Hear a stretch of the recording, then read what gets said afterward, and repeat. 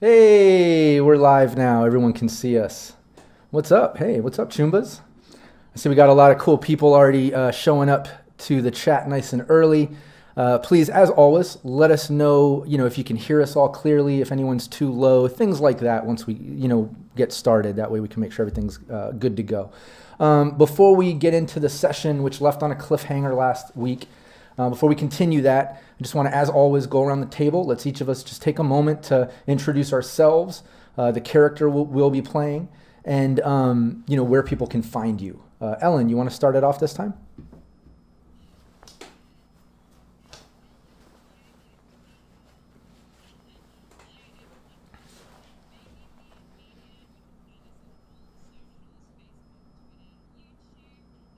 Oh, wait a minute, back up. They're saying you're muted. Let me go into the settings, make sure it's not too low.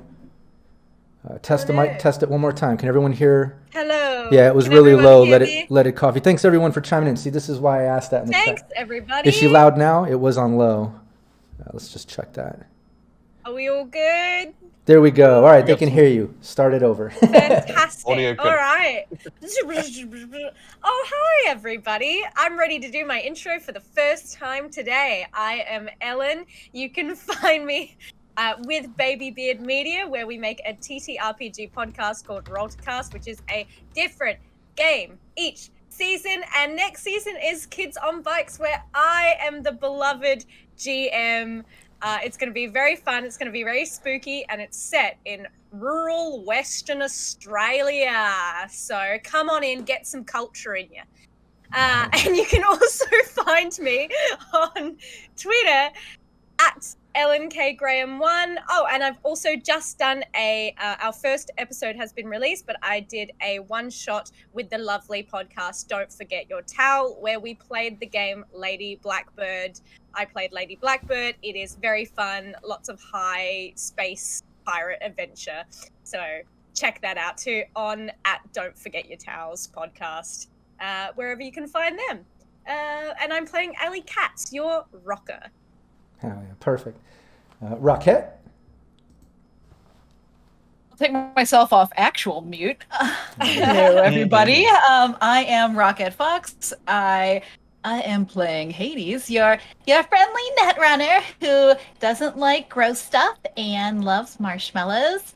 And when I'm not doing that, you can find me being chaotic in other places, such as on my own channel, which is over at Rockette Fox. And pretty much if you look anywhere under Rockette Fox, you'll find I'll be there. But also on Monday nights, we are on the last 3 episodes of Courts of the Shadow Fae over on Kobold Press's channel, where I'm about equally as chaotic, but I'm an All-Seed druid, which is, if you think, she, up top, she's a person. Down below, she's a deer. So do with that what you will. And also have a podcast called Fantastically Strange. It's both fantastic and strange, and it is for your ear holes. So perfect. Nice. Brandon. Yeah, so I'm Rush, but I look a lot like this Brandon guy, so I'm going to tell you a little bit about him. Now, he he goes as DM_Brando. That's his handle everywhere that he is. And I think I saw him on Realm Smith once. He was playing some robot guy with like 8 brains. It was amazing. I just got to tell you, it was a whole lot of fun. I don't know. He looks a lot like me, but I think I'm better looking, honestly. And that's about everything I know about him. Perfect. Phil. Ooh. Yes, I am Phil. I also am on Baby Beard Media. I will actually plug our YouTube channel instead, where Chris and I, my illustrious colleague, have just started a playthrough of New Vegas. And we've called ourselves Ash, and we're throwing dynamite at people, which wasn't an Overwatch reference. It just happened. So yeah, just come join us. Watch us tear across the Mojave throwing dynamite at literally every problem we come across. But you can find me at Scruff. If you want the spelling, that's below my face right here. Otherwise, yeah, just check out Baby Beard Media for stuff that Ellen and I do. And I am playing Bud, who is our rather detached but easygoing solo. Perfect. And anybody watching, Dan from Syrinscape is posting links in the chat. So you can check out the chat and click through so you can follow all of us on Twitter and show us some support. We would love that. I'm Rob Mulligan. I'm the game master for this weekly event. I'm also the founder of Cyberpunk Uncensored. If you haven't checked that out yet, please do. Go to cyberpunkuncensored.com and check out all the great free assets and links and cool stuff for Cyberpunk we have there. Also, look up Cyberpunk Uncensored on Twitch and on YouTube. We stream tons of live gameplay and interviews and different series about Cyberpunk. Just way too many things to mention. Just go check it out. Give me a follow. Give me a subscribe. I would really love that. That being said, I also want to plug Syrinscape. Make sure everybody goes and checks out Syrinscape on YouTube. Anyone that's here on the live Twitch stream, anybody that's watching the VOD on YouTube, shoot over to Twitch and give a sub, give a follow to Syrinscape on Twitch as well. They provide great sound assets for gameplay, digital virtual tabletops, or if you're playing in person at on your table with your friends. You can use it. It's very dynamic. You can use it in any way you want, and it's amazing. So take the time to check that out. That's why we're here. But that being said, let's get into the game. I want to mention that we have basically, I think, what is it, session 5? We have 4 prior to this. There's a lot to unpack within all those sessions. So I want to tell everyone, please go check out the VODs on the Syrinscape YouTube channel.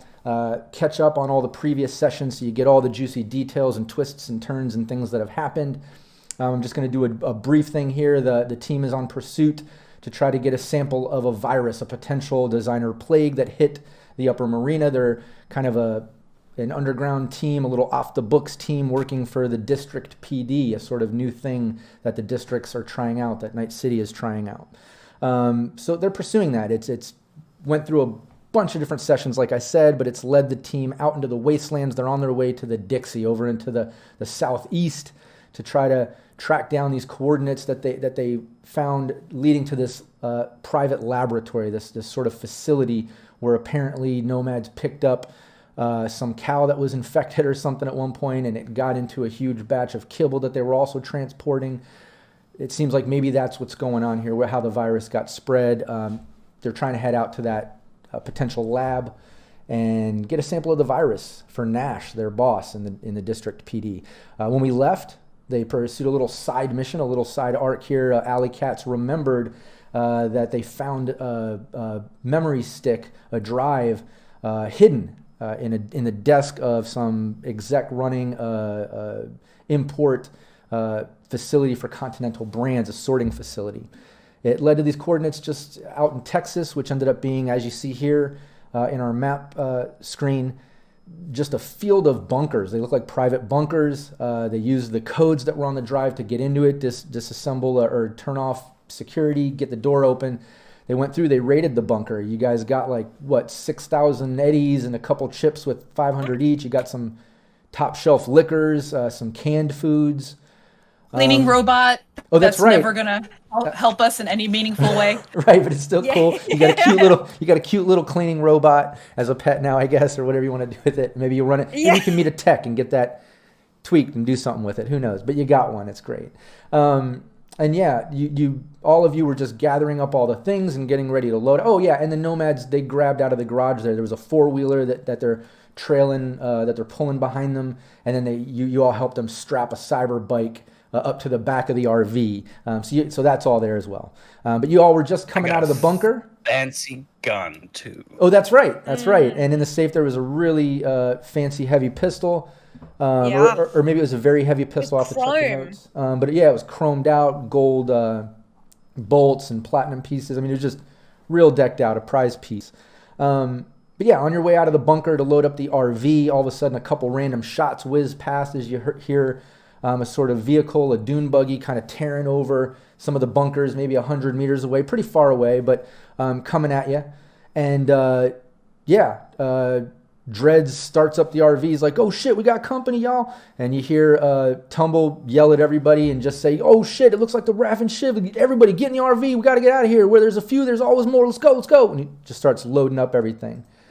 So that being said, I want to head over here to roll 20. I want to pull out everyone's token so we can get a proper initiative going. My time to shine. Let's see here. Pull everyone out. Don't click it yet. Let me open the... there you go. Yeah, make sure you click on your token first. All right, it's ready. Click on your token and then rock your initiative just so we know where everyone's at. Okay, just because we're doing initiative, I'll tell you where I'm putting my solo points. Sure. Yeah. My combat awareness points. So I am going to put 3 of them into precision attack, +1. Okay. And 1 into spot weakness. So +1 to attack, +1 to damage. I want to take some Chumbas down. Perfect. Yeah. All right, cool. Let's get... Been a while. Mm-hmm. yeah, bud, click your token and flub every roll. And hit your initiative there, too. Yeah. God damn it. I don't know why you jinx the dice gods like this, Phil. I'm ready. No, he's getting his gun ready, and he's back there still in the RV, just rifling through stuff, just putting it together, taking his sweet time. Let's get Syrinscape going here and get some fun sounds going. Everybody's some victory tunes. Yeah, hopefully everyone's got their Syrinscape going. Y'all can hear it well. Everyone in chat, hopefully it's not too loud or too quiet for you. But let's say Dreads is just yelling.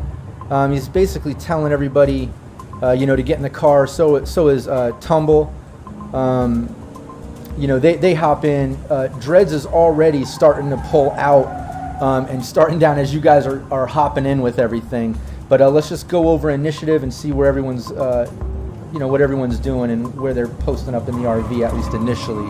Rush, you're first in line there, hopping on. I'm gonna head to wherever I'm gonna have the best view to fire at these guys. Okay. Yeah, as you get in, the RV's pulling out. They're coming up behind, tearing through the dunes and the bunkers.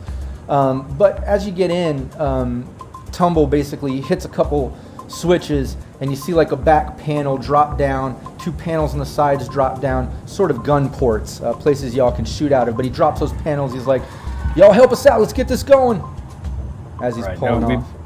We've got the AV and the motorcycle hooked onto the back, though, right? So yeah, the 4-wheeler's pulling behind. Cyberbike is strapped to the back, but where the panel drops, you can see in between the 2 wheels. Like there's still enough room. You can see out the back. All right, that's good. Like those tires are gonna get blown out, but yeah, okay. So I'll be firing from there. All right, Allie. Let's worry about the tires later. So I think she was like last coming out of the little bunker thing, hanging back with Rockette. So I think she's just gonna like kind of maybe jump for the door of the, like just make a run for the door of the RV and like even if she needs to like kind of tram style hold on and like shoot out of the door. Nice. That's her MO. But like just I said, making it in. They're still barely catching, past 100 meters away. They sent off a couple random shots like it whizzed past earlier. It's so far hard to make a hit, but you can easily shoot off a round at least to let them know you're not taking their shit, Yeah. So you do that. Hades, what are you doing? You see Ali set off the shot and dive into the RV after Rush went in. What are you doing? I think once she collects the bot and jumps in, she's gonna try and hook up to the RV turret just to gonna be better than anything she has. So Sure. Yeah, you enter the RV and you make your way to that system. It'll have to be on your next turn. You're into the vehicle on this turn and head into that next one, getting involved. Next in line here, who is it? Bud. Yeah. So this turret, what skill does it use to fire?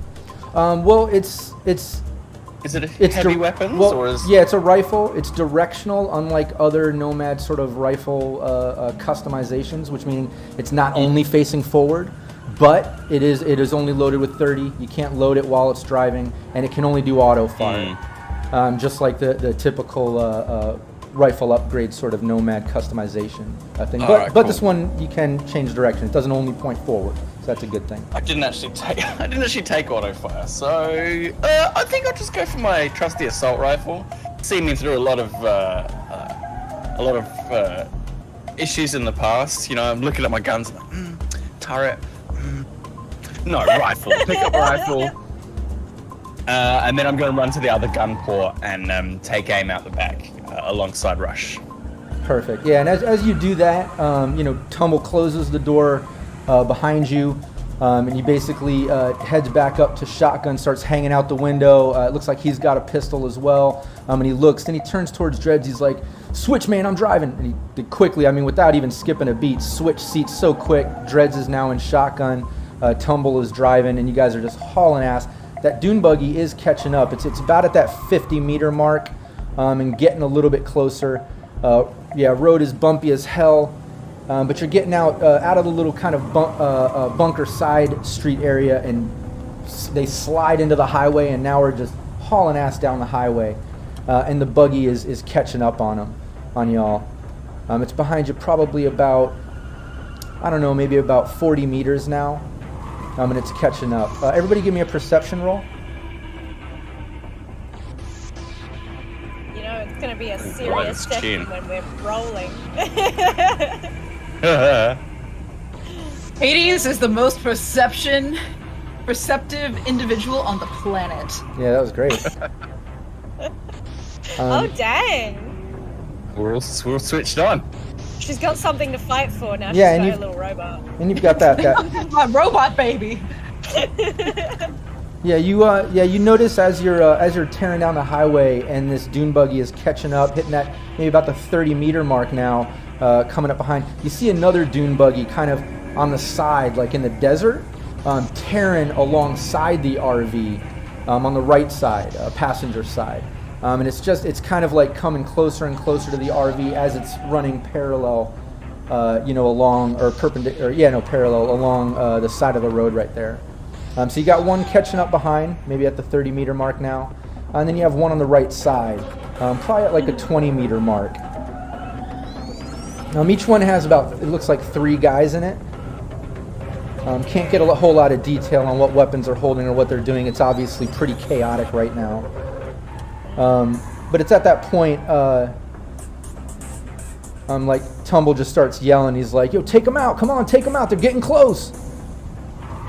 Rush, we're over to you. You're looking out the back. That dune buggy's just about, like I said, about that 30-meter mark now. All right, so I take cover down in that lower panel. I'm going to take off my hat so it doesn't advertise my presence. And just in case they recognize me, I'm going to dress like Bud. There we go. Now, I'm just going to pretend I'm Bud for a little bit. Now, all right, I'm going to fire 2 shots at the driver.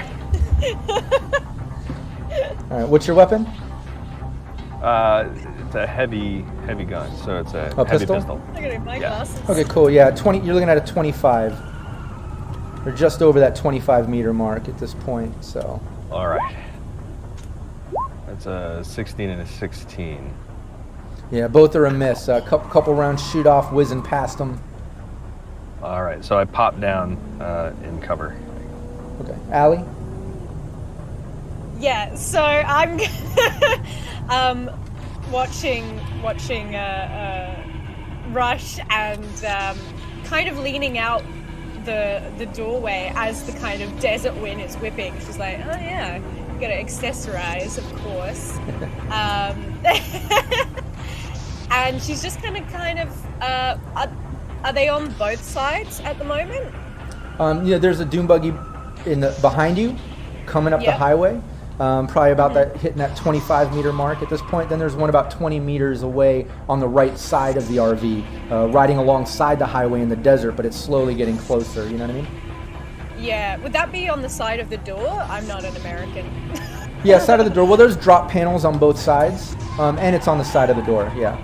Lovely. Cool. So I think she's gonna go for whoever's closest. So that's the one on the right side coming up. That's probably looking to, collide with us. Just with her heavy pistol. That's 2 rate of fires, and just you'll need to kind hit of a 20.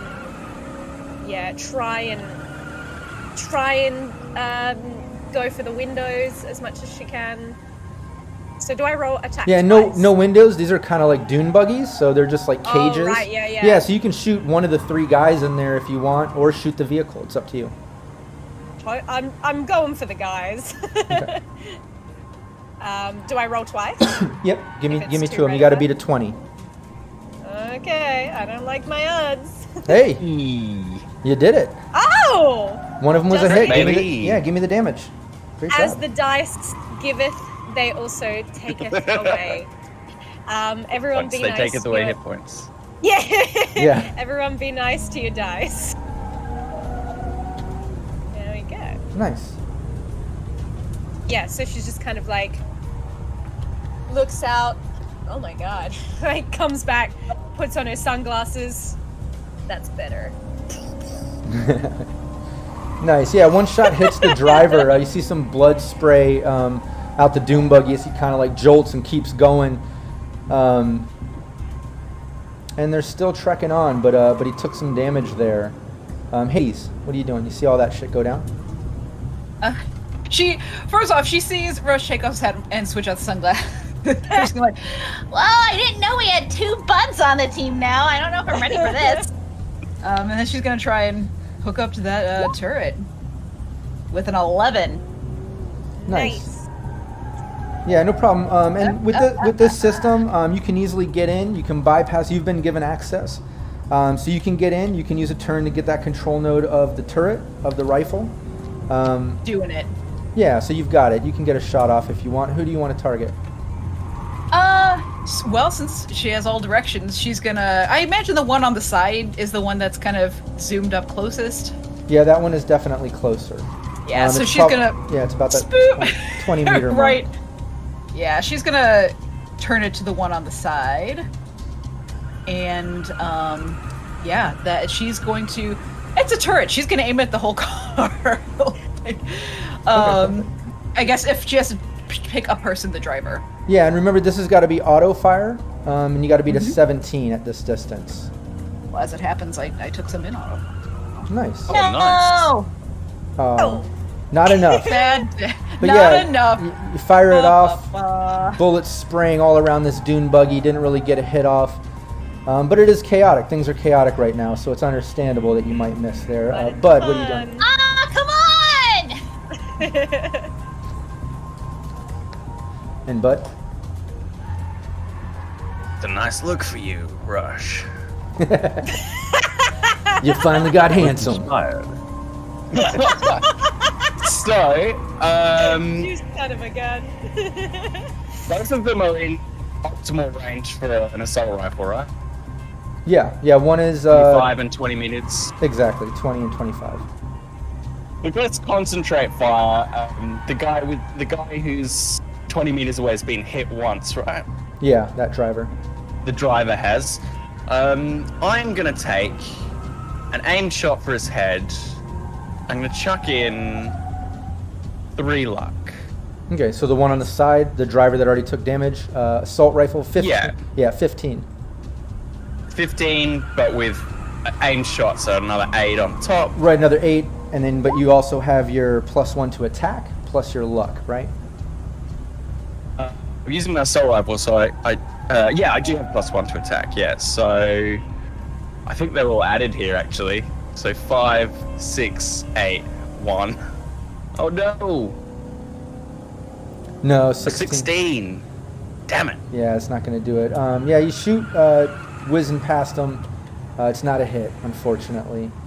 Yeah, it's at that point you see Dreads like kind of getting all hyped up, and he's like, "Oh shit! Oh shit!" And he just kind of like leans out the door and takes off a couple shots.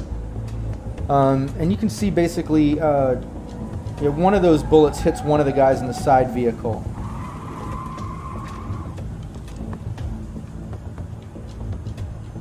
Yeah, and that guy kind of screams out. Tumble just yells, keep the pressure on. Don't let him get too close.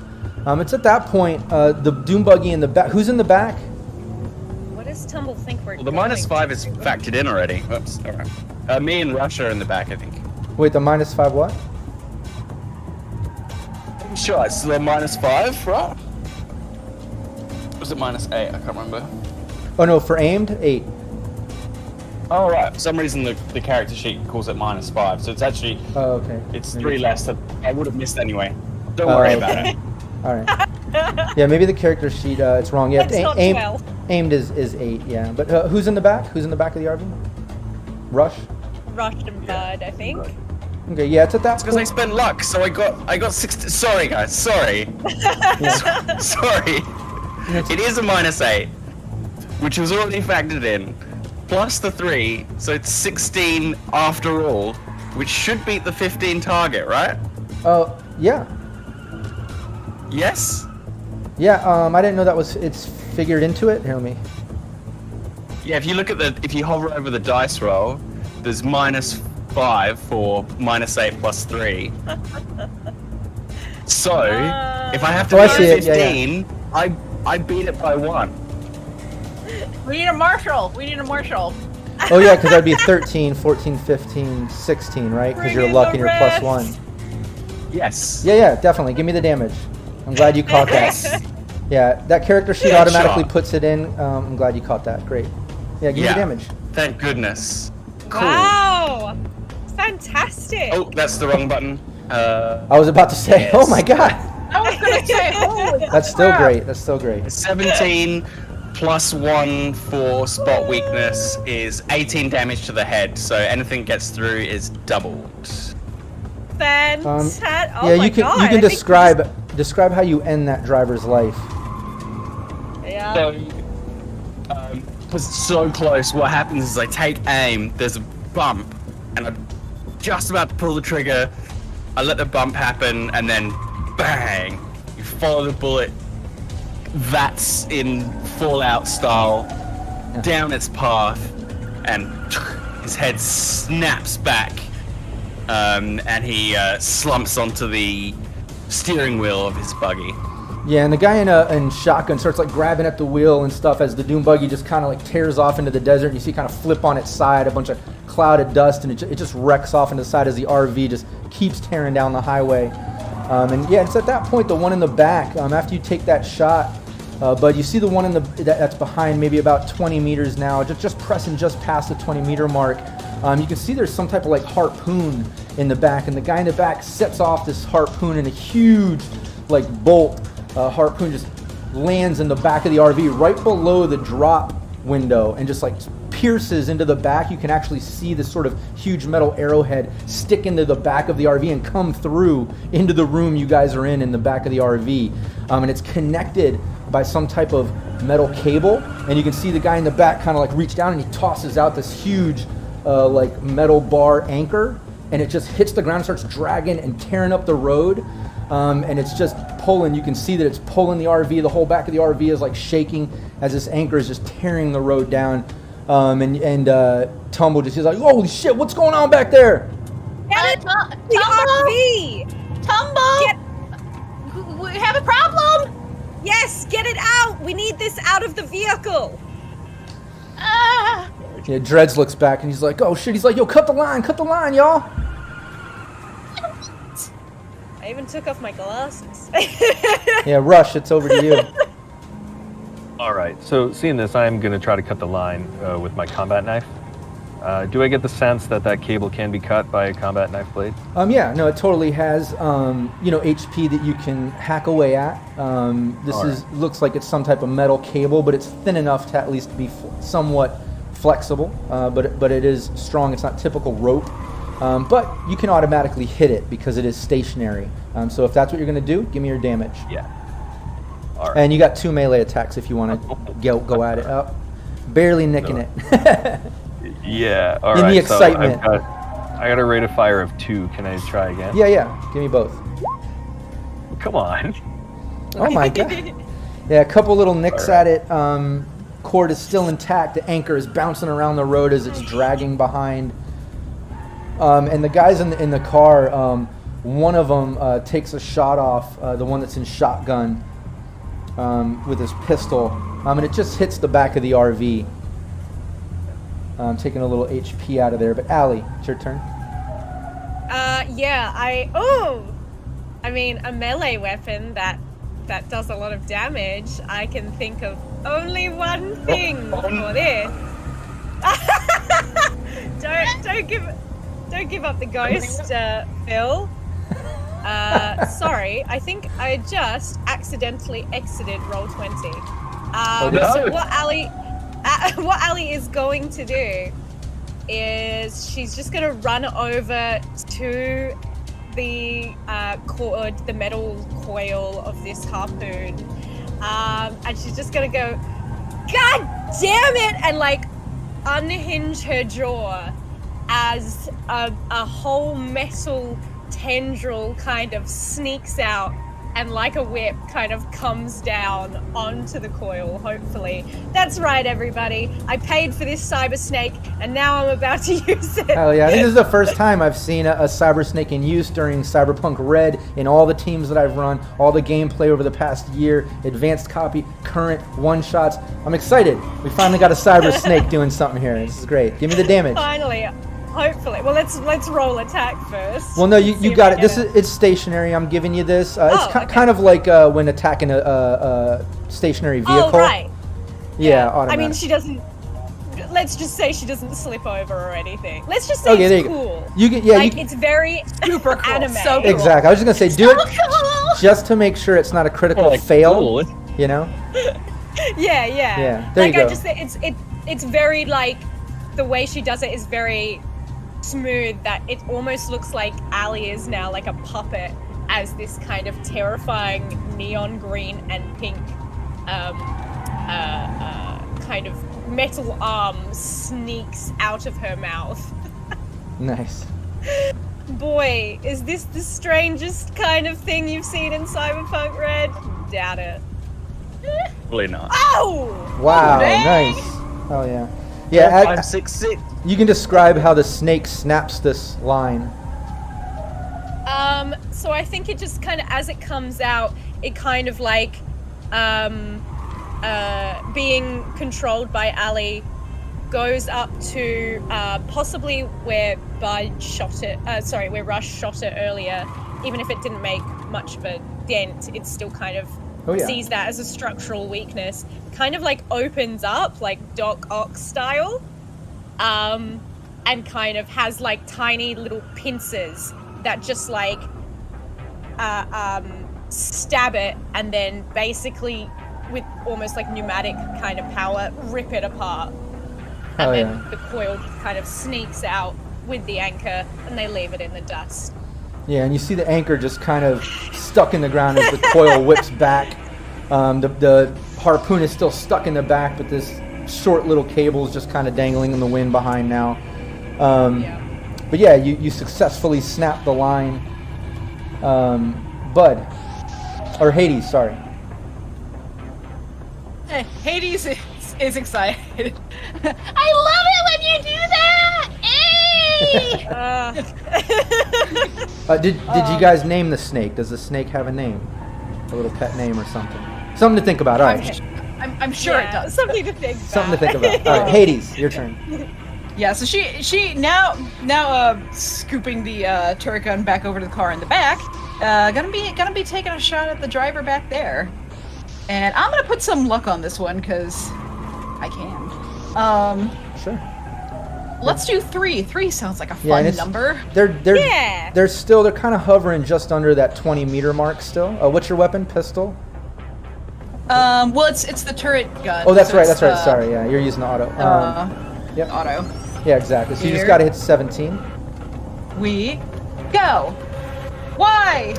Dang, when I put 3, but that's still not gonna make it. Come on, man. Yeah, auto fire is difficult. Auto fire really is difficult. It's really tough. Yeah. It is. Unless you're like super close, it can be very difficult. But you give it a shot. Yeah, you pepper out some bullets, just whizzing past this doom buggy as they're still tearing behind. I hate this guy. Oh yeah. Bud. Yeah, I'm just gonna lower my glasses and just look at Allie like, okay. Don't say anything, as it kind of like, hold on. Yeah, I'm curious. Let me interject. The whole none of the team knew that she had a cyber snake. Am I right about that? Hades knew. Oh, Hades knew. That's right. Okay. Oh. Nice. Hades has all sorts of knowledge about all Hades sorts of things. Hades knows. Things are getting weird. I'm gonna keep my luck to myself, and just another single shot at the driver of the car behind us. Just aiming center mass here. It's 22 to hit. Yeah, you're doing your rifle? Yeah. Yep, that's a hit. Yeah, give me the damage. I will take 21 damage, please. 22 damage. That's right. Plus you got 1 that. for spot weakness. Oh yeah.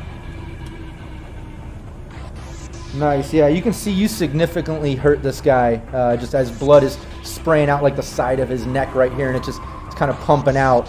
It was a pretty lethal hit right there. But yeah, everybody give me perception one more time.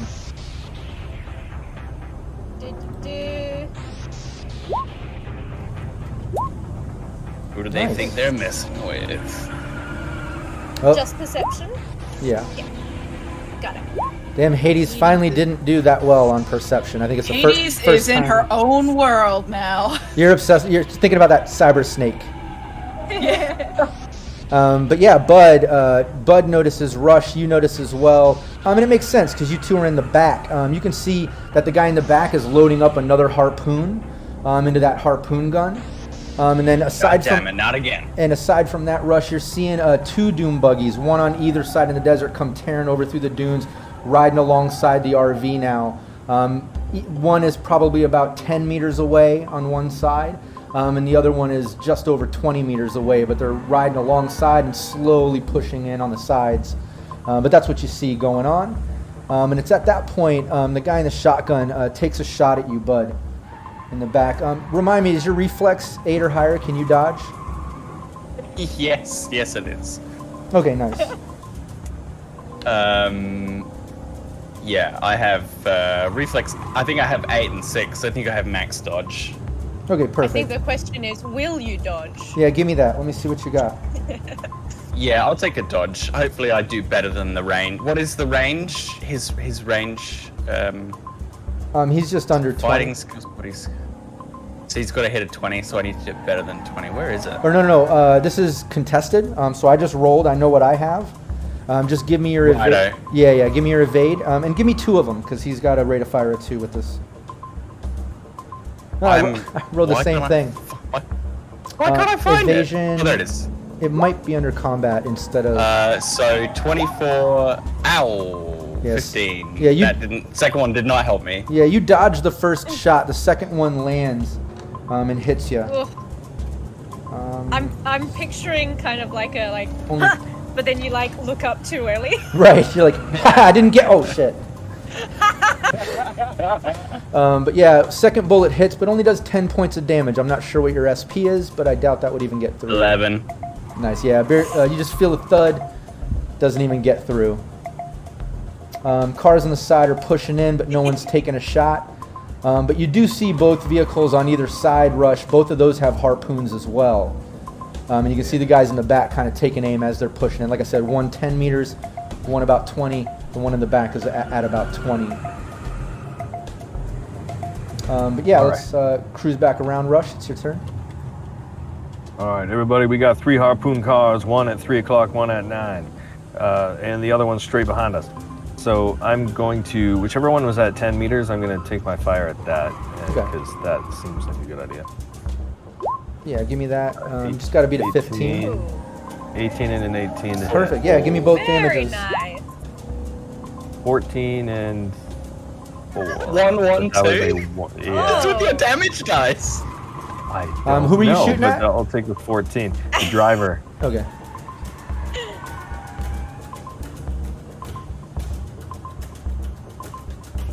Okay, yeah, significant amount of damage on that.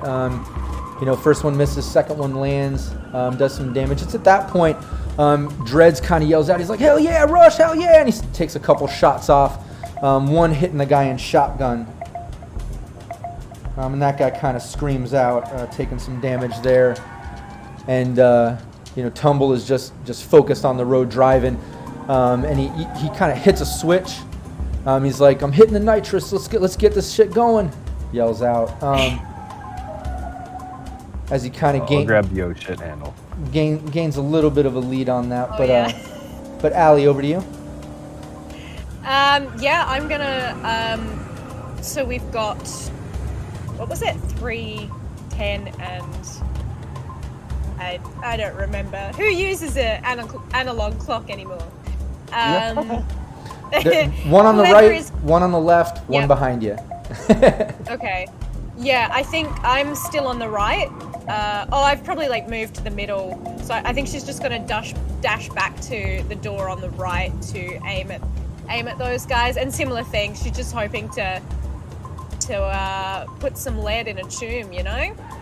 It's one of those days. Which guy are you shooting for?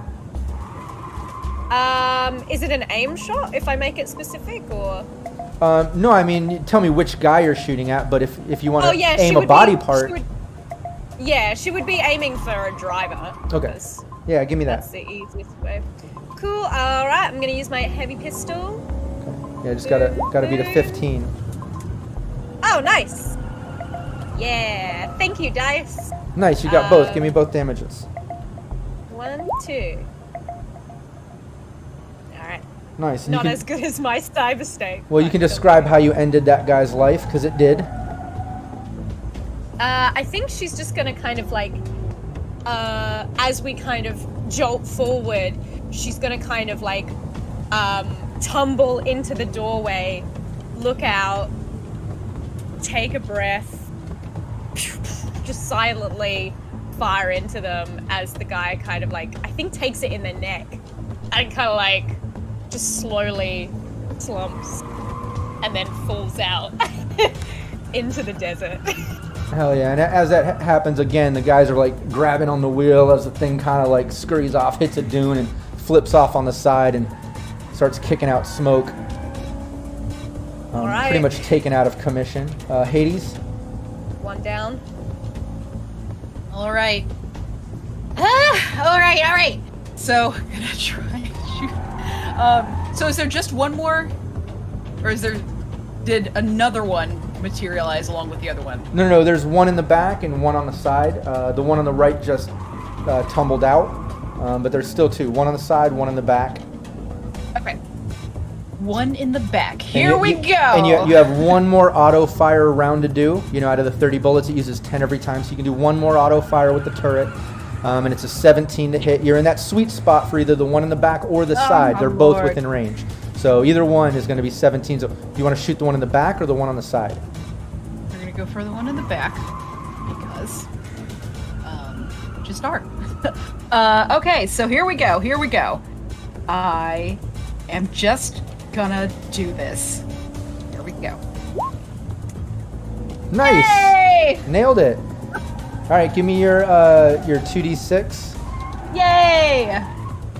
And Remember, auto fire is different, so it's not the damage of a rifle. It's 2d6 times the number max of 4 above the hit, which is just 1.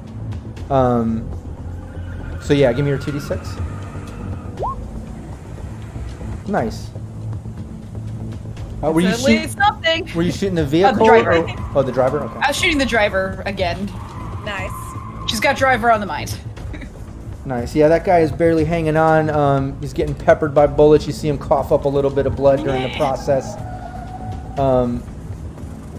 But yeah, Bud, over to you. So, that guy is just barely hanging on, right? Yeah. All right, let's get some action economy happening. I'm gonna drop the rifle. Ooh. Pull out this very fancy handgun. Take the first shot at the guy who's hanging on. Barely. Is this a rate of fire too, or is it very heavy? It's very heavy, so rate of fire of 1, but you get that +1 as well. Yeah, because I actually have my own handgun, so I'm gonna pull that out. It's the rate of fire 2 that I'm after, so I can try and like do two bits of damage during this turn. So I'm just gonna use my good old heavy pistol at the guy who is clinging on. First one, 20 to hit. Nice, that's a hit. And it's a hit because you got the bonuses. Because it would go to the defender, you needed a 20, but luckily you've got those solo bonuses and stuff. So, second one misses, but you can give me damage on that first one. First one, that is damage. Yep, and you get that bonus damage. That's right. Yeah, so 11 damage on the first one, and then the second. Oh, I didn't realize. Sorry, I thought that second one was it was a damage roll. Yeah, I got it. You can tell me how you ended his life. You killed the driver with that first hit. So, yeah, it's a drop the rifle, so it lands neatly in the RV. One smooth motion, bang, straight. I barely acknowledge he's built the farm before I'm onto the next target. Just efficient. Nice. So the driver of the next one, that'll be a 26 to hit. Nice, that's with a hit. Full crit. Yeah. Beautiful. Yeah, give me the damage on that. Because Phil was nice. Nice. Full damage. Oh boy, what are you doing today? I know the D6s are not flowing for me.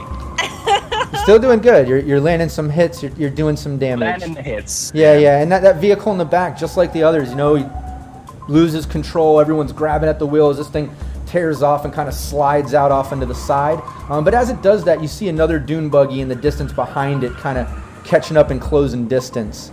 So there is another one back popping there. Up faster than I can put him down. Yeah, and right then, Dreads takes off another shot. 2 shots with his pistol. And one hits one of the guys in the passenger on that other vehicle. Thank God. And it's at that point one of those guys takes a shot off and hits Dreads. And Dreads kind of yells out. You see a little bit of blood splatter. Tumble yells out, "Oh shit, man, be careful!" Keeps riding. Who's driving at the moment? Is it Dreads or Tumble? Tumble. Tumble's driving. Tumble. Yeah, the more experienced one. Yeah, and Rush, it's over to you. All right. So which one is closest? How far is that? What do I have to be? There's one all the way in the back. It's probably just about 35 meters away. Then there's one on the side closing distance, which is probably about 12 meters. 12, all right. Yeah, it's running right alongside. All right, I'm going to take my 2 shots. It's a 23 and a 24. 20. Yeah, it's not bad. All right. So, I had my hanky. are those both hits? Oh yeah, both are hits. Give me the damage. All right, okay. Well, it's a pretty good gun. So, yeah. All right, there we go. So, yeah, so 4 and a 13. 17. Nice. Yeah, you hit that. That's for the driver again. Okay. Yeah, you hit the driver. Bunch of blood spray out. Looks like it did quite a bit of damage. You're doing really good on those damage rolls, at least on one of them. And that rides out. But it's at that point that he does it. The guy in the back shoots the harpoon, and you can see that just again another huge like metal harpoon lands into the side of the RV, tearing through the sidewall, and he just tosses out another anchor as it like whips down past the side of the RV and is just bouncing around, dragging behind it in the road, even bouncing up and just digging up the road. And Tumble yells out again. He's like, "Oh shit!" He's like, "Cut the fucking line!" Like obviously he's feeling it while trying to drive. It's yanking the vehicle towards the side. And the one become more trouble than it's worth. And the one in the back is kind of closing more distance again. Getting closer and closer. Allie, your turn. All right, there's blood in the water. We gotta end this. I guess, yeah, maybe same old. It did the trick once. Get the old snaky boy. Do it again! Cat's tongue. Wiggles! Yeah, go for it. If you do it, just give me both damages, because it, like I said, it's stationary, stuck in the side. You can easily walk over and bite it. You know what I mean? Sweet. I think it's only one rate of fire. Oh, it's one. A heavy weapon. Yeah. Oh, okay. And it makes her mouth taste like metal. But 9. Not as good as it kind of. A lot of time was kind of spent in her looking back to Tumble and Dread, kind of like now that we're in rougher terrain, being dragged sideways, she kind of had to like crawl over, and as a result, like, the snake is moving. The cat's tongue is moving to attack the thing, but it's just not as efficient because Allie is being jostled. Yeah, it still at least shreds out like maybe half of the metal cord. You can see like it fraying on half of it, but it's still holding on and dragging that anchor around. And it's at that point you hear like, and like another one from the back, the one that's closing distance in the back, another harpoon comes flying down the road, hits the back of the RV, piercing through the back Russian bud. You see it break through, and another anchor gets tossed out from that dune buggy and starts dragging. And you really feel the RV kind of like tug back now, like it's having a hard time. And again, Tumble yells out. He's like, "Oh shit!" He's like, "We're getting done here. Come on, cut the lines." And you hear Dreads shoot off another couple shots off the side. And yeah, everybody give me another perception. God. Nope. Too busy. Too busy. I got a 1. Yeah, Hades rush. Ooh, Yeah, Hades Rush and is on there. yeah, Hades and Rush definitely notice. Maybe Hades through the camera of the turret, rush out the back. But you see 2 more dune buggies pulling in from the back sides. They're not alongside the RV. They're another like maybe 20 meters, 30 meters back, closer to that one that's closing distance in the back. But they're on either side of the road. So now there's 3 back there and 1 on the side. 1 anchor out the back, 1 anchor off the side. And they're closing distance. But Hades, back over to you. You're officially out of turret bullets, and you can't reload while it's riding. So there's not much you can do in that system anymore. Yeah, she's gonna jack out of it. It's just like, it's like, what the hell is this? Where are all these people coming from? When it's like actors to free food, and she's gonna jump down. I'm an actor, by the way. She's gonna jump down, because I think she was up on the bunk, and she's gonna jump down and like, I'm assuming there's like, she's just gonna grab something from nearby, some sort of object, and go over to the harpoon thing that Allie was messing with. Just start like wailing at. Okay, yeah, we can. She's gonna hand-to-hand combat it with a lot of. What did you pick up? Yeah, well, I'm curious what you picked, what you grabbed. You don't have a melee weapon you can. A frying pan. Broom. It's certainly not Tumble's ukulele. That would be terrible. That would be a terrible choice. Smash. Oh. No. It's I think they're nearby. Like when they were doing snacks or something, there's probably like a blade of some kind. Like not like a combat blade, but like a big like food knife, but it's still fair. There's still like something on edge that you can. Yeah, you can do that. Yeah. Give me a 1d6 damage. Got marshmallow on it still. Yeah. Yeah, she probably hits it and like sticks to it with a marshmallow. She's like, "Ah!" Ew. Yeah, it just does a little nick out of it. Not much, but at least something. And then Goddamn D6 throws. Yeah, all these D6s are landing ones. It's horrible. And then with a random melee, does she get another action? And if I were to do a pistol thing, would that be a 2 action or is that just a 1 action? What do you want to do? If that doesn't work, she's gonna take out her pistol and try and shoot it. Oh, okay. Yeah, I'll let you you can put the pistol right up to the cord and pull the trigger. That's fine. I'll allow that. Also, children in real world, don't do that. That's a bad decision. That's so dangerous. Yeah, so physics, that's not for you. But yeah, she hits it with a knife. She's like, nah! And just like she pulls her gun out, and just like starts just like, and she tries to shoot it just to see what happens. Yeah, give me damage. You can at least get 1 round off into it after that melee. Let's see what happens.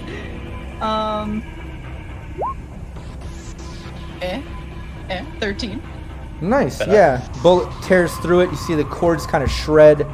As this anchor just snaps back and is left in the desert on the side.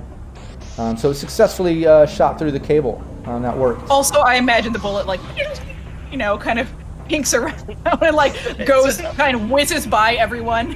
Yeah. The kiss of death might bat it away. No, sorry. It's the cat's tongue and the action is the kiss of death. It might just, like...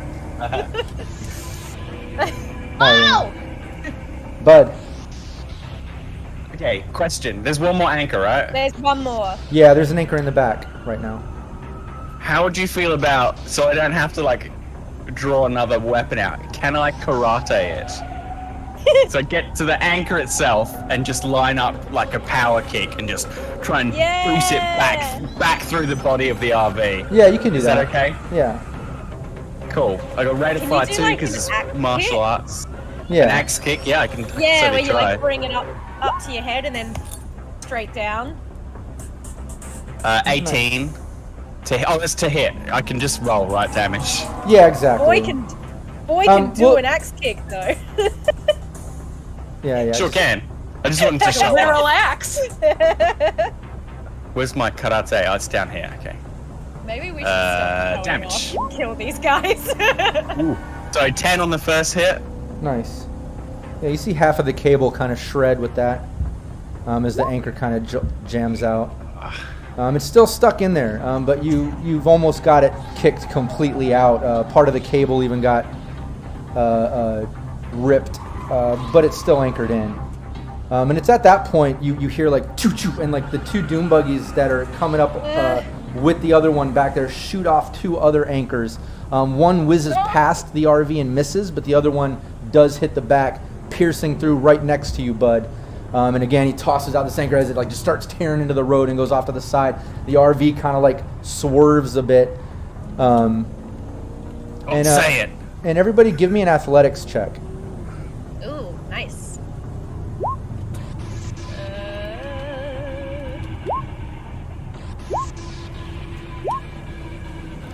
Yeah, Hades and Allie, you both fall down. You guys are prone right now. You didn't take any damage, but you did fall down from that swerve and the jolt of those 2 anchors hitting. So you got to use your next turn to get up.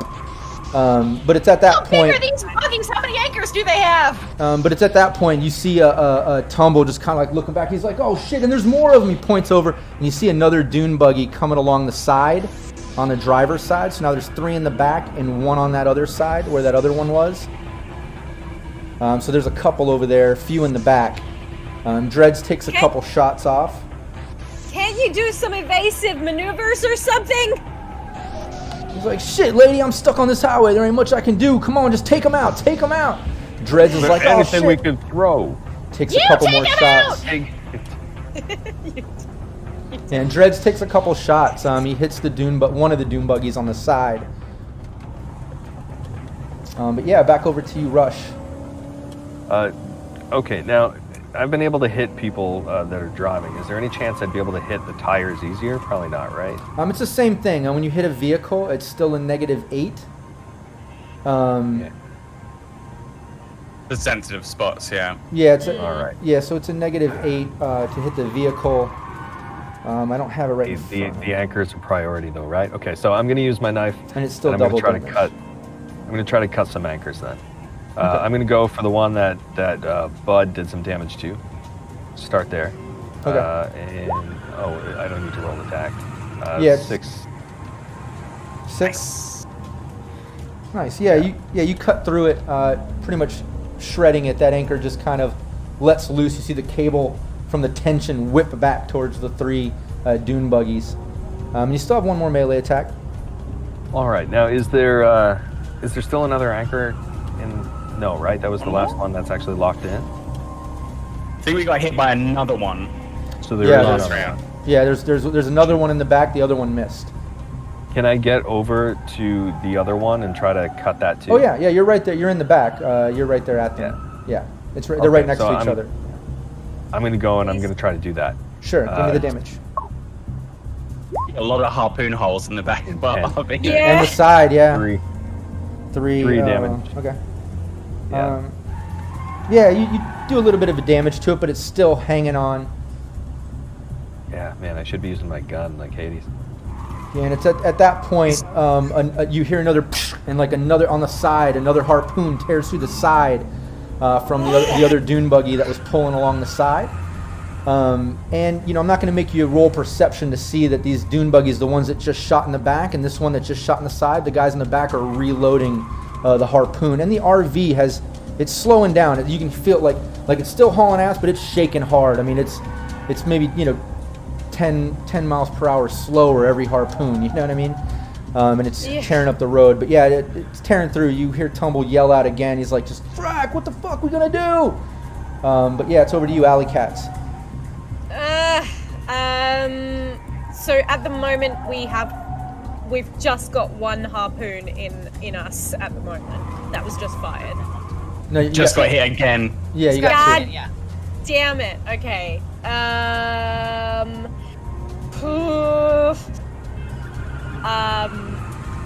think I'm just gonna kind of keep trying to take the harpoons out. She might kind of motion for someone that like through the harpoon hole there might be a kind of like because she can't really talk with the snake in her mouth. So it's a lot of kind of frustrated hand gestures, but yeah, we got to get rid of this harpoon. Has any taken any damage? Either of the harpoons, sorry? No. One Oh wait, second, yeah, 3. yeah, exactly. One took a little bit of damage from rush. The other one just landed. Okay. So. Alright. Well, I'll go for the one that's taken a little bit. Okay. I don't need to roll to attack. Right. Yeah. Just give me the damage. These are right here in front of you. Yeah. Nice. 17. Perfect. Yeah, you tear through it. Yeah. Again, just shredding right through the cable as it from tension whips back towards the dune buggies that are closing distance. But you broke through it. You have another, or no, that's right. The snake only has It's one. You said right. Yeah. I keep treating it She like a might melee. kind of- Sorry.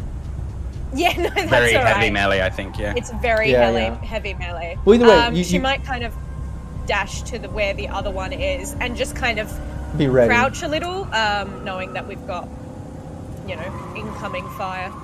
Yeah, and as you do that, the two in the back, the two dune buggies, not the middle one, but the two guys in the passenger, both just let open their submachine guns, laying down some suppressive fire towards the back of the RV when you snap that anchor, maybe trying to clear you guys out from the back. As the middle one shoots another anchor and it lands into the back. So the back is being torn apart.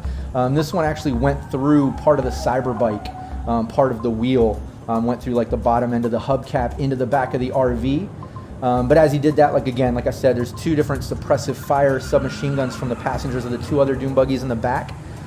So whoever's in the back, I know Allie, you just walked away from there, but Bud and Rush, since you two are back there, I'm gonna need you guys to give me your a suppression check here. You got to give me your what is it? Cool plus concentration plus Was it 1d10. cool?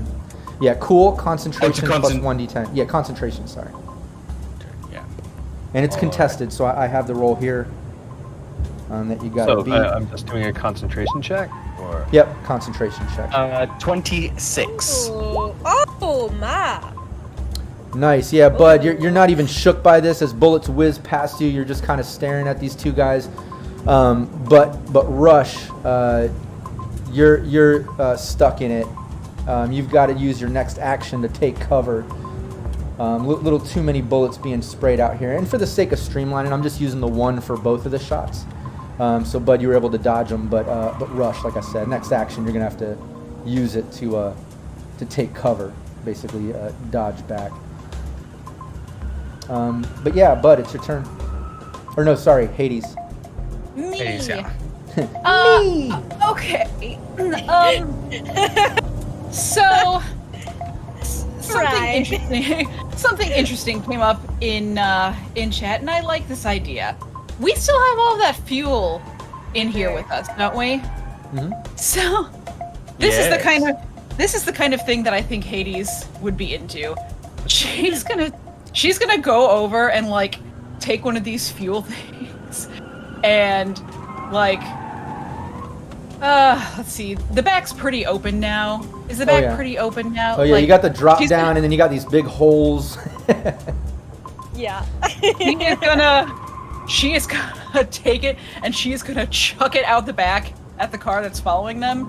And I have an incendiary road flare, so keep going. And she is going to try and shoot the fuel thing as it flies back at this car. Nice. Okay. This is gonna be difficult. Yeah. Yeah. I know. And let's see here. You're gonna have to. Luck. Yeah. I'm gonna use my luck on this. Yeah. First, you're That's gonna have happening. to do an athletics check to throw this thing. Oh no. And typically, I would take an action, so you have to shoot it on the next round unless somebody shoots it before you. But give me that. That's great though. But give me that athletics. Give me that athletics check here. Come on, well, Hades. hey, if that's the case, I'll put my luck on this. Then I've got 2 left. One good thing you have going for you is the 3 doom buggies are in the back. They're right about the same distance, so it's not like you have to, you know what I mean, like throw it and successfully only hit 1. So that's kind of good. I added 2 luck to this, so I got an 18 on that athletics. 18. Perfect. Yeah, it's landing where you want. Yeah, you're throwing it back. It's He takes landing. it and she's like, eat fuel! And that's great though, because I believe Bud, aren't you right after me? Bud, you see this going down as Hades Yes. comes up behind you and throws this back. Eat fuel. You see it going down. It's your turn. So I'm gonna pull out that road flare we bought off the off the Nomads, and I am gonna try and land a that like onto the tumbling fuel canister such that it detonates all over the 3 buggies behind us. I'm gonna spend my last 2 luck for this session on that. Yeah, go for it. All Out Boy fan. I'm How sure much? you're all Yeah. thinking, light 'em up, light 'em up, light 'em up. So that's a Dex Athletics, I'm guessing. Yeah, athletics. Oh wait, no, you're shooting, right? Or no, you're throwing the flare. Yeah, athletics. Sorry. Oh no. I'm sorry, I'm almost there. Well, Subtract 10 from roll, so it was a 6. no. Yeah, unsuccessful. Well, Son of a bitch. Yeah, you throw. Fumble recovery. Yeah, you throw the flare as it bursts into flames. We'll say part of fuel that tumbled out from Hades' throwing kind of catches, but it doesn't hit the payload. It just doesn't explode. It doesn't do what you want it to do. But a little bit of flame he's gonna spark turn out, to I Bud, guess. like punch him. Bud, what the hell? That's fair. That's absolutely fair. Steady. Rush, back over to you. All right, so I'm taking cover. I have to take cover because of the suppressing fire. Is there anything else I can do on this turn? No, you pretty much have to use your action to take cover. All right, so I'm gonna have to use my action to take cover then. All right, yeah, we'll say you can pretty much just dodge down to the ground. All that suppressive fire got you shook for a moment. So you just kind of dove down, taking a little bit of cover. Allie, it's back over to you, and right as you're about, getting over to that second harpoon. Yeah, everyone give me another perception check.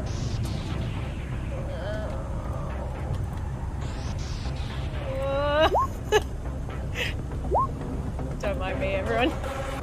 Nice.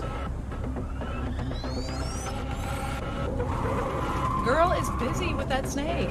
It's distracting. It's in her esophagus, y'all. And yeah, give me your perception, Rush. Ever had a tickle in your throat? Yeah, it's like that.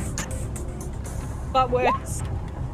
Anyone here a sword swallower? Anyone swallow a sword? Nice, yeah. Hades and Rush, as Allie is kind of making her way over to that side harpoon, trying to get it out. You see one of the three in the back shoots off another harpoon into the back, and it lands in the back, and again another anchor comes popping out. The whole back of the RV is kind of peeling out. There's almost more Cyberbike covering the back than actual paneling left in the RV. However, the four-wheeler is still on that track just below, riding behind. Hasn't really taken any damage, so that's kind of cool. But unfortunately, another harpoon hits from one of those 3 doom buggies, and you guys see that go down with that perception. But Allie, it is back over to you. You're over on that side harpoon right now.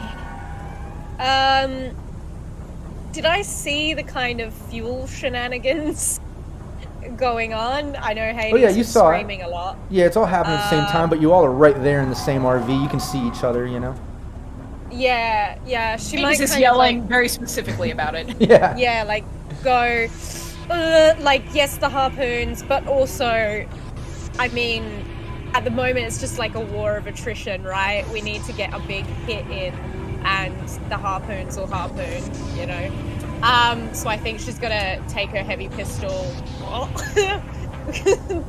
swallow the snake, the cat's tongue, and it's behind, isn't it? That's where it fell. Yes, Hades threw tumbling up through the air. Yeah. So she's gonna try and shoot it so that it explodes. Is that like an aimed shot or? Yeah, it would be an aimed shot. So it'd be a -8. You're looking at, let's see, with your pistol in this distance. Yeah, it's a 20. So it's a 28. Okay. Oh, a 28 to hit. Yeah. Pretty much have to crit. Yeah, I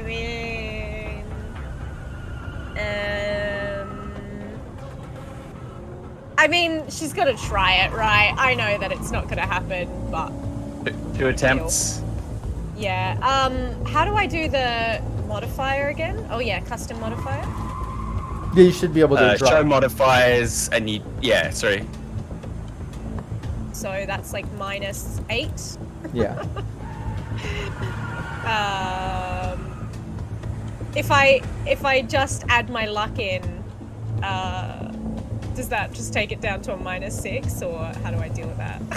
Yeah. So if you go to the combat page, you can show modifiers, tick aimed shot, and then put your luck points you want to spend just below that as well, and it'll do it all for you. But that one has a -5 aim, doesn't it, Phil? It's -8. I forgot that it was doing my luck at the same time. Oh, okay. That's right. Yeah. Oh yeah. I'm still confused about that whole situation. I'm still like, wait, what? Oh yeah, okay.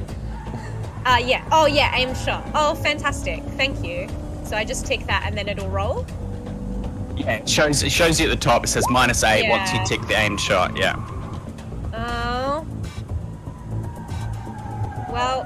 No. It was still good with the And that only -8. that only did a -6. It looks like. So weird. Oh, that's because of the luck. That's both right. of those. Yeah. Again, I'm so confused when it comes to luck. Apparently.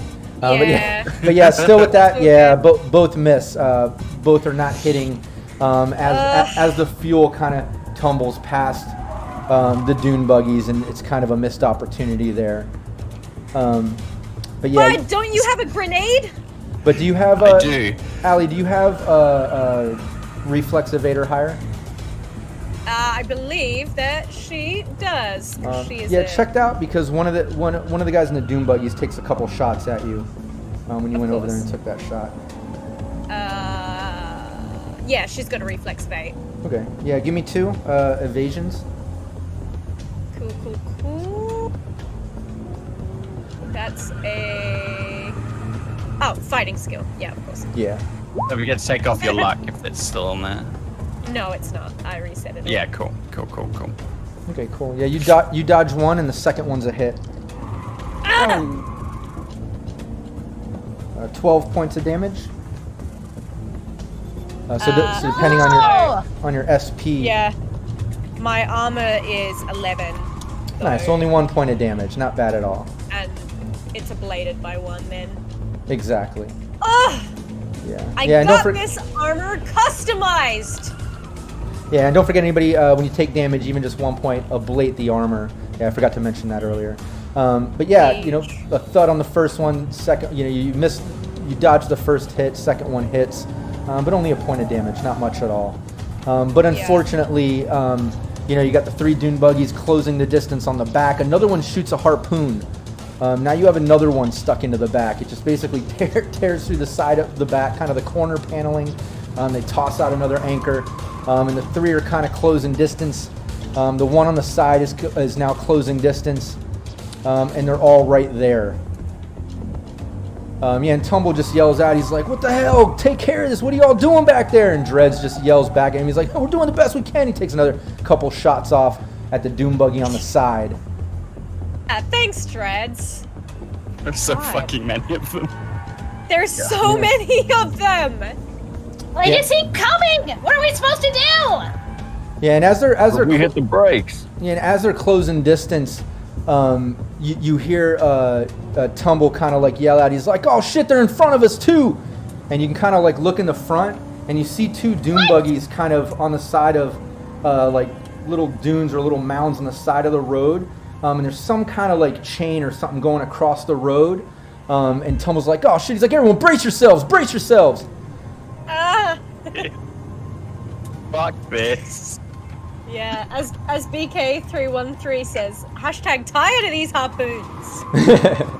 Yeah, and, I'm fed up. but he yells, "Brace yourselves!" as he hits the nitrous and kind of tumbles into this chain with the plow. But you see the chain kind of like yank, and these 2 Doom Buggies just kind of like wreck Tumble, almost hitting the side of the RV as it tears by, and kind of hit the anchors and Tumble, and the Doom Buggy on the side kind of has to dodge one of these 2 Doom Buggies, and the 3 in the back have to dodge them as well. But at least he had that combat plow in the front of the RV, which basically fucked those 2 up that were in the front. But you still got the 3 in the back. You got the one on the side, closing distance. Dreads is screaming out as well. Did they tear the anchors out at all, or help us by chance? When they No, they didn't. But they did. But they Why did. would they help us? No, it did not help you. But it did cause the other Dune Buggies to have to spend a turn kind of dodging them, so they're not shooting off at you and stuff. But it's right. But it's right about at that moment, as you're looking back, as these Dune Buggies kind of are tumbling down past, and everyone's watching them tumble past as the 3 are closing distance and the one on the side is closing. It's right then that you hear like coming from the front as you were looking back, and you basically see these rockets come whizzing past the RV, and you just hear these explosions as they're hitting next to these Dune Buggies, and the 3 Dune Buggies in the back just pretty much explode and flip off to the side. The one on the side, a rocket hits that one as it flips up and dirt kind of spits up, and another one wrecks and explodes in the back. You see basically all the Dune Buggies tumbling from these rocket explosions coming from the front. And it's right about then Tumble turns back and he's like, "Oh shit." He's like, "What the hell's this?" And he slams on the brakes. You hear like a bunch of screeching tires as the RV is just coming to a complete screeching halt. Everybody give me an athletics check. Oh my god. Dang. Hades is down. Yeah. 3. Yeah, pretty much everybody has fallen down from this. And everybody takes 2 points of damage directly to your HP, because this is a hard stop. The anchor's also causing a lot of problems with it, but it just kind of like wreck stops. Everyone tumbles And it's right here that we're going to take our 5-minute break. And let me just let me see if I can. Yes, I did have a grenade, and yes, I was going to use that next. Yeah. Rob's back from break to kill the players. Yeah, so as the RV kind of comes to a screeching stop and the explosions kind of fizzle out from sound, there's no longer a hauling-ass RV or dune buggies in pursuit or anchors being shot at you, harpoons and such.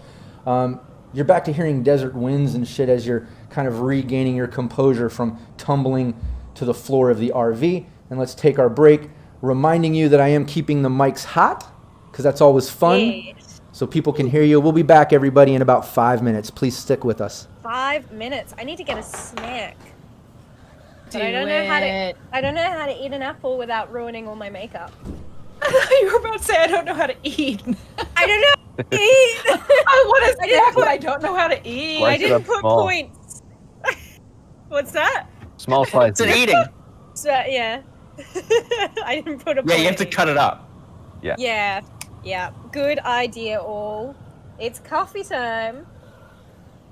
So I don't know what it is, but when I wear my bud glasses, I just don't seem to fight very well. Minus I'm 2 to vision. sorry. It's +3 to cool, but -2 to vision. Those repeated like ones on the T6 to cut the cables were fucking Kill it, ridiculous. All right, I'm gonna grab my apple.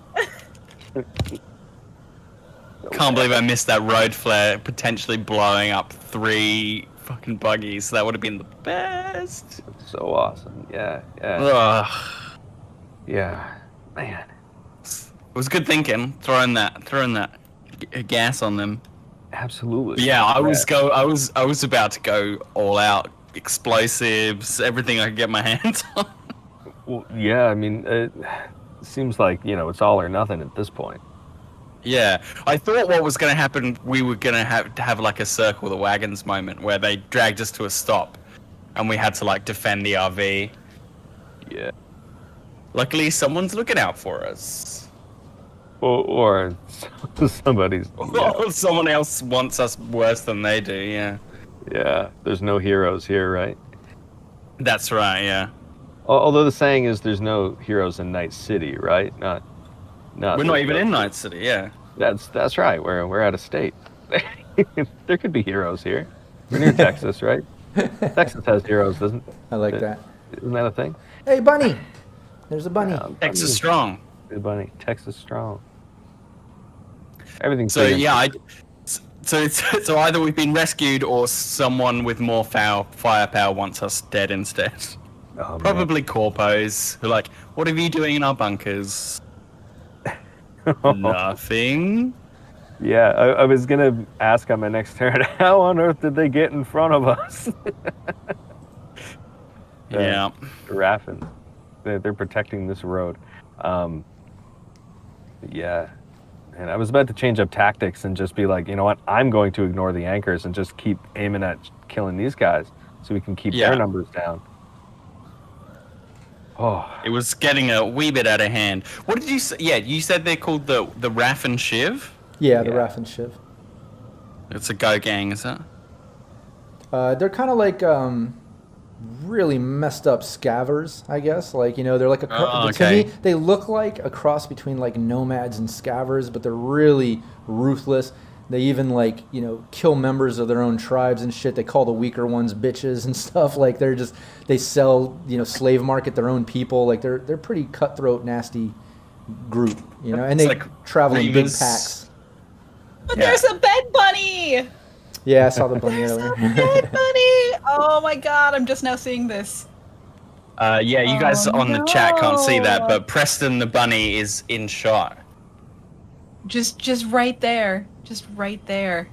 Say something about Preston? Bed bunny! Yeah, BK says Raff and Shiv are scum. Exactly. Yeah. Yeah. Yeah, I'm picturing kind of Reavers from not quite as crazy, but nearly. Reavers from Firefly. I was really rooting for that shot to hit the fuel tanks. I thought that was a really creative, fun thing God, that Hades thought of, and like that would have been beautiful. That was chat. That was BK again. That was BK. Great. And there were other fuel tanks and such too, but obviously something just took care of it anyways. But all right, the combination of fuel tank and road flare would have been just like, just so awesome. Yeah, it would have been awesome. Yeah. But we are back. We're officially back from break. Everyone can see us now. They can even see a little bunny. What's the bunny's name? Everyone, Preston. This is Preston, everybody. Nice. He's very, don't lick my makeup. No, he wants my apple. No, get away. To be fair, I mean, I'm the apex predator. Have you seen that meme where it's like screaming, "I'm the apex predator" as a seagull tries to eat your chip? No, I'm the apex predator. Is Bunny an awful rabbit? Well, yeah, you back to the game. The the RV came to that screeching halt. Everybody tumbled due to that extremeness. In conjunction with these anchors that are still hanging out of the RV, it just caused a chaotic stop after all these rockets or explosions whizzed past the RV, taking out all these dune buggies. But everyone is, prone, and I imagine getting back up now. As you get up, again, you hear Tumble and Dread's like, "Oh shit!" He's like, "What is this? I don't like the look of this." And y'all stand up, and this is what you see. I'm going to pull it up here on roll 20. You're basically looking at, now keeping in mind this is nighttime, it's super late, I know these pictures are day, but you're looking at, some kind of blockade. You can see, maybe about 15 to 20 militant looking soldiers kind of like lined up along these concrete blockades, going down one side. On the other side, starting in the middle of the road, you can see these shipping containers kind of lined up, and cement pours, and a dig out of the road. Like it's basically a makeshift blockade, but it goes all the way, stretching out. As you look down on each side, there it goes off past the highway quite a bit as well. You can see it's surrounded by this what was once an abandoned town. There are some makeshift buildings and things set up. There's some yurts and tents built up along the side, and some open shipping containers lined up in the back. You can see, people gathering and things like that. Everyone looks very militant right here. But out of the military guys kind of standing there, you see a handful of them along the edge with like rocket launchers just kind of rest on their shoulders, still smoking. And you basically, that's what you see. I'll give you guys a moment to kind of chat amongst yourselves as you're getting up from prone and seeing this. Damn. Does anybody friend? Yeah, do the nomads know who the hell these guys are? No, Tumble looks back and he's like, "I have no idea, man. We did a convoy 2 weeks ago and this shit was not here." Dreads is like, I don't like this, man. This is looking rough. Well, whoever they are, it's not like we can fight them off. They've got more firepower than, in their little pinky. Yeah, but they didn't shoot out. The RV is Swiss cheese now. Yeah, I think Rush has got the right idea. I think maybe we open a line of dialogue before they decide that we're not worth the effort. It's right about then, right about then, right in the center, down the road where it kind of parts from the cement blockades and the shipping containers where militants are standing. You see a guy kind of step in the center. He's wearing all white, like a full white suit, and he just kind of steps out there. I'm going to make him a little bit bigger so y'all can see him. And he just kind of steps up and looks at you. Is he the colonel by any chance? Yeah, he kind of steps up and he kind of lifts his hands and he's looking at you and he says, well, I do declare y'all in a bit of a predicament with some of the local ref and shiv. If one of y'all be so obliged, maybe step out the vehicle, engage in a little one-on-one conversation with me, I'm sure we can get to the bottom of this. Thank you. Oh, well, look at this. Some southern hospitality. Do you mind if I, take the lead on this one? I think we're all going to be like... I got to... Just gotta put my hat back on here. All right. Oh man, I was looking forward to this. Okay. As you're getting ready, Tumble kind of like leans back. He's like, I'm going to take care of this. He looks at Kid. He's like, give me the paperwork, Kid. Give me the paperwork. Kid hands him some papers, and he takes it. He's like, all right, I'm handling this. Everyone sit tight. And he steps out of the RV. Paperwork. All right. Go with him, Rush. Yeah, if you remember Nash saying, that these guys were handling your convoy transport, as well as crossing borders and any type of legal issues and things. They've got the paperwork, I guess, showing that you guys are part of a district PD or something, or part of this convoy. So from my my transport days, do I know anything about this? Would it be a bad idea for me to step out, or should I just let them do the paperwork? It's completely up to you. Rush. Completely up to you. All right, I'm a talker, and like this guy sounds more like me than I do, so I'm gonna go and I'm gonna chat with him. He just follows. Hello. Thank you so much for all of your support and all of your help back there. I had no idea this was Raffin territory, but allow me to introduce myself. My name is Arlo Sims. My friends call me Rush. You, my friend, my chumba chumbata, you can call me Rush. Come on, put her here. Come on. Well, I like the sound of your southern charm. You sound got a little bit of Texan in you there, boy. Now I'm a little bit more Dixie than Texan, so my southern drawl got a little bit of that Dixie charm. But I appreciate the gesture. And he reaches out and shakes your hand. He says, "My name is arm shake. My name is Leviticus Jebediah Davenport III, and this is my neighborhood. This is completely my district. So we're gonna have ourselves a little conversation now." It's at that point that Tumble kind of interjects. He's like, "Look, we really don't have time for this. We're on a job. All our paperwork's in line right here." "Well, hold on a second then." Yeah, he takes the paperwork and starts kind of flipping through it, and he's just kind of reading it right now. Also, Hades, because Hades just, before anyone could say anything, just trotted off after Rush. And she's gonna jab Tumble with her elbow. There is always time for Southern on Southern talking. Hush. Yeah. I'm gonna pull a bowl of water out of our supplies and chuck one to Ali as well. And just watch this all unfold while staying hydrated. Nice. Yeah, you have marshmallow. Yeah, you have some drinks that Thanks. Dreads just kind of like looks at y'all in the RV and he's like, I really don't like this, ma'am. I don't know. We're really outnumbered here. I don't know. He seems nervous.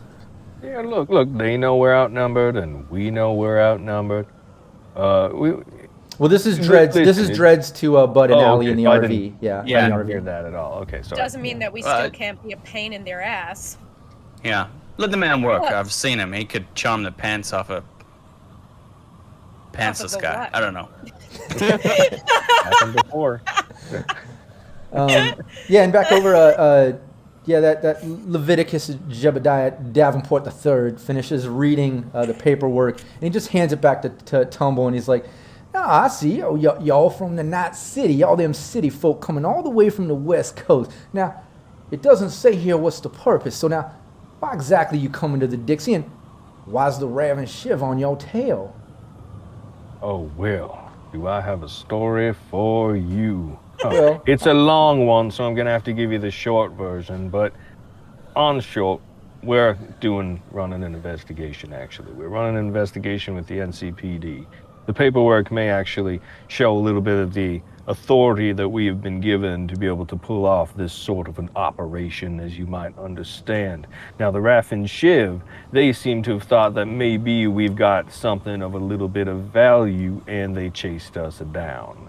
We made the mistake of taking a pit stop in their neighborhood, and I guess they just saw something a little bit too tasty to ignore. Now, that's a little hard to swallow, sir, because I do know that, well, the Raven Shiv, yes, they can be a bit of a piss on a parade for people traveling through these parts, but, they don't do it unless they think it's worth their time. Now, looking at your transport, I don't think you're looking like you're coming from money. So I'm wondering exactly what y'all got into that made the Raven Shiv kind of get involved. And let's just say we're going to have to take a little bit of time. I'm going to have to do a little bit of research on this paperwork here. It's not really giving you authority, but it is saying you are on this journey. It's late. I'm going to put you up. Let's have y'all pull in to the side right here. I'm going to put you up for the night. You'll be my personal guest for my breakfast. And by then, we'll be able to, we'll sort this out. We'll get you on your way if everything's on the up and up. Now, if you don't mind my asking, do you happen to have a mechanic that we could pay for the parts and the labor? You know, I would pay from my own pocket. Just, I mean, they did a number on this vehicle. I'll see what I can do. Just let's pull it aside and let's get y'all situated and we'll take a look. All right. Yeah. They kind of pull some of the blockades and pallet jack these things out of the way so you can pull through now. Hades? Does Hades have a question? Yes, Mr. ma'am. I can see you have a question. Yes, me. So what kind of breakfast foods do you have? Oh, we'll have most southern of foods here, and it's real food. You will enjoy it. You'll be my personal guest. None of that kibble continental breakfast style crap you get in the desert motels. We talking biscuits and gravy? We might be able to scrounge up some biscuits and gravy. Let's first get to the bottom of exactly what y'all doing out here, and then let's see exactly how this turns out. Yeah. Oh, he's threatening us! And then she's gonna turn to Tumble and be like, but he did say biscuits and gravy. She's easy to please. Yeah, he kind of makes a gesture with his hand, turns around, and starts walking back towards some of these buildings off to the side as like a handful of the militant guys are kind of directing the RV to pull off on the other side of the road, which kind of has a makeshift like dirt parking lot. You can see some vehicles over there and you know, like personal rides and things, maybe from some of the militant people, maybe some that have been other past convoys or whatnot. But next to this parking lot is another, not parking lot so much, but almost like a junk pile of beat up vehicles, destroyed vehicles, things like that. But as you guys pull over the RV into the parking lot on the side, and then some of the militant guys are kind of like directing you over to the building. One of them says, yeah, y'all are going to stay up in here. Are Nice. all of the people there Southern folk? I mean, you haven't talked to everybody, but it looks like this is everyone's wearing kind of matching militant sort of things. You can Depends if on everybody. how hard we want to make Rob's life. Yeah, well, no, not at all. But the thing is if you guys want to give me streetwise or maybe education, I would take that as well. I just have to determine how. I have to determine how excited Hades is going to be. 13 on Streetwise. Is a Hello. Hello. Oh, hello. Oh, hello. 27. That's some too much tuna shit. What was that? Hi. Yeah, absolutely. It's too much tuna. You're like, oh, hello. Yeah, Allie and Rush, you're familiar with, and especially Rush being from the South and from, I think you even have some family or connections in New Orleans and such in the past, but you're familiar with kind of independent militias. This appears exactly that. It seems to be some type of militia. Obviously, if this is their leader, he's some type of guy saying he's in charge of the Dixie. It's making sense this is some type of militia running the Dixie or working out of the Southeast. You don't know a lot about particulars. Obviously, groups like this do come and go, especially after the Fourth Corporate War during the time of Red, things being kind of chaotic out there in America, or what's left of.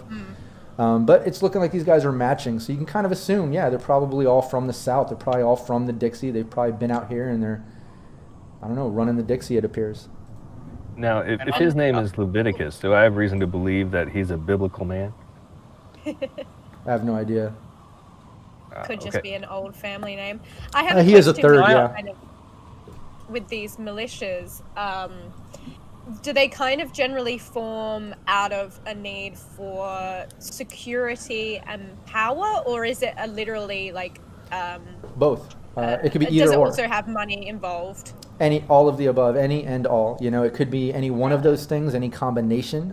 These have been formed from gangs upgrading and protecting. There's been ones that take advantage of towns and areas. This guy's saying he's running the entire Dixie, which is pretty significant. The complete southeast. You're looking at Mississippi over Louisiana, passed through Mississippi all the way in. Through down into Florida. It's pretty large, but he didn't get into details of such. He just kind of lightly introduced himself and got into it. Maybe you can engage more during breakfast. What do I know about talking or haggling with guys like this? I mean, you're a fixer. You can haggle with anybody. The only person I'm not letting you haggle with is your boss, Nash. Yeah. Okay. Can I ask a couple of things? Sure. Yeah. One thing I will point out is the nice and friendly ones are the ones you got to watch out for the most. So I'm terrified, terrified, but I'm on board with Hades. So like, we're being threatened. Because he. It's like, why don't you stay? Means you're staying. Don't say anything, or you'll get shot. But on that. Yeah. I want to know just my solo instinct, head count and outfit. Like, how many of them? How disciplined do they look? How well trained? How well armed are they? Sure. Give me a perception. Nice. 16. Yeah, you're counting at about 18 guys out here, aside from the 4 guys that are kind of walking with your group, taking you over to these makeshift buildings to, I guess, bring you to your room. You see about half of them holding rifles.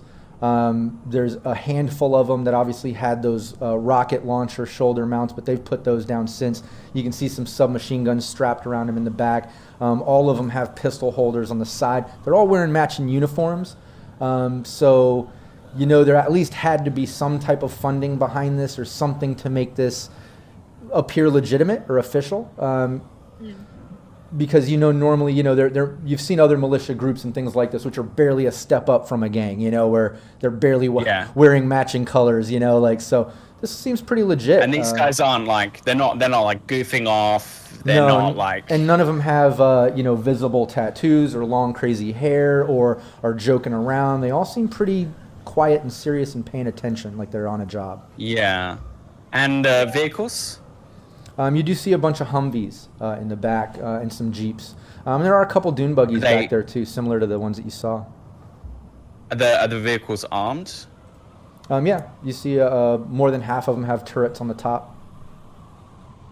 So, from all that information, that quick scan, all I'll say is I'm being, as I'm being escorted with my fellows, it's just looks like a serious outfit. Yeah. Yeah. Mind your P's and Q's. Can I use a perception? Let's not give them an excuse. Can I use a perception or like a human perception or something on Leviticus to see if I can find some sort of an in with this guy to try and negotiate and speak his language? You could when you meet him for breakfast. I mean, he's kind of said his piece and walked away since you had that thought. But yeah, I mean, just keep that in the back of your mind when you see him next. You can totally do a human perception check on this guy. Can we still see the RV? Yeah, it's right there in the parking lot on the side. There's a couple other. There's like a van there, a couple Jeeps. There's a normal little beater car. There's a couple cyber bikes. Doesn't look like anybody's fixing to, sort through it, right? And look through our stuff. And no, they're not even looking at it. Once the guys kind of gestured to park there, they're kind of walking with your group, all of you, walking you over to the building. And within this time, we'll say they even walked you over there, and you can kind of see, well, we'll base it on this image. If you want to look behind those military guys, you can kind of see these old abandoned buildings that have been since remade up, some of them stacked shipping containers that have been reinforced and things. It's just kind of a makeshift town built up after a probably destroyed town during previous wars or something maybe. But they walk you over there, and there's just a big open cement room. There's a bunch of cots lined up. No one else is in this room. You can see a bathroom off in the back corner because of the open door. to it. There's no windows along the back or side. There's one in the front next to the front door. But he just gestures in there. He's like, yeah, y'all just stay in here tonight. We'll come get you in the morning. Does the front They door don't make look any like attempt to take our weapons or anything? No. Does the front door look like it would You're all armed to the lock teeth. very heavily? There's locks on it. You can see, a deadbolt, a lock on the door handle. Nothing is modern, though. No electronic locks or anything. Everything's like analog and, Lock from the outside or inside? Jimmy. It's on the inside. It's like a normal door, normal room. So it's not like a prison. Got it. No, it's not coming across like a prison. There's not It's only a probably lock the on same the sort outside. of rooms they stay in. Yeah. All right. Well, But yeah, they this is gesture you in cozy. there, and he says, "Yeah, we'll come get you in the morning." And they just kind of turn back, closing the Thank door. you. I'm gonna So now you all are in I'm this gonna- room together. I think our sit fresh down meat on a might- cot. Smoke him if you got him. yeah. All right. I Get hate out this the cigar. room. Well, the good news is Yeah. he hasn't tried to kill us yet. So we're probably useful in some way, or he's not sure of us yet. Well, I think he took the paperwork to find out exactly how useful we are. Yeah, and it's at that point Tumble interjects and he's like, "Yeah, and I don't know if y'all know, but that paperwork, it doesn't really give us authority. It just kind of confirms our convoy that we're supposed to be here and we're sent from Night City. It's for the district PD, but as you know, y'all are off the books and so are we. So we're kind of at this guy's mercy at this point. I don't know if one of y'all want to call Nash or something, but Well, I still don't we like the feeling of this." We don't even know if he would be, on our side anyway, but at least he knows that we weren't lying, that whatever we did tell him was the truth, so we've started out the relationship on a good footing. Yeah, Dreads looks Who knows? nervous. Dreads looks nervous, but when you say that, Ali looks at me. He's like, "Yeah, that's true. Yeah, you're right, young lady. You're right. Okay, I do feel better Well, about Unless that." Unless Nash throws us under the bus and tries to pretend he never knew us at all. Yeah. Well, I mean, think I this don't think guy. that- I don't think this guy's going to recognize any authority outside of, Yeah, the he Dixie, runs especially not on the other coast. And He Tumble, runs his own stuff, so he's looking to see if somehow we're a threat, if we've pissed off someone who's connected to him, or maybe we've pissed off the same person, which case, the enemy of my enemy, and Tumble interjects to me. He says, "Yeah, don't even think Nash will throw us under a bus, man. Nash is good people. I've known him my whole life. Nash is good. But you are right. We got no authority outside of Night City. America's not the same. Again, I don't like the feeling of this, but we're at his mercy." that we are. I mean, And yeah, because of I that, mean- we need to play nice. yeah. I don't think. I think this is a kind of fuck around and find out situation. We can hopefully talk our way out of here and see what this guy wants. Dreads kind of Maybe looks it's up. Yeah. Dredd looks up. He's like, "By the way, anybody good at first aid?" He's like, "I did take a little bit of damage on that." Oh yeah. Uh, How are you guys doing? I got a I- bruise from that sudden stop, but I'm fine. If anybody can hook me You up have with some some, first aid. yeah, if somebody can help me with some How first aid. I mean, I'm just basic at that shit. How much do Yeah. you have, ladies? I put 2 extra in it. So. Everybody gets at least Base. 2. Yeah. Yeah. I have base 5. Okay, I've got a base 7. Better. That's decent. What about you, Anyone else? ladies? Yeah. Who's got the best any other technique? figures? I Yeah, can no, t- I mean, I had put extra in there though. Yeah, Dreads and Tumble are Oh. not very good with first aid. Yeah, what's your base, Hades? It's gone. I don't know where it went. I just clicked in the wrong place. Is gone. 5 Gone. down on technique. 6 It's down on gone technique. forever. Forever. Her character sheet disappeared. It's gone forever. Disappeared. I got What's- 5 on what's- technique and 2 in first aid, so Yes. Oh, same. You're also a So 7, yeah. We're sitting I- at the I same have- level. I have 7 in technique and 2 in. Oh. You're the best. Oh, You nice. do Yeah, it. Yeah, then Hades, Allie, and Rush, you should all just roll a first aid. Let's hope at least one of you 3 hits it right, and at least gets Dreads taken care of, better than they would. Nice, perfect. Yeah, Hades nailed it. Yeah. All of you nailed it, really. I'm Dred's favorite person. Or well, that was Rush's. Nice. Yeah. Yeah, perfect. Yeah, but before anybody, yeah, Hades, you nailed it. But Dred's thing, she's like, oh, thank you, man. Him and Tumble just kind of like they lay down in their cots, and they're just kind of like laying there. Tumble just says, "Look, I'm gonna get some rest. You know, wake me if something comes up, and try to get some rest and be ready for the morning." All right. Hey, Hades, any chance you sense any kind of Disturbance. yeah, a disturbance in the net? In the net. I feel it. Well, I mean, I guess I can stick my feelers out and see if I feel anything nearby. Yeah, you could do a do a scan. Yeah, give me that roll. Why not? It's not like there's anything else to do in this room. Do not get caught poking around in there. Yeah. That's fine. I don't get caught. you find get anything. caught. Yeah, that was a really good roll, actually. Yeah, you can tell there's a system You out. get caught. It's not in this room, but you can tell there's one nearby. It's How nearby? seems like it's coming from a few doors down. Maybe a separate room. But again, when you guys entered this room, you weren't able to check out the rest of the building, other rooms and things or whatever.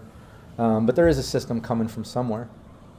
It wouldn't be like the room isn't small enough that I would be able to jump in from a room over. No. You can't enter systems through walls, anyways. You would have to be, yeah. You have to literally. You'd line of physically- sight, yeah. Did I call Nash then? Yeah, Yeah. let's check in. That's a good idea. I forget about that guy sometimes. Let him I know try to. where. He's gonna let him hang know up where on we you. are, certainly. Do I have a He's signal? gonna hang up on you. He might not even answer. There's a Stick your signal head out out the here? window. Yeah, you're getting a signal. You're getting a faint signal. All right. I'm calling Nash. It's probably at dinner with his man. Yeah, it's quite a few rings before he answers, and he's like, "Rush, what's going on? It's late as fuck. What's everything okay?" Did he answer? Did he answer? Rush, did he answer? He answered, What? yeah. Now, before you Ask him hang what he's up, doing. Ask him what he's doing. no, he's sleeping. Now look, we found ourselves in a bit of a spot of trouble. We've run into a militia out here. The Raffin attacked us. Did quite a number on the RV. The RV still drives, but this militia saved us from the Raffins, and they say that they're in charge of the whole Dixie, and the road's all torn up here. So, just to let you know where we are in the situation, it's looking a little bit risky at the moment, but I'm gonna do my best to talk us out of this, and if not, then maybe we'll be able to shoot our way out. And I hope it doesn't come to that, and I know that they might be listening and watching, but I really hope that we find a nice amicable way to proceed. Oh God, Rush, I'm barely awake. I can't even comprehend this shit. But if you're dealing with Raffin and militia, God damn it, shit is hitting the fan. Let me wake up. I'll call you back in the morning. What's the situation now? Are you okay? Yeah, they've given us one of the rooms. They're allowing us to stay. It doesn't look like the door's locked from the outside or anything, so I think we can come and go. But yeah, I'm still keeping my guard up just in case. You know how it is. And you say the RV's fine. What about Tumble? Where's Dreads? How are the guys? They're okay. They took some hits, but I think they're gonna mend all right. RV's mobile. Nash have friends? You're gonna be able to carry on, or what? Yeah, I think we're gonna be okay. We're gonna do our best to get the job done. All right, send me your coordinates so I have it just in case shit hits the fan. I don't think there's much I can do from here, but send me it. Yep. I don't know. I'm barely awake. I'll call you in the morning when I get back to the office. I'm going in early. We're a couple hours ahead of you anyways. I'm gonna hit you first thing. Just stay safe. Before you hang up, Rush, those credits that we got, were they physical? Like, I know we got credit chips, but Some of them is there a way of maybe transferring them out so that we're not walking money bags? Thanks. Yeah. Oh, yeah. Is that a thing that we can do? Because some of them were in chips, right? Yeah, you have we cred had 1,000 chips. in chips. So 2 cred chips of 500, I think. Yeah, with cred chips, those are digital. So yeah, you could transfer that. We'll allow it, like just like we've done payment through agents before. You know, where Nash, ping, your agent pings. It's digital currency. You can totally send those and then disregard the chips. Can Nash hold on to our cash for now? Yeah. Send me whatever cash, whatever you need. All right, because I'll keep it safe. You know, we don't want to be Makes too us look a little less suspicious. Yeah, the less goods we have on us. This is nice thinking. That's fine. Just make sure Rush is the mouthpiece and get out of this sicky situation. I don't know what else to do. Just let Rush handle this, all right? Just handle it, and I'll call you in the morning. You got this, right? I wouldn't worry too much. Yeah, I think we're going to be all right. I mean, they took care of us. They killed the Raffins for us, so they might actually just ask us to do something for them. Who knows? All right, I'm hitting you back in the morning. Just stay safe. He hangs up. Did I hear a touch of concern in Nash's voice? Guy's got layers. Oh yeah, he loves us. I think he was just tired. Tumble kind of raises up from his what you thought was sleeping. He's like, I told y'all, Nash is good people. He's good people. And he puts his hat back, goes back to sleep. I think he's been sleeping at all. Hey, Rush, you don't have any friends down this way these days anymore? And nobody in my agent, I can tell you that. You do have somebody from your life path in New Orleans, I thought. Wasn't there something? My parents are from New Orleans. I don't think I know anybody. Oh, that's right. Sorry, yeah. Yeah, you're right. New Orleans. From Nolans, from the NOLA. I was excited too, man. I was hoping I was going to get to throw in a New Orleans accent, because then I got my Dixie, I got my Southern Texas nomads, and then I have my New Orleans back bayou. Why you come around here? Sort of, like I was ready to rock all my Southern accents. I got like 4 or 5 dialects I can rock. I was ready. Still can. It's a shame that the Volkov family circus isn't around. You could do your Eastern European. Yeah. We could do Russian. We could bring in a New York guy. We're getting them all here. No, what can I say? We're a multicultural group. But yeah, you did pick up a little bit of concern from Nash. I'll give you all that. It wasn't, it didn't take a lot to pick up on that. First time you've kind of gotten that from him, but also it's the first time you guys have been in a sticky situation to be able to get that sort of response from Nash. But like Tumble said, he cares, and the vibe you get from Nash is almost parental, typically. So it makes sense he does care about y'all. He's the exasperated parental figure, and we're the loose renegades with just enough the wayward children. The teenage angst. Interesting. The teenage angst group. But yeah, right. you at least. Should we take this in shifts or? Yeah. Might go for a walk and see what happens. If they decide I need to turn in for the night early, or if they let me just take the night air with a smoke. Should you be going? You're gonna get us in trouble, bud! I'm just gonna step outside the front door of this building and have a smoke. That's all I'm gonna do. I'm not poking around anywhere. Just keep Taking it a at walk that. means more than just a step, bud. If they say, "Hey, go back inside," I'll come back inside. I just want to see see what I can see. All right. All right. Just don't give them a reason. That's all I'm saying. Sure, I'll even leave my weapons right here. How does that sound? Yeah, Perfect. Good call. So I'm just gonna walk to the door of our barracks that we've got, and look in the corridor of the building, see if there's anyone, like a guard posted outside. Yeah, when you open the door and kind of step out or lean out to take a look, there's 2 guards right there. The second you open the door, they just look at you like, you need something? I don't want to smoke these guys out. Do you want to just take a smoke with me? Really, we prefer you just stay in your room. Just stay in there till tomorrow morning. You can smoke in there. I hear that. Thanks, man. And I gotta close the door. 2 chooms just on the door, automatic weapons. Yeah, and you can give me a human perception check. Not my finest skill, but I'll give it a go. Nice. Good. 14. Yeah, good enough to tell that these guys, they came across all business. You know, just real serious, straight, Romanesque sort of emotionless faces. Just very to the point. I runs a tight ship. Yeah, that's bad. Well, it's bad that his guys are so loyal. Yeah, well, yeah, doesn't give us much ways of splitting them apart or getting leverage. I think we'll have to play this straight. But Rush is the expert at this kind of thing. yeah, and you know what? Good news is we just came into a little something we can share. We've got some expensive liquor. We've got some fresh food, right? That's true. I think that perhaps we could set them up with something they haven't quite had before. This might They might a little appreciate a boost. donation. Yeah, a little And donation yes, to their a cause. little bit of Basically, culture. make some friends on this side of the Dixie.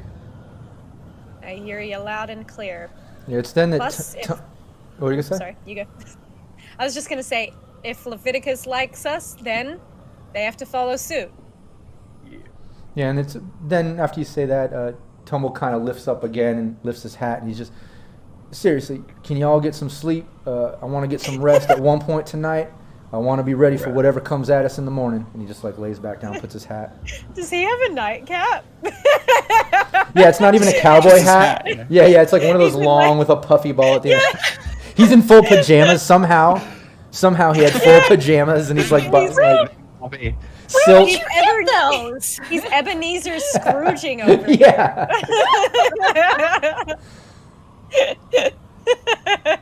No, but he's got a cowboy hat himself, a little rugged one. You know.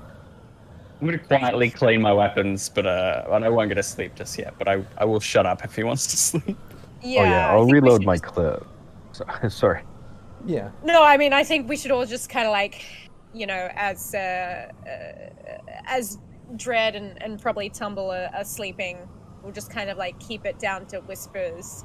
But yeah, we might kind of like divvy out shifts sleeping wise so that we can be a little bit rested. But I don't trust No one this just guy enough to sleep. Comes in, yeah. Yeah, so you guys want to sleep in shifts? I think it might be wise. Okay, just know whoever is sleeping in shifts gets a -2 tomorrow for not being well rested. And that includes if you're trying to do persuasive things, talking things that you want Rush to do, or combat things. You know, it's across the board. You're just kind of tired. So whoever's sleeping in shifts, I don't know if everyone wants to do that, but that's how it works. I just wanted to be clear about that. Yeah. I mean, I think, Rush, I think you need to be firing on all cylinders.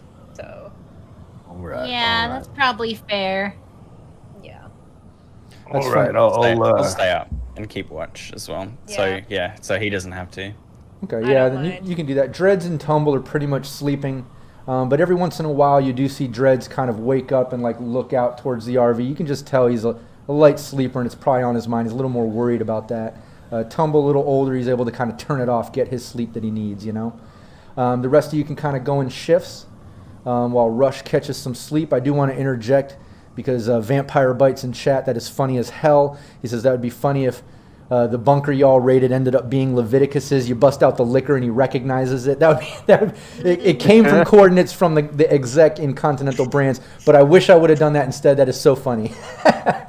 And to Vampire Bites, I'll say, don't give Rob ideas. That's funny. Keep it on the down low. That's funny.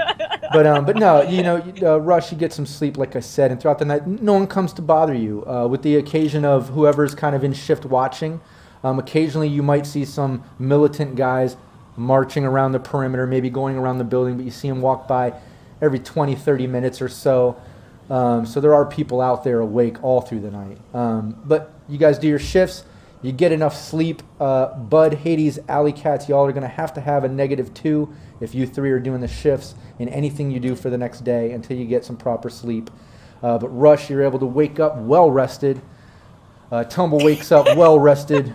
Dreads wakes up well-rested, even though he was getting up at different times. It wasn't like he was sleeping in shifts like that. It was just something on his mind probably. But everybody kind of gets up.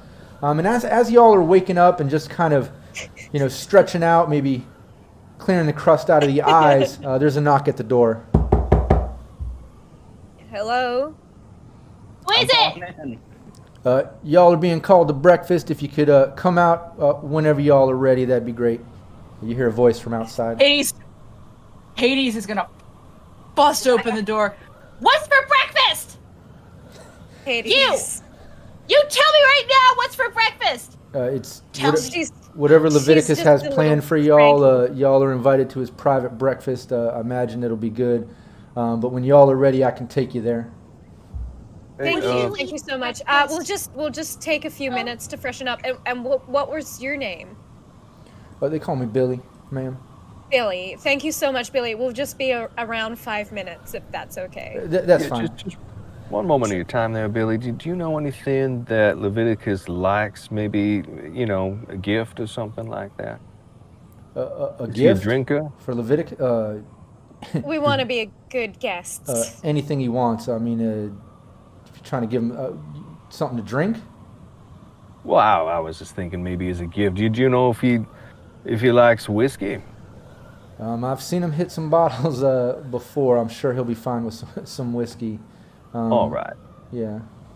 We'll stop by the RV real quick then, if that's all right. Yeah, I'm sure that's fine. All right, great. Fantastic. Thank you.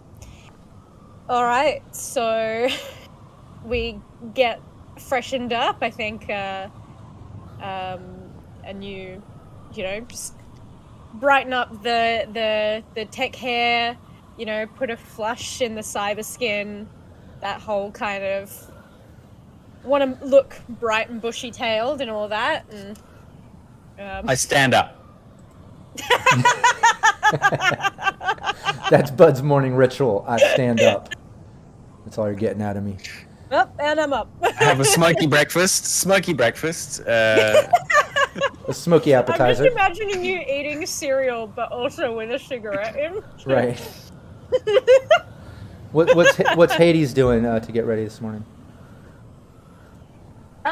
She pretty much, she gets up, and since she doesn't have really anything here, she's just gonna be bothering Billy while everybody else is getting ready.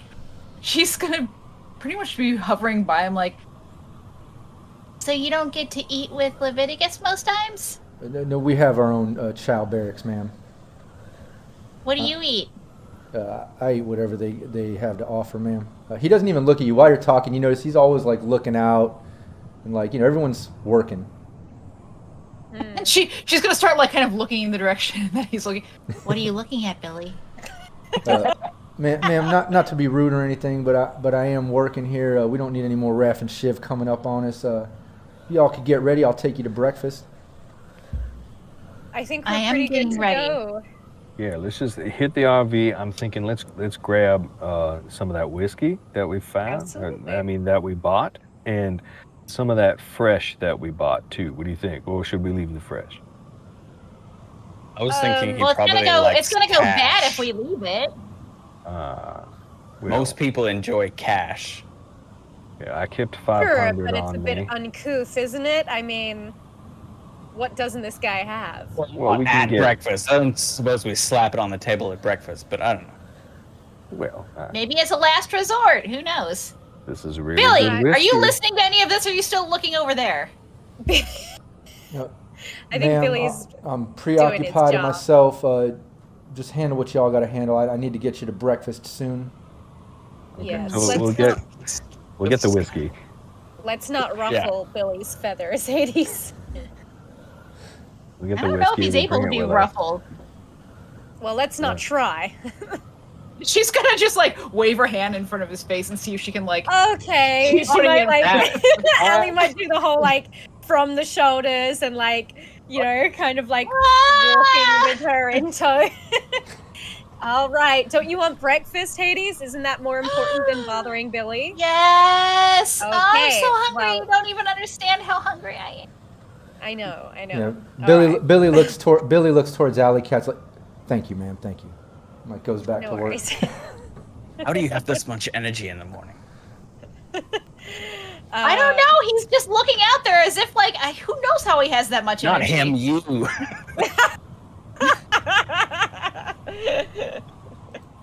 But It's I am called- driven by my stomach, and I've heard that there is breakfast.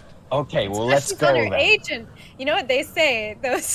Those edge runners and their screens. Because they be on those screens. Yeah, that's a saying that everyone knows, bud. Everyone says it all the time. All right. Billy gestures. He's like, can we come this way, please, everyone? I just want to bring you over here to breakfast. He starts kind thank you. of walking you along the buildings. Let's go. Yeah, he walks you along the buildings, further away from the blockade, further away from the, front line, I guess, of this whole setup, a little further down the road. And there's another makeshift sort of building, just like all these buildings. They just look really rough outside, They're just basic, concrete reinforced slabs, if not shipping containers reinforced or jimmy rigged up. But you get to one in particular. He says, all right, Leviticus, this is the breakfast for him. You guys can get set right here. And he opens up the door, and you basically see something that's complete opposite of what this environment would suggest. When he opens, everything in here is just lavish. It's completely clean. There's hard wood floors, looks like real wood. Nice white tablecloth. There's even like candles on the table and settings, like some plants and things. It looks nice. Something you typically wouldn't see outside of maybe an exec's home or, a fancy court building or something. A nice restaurant. But out in the middle of all this garbage and all this, militant setup, inside this room is just a really nice setup. And you can see a bunch of real food set up. Meats, you see some bacon, some toast, some biscuits and gravy, lots of southern delights, I guess you could say.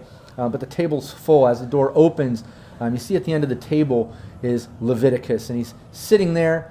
He has two militant guys standing behind him, and then one guy standing kind of in front of the two militant guys, just right at his side. Looks like maybe some type of assistant or waiter or something along those lines. He's just nicely dressed, not in a suit or anything. But he's just in plain clothes, not militant clothes like the others. There's fucking fly in here. I don't know where this came from. It's driving me nuts. But well, we're in the South. You are. But yeah, he's just kind of Careful, it could be a standing drone by fly. his side. And as the door opens and you enter this room, Leviticus looks up. He's like, I hope you all had some well rest. Come on in. Let's have some fiddle and get full. Let's eat a little bit of this southern food and have a little bit of conversation. I did my research a little bit, and I have some questions to ask y'all. And it's right there that we'll end the session. Shit. And we'll just Captain's table. we'll leave it right there as you're entering Colonel Leviticus Jebediah. What was his Davenport the Third? Davenport the Third. Private breakfast. Oh, Yes. snap! And he's got us There eating were two right. other Leviticus Davenports. Only one may Jebediah survive. Davenport. And a little, There little can be only one. yeah, and no, there'll be. And Dan says, "What? No, I wanted some Colonel Leviticus role playing. No, there will definitely be some Colonel Leviticus role playing. I'm really looking forward to next week. I encourage everyone to tune in and see what the hell is going to happen.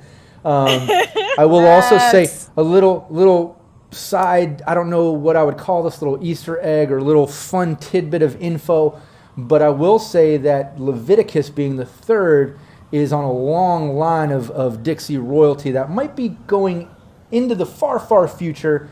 A character that I'm actually going to be playing, not GMing, in a Fallout tabletop role-playing game with Mad Queen, starting in just a few weeks. I'll be promoting that and getting into that real soon. There's even rumors that Brandon, who plays Rush, might even be joining us for some fun. We'll see what happens, but I'm working on it. We'll see what happens. But I'm doing a little crossover lore, and we'll see if it works out. But yeah, I had a great time with today's role Not playing. if we kill him, Rob. Well, he's just part of a family line, so it's not like it has to be him. That's true. That's true. That's pretty We can't mess up the Oh, timeline. who knows too where much. Who knows where this man's wild oats have gone? It's true. It's true. Into another dimension. And I can assure you, All of his kids and I are can gonna assure you, the Davenport name is very potent. Very potent. Oh no! No, but Spring up but I- strong. but I do want to say I had a great time in today's session. I was leading. I knew this character was coming. I was waiting for y'all to make it to the Dixie so I could rock that Southern Dixie charm accent because I was excited for him to meet Rush. And I thought it was so funny that leading into this, y'all even did some Dixie joke with accent stuff and the hankies and the things that happen. And there's, it was almost like some foresight. Like a little bit of foresight coming into this. And I was so excited to get to this point, as cheesy as it is.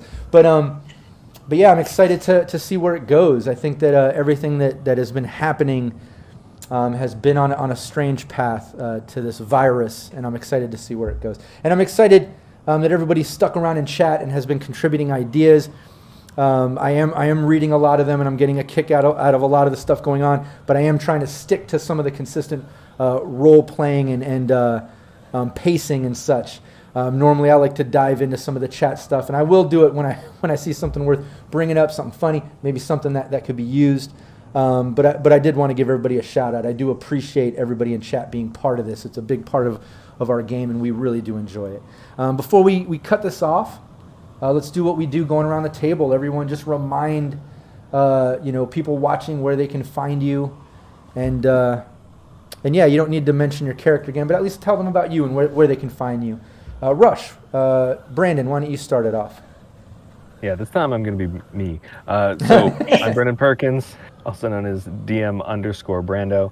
I do a lot of streaming, not just here, but also with Realmsmith. And that's pretty much me in a nutshell. Also this, help, it's me in a nutshell. That's also me in a nutshell. Rockette. Am I on mute? No, I'm not. Hi, everybody. I'm Rockette Fox. I also do the streams. I'm over on my channel. Super excited that upcoming gonna be jamming my own little game for the first time. And there is word on the street that a familiar face is gonna be joining on there too. It's Jellybean. So yeah. Mind blown. Super excited. But yeah, so that's over on my channel, twitch.tv/Rockette Fox. I'm also on Instagram, all the places. If you look up Rockette Fox, you'll find me. And also my podcast, Fantastically Strange. Ear holes, eye holes. That's what I got. Hell yeah. Phil? Yeah, I am Phil. As I said at the top, I am part of Baby Beard Media, along with Ellen over there, above me, yes. And we are a little Aussie troupe of content creators. So we have podcasts. Our main one at the moment is our variety TTRPG podcast with original music and slick radio playstyle editing. We play a different game every season. We've done 2020, we've done our own Red campaign. We're just wrapping up our Pulp Cthulhu. We're about to head into Kids on Bikes, and we're always planning the next season ahead, always new games. So I'm actually I'm planning that at the moment. So head over to our Twitter at Babybeard Media and follow that if you want to know what we're up to. Oh yeah, Ellen. Well, not to repeat anything, but yes, I am also from Baby Beard Media, so make sure that you follow us on all the socials. And because Phil did Roll to Cast, I'm going to encourage you to check out our YouTube channel. We put a lot of effort into our Let's Play series, and at the moment, Phil and Chris are playing Fallout New Vegas for what I believe is the first time for Phil. Sort of. Yeah, we've both played a little bit, but now we're getting in there. Yeah, now you're doing it for treat. reals. You can find me on Twitter at LNKGraham1. And please check out Don't Forget Your Towel podcast, where I'm playing in the one shot of Lady Blackbird, because it's really fun and I had such a good time. Nice, hell yeah. And I'm Rob Mulligan. I'm the game master here. I'm also the founder of Cyberpunk Uncensored. So for me, aside from following me on Twitter, which you can see it's right there, right here, Mulligan101 on Twitter. I would really appreciate you showing some love to Cyberpunk Uncensored. We have a big group of game masters and content creators that are just making all kinds of cool shit. If you go to cyberpunkuncensored.com, you'll see all the free assets you can get. But mainly, I would love if everyone would go over to YouTube, Cyberpunk Uncensored on YouTube, and subscribe. We put out lots of gameplay. Everything that we do live on our Twitch gets VOD'd on the YouTube and then some. We have all kinds of exclusive series and things that we put there and other GM's gameplay that we put up. So I'd really appreciate if you go over to Cyberpunk Uncensored on YouTube and give a subscribe. And while you're there, if you're going there from Twitch, make sure you look up Syrinscape on YouTube and give them a subscribe as well. And make sure if you're watching the VOD on YouTube, you go over to Twitch and look up Syrinscape there and give them a follow. We're all here because Syrinscape is putting us up and they're pushing us forward and they're allowing us to come in and rock some Cyberpunk RED. We really appreciate it. We're having so much fun. So we want to encourage everyone to go support Syrinscape so we can keep this going. That being said, everyone make sure you tune in next week. We do this every Thursday, 4 p.m. Pacific Standard Time. That comes out to 7 p.m. Eastern. There's a bunch of other options when you enter other time zones. I don't know them all off the top of my head. I apologize. But anyways, tune in. We'll see you next time. Thank you, everybody. Bye. Bye.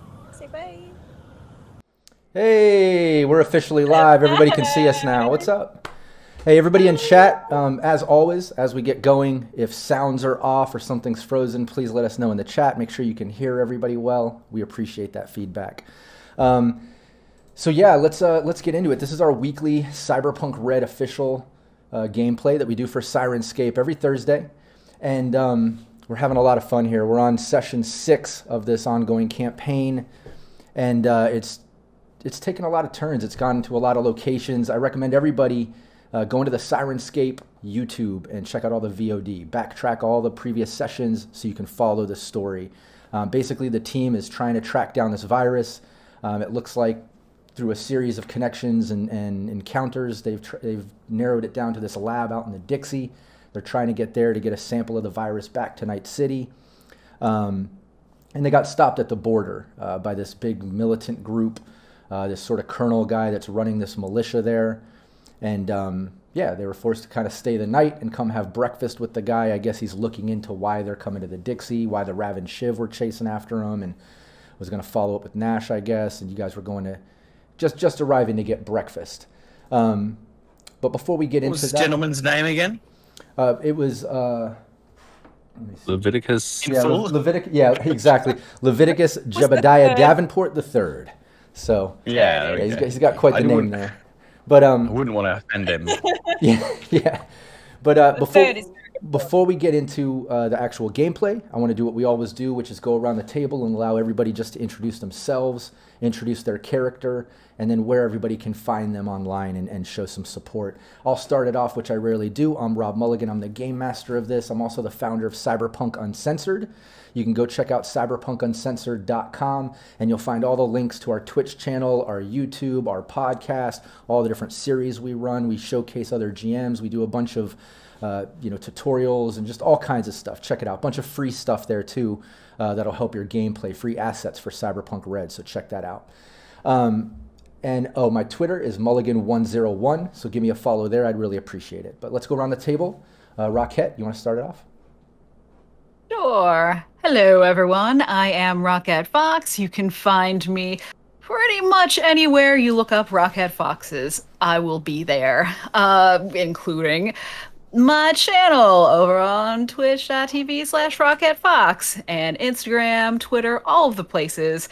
And another place, I have a podcast called Fantastically Strange. It is fantastic and strange and for you, so you should check it out.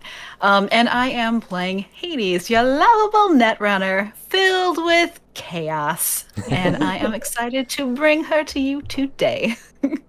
Perfect. Phil. Oh, I am Phil. You can find me on Twitter at Scruff, which is below me because it's strangely spelled. But I'm also part of Baby Beard Media, along with Ellen up there.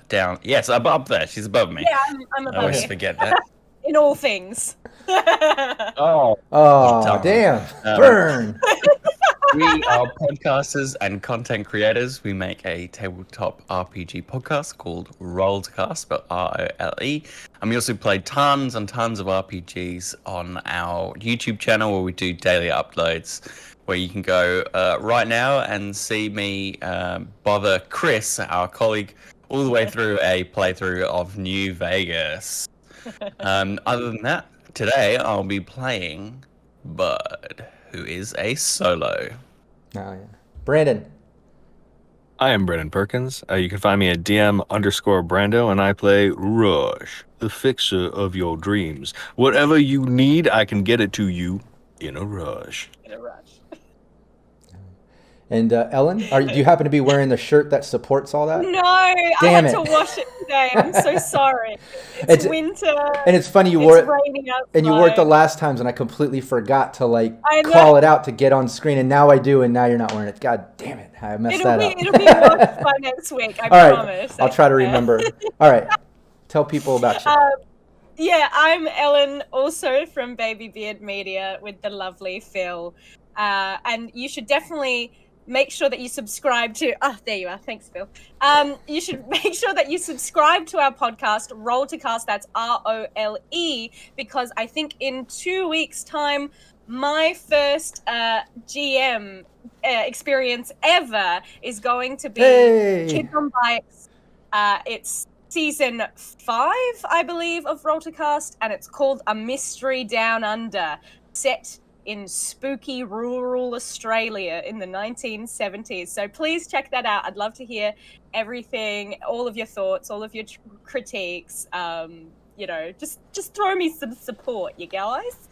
You can also find me in a one-shot with Don't Forget Your Towels podcast, and this Saturday for Americans, Sunday for me, I will be on Chef Byers talking about some D&D, and probably not very much about D&D and more about other stuff. And I'm playing Alley Katz, your rocker and the girl of your dreams. Hell yeah, perfect.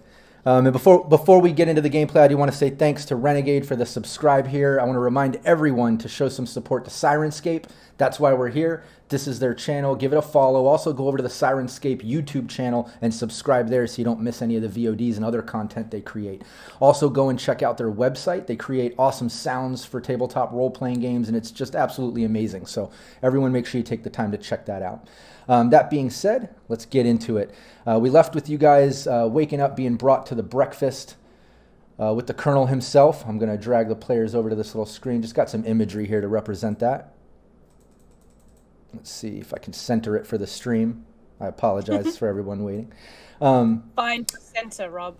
There we go. I got it. I nailed it. So yeah, the Colonel's in breakfast. Yeah. It's a whole setup. A big table, lots of food there when you enter. You see the Colonel standing there. He's got a couple beefy, militant-looking guard guys standing behind him, plus this assistant-looking guy. You can assume assistant because he's not dressed in militant clothes, just kind of standing next to him. I'm going to get some Syrinscape going, some of these dinner sounds. Oh. So let's get some clinking dinnerware and or breakfastware in this case, we should say.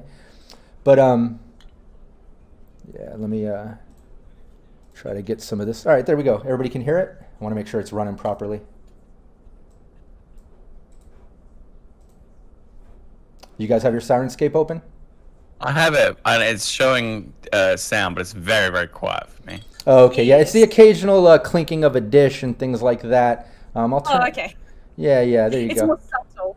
Very subtle. Hey, listen, this is a fancy breakfast place. This isn't some sort of we're not cafe or something. Exactly, a little bit of dish sounds and stuff like that. But yeah, you all enter the sort of makeshift container, and like I said, it's very different in here than outside. Outside is, this rundown, post-combat little town that's been kind of converted into this makeshift border for the Dixie, and everything looks like it's been through combat and dirt and dust and the Fourth Corporate War times 10. It's just a mess. But you enter this room and it's very nice. It's clean, big table, nice tablecloth, whole spread of all kinds of food. Like I said, the Colonel's there when you enter. He just welcomes you. Good morning, come on in. Let's have yourself some breakfast.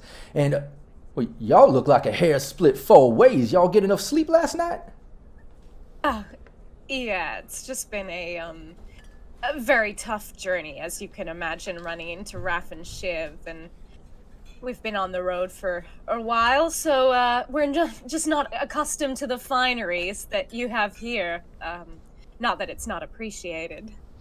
All right, well, I guess I can understand that, but y'all look tired as hell. You all look like a worn dog, and maybe this breakfast will cure some of that. I got some real food. I hope y'all can appreciate that. Have a seat. Now, I do got to tell you, I want to have a little bit of conversation. I got some questions. I made that call to your boss, Nash, and things line up. It seems like paperwork is lining up with y'all vehicle, but everything is confidential. And, well, this is my neighborhood, and I don't do confidential. So we're going to have a little bit of a talk on what exactly you're doing here in my neighborhood, the Dixie. Miss, you got something to say? Yeah. So my real question for you was, how, just out of curiosity, you are a very proper gentleman, and we of course appreciate this delicious spread you have made for us. And just in case, during the time you were speaking with our superior, in case there was any abrupt end to the conversation or anything, that's not how most of us end conversations. And we all say goodbye when we're done on the phone. Yeah, Nash is just a bit of a prickly pear.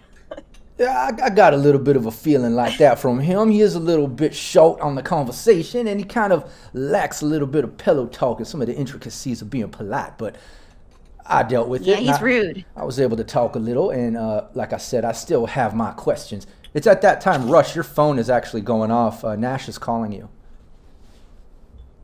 Just, forgive my rudeness here. I believe this is important. Do you mind if I take this in the other room? By all means, you can step outside and take your call. Certainly. Okay, I'm just going to take this. All right, yeah, Nash, you can step out. Yeah, you step out. Okay, yeah, and you answer. Hey, I talked to that guy, that Leviticus guy or whatever. I don't know, man. Things are come across a little strange. He called. I verified the paperwork, but something's off about him. I can't get a read on him through my agent. I can't really figure this guy out, but he just, like I said, he seems a little bit off. So just try to appease this asshole and get on with the mission. I'm not sure what this guy's intentions are or who this guy is, but he did send me some paperwork. He can verify he's got President Elizabeth Crest signed off on him. I don't understand why, but apparently he's got authority over the Dixie. They're trying to expand the Boss Watch corridor over there or something. I don't know. He's sanctioned by the president herself to have authority over the Dixie. So just be careful. I don't need to remind you. It's the Wild West out there. Be careful. Appease him. Do whatever it takes. Get the hell out of there. Get on with the mission. Yeah. Now he hangs up. He's fishing. Oh, right. Thank you. Yeah. Good talking to you too. I'm glad we're such close friends. And talking to you. All right. So I'll head back in the room. Yeah, and while Rush was having that conversation, what was Hades, Bud, and Alley Cats doing? Obviously, Leviticus said, "Go ahead, take your call." He's welcoming you to the food.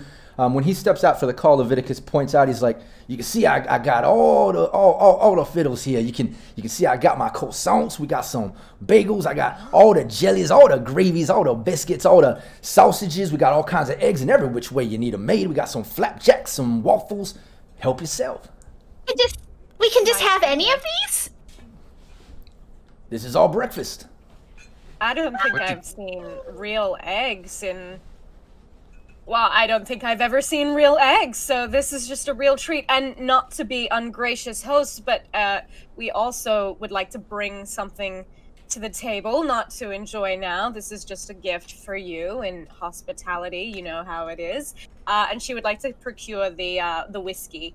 Okay, yeah, and Rush enters in after the conversation, right when Alley Katz mentions that. So Rush, you hear that too. You're sitting down, and yeah, you can bust out the whiskey. You see his eyes just go wide.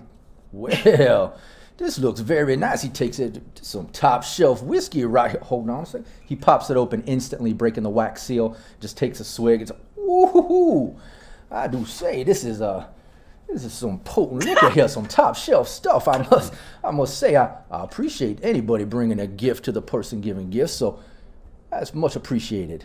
Well, in the name of friendship, we thought it was prudent.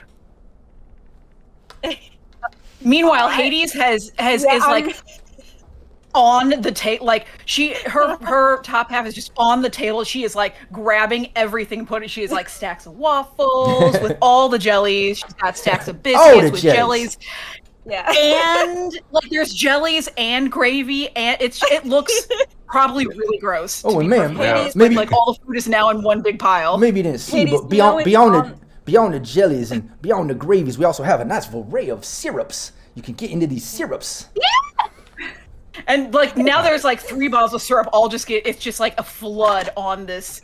Just it's you can't tell what it is anymore. It's just Hades, it's all there on the table. You can just keep helping yourself. Okay, you know what? I'm not gonna She's lost. Don't. There's no reason. I assure you, ma'am. The food is not going anywhere. You can take your time and enjoy it. It's definitely going somewhere. Plenty of beautiful Hades is gonna like food here. Take some of this just whatever this has now become onto the fork, like just a huge pile of it, and just right over to Allie, and just be like, do you want to try this?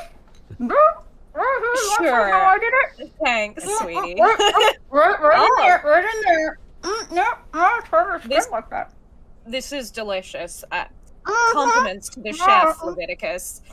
I'm gonna help myself to some eggs and croissants. Hell yeah! Loving it. I've never seen coffee. I've got black coffee and a sausage on a fork. I'm done. Really? But I mean, there is no.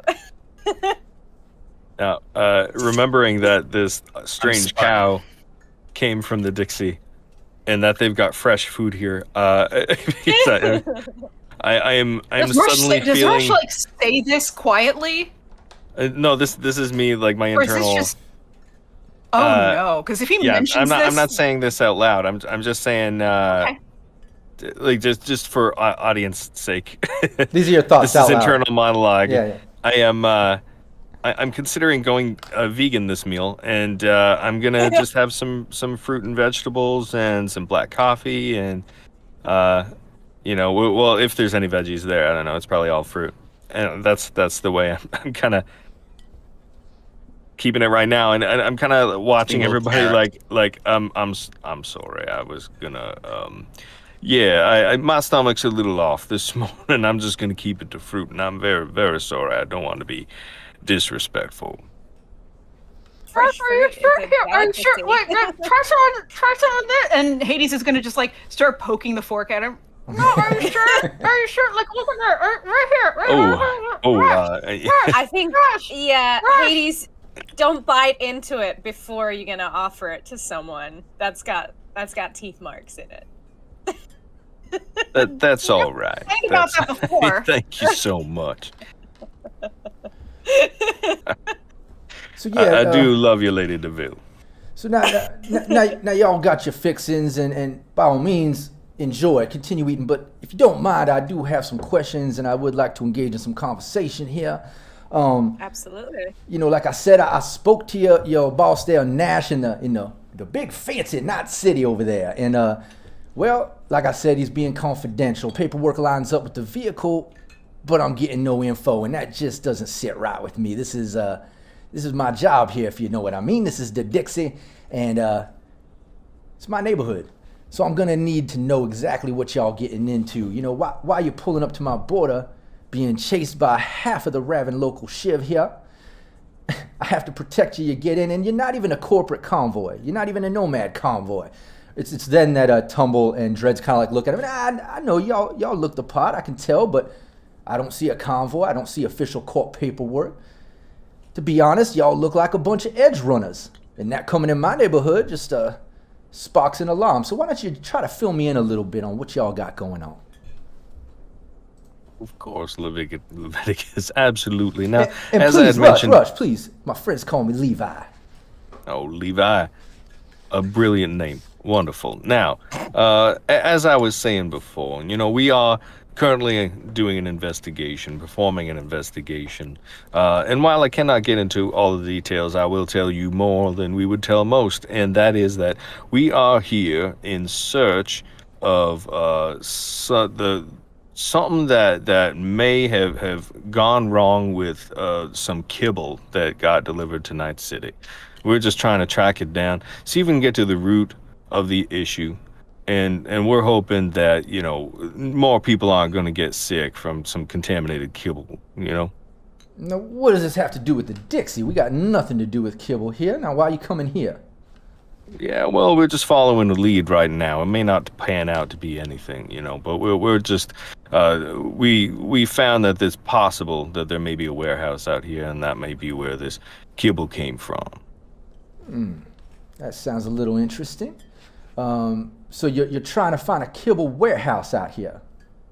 Yeah, one that's off the books, in fact. So, well, I can assure you that's what we're trying to do. There's nothing off the books going on in my neighborhood, and there's no kibble facility throughout the Dixie that I know of. So I don't know that this is lining up so well. Well, with due respect, there's always you can hide things from anybody.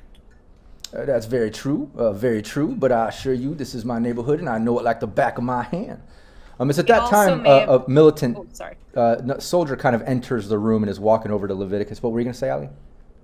Oh, it may have not stopped along the Dixie, but through transport there could have been different vans or some other cross-contamination that we're just trying to get to the root of. That's why we're a small team operating. It's a lot harder the more people that you send after this, We want to make sure that nothing gets through to your very important self or all of your very fun-looking guys. Exactly. If there's some kind of food contamination going on, it's for the safety of everyone that we nip it in the bud. Yeah, you and not you, bud.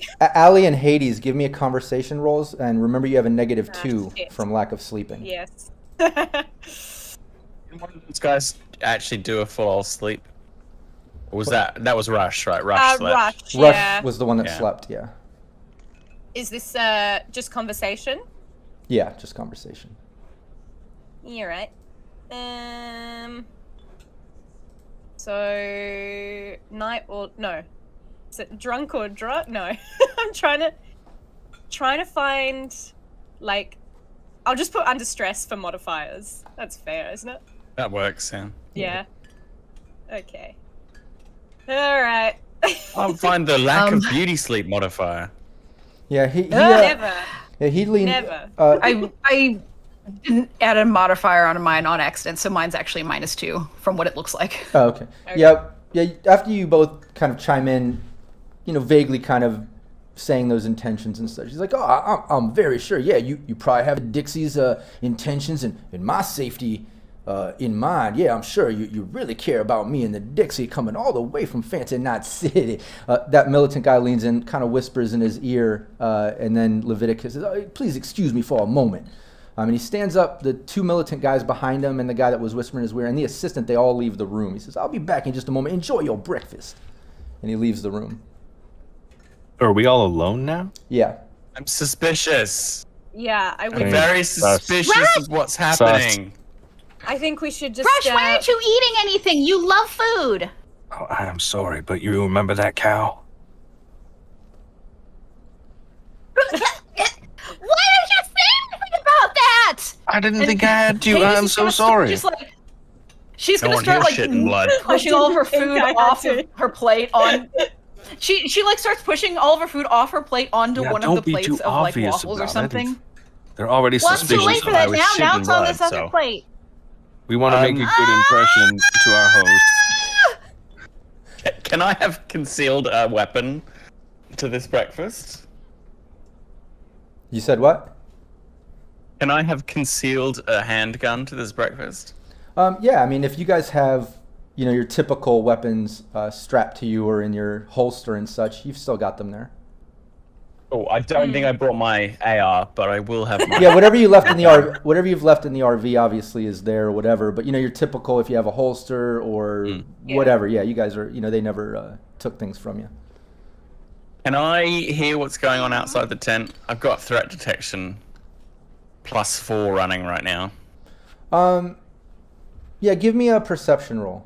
It's a like a makeshift cargo container with a door. So it's not as easy as a tent, but still, yeah, you can listen at the door, kind of hear what's going on out there. Give me a perception. Oh, I don't know why that's minus. Oh, because I'm tired. Yeah, that makes sense. You're tired, yeah. The only You're one who got a sleepy. good But you night. have your bonus in your roll ability, don't you? Does that Yeah, cancel so I that? got 4th. Yeah, that's the last modifier, the 4. Oh, I see it. So Okay, yeah, I okay. got 4, 3, 5, minus 2, and a 4. Yeah. Okay, cool. It's a lot of modifiers. You're not getting a lot of details, but you hear, some talking outside the door. Even a little bit of kind of like arguing. You can make out the Colonel's voice because of his accent. Sounds like he's raising his voice at the soldiers or something along those lines. But you're not getting any details. You're not hearing details. But apparently, Something. Hi, what's going on? Something's up. Raised voices. Rush, you move around all sorts of different people. What's your read on this? What's my gut saying here? Well, Is this... you never did a human perception on him, but you can when he enters back in the room. I remember you asked me last night before going to bed.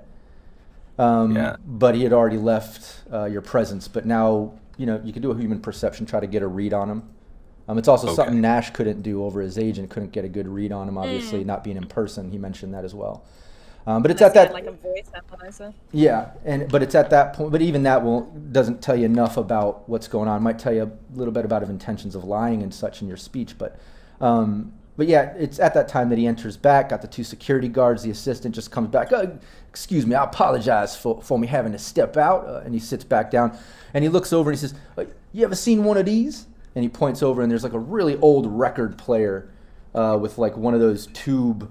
A gramophone. Yeah, almost like a gramophone, but it's a little more modern. It's not like an old antique, but antique to 2045, I guess.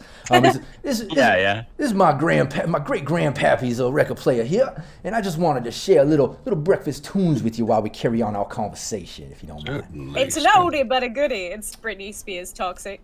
So he snaps his fingers, and the assistant busts out a crate of like really old records. I mean, really old stuff, and starts putting it on, and just starts playing some music for everybody to enjoy. Look, Levi, we're trying to be straight up with you here, man. I don't know exactly what you want from us to be able to get on with our business, but we have a lead, we have coordinates, and we'd love to do our follow-up, report back to where we came from, not cause you any more issues than we already have. Oh, well, I appreciate that, and I'd like to get you on your way too. Bud, give me a conversation.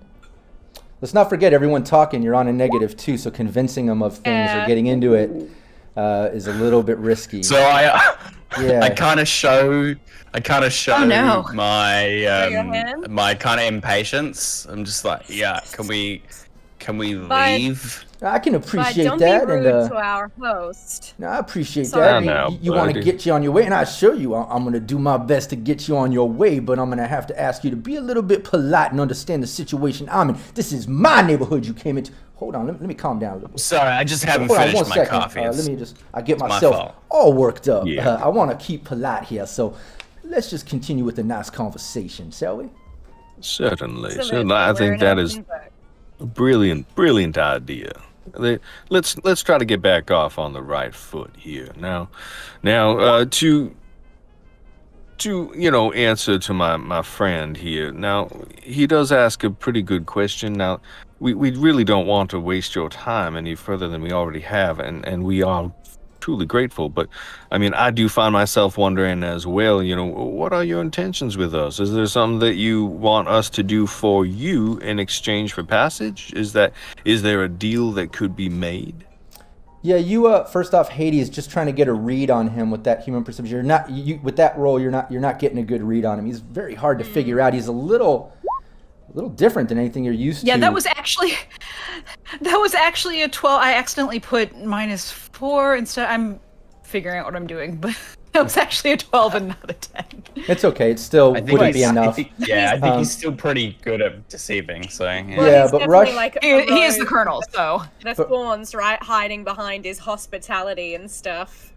Oh yeah, and Rush, give me conversation to go with that human perception.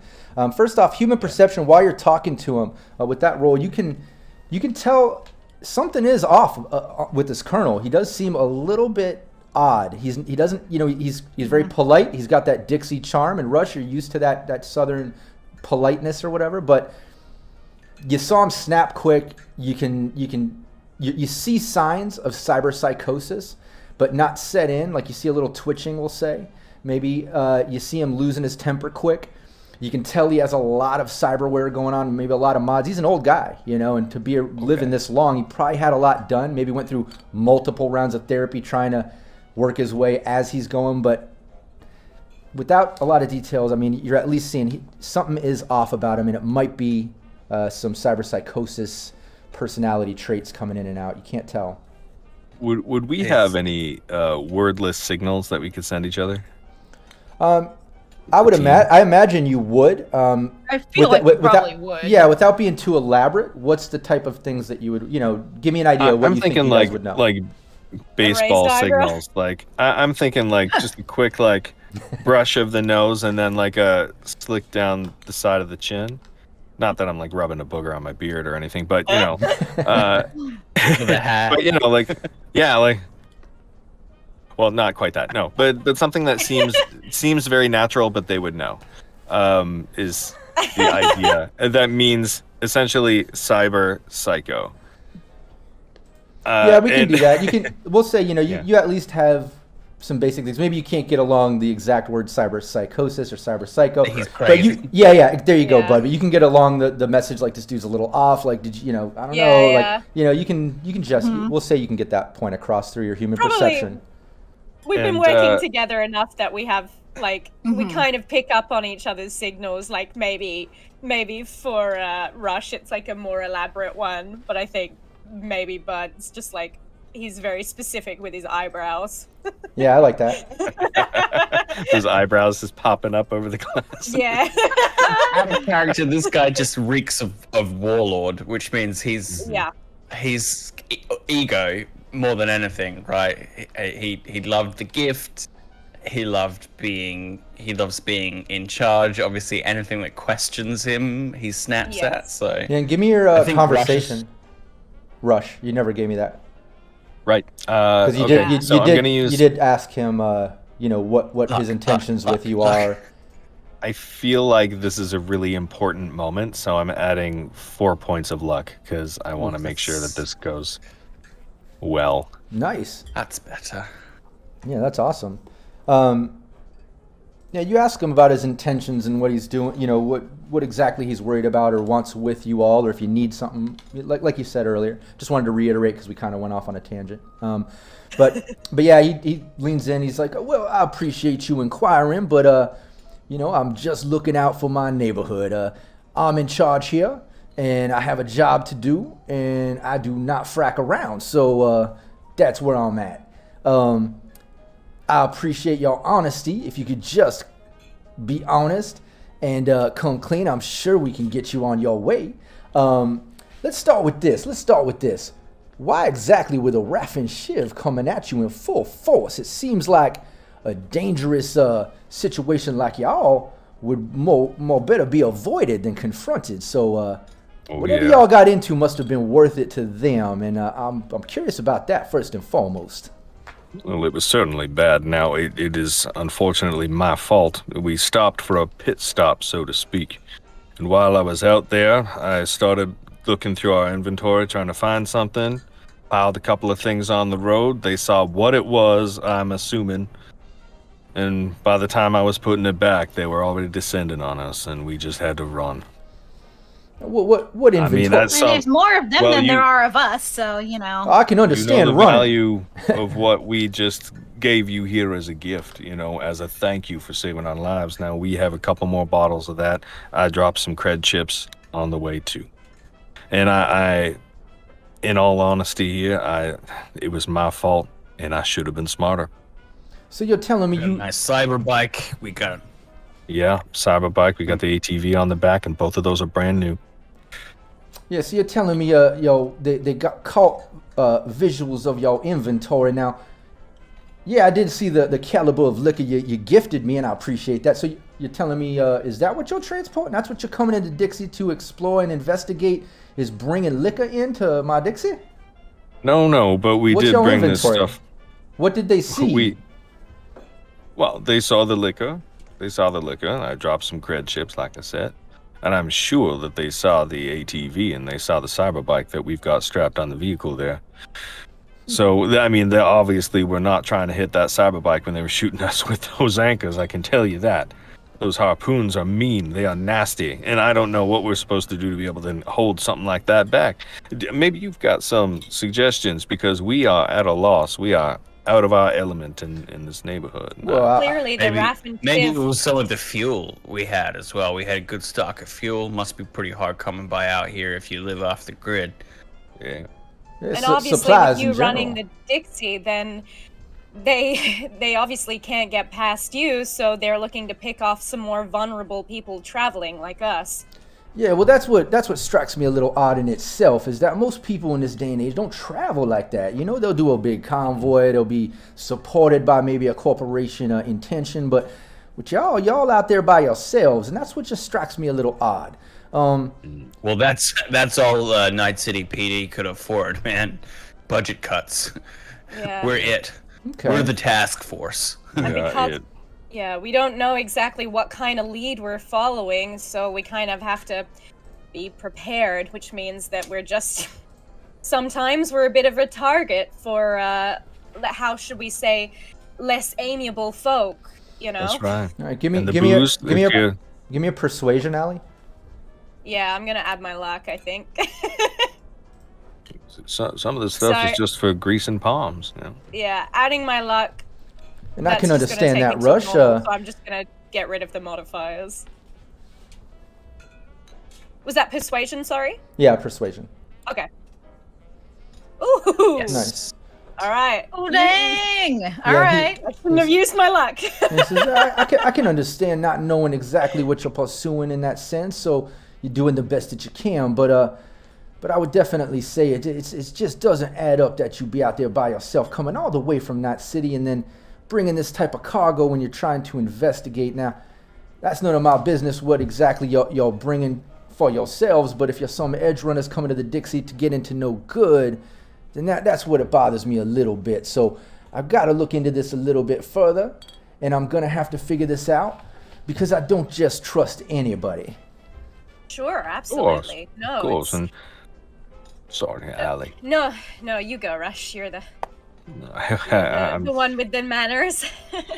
Well, sure, absolutely, and I agree. It's not a good practice to just trust anybody that rolls in off the street, especially when they're being chased and you have to save their butt. You know what I'm saying? So, well, especially when they don't tell me way. exactly what their full intentions are, and I don't know their full cargo, and their boss that they've been referred to with their actual paperwork comes confidential. There's a lot of red flags here, Rush, and I hope you can understand that. Certainly can. And as much as I would like to play and tell you absolutely everything, I'm just not at liberty, you know? If Nash did not tell you, then that gives me the sign that maybe I should be a little bit less forthcoming, but I've already told you too much. Give me a persuasion. Give me a persuasion there, Rush. Oh man, I hope this works. See, I'm gauging conversation versus persuasion based on Yeah. things that you all are saying, whether it's factual or influential. So just so you understand why I'm flopping back and forth. But I'm lying a lot, so. well, you're all, maybe not as much lying, but leaving out things and stuff. You know, you're trying to be vague. Lying by omission. Yeah. Yeah, it's at that time, you can tell the colonel just kind of like nods and seems to get it, but then his assistant leans in and whispers in his ear. And then you see the colonel's expression just kind of change. Absolutely no. Let's focus. Yeah, he just kind of, you see his expression change, and he looks at you and he says, Rush, why don't we just take a little look? Can we step out and maybe take a little look in the RV and see exactly what kind of inventory you have? Sure. I think I feel a little Levi, better. I have an admission to make. Now, the rest of y'all enjoy your breakfast. I'm just going to step out here with your boy, Levi, Rush. wait! Yes, Hades? Wait! I have an admission. It's me. It's my fault. Excuse What are me, you man? talking about? It's because cleaning bot.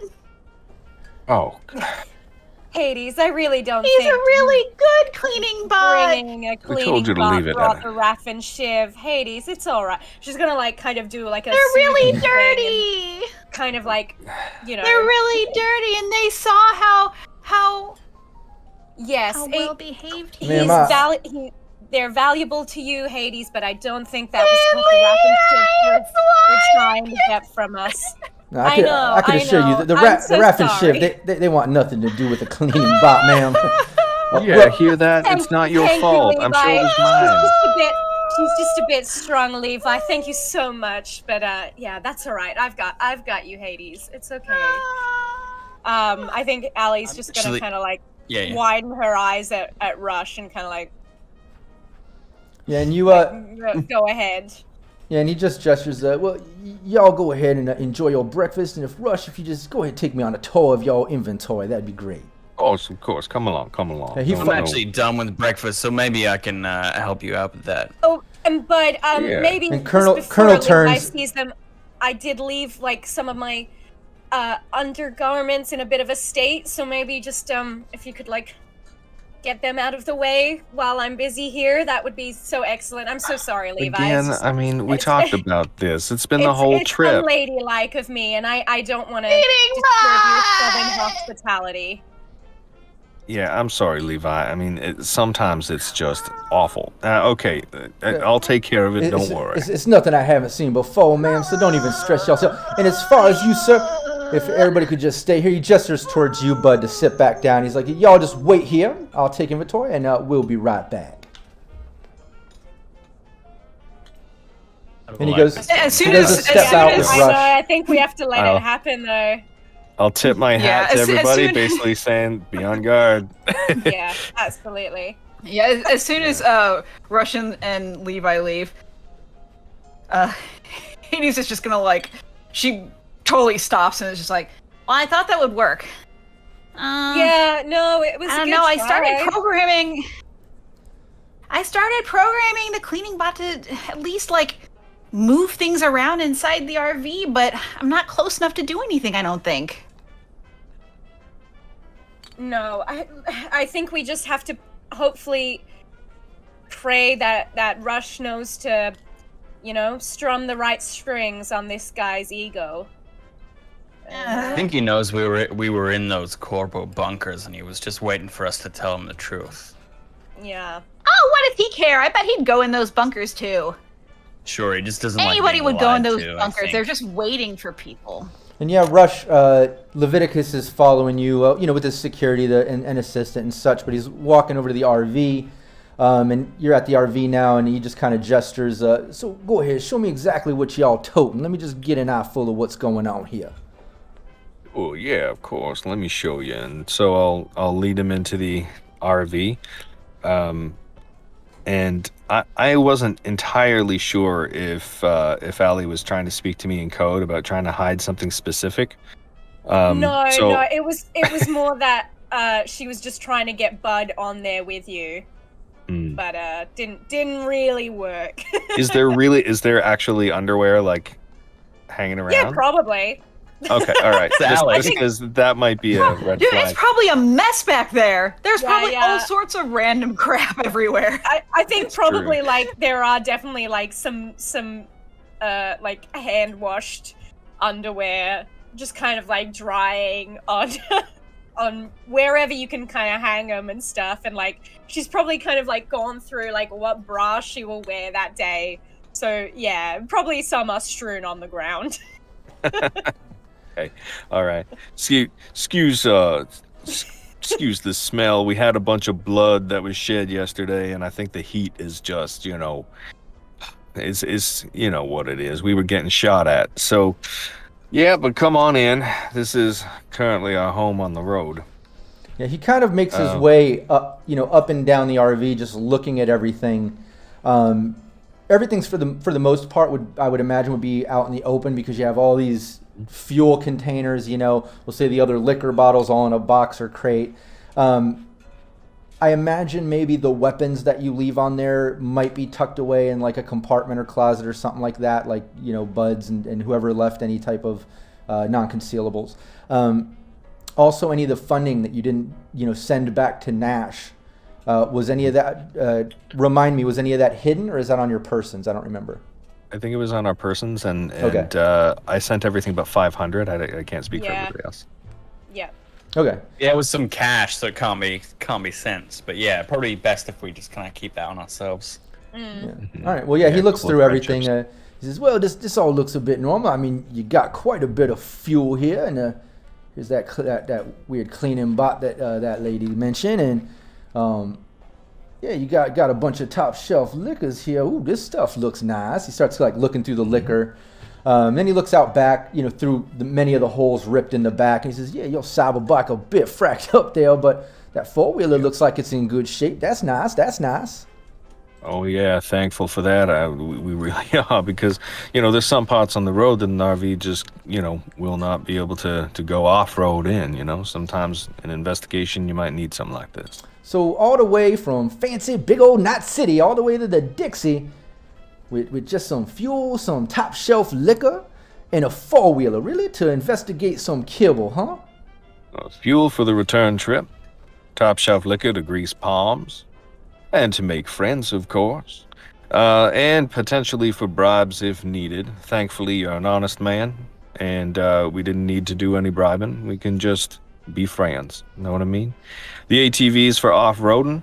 Cyberbike was something that one of the nomads wanted to bring along as well, just in case, because sometimes you get on these roads and there's a lot of broke down vehicles that have been left behind. Cyberbikes can get between them. You know what I mean? Yeah, give me a persuasion. Okay. This guy's super paranoid. Yeah. I'm This gonna. is his territory. Yeah, and his brain's all fracked up from way too many implants. That's Too many two secret points spices. of luck added. Yeah, he just nods. He's like, "Well, I can understand that then, if everything's adding up like 28. that." But Holy crap. yeah, just for a shout out, that was an amazing roll. But but yeah, no, I can understand that. That seems to add up just fine. It's still not making sense that the Raffin would go all out like that for just that. But or why you come all the way here with only that to investigate. But okay, I guess fuel way back, four-wheeler for riding, liquor to grease palms. Okay, that might make some sense. His assistant taps him at that moment and just kind of like points at his watch. And then Leviticus says, let's get back to breakfast. This seems to add up all right, just fine for me. And he heads back. And directs you back, Rush, back to What's the breakfast table.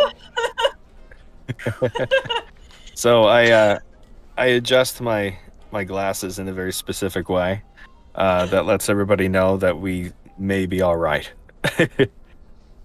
Probably safe. Yeah, and it's at that point I want everybody to roll a resist torture and drugs. What?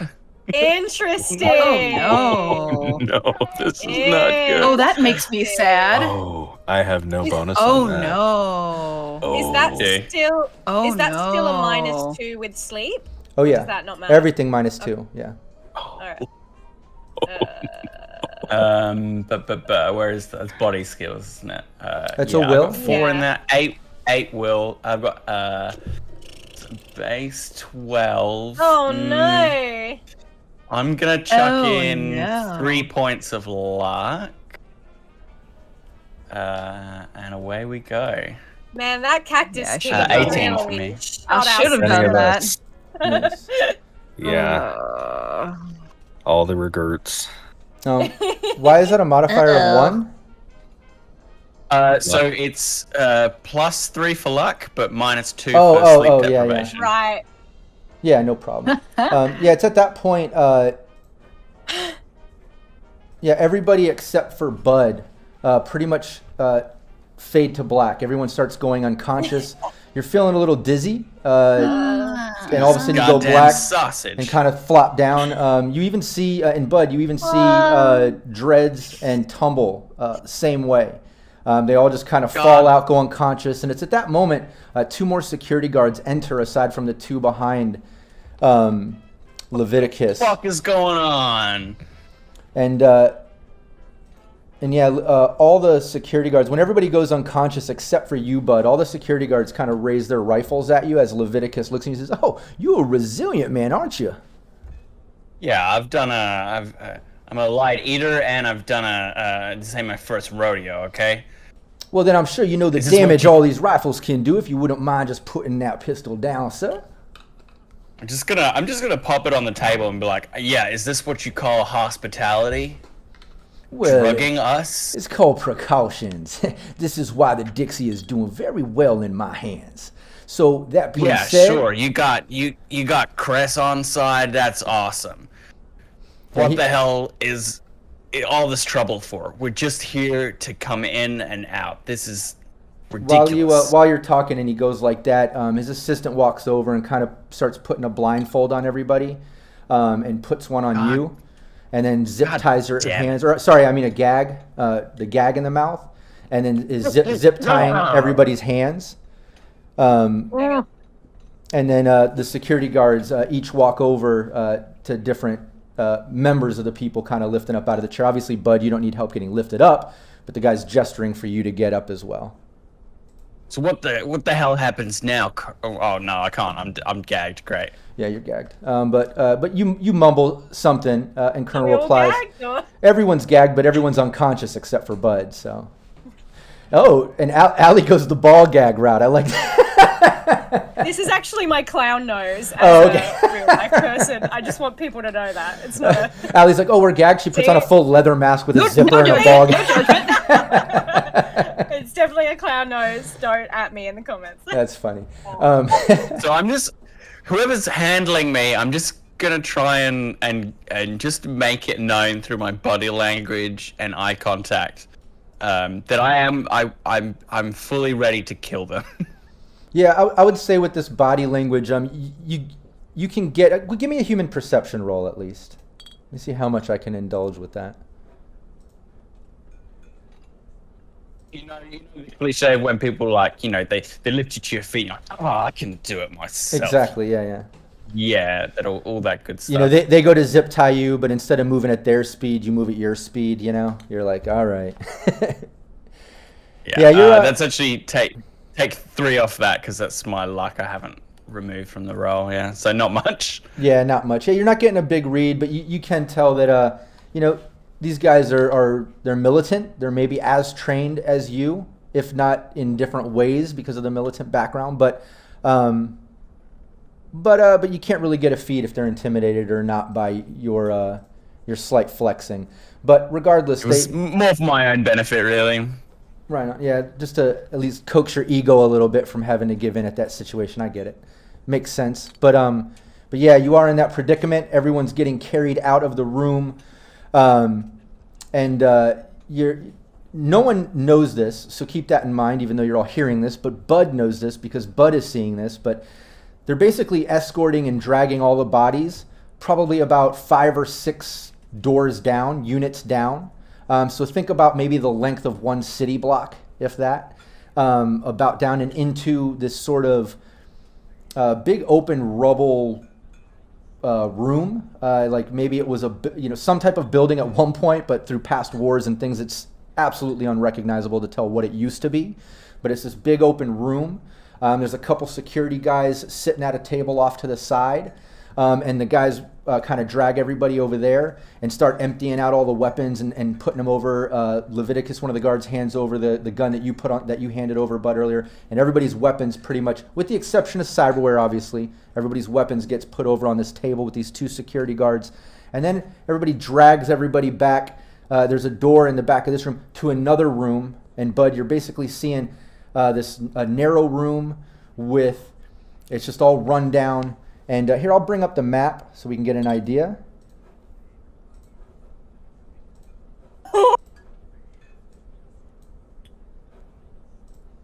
And you're basically in this back room, and everybody is put in these bathtubs on the left. So as they're putting you in, the security guards and everybody, they're stripping everybody's clothes off and throwing them off to the side. So everybody's clothes are pretty much piled up over here in this crate. and everybody is zip tied and gagged and naked in these bathtubs over here, with the exception of Hades that they plopped on this table over here. And then the other security guards that came in and the assistant left. There's this other guy that's in here that looks pretty rough, kind of crazy looking. He's chilling in there, and Leviticus starts talking to him. Bud, you're the only one that's going to pick up on this, but what were you going to say? So they tried to strip me? Oh, yeah. I'll strip myself. Okay. How many people are in this room? It's the 4 security guards, the assistant, and this other sort of crazy-looking guy. I'm fucking tempted. Like as soon as they take the zip ties off to take to arc up, I'm not gonna let them strip my clothes off if I'm conscious. That's no way. I'm not getting my organs cut out. They undo my zip ties. I karate punch the guy who undoes my zip ties in the throat. Okay, yeah, give Do you me know your karate? Yeah, you have martial arts, don't Karate? you? Hell yeah! He knows all the karate. You Yeah. better do this, because I swear to you, if they take any one of my organs, I'm blaming you specifically. Yeah, I mean, I had a chance to do something, right? So Yeah, give me your martial arts. 19. Nice, that's a hit. Give me the damage. God. Two sixes. Oh shit, is that 2 6s? 2 6s. Oh hell yeah, give me the Critical damage. Yeah, let me get to the critical table. He just exploded this man. It was Yeah, give me like his bare hands. 2d6. You got to roll 2d6. All we needed to get him that angry was to get 9. stripped naked and zip tied. He just went like Where am this, I and the at? man's head just pops off. Takes the zip ties and just goes. His Punch. soul floats out of his Boom. body. Oh, there it is. Sorry. Oh, Martial arts is torn the muscle. best. So yeah, you chop him, ripping his muscle during the process. So now this guy is a -2 to all melee attacks. But you, Can I have my second attack? that's what I was gonna say. Yeah, you Boom, still boom. have. Yeah, thanks. An 18. Yes. Yes. Nice, that's a hit. Give me the damage. Cool. Save my organs, bud. Yeah, please save us, bud. No, that Save one's us, a 1 bud, and a save 4. us. That's only 5 damage. Oh. Nice. You Oh, do that. no. He still kind of coughs up some more blood and kind of stops from stripping you.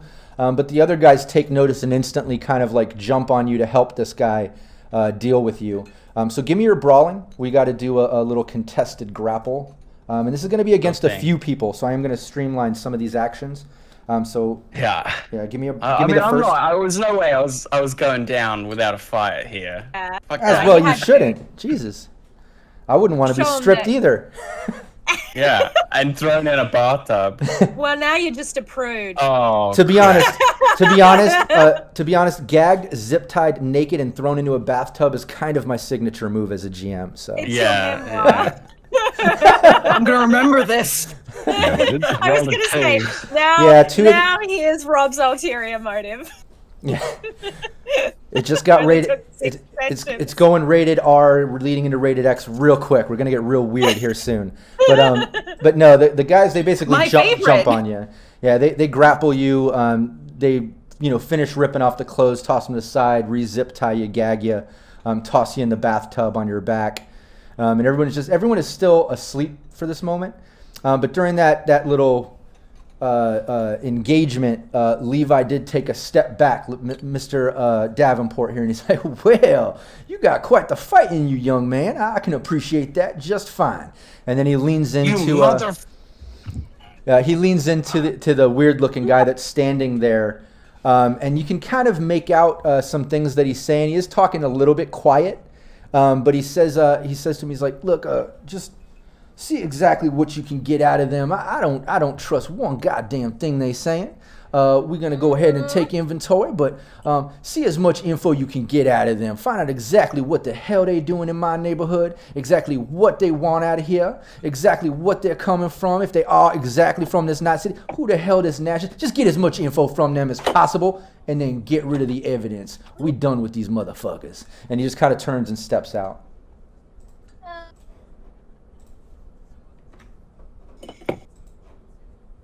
Oh no. It's right there that we're going to take our break. For our heroes. We're going to take our break right there. Well, Bud, save the group. Well, And, Hades, hang on to our spleen.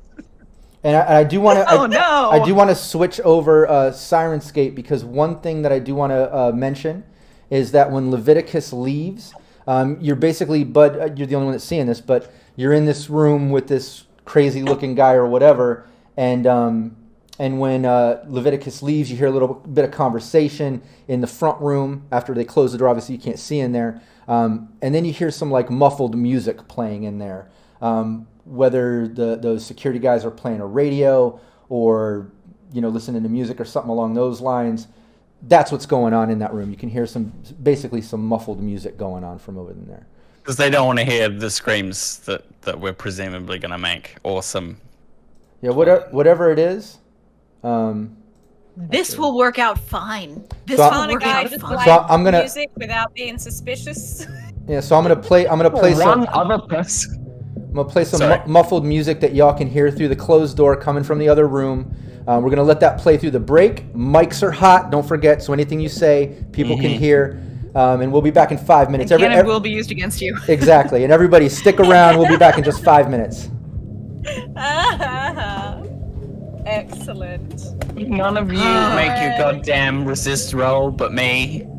I mean, we tried. I have. Hades leans into drugs, okay? Hades leans into drugs. I mean, even I had- unintentionally. Yeah. I had a base of 8. Oh, just a no. Terrible roll. Rush and stays pretty. Sorry. Yeah, but just with like my -2 to everything. Yeah. Hades so shoved that food down her throat. She ate everything. Yeah, so. Yeah. so much of it. That sucks because the next piece of cyberware I was gonna get was a pain modifier. Well, I want to get toxin scrubbers. Yeah. Perfect for this kind of Because thing. I just thought, like, for not just for this campaign, but for Ali's, like, I was gonna add it to my list, but the cyber snake is like at least 1,000 eddies. As soon as you wake up, you can't be disarmed of that, so at least you can fight back. Well, as soon yeah, as you I know. wake up. but Yeah. I gotta wake up first, and Hades is the one on the table, so. I was hoping that's right. I was hoping I could get to our weapons on the table, but Yeah. All right. I'm gonna. that second shit roll was not. Yeah. I'm gonna go to the lure. Honestly, I think your karate and the cyber snake are going to be the saving grace here. Yeah, unarmed. Being able to fight so effectively unarmed is going to be real handy if we can get out of these tubs. Yeah.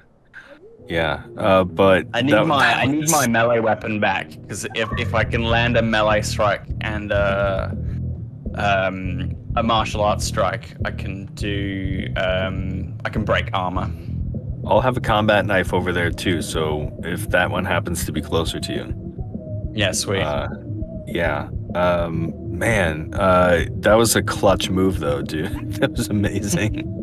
That was like a couple of clutch rolls. That was amazing. Yeah, it was nice just to get like a little bit of a little bit of fight back on him, Yeah. Even if it was mostly symbolic at this stage. Hey, at least they know that you're willing to do it. Like you'll break some skulls if you have to. So are we supposed to should I take my shirt off or something, or? I think you have to cosplay it. We should all come back with our gags on and. I don't know what to use for a gag. Do I just take off my socks and? Oh, I've got a. No, that's not even. It's too small of a tissue. It's not gonna. That'd be really gross anyway.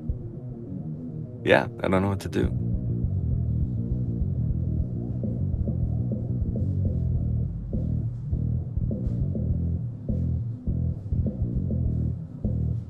pretty sure it's not Levi listening to this music, for what it's worth. Yeah. He's into more retro, I think. So, how's Bud gonna save the day? That's what I'll say. Yeah, so I was just saying, yeah, if I can get to my bow staff, which is on the table, I can start cracking through armor. Because if I land a melee and a martial arts strike, I can like double armor break, which would make these guys go down a lot quicker. So yeah, that's my goal. Is like whenever my hands get free, is to start fighting, and then hope when they get to alley, the cyber snake does some work. Oh, that's true. That's true. Well, and like, Yeah. I've got a couple ideas. We'll see. We'll see what happens. Did Rob say they like ripped the clothes? Because that's all I got. Like I didn't bring extras. Dude, also clothes are fucking expensive. They are, especially when it's Clothes are not cheap. fancy. And they better respect how It's better. Oh my god, I thought you were putting a mustache on. No. I'm just I'm giving myself an electrical tape. Yeah, no.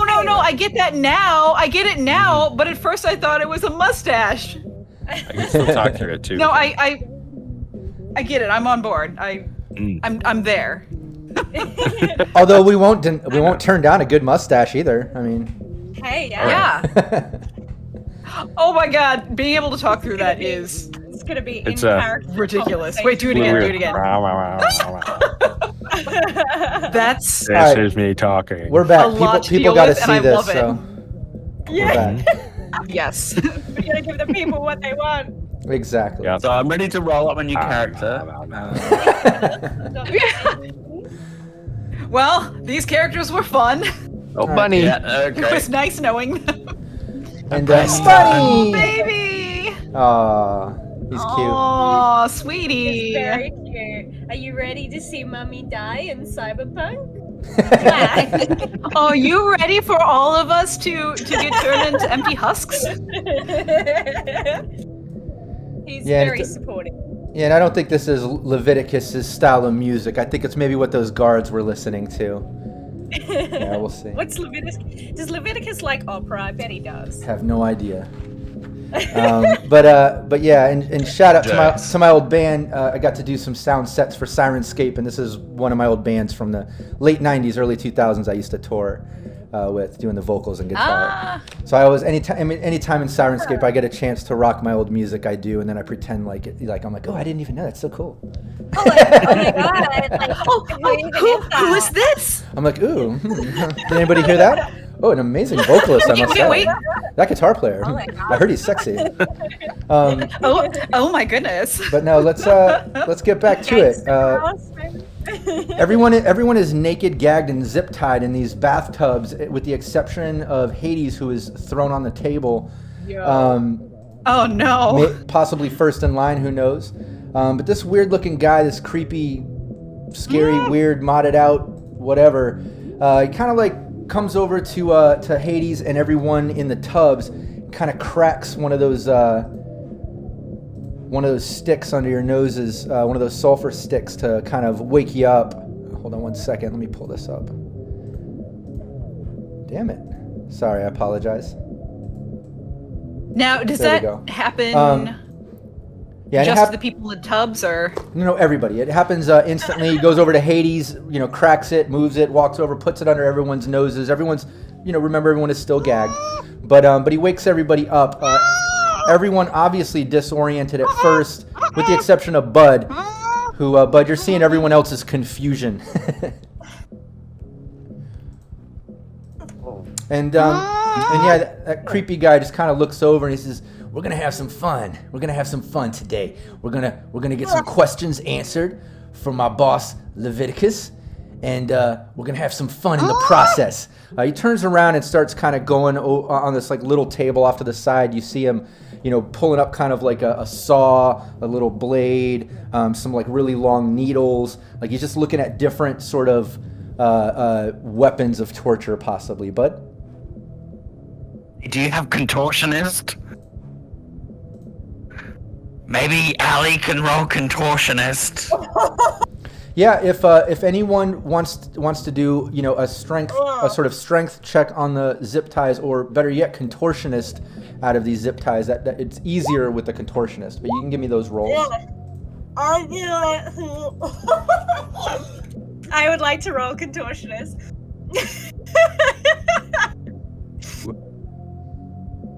Is Rush a better contortionist than Hades? Like, that is a visual I do not understand. Yeah. He's been in this situation before. Yeah, it seems. Fair. Did Bud roll it? Oh yeah, Bud rolled it. I see it now. Sorry, I didn't roll up. My first rodeo. Actually, I have an idea though. Hold up.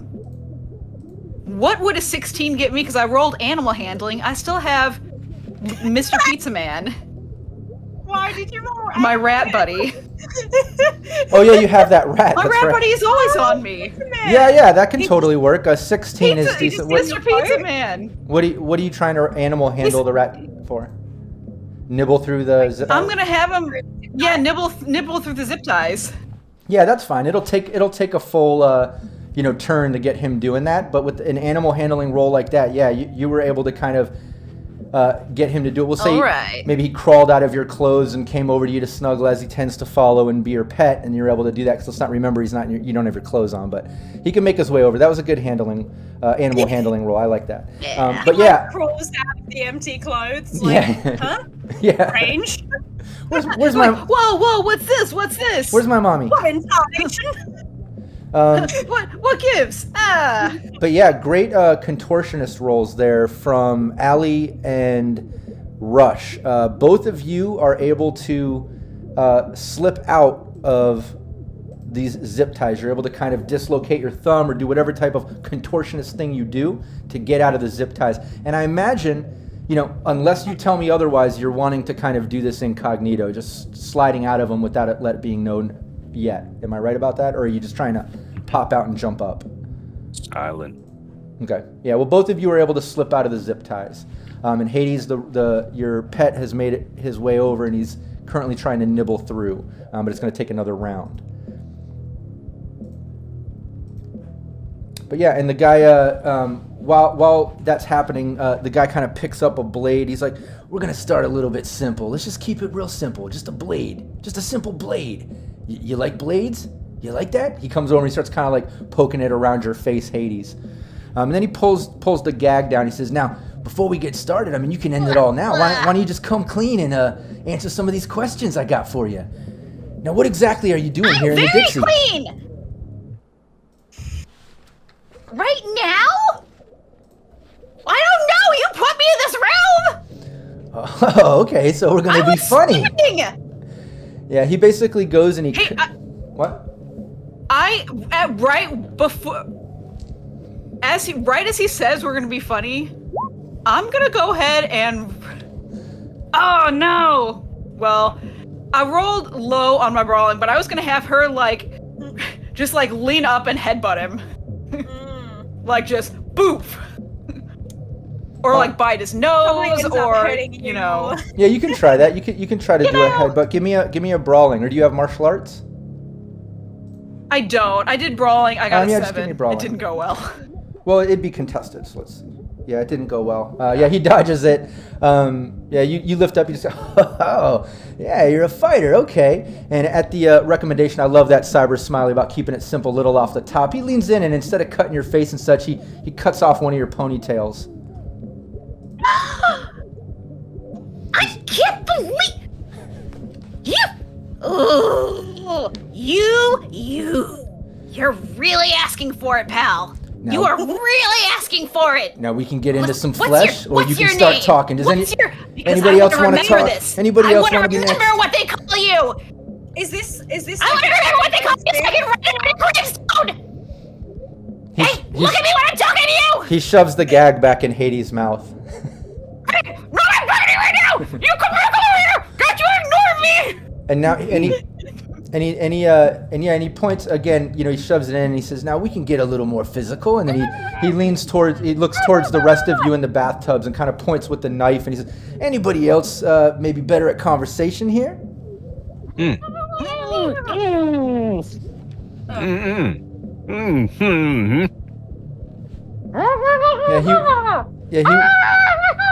walks over to the bathtub and he kind of goes down the line and he just kind of like rushes, presses the blade up against Dreads and then Tumble, and both of them are just kind of like jolting back and looking at him. And then he goes over, Bud, you're next there in line on the tub. He kind of like rubs the blade against you and he says, "Maybe you want to be next." Then he goes over to Allie, over to the next one, starts rubbing the blade. And he takes the gag out of Allie's mouth. He sees you nodding. Yeah, you want to talk, asshole? Can I use my cyber snake, please? Oh, yeah. Yes! Yes. Yeah! Yeah! Just right on his face. Just like snake to the face. He says, "Oh, you gonna speak up, ma'am? You maybe have something to tell me about all this?" Yeah, she's gonna be like, "You want to talk, asshole," is like her leading line, and then let's see what happens. Did that roll? Yeah. Nice. Yeah, give me the damage. 16 to hit. Okay, cool. Oh yeah, and I crit failed on his contested of.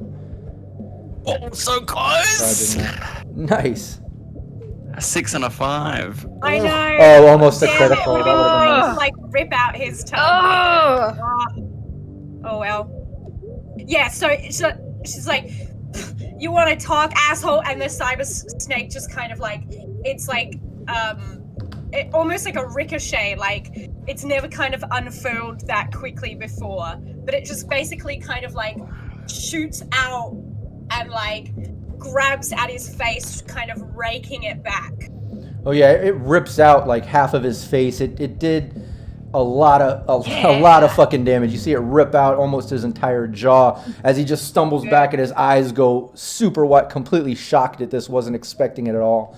And he stumbles back kind of against the table where Hades is strapped up. In fact, let me move the token a bit.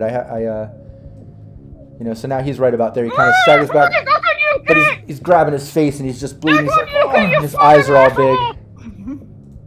Yeah, I'll take this opportunity to jump in. I'll take this opportunity to jump in too.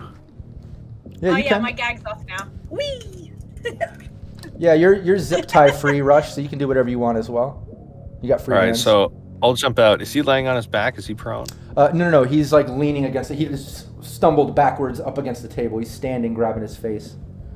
All right, then I'm gonna slide across the floor on my knees and uppercut his nuts. Nice. Yes! You have martial arts? I don't. Okay, then just I brawl. guess it's brawling? Yeah. Okay. Someone let me go, please. Is that in combat? But no, honestly, hit him in the nuts first. That's way better. Yeah, please do. Oh, yeah. Please do. But also, don't totally destroy them because, let's see, who in chat said this? Yes, Warped Wolf brought up that Hades is going to have his testicles for earrings, and that's going to happen, so. Hey, right. Nice. I rolled badly. Yeah, you go over, you try to uppercut, and he sees you sliding over, and as you come over and give that uppercut, he just kind of like dodges to the side as he spits up some more blood, but you do have a second brawling attack there. Oh, okay. Is it possible to... Go for the other one. Wait, what was that? I can't disarm him without martial arts, right? Right, yeah. Okay. No, you can, but it's -8. It's like a named shot. -8. All right, I'll take another shot at... targeted shot or whatever. Yeah. You can either break a leg or disarm with a -8, yeah. Yeah, you can do that. Oh, okay. But it is a -8, yeah. Yeah, just... Yeah, there's two of them right there. Go for the other one. I'll just go for the nuts. Oh, that's better. Hey, you have a knife. A 21. Yes! 21 to the nuts. Nice, yeah, give me the damage. 21 to the nuts. And that is a direct hit to the jewels. Give me the damage. What do I roll for this? Is it just it depends on your body. Yeah, it would be either what's your body? Probably a 2d6 or 3d6, I would imagine. Where's my body? Your body Can't stat. find My body, Should my be at the body top. lies over the ocean. Okay, it's 4. Body. 4? Oh, As far over the that ocean might as be this a guy. 2d6 or a 1d6. I don't have it right in front of me. Let the Okay. body And in the go future, you for can it. add that damage to your character sheet as a punch or whatever, or kick. Oh, cool. Yeah, I have mine down. Brawling attack. Yeah, I can't Alright, remember if then- a 4, I think, is a 2d6, but I'm not positive. Okay, we'll should go I with go we'll go with ahead? 2d6. Go for it. Okay. I'll look it up later, and then oh well. If I'm wrong, I'm wrong. Okay. It'll be fine. What'd you get? 4? Nice. 4. Same as my body. Nice. Same as my body. Yeah, he Body- coughs up some blood and basically collapses to his knees. You can tell. I mean, without even doing a human perception or even any type of perception, you can tell that blow. He's hanging on by a hit point, so to speak. Don't let him get any weapons from the train. But as he drops to his knees, he does take a slice at you with the knife. He takes a couple slashes at you, Rush. Sure. As you do. So give me two evades, please. Yes. And you got to beat Oh, a man. 14 and a 15 here. Yeah. No. Nice. Yeah, you dodge one. You dodge one, but the other one Oh. lands. By the way, remember you are fighting naked. Yeah, 4 points of damage That's true. directly yeah. to your HP, because you're naked. That's true. That's true. Sorry, how much was that? 4? 4, 4 off your HP. But yeah, you dodge the one slice, he does another. He's still on his knees. He's coughing up blood, barely hanging on. You can see him quickly turning pale and blue from the loss of blood. He's fading out. But yeah, we really didn't do an initiative. So Should we roll that now? Hades. Well, we can get into that. This guy's hanging on by a hit point here. I mean, Hades, Bud, you guys are zip tied. You can try to. At this point, would Mr. Pizza Man have gotten through my zip ties because Yes, the next round zip ties. started That's right. okay, Yeah, so Allie and Hades, because he you two started are before free. this guy. Exactly, yeah. It'd be one round, so. I might try Hades athletics this time. What's that? Sorry, Hades, you go. You finish. Oh, I was gonna say, hey, if Hades is free, Hades has something she would like to do. Okay. You go first. This sounds great. Hades. So I imagine the doctor still kind of like took a swipe, but is still relatively close to the Oh yeah. table. He's where leaning. she He's leaning against your table. Was. Yeah, he's leaning against it. She's He's on quite his knees. generous. Hades is gonna take and rip off the gag, and she is going to just lunge at him and just completely bite the crap out of his neck, and just like just launch on him and bite him. Okay, cool. Would that be a brawl? Would a bite be brawl? Yeah, totally. I don't mean, know if what teeth register as. Yeah, I don't know what martial art uses aggressive biting. Yeah, there's not much technique. to, It'll get you banned in most. She has martial very, arts. very technical teeth. yeah. And for this one, she's gonna use 5 luck Okay, go for it. Give me brawl. because she is in a mood. Yeah. She is in a mood. So we're gonna go. This guy's suffering some there we negative go. modifiers here from his state of wounds, but give me your brawling. Good. Oh yeah, that's a hit. Give me the damage. I mean, honestly, 1 point of damage would have done this. So you can describe how you ended this guy's life. So at this point, he's leaning up against the thing. He just took a swipe at right, and he missed the first one, but then he connects one with Rush. And Hades now has only 1 pigtail. 1 pigtail is not a pigtail.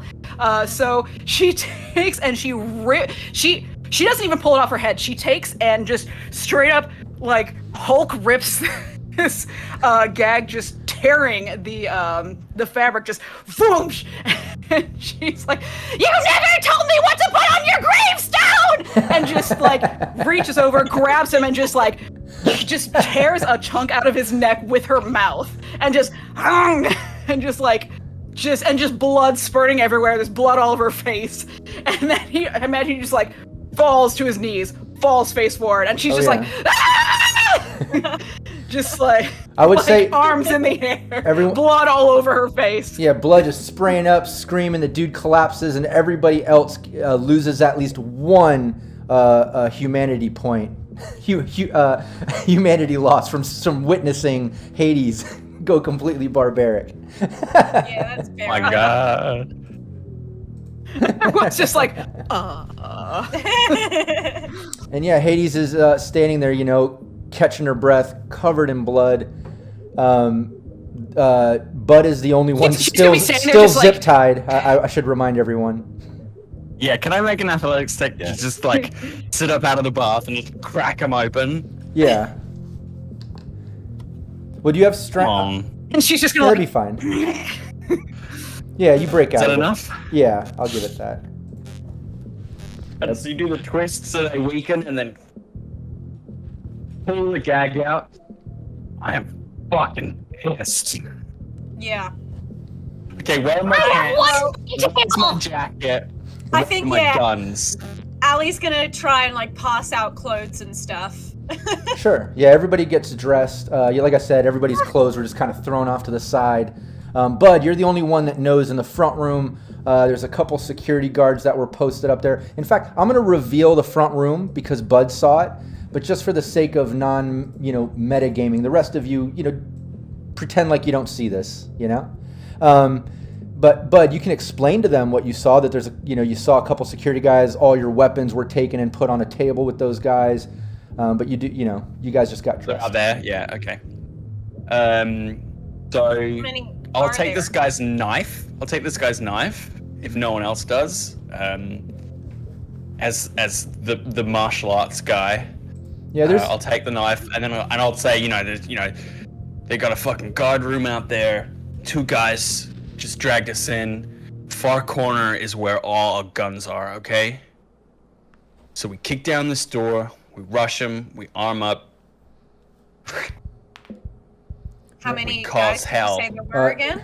Yeah, and just two dragged us in, but like they got an army out here. So once we're out of here, we make a rush for the RV and we get the fuck out of Dodge. Yeah. Yeah, and it's right then you hear and you look over and Tumble and Dreads are still naked and zip tied, looking at y'all like. Oh yeah. So while I'm giving the explanation, I'm gonna use the knife to cut their zip ties. Okay. Pull the gags off. Oh, I chuck their forgot about clothes you at them. too. I'm gonna get their clothes and like Whoops. if they've got shirts that go on, she'll like hold them out. But if not, she'll just kind of hand them out. Yeah, Nothing they're to getting be dressed. ashamed of, boys. Yeah, Dreads just looks at you. He's like, "Ma'am, I hope you didn't see too much there." He looks like he's turned a little bit red. Really, nothing shocks me anymore, Dreads. You really shouldn't be worried on my account. And Tumble interjects. He's like, "All right, so what the fuck are we doing to get out of this situation? Bud, you said there's a couple guys out there. What the hell is going on?" I think we're Guys out basically there, gonna rush. all our weapons are on a table. They took them all. They're all out there. So come by this door. I'm gonna rush them. Just two guys two guys come in out there. Y'all said there's only 2 As far guys. as I know. All right. As far as I know, yeah. Well, there's 6 of us. We bum Well, rush there's them. more of us in here. That's right. We bum rush them. Get our gear. Make a run for the RV. It's only like a block away. Okay. I'm with it. Dreads nods. He's like, Do we have the You keys? leave. I mean, I have one reservation, Bud. They went into our RV. How do we know that it's not, not being landlocked or that Tumble we can't interjects. use it? Tumble says, "Hey, whatever they put on it, I'll get that shit rolling quick." He's like, "Whatever they did to my baby, I'll get it back. We're the fuck out of here." All right, but don't forget, it had taken a beating before we even got here. I know. One problem at a time. And the first problem is that these guys need this knife in them. Sure. All right. Grab any tools if you need them. Yeah, improvised weapons, whatever you guys can find, I reckon. Yeah, because I think you said there was a saw on the table as well. Yeah, there are. There's 2 different. Oh yeah, there's like. Yeah, there's 2 different, types of blades or knives. There's a saw. There's also some long needles. Now, depending on your body, what your body stat is. In some cases, your body stat might allow you to do more damage from a punch and a kick versus like a needle or a small blade that only does like 2d6 or 1d6. So, I mean, you guys know your body stats and your strength more than I do, so you guys should decide who's grabbing a blade or a weapon or who's going to rely on martial arts or something else. You know what I mean? My cyber snake, so I'm going to just use that. And you all can roll initiative. Click your token and then initiative. I'm going to put all 4 of my solo points into initiative. Is there a bone saw there? Yep. Would that be 1d6 or 2d6? We'll say 2d6. Okay. We'll say the blade, the saw, 2d6, the smaller blade, 1d6, and the needles, 1d6. If nobody else wants the bone saw, then I will take it. Hades is going to take 2 needles. 1 for each hand. Okay. Are they just like hypos? Or, you know... No, they're like... anything in them? No, they're just long, solid steel needles. Think like, Right. Rambo First Blood torture through the chest scene. You know, just Right. long... I'm thinking like an epidural kind of needle. No. Like this big. No, they're not hollow. It's Well, like you more like know, a spike. More like a thin spike, I should say, yeah. Oh, cool. Less needle, yeah. Ugh. She's Kane. Hades is going to go over to... Hades is going to go over to Allie. Allie! My pigtail! A side pony is really cute too. We can figure out a way to style it. It still looks really cute. Yeah, and you hear Tumble lean over to Dreads, and he says, "Hey, just like South Night City, man. When this opens, I'll hit him high, you hit him low." Yeah. Don't forget what they did to your hair, Hades. Go get him. She's going to take the needle and just like go over to the door. Plus, I love a side pony. Who don't love a side pony? Cute. Says you're here to work, but not too hard. This side's here to work. This side's here to party. All right, but everybody, girl's mullet. everybody is dealing, licking their wounds, fixing their hair, weaponing up, getting dressed. You guys are gathered in together. You've discussed the plan. Bud has filled you in on the front room.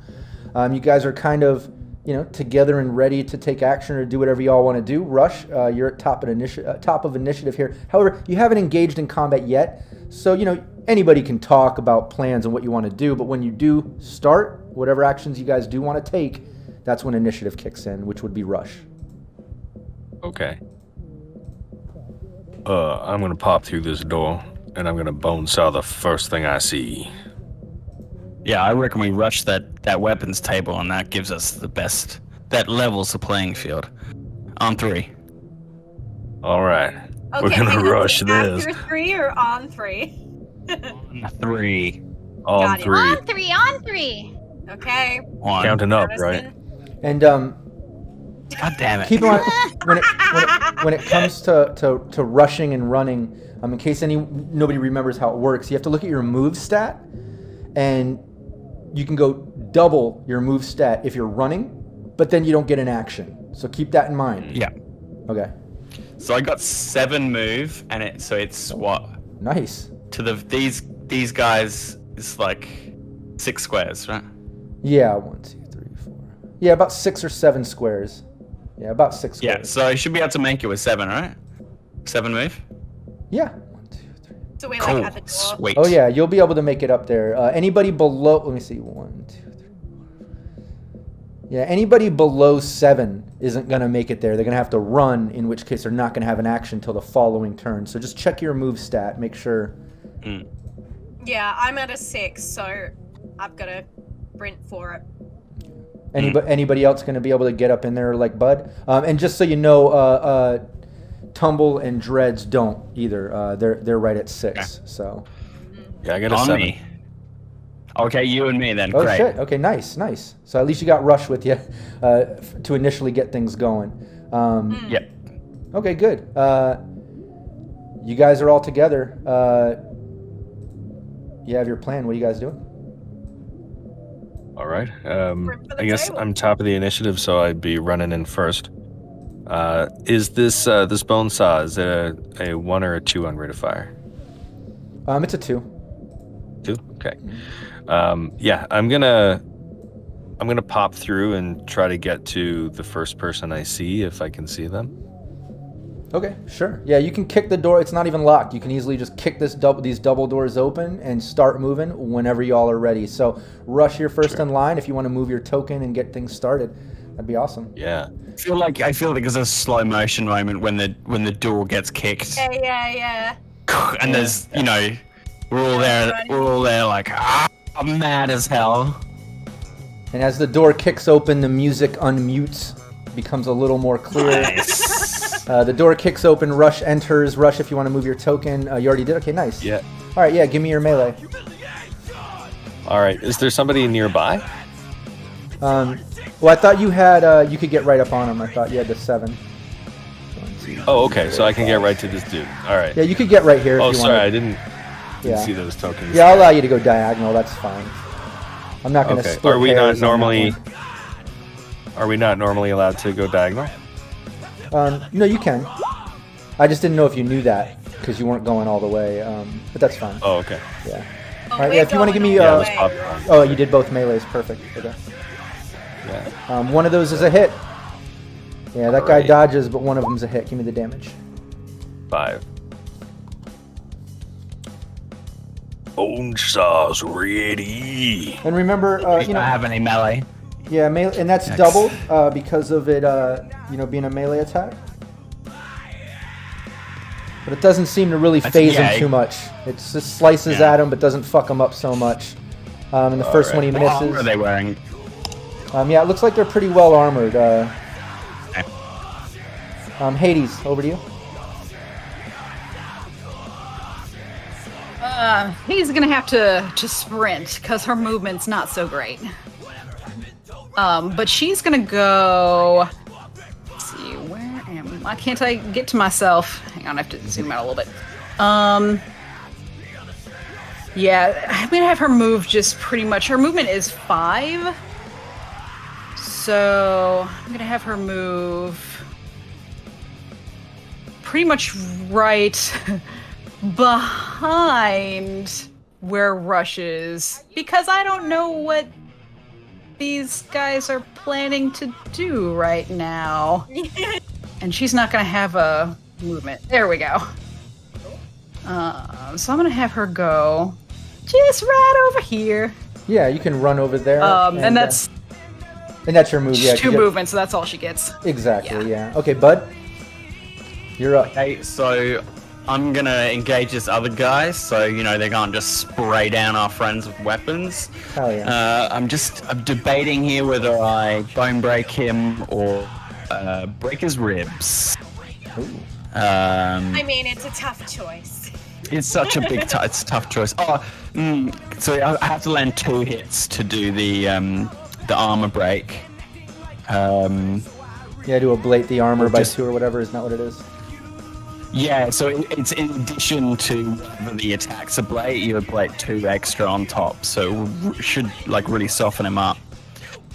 I'm gonna try that. It's the most dramatic. So I have to hit 1 melee attack and I have to hit 1 martial arts attack, and then I can do it if I make another roll. So I have to make 3 rolls to make this work. So let's give it a go. Yeah, because then it's a DV, isn't it? At that point. Yeah. It's quite a lot of requirements, this one, but hell, Yeah, go for it. let's Let's hope try we it. can do it. Hey, that's Combo fun. time. Let's do it. Yeah, that's right. I want to use the combo if I can. So I'll start with a melee weapon. It says bow staff, but this is a knife. Oh yeah. And that's I still a got hit. 11. If that's still 11, that's still a hit. But don't you also get a bonus too? So, but go on. Or no, that cancels out your combat bonus is canceled by your lack of sleep. Is that what it is? Yeah, I think so. Yeah. Okay.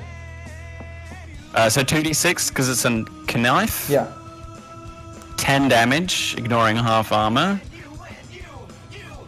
Nice. And then a martial arts strike.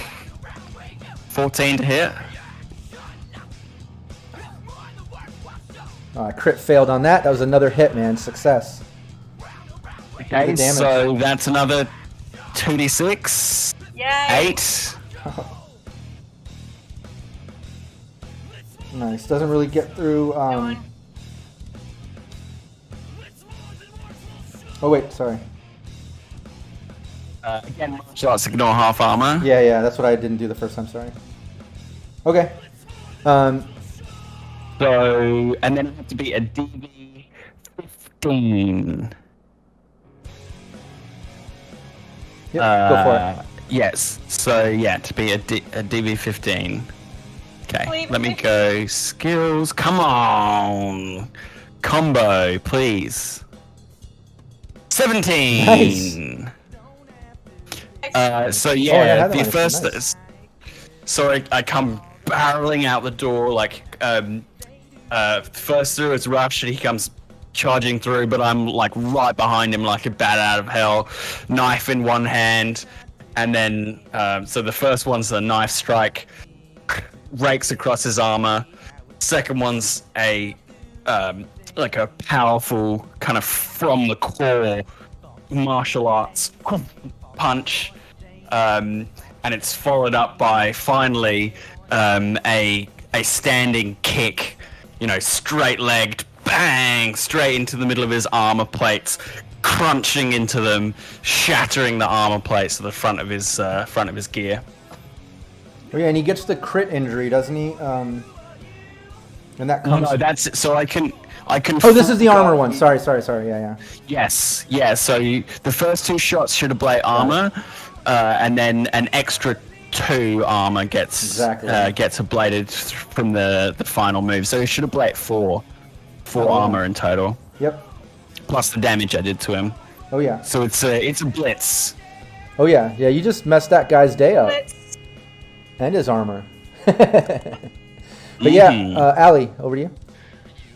Well, I only have a move of 6, so I just have to kind of like, just the adrenaline's pumping, and she's just gonna kind of like sprint as fast as she can. She'll probably position herself like next to Hades, and kind of like go to get her handgun. But that's about all she can kind of do. Yeah, no problem. You run up there right next to Hades, and you see Tumble and Dreads pretty much right behind you, come barreling behind, so they're ready to help too.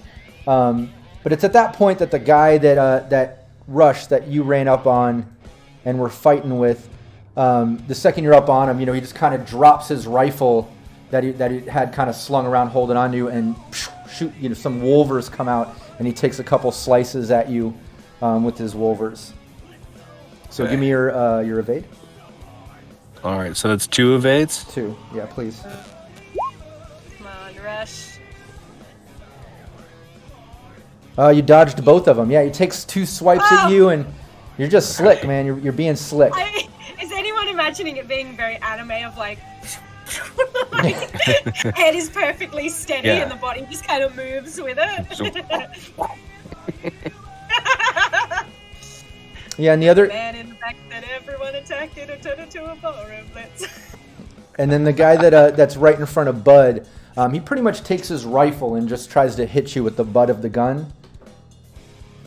That was kind of his first reaction. That's not how those are used. Yeah, rifles suck up close. But He used the butt. Yeah, give me 2 of the evades for the sake of streamlining, please. I fumbled the first one. Yeah. First one's a hit. Second one, he misses.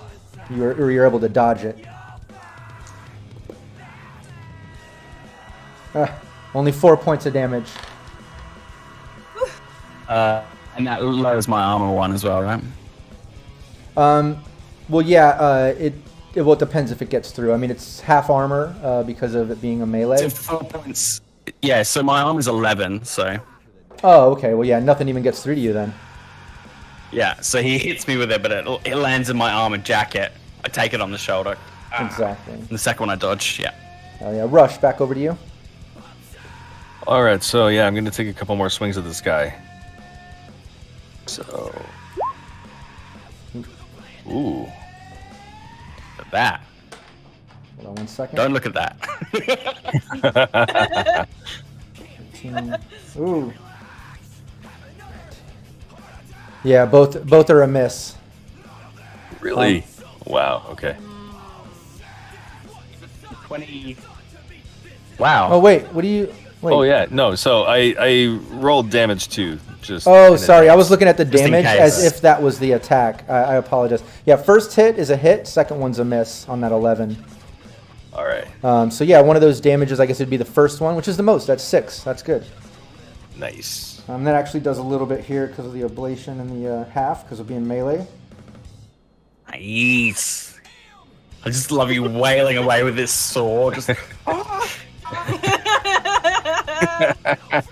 Just trying to get to the bone. Either that, The or I bone imagine stuff. he's just like, Hades.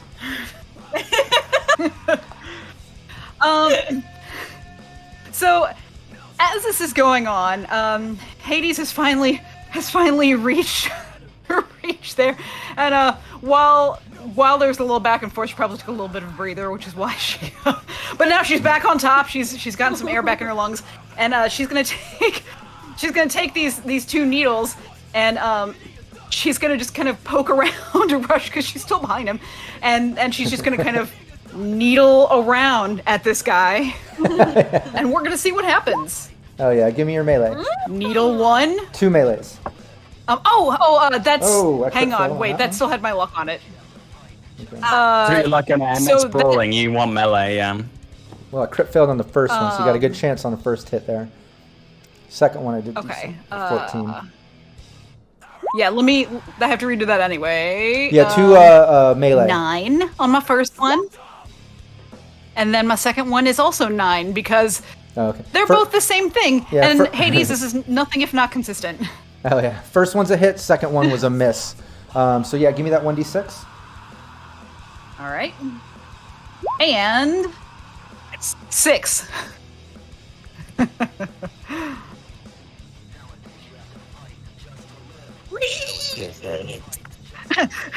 Nice. Look at my missing pigtail! Boom! This one's for that side! Those are empty syringes, or But well, they're more of a spike. They're not hollow. They're not a needle. It's like just like a spiky spike. Yeah, but yeah, Bud, back over you. Oh, sweet. Okay, so this guy's like trying to flail at me with his rifle while I give him like blows.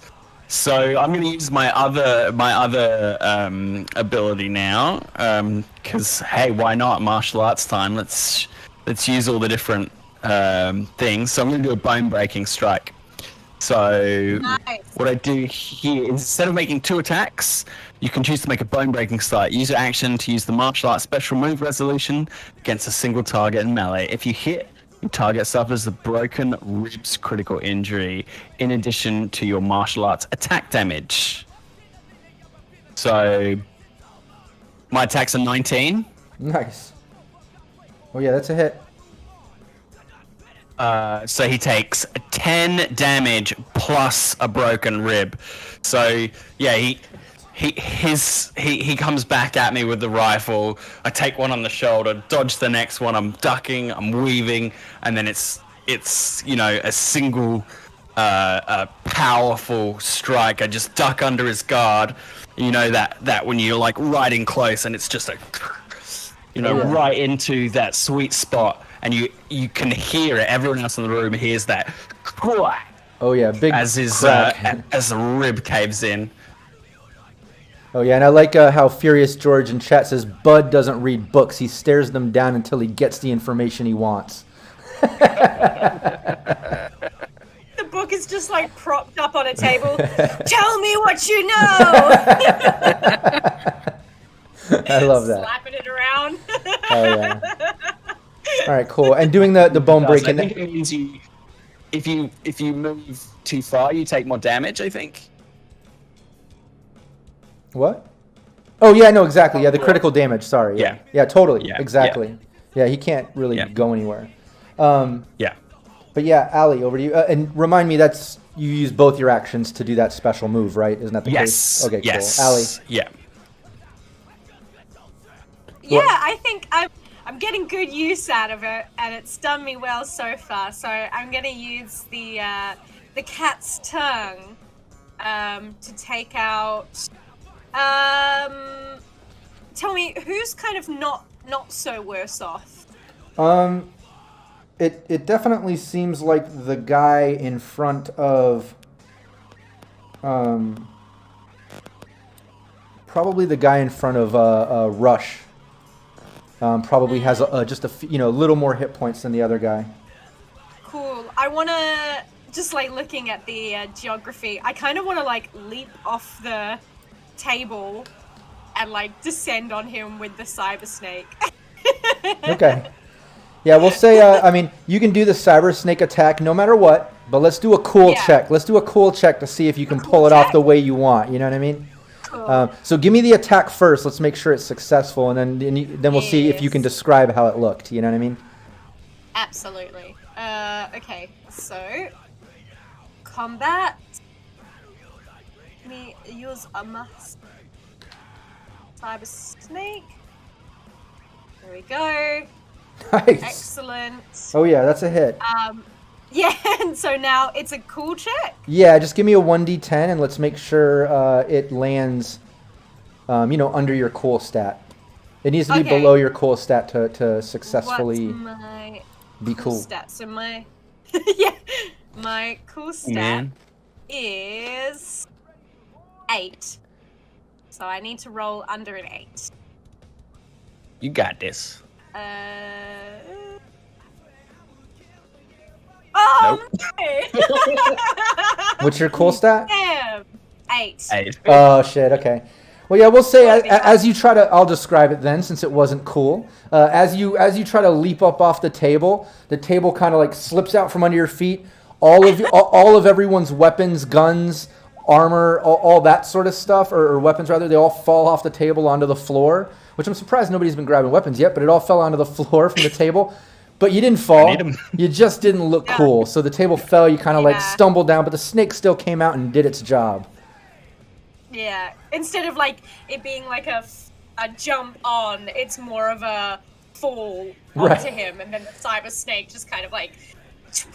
Yeah, like have you ever stepped off the bottom step and you didn't know it was there? You know, so like you look awkward, you're like, oh, I meant to do that, and then the snake comes out and does its job, you know. Like. But yeah, give me the damage. Oh yes, I so caught up in the euphoria of using my cyber snake, I forgot. Trying to be cool so much, forgot to hurt him. Yeah. Isn't that the problem in Cyberpunk? Only 5.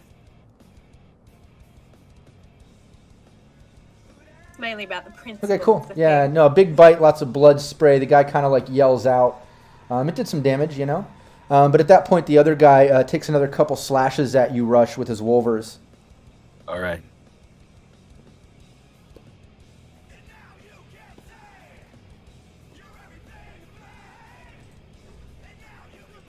Oh my. Did you roll them? Yeah, 18. Oh, okay, I see him. Oh yeah, you dodged both of them. Nice. Yeah, a couple swipes, a couple more dodges, man. Rush is doing really good at the dodging. It's limber tonight. Yeah, that's awesome. Did you make a contortionist? He didn't initially roll high on that contortionism, so. I wanted his evasion to be high because he's squishy. Yeah, fair. Yeah, the other guy, the other guy just kind of like drops the rifle that he was hitting you with, and pops out a pistol from what looks like a hidden holster in his leg, which doesn't take an action to pop out. And he takes a couple shots at you, bud, at point blank. So I don't know if you're. I'll allow you to. I mean, it's so close. I'll use dodge. I'll use evasion. Yeah. Yeah. Go for it if you have higher reflex. Is he? Yeah. Is he bloodied at all? Is he? Oh yeah, that guy's injured. Oh yeah. He's in injury bands. Yeah, that's good to know. Oh yeah, the guy. This guy is definitely injured. This is the guy that you broke his rib and stuff. You know. Yeah. Okay. So it just gives me a little bit of a better chance to dodge these bullets. Yeah, 2 evades. Skills. Evasion. Nice. So I'll take a 20. Damn.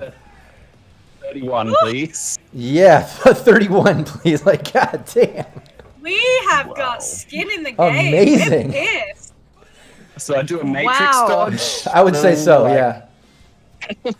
This is an evasion where I imagine the person shoots and he's just like suddenly not even there anymore. Right, yeah, like time stops.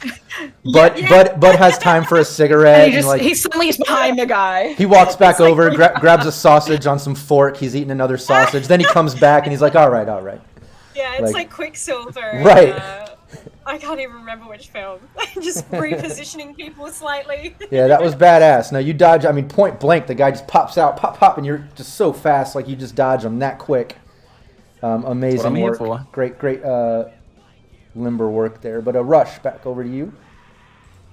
All right, I'm gonna take 2 more strikes with bone saw. Okay.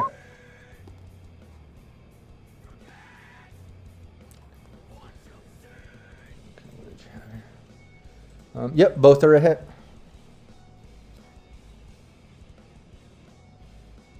I've been getting a lot of critical fails tonight, man. No successes for me today on all my rolls. It's unbelievable. Usually I at least get some. Oh, no. What is it? Oh, 10 and 7. Nice to your dice. Nice. So hard to be nice to yeah, you can describe how you just ended this guy's life, Rush. Yes! Oh, okay. Yes. Well, working on the idea that I've just been sighing on him Oh, yeah. while evading it. I guess I'm working at that collarbone and just hit the carotid or something. Low and steady wins the race. Gonna get there eventually. Just gotta be patient. You know how it is. Every so often the guy's like, get off of me. What are you doing? And he's like, no. We just got to keep working at it. Got these wolvers going on. Here we go. All right. No. Stop moving around. Let me just hit you with it. Come Now on. hold on, son. We'll make this quicker. And Hades, you see this go down in blood spray. The guy just collapses. Your turn. Oh. Okay. So she's gonna take the 2 needles and just like abruptly turn to the other guy and just shrug and just Oh my God. start trying to poke at the other guy. In his eyes? Yeah, go Yes, for it. Give me exactly. give me The your eyes are a melee. very vulnerable spot. And these are, I don't know if it makes a difference for melee. These are precision. What you try and aimed melees right at the eyeballs, 1 on each. Okay, it'll be a negative 1 needle 8. in each eye. It'll be a negative 8. Well, none of these are gonna hit. Then I'll tell you that. Yeah. Yep, Couple jabs to the eyes. She's just waving them around in the air. Yeah. Bud, you see Didn't that go go well. down? Hades That's too jump bad. over, try to jab some spikes into his eyes. The guy kind of dodges it. You're standing there. Goddamn guns. I imagine Hades too, just like, come back here with those juicy eyeballs! But yeah, Bud, it's your turn. Yeah, that's what I say. Say, get your goddamn guns. While it's my turn, I'm going to remind Ali that a Cyber Snake is a very heavy weapon and is 4d6, not 2d6. Oh, have you been doing 2d6? That's what she rolled last time. Yep. Oh, I don't know. Well, that's weird, because it should be in roll 20. Yeah, it says you use the Cat O' Nine Tails whip, 2d6 plus 0, right? You got 5, yeah. Sorry, I had it minimized, so I pressed the wrong... Oh, Cat O' Nine Naughty. Tails. Oh, well. You did your Let's whip. just let- Well, wait a minute. Naughty. Oh, well, that was that guy anyways. You know That's what? the best guy. Man, that guy might have dead already... anyway. Yeah, he might have already been dead, but he's dead anyways, so whatever. He's super dead now. If he didn't die... He was undead, and now he's super there you go. dead. Yeah, Yeah. Just want to check you're getting the most bang for your buck there. Yeah, no, totally. Good catch. In the meantime, this guy, my intention Extra is dead. to grapple him, and then once my turn comes back around again, if we're not, it's out of combat at that point, is equip him as a human shield for when we make our break. Okay. Yeah, so you want to grapple the last living dude. Yeah, so I go believe for it's grapple first, and then once you have a successful grapple, you do an equip. No, exactly. Yeah, you gotta. Yeah, you gotta. Give me your brawling to try to grapple him first. Yeah. Yeah. I'll use my last the 2. man. I'll use my final 2 luck here. Luck point spent. I'll take 2 and brawling. 14. Nice. Yeah, you grapple him up. Yep. So I grab him. Get your guns. And then I'm gonna pull him in close and then look for my pistol or my pistol. Yeah, the second you grapple him up and say "get your guns," the guy just starts yelling. He's just like, "Shit, they're getting loose! Hey, I need backup in here!" Ah! He starts yelling.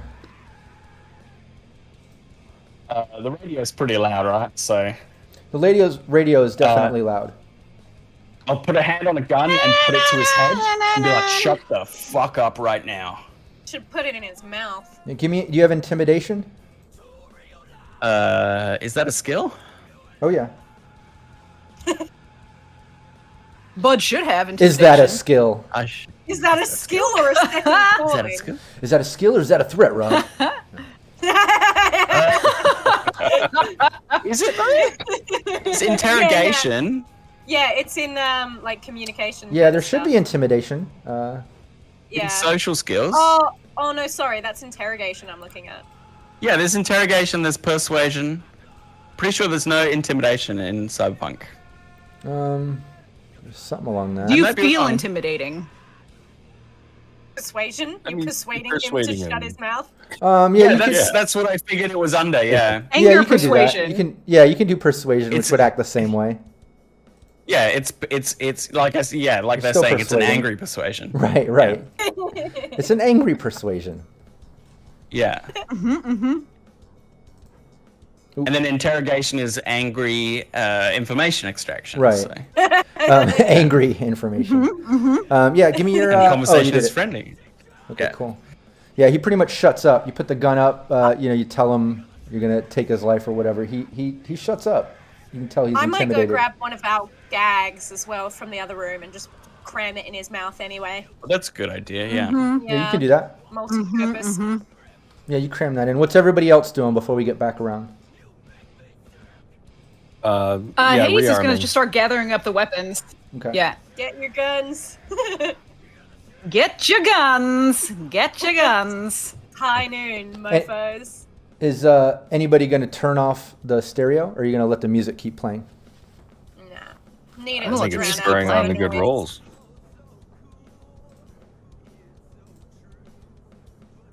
What was that?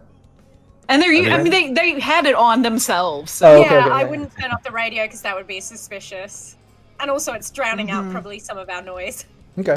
Yeah, you gag the guy. Yeah. Music's playing. Everyone's able to gather up their weapons. All your weapons are there. Nothing's been messed with. I mean, literally just taken off them, put on the table, with the exception of falling off the table onto the floor, thanks to Allie.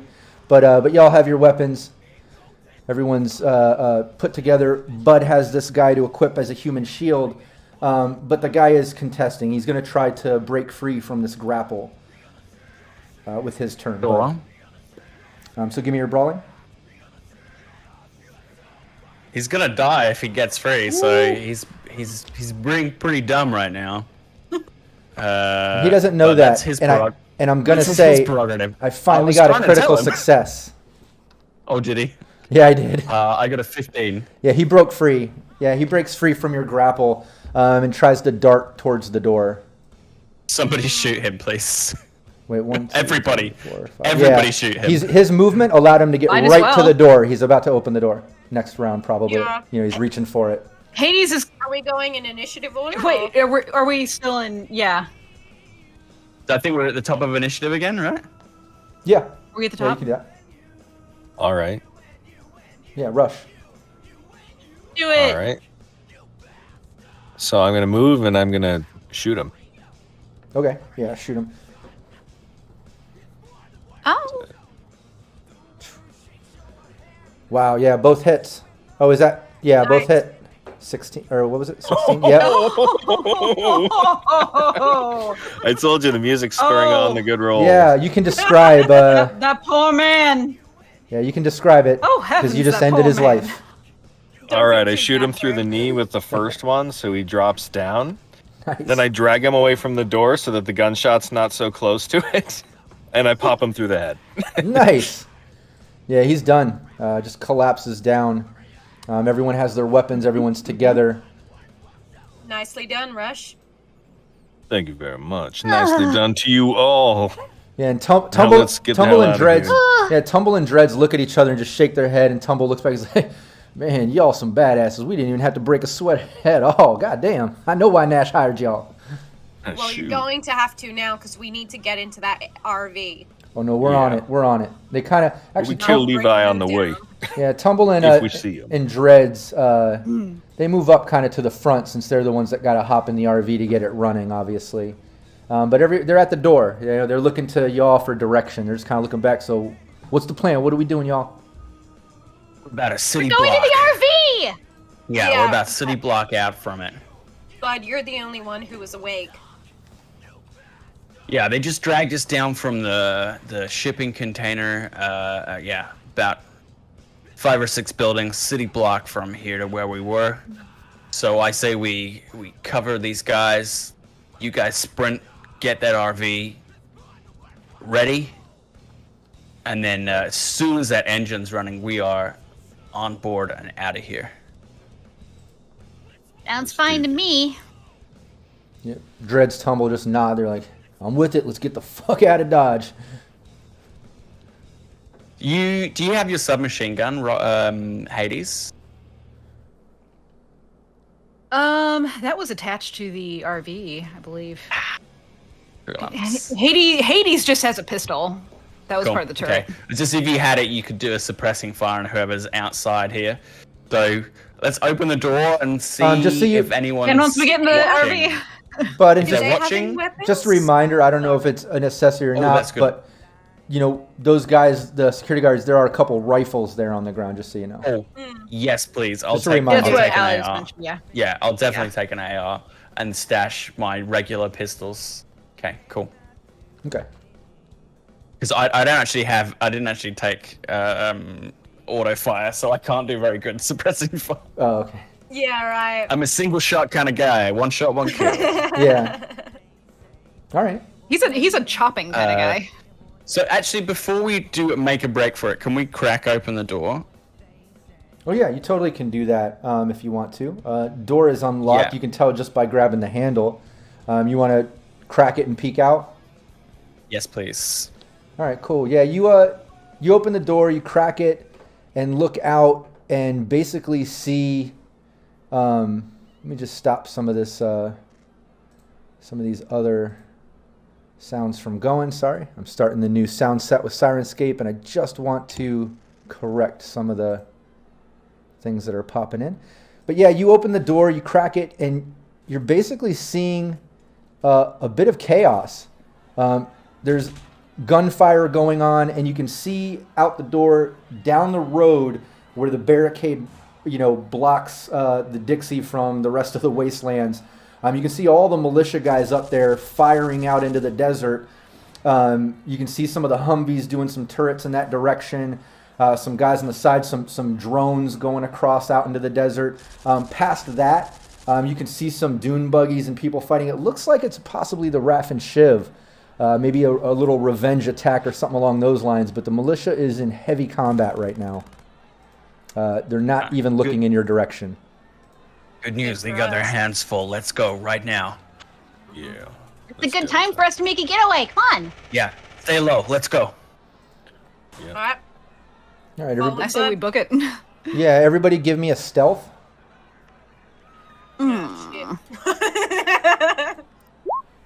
This will go well. Oh. It's. No. Oh no. Oh. Rush, what are you doing? I don't know. Missed all his good What are you rolls. doing back there? Yeah, some music is off now, and then Yeah, it seems like It's because he's not contorting. yeah, it seems Bud and Tumble and Dreads are the only ones being extremely sneaky and quiet as you're kind of making your way out the building, making your way up the street, trying to get up to that side parking lot where you see the RV. You can see it there with other vehicles. But as you're going, a couple of the guys, there's a couple militant guys come out of a container and they start running towards the front line. But as they're running, one of them just kind of like looks back and catches a glance as Hades and Rush and even Allie, you make a little bit of noise. Maybe one of you stumbled along those lines where everybody like looks back and he sees you and he just goes, "Oh shit!" and he like yells out. But no one else is really noticing, even though he's yelling because of all the combat. But he notices, and that's what you see. Anyways. All our guns come up, and then as Hades is doing, there's like a, don't do it. Don't do it. Oh, don't do it.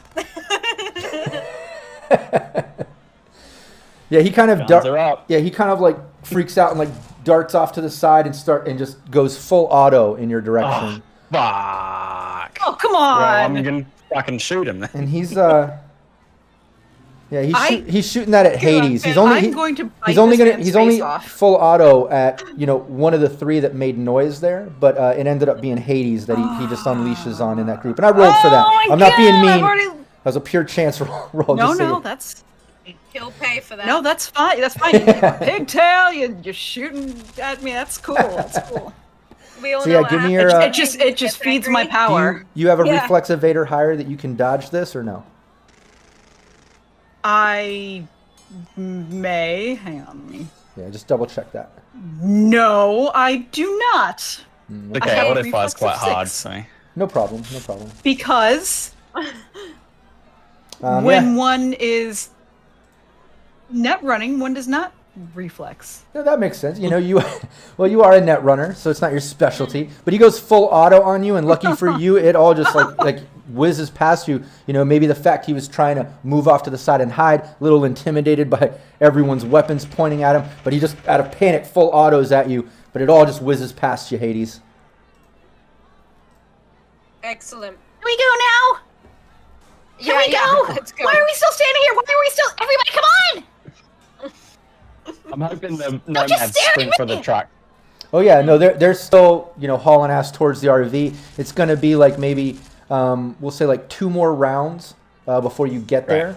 No one else is noticing, but that one guy on the side that just went full auto. He's the only one that seems to have noticed y'all in that Yeah. direction. Are we still at same initiative? Yeah, we can do that. Just use the same initiative. Simplify it. Yeah. Okay. Yeah. So That rush. makes it rush, right? Well, Alright, actually, so no. It would we're be just- you, Bud. It'd be you, Bud, because Hades just took that hit. So we'll just Yeah, play that it was off just- of. that was me. Yeah, we'll play off of her turn and let you go ahead and start it since this would be more in the middle. Is there cover nearby? Yeah. There's a couple vehicles. There's an old data term that's all broken down. There's a light pole, random things. Well, I'll start by popping a rifle shot at him, and then I'll go for cover while everyone else sprints for the truck. Okay, cool. Yeah, give me that. And I love Cyber Smiley. Having one ponytail is making Hades a smaller target. There you go. There's some positive. There's a positive twist on that incident that Cyber Smiley just came up with. I love it. That's right. I'm Less of a, you're I'm a smaller. third smaller now. Yeah. I'm guessing this AR isn't smart linked, so that's 19. Yep, that's a hit. Excellent. Yeah, give me the damage. 17. Nice. Yeah, big Assault thud. rifle's good. Yeah, big thud to his chest, some blood spray out. You see him kind of like jolt back, but he's still there. He's still looking at y'all, as you're running towards the RV. And then I'm gonna run in behind a vehicle and signal the others to make a run for it. Okay, cool. Yeah, Allie, your turn. Yeah. So in 2 rounds we get to the RV. Yeah, it'd be about 2 rounds. I think I'm just gonna sprint. Bud's laid down some fire, so Yeah. I think I'm just gonna use my turns to get as close as I possibly can, and then once I get to the RV, try and lay down some fire there. Okay. Yeah, you can do that. You make it all the way there. You can use your run, your 2 moves or whatever to get there. And next would be rush. I'm just changing the screen to go back to the militants and such, just so we can get a little visual. But yeah, they're at the border fighting. But yeah, rush. Back over to you. Yeah, I'll be staying close to Hades, moving as far as I can, but keeping pace, so I don't want to overtake. Sure. Yeah, you run up. You're right with her, getting right up towards the RV. Oh wait, you said Hades or Allie? Hades kept running, right? Allie was the one that sorry, just sprinted. Allie. Sorry, forgive me. Okay, cool. Yeah, you do that too. Yeah. You can sprint right up, and your move's even better. So you're right up to the RV already. with Allie. Hades, your turn. You gonna run? 2 moves all the way to the RV. Oh yeah, same thing. Yeah, heading up there, and you get all the way there. That guy. She's not gonna turn to shoot. She's just gonna go in. Yeah, that militant guy just tries to go full auto again, and he's again at you, Hades. You're last in line there, running, unfortunately. When way through this, she's not being stealthy at this point. She's gonna stop shooting at me. She's like running like this. Oh God! Oh Jesus! Oh God! Now again. That's how you really run in a crossfire. Again, the guy goes full auto, but it's just whizzing past you, Hades. As you're running to the RV, you hear the bullets like going right by you. Lucky for you, he's not very good at auto fire. To be fair, he's also probably shooting at the one individual who has blood smeared all over their mouth. Right. Yeah, maybe, like, ooh. Well, all over her face even. Maybe he looks at her as wounded or an easy target. I don't know. But Bud, back over to you. You see all that going down. Okay, so I'm gonna come out from behind the truck, put him in my iron sights, pull the trigger. Again, this is gonna be 1 less, so 22 this time. Yeah, you didn't need much. I fucking crit failed again. That's like the 4th or 5th crit fail in this session. I can't believe it. I had 1 success. Yikes. That's so weird. Oh no. And then I'll take a 22 damage, including a crit. Thank you. Oh my God. Yeah. Oh, that extra 5 points. Man. That extra 5 points of crit damage basically ended his life. But roll the 2d6 anyways, because that's always fun. What was it, 5? Broken ribs. Nice. Well, he was done anyways. I love broken ribs today. Yeah. So he spots us. Does a spray. I pop him once, get behind the car. The others sprint. And then he does another frantic spray. I pop out again, second shot, super efficient, bang, he's dead. And then I just, use the rest of my move to keep heading towards the RV. Yeah, by the time you get to the RV, everyone else is already on it. And Dreads is hanging out the window. He's just yelling, "Come on, Bud, come on!" As Tumble is already pulling out of the parking lot, but they got the side door open for you to jump in. Jump in. Yeah, I feel like we'd haul him in. Yeah, he hops in. Everyone. His arm and haul him in. Yeah, y'all are pulling him in as you're tearing down the road, and the militia is none the wiser. They're literally dealing with the Raff and Shiv attack. This one guy was the only one that noticed out of those 2 from the unstealthiness. As you guys tear down the road, Tumble is just going. He even knocks a couple of vehicles as he's going with the combat plow. He's just like, "Everyone hold on, we're the fuck out of Dodge." And he's just hauling ass. And Dreads just starts laughing. He's like, "Oh shit, that's crazy!" Like it's just an intense moment. But that's where we're gonna end the session. Y'all got away from the militia. Oh my God! Thank goodness. I got to do all my solo Lord stuff. have mercy. You did. Ooh. Yeah. Oh. And you got Cyber Snake and Cyber Snake. I got to bite a man to death. They got Cyber. Yeah. They got. I startled everyone. Yeah, that was I killed a man with a trident. It's always a good session when you have all these creative kills. It was great. Like the snake got to come out. Hades got to bite someone to death. It was just great. Bud got to do special moves. Both his special moves. Like that was awesome. That was really cool. Yeah. But it's honest work. And I like Warped Wolf says 20 minutes No one lost a spleen? Yeah, Warp says 20 minutes later, Leviticus is surveying the damage and asks, where did that RV and those miscreants we're driving go? What? Yeah, we may have made some enemies today. Yeah. Oh yeah, yeah, for Southern hospitality, right? Oh my God. At least you got out of there. I was wondering. Yeah. I was really wondering how it was going to pan out with the whole poisoning situation. The whole putting you out unconscious and taking you in a more tactful way than them just flexing. And Bud, winning his way through that was highly unexpected because I was totally expecting with the DV I had placed for the unconscious food, the fact you were eating it. Bud had the -2 from lack of sleep and still dominated that resist torture and drugs. It was so good. But that kept me on my toes, I'll admit it. I was like, oh shit, okay, let me quickly, all right, work with that. But it was fun. It was fun. It's great. I love to be able to role play the the resisting capture scene in the face of your oppressors. Because you don't get to. I mean, you would know, Phil, but you don't often get too many opportunities to use your martial arts when you're popping chumbatas from a vehicle or. Oh yeah. Yeah. Generally, True. guns are pretty good. Most people have them. Yeah, and it was somebody in chat said earlier, they're like, oh, I remember seeing Rob's Team Nameless, one of my first sessions where I started it with them waking up naked, zip-tied in bathtubs. That's why I said that earlier. I'm not joking when I say that's a bit of a signature move with me. I love that, Rob. my signature. That's my signature. That's my calling card. You got some stuff. You write what you know. You gotta write what you know, guys. That's cool. That's cool. You know. It's a shame we're not all in the same location because I'd love if Rob could like pan the camera and we're all like hanging from a hook or something. Like, oh god, this is fine. This is fine. That's funny. No, but I love that. To be honest, like I like trying to mix it up a bit with putting you in a situation where you don't have your weapons and none of your armor, you're completely naked, and then it's like, who has cyber weapons? Who has anything to use, or who knows martial arts? And like, I don't know, it gets interesting at that point, and I had a lot of fun with that. Such a great moment for the cat's tongue.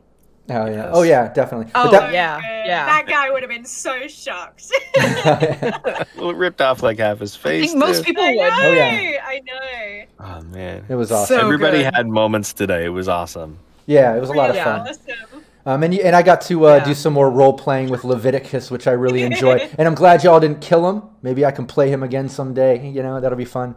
But still time. Yeah, but before we end today's session, let's go around the table. Everyone just take a moment once again to kind of plug yourself, let everyone know where they can find you.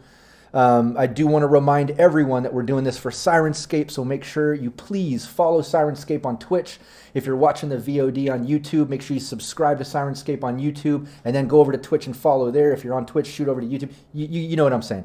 Show Syrinscape some support. It's the reason we're all here. But let's go around the table. Ellen, you want to start it off? Sure thing. So I am and will continue to be Ellen Graham. You can find me on Twitter at LNKGraham1, where I do hot nerd stuff.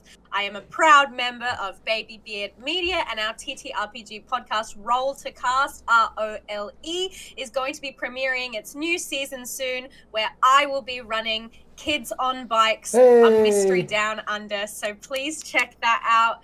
I'm in a one-shot with Don't Forget Your Towels. We're doing Lady Blackbird. That's just released, I think, yesterday. And on Saturday, CST time, I don't know, I'm in Australia, but I will be on Chef Bayer's Twitch stream talking about D&D and probably lots of other irrelevant stuff. And I've been Ali Katz. Hell yeah. Perfect. Brandon. I'm Brandon Perkins, also known as DM_Brando, and I've been lying to you all of these years because apparently my Instagram is not DM_Brando, but I will remedy that very soon. All right, but that's me. You're gonna find the guy with that username and. Yeah, I'm gonna listen, buddy. It's mine. I killed a guy with a bone saw today. Hell yeah. Phil. Hey, yeah, I'm Phil. I'm also part of Baby Beard Media, so please check us out. Go on our YouTube, where we've played like 30 odd games, something like that. Daily uploads of RPGs at the moment, New Vegas. We've also got coming up with both Brando and with Rob there, we got our the return of the GM Roundtable. Coming up very, very shortly, where Tomorrow. we discuss all... That's right. Tomorrow, even. I knew that. It's in my calendar. And we've got... so we discuss... you go. No, I was just going to say, we got James from Our Talsorian joining us, too, so that'll be a lot of fun. Me, you, Brandon, and James. Yeah, and we're gonna cover how to run off the cuff. Yeah, You just feel like just having some random cyberpunk fun. So it's going to be awesome. Pretty niche, but if you happen to be in Adelaide next month, I'll be doing my first table at a con. Oh, shit. We've got AvCon, their anime and video games convention coming up. So I'll be running a scenario from our Roll to Cast podcast for Cyberpunk RED and a little mascot. But in the meantime, find me. Yeah, I'm really excited for it, actually. So in the meantime, find me on Twitter at Scruff and find Babybeard Media at Babybeard Media. Oh yeah, it's really cool to get back to conventions and stuff after all this quarantine shit. You know, like that's exciting, man. Yeah. That's really cool. Yeah. Rockette. There's my mute button. Hello, everyone. I am Rockette Fox. You can find me pretty much again, as always, everywhere Rockette Foxes are found. Twitter, Instagram, here, there, everywhere, over on my channel. And as always, if you're interested in weird and strange and glorious things, you can check out my podcast, Fantastically Strange, which is for your ear holes. And if you're interested in it also being for your eye holes, I have a Patreon where you can see the video.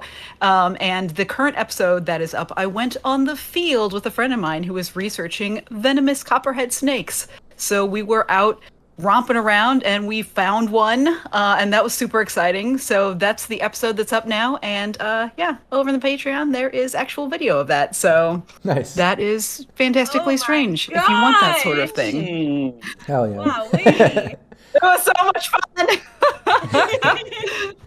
Hell yeah. And I'm Rob Mulligan. I'm the Game Master here. I'm also the founder of Cyberpunk Uncensored. Please follow me on Twitter, Mulligan101. And then also make sure you go over to Cyberpunk Uncensored on Twitch and give me a follow there. Go over to Cyberpunk Uncensored on YouTube and give me a subscribe there. I would really appreciate that. We put out a lot of content. We support a lot of GMs that do gameplay for us. A lot of different series, like Phil mentioned. We got the GM Roundtable tomorrow. We just do so much. And on top of that, I'm getting ready to start some Fallout with Mad Queen.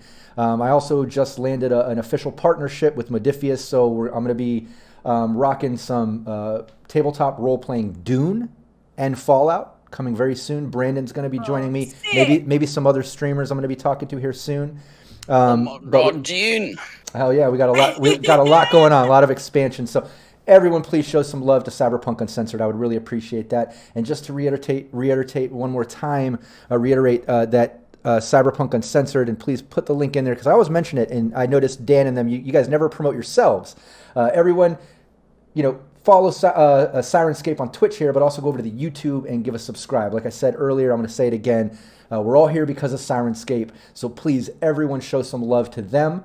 And if you're a game master or player, definitely check out what their app does, what their program does. It is amazing. It's so cool. That's something I was gonna say. I'm bringing my tablet and a little speaker to the con. Oh, awesome! So that I can do some Syrinscape at the table. Hell yeah, that's awesome. See, that's what's so cool about Syrinscape. You can do it in person at the table. You can do it digitally like we do. It's just, it's dynamic. It's awesome. So everyone show some love to Syrinscape. That being said, that's it for the session. I had such a good time. Thank you so much for playing with me every week. I really love all y'all. I have such a good time doing this. It's like therapy to me. Everyone in chat, thank you so much for being part of it. I really appreciate it. So we'll see everybody next time. Take care.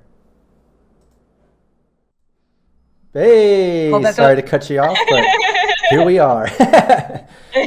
So we're officially live. Hi. Everyone can see us now.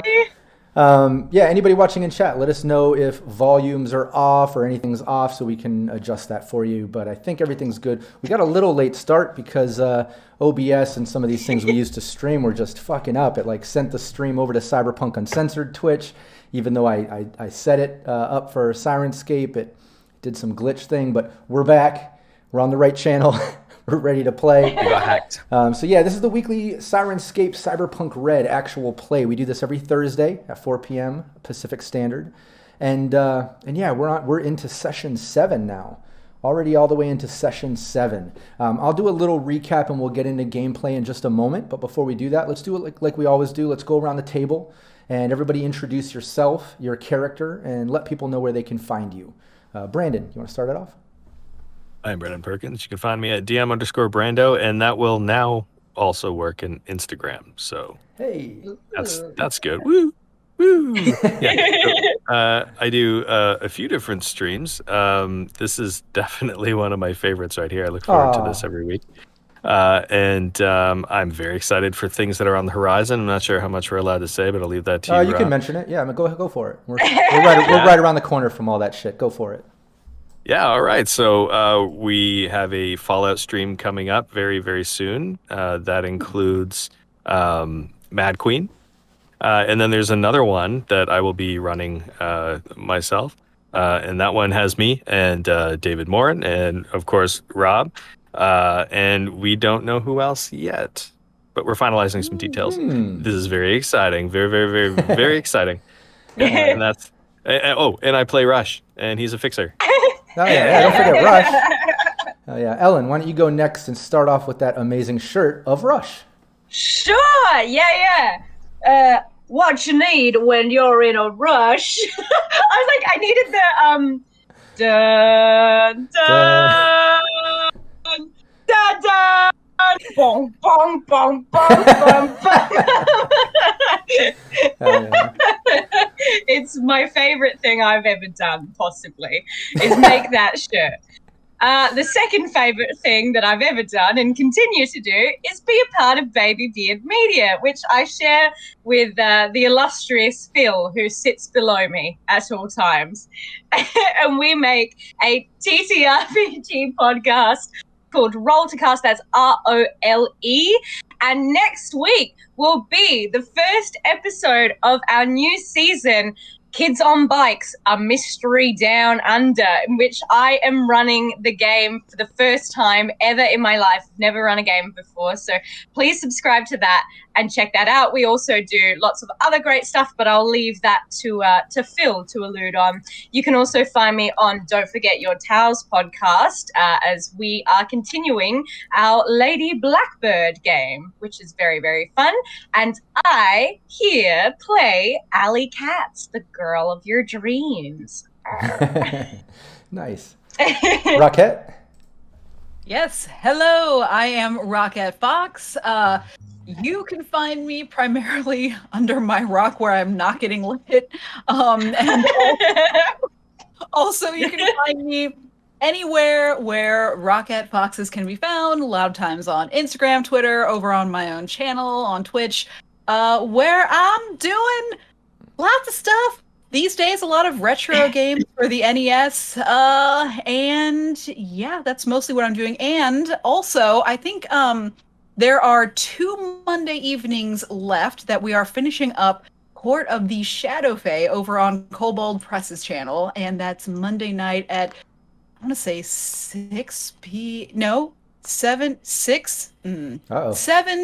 Central.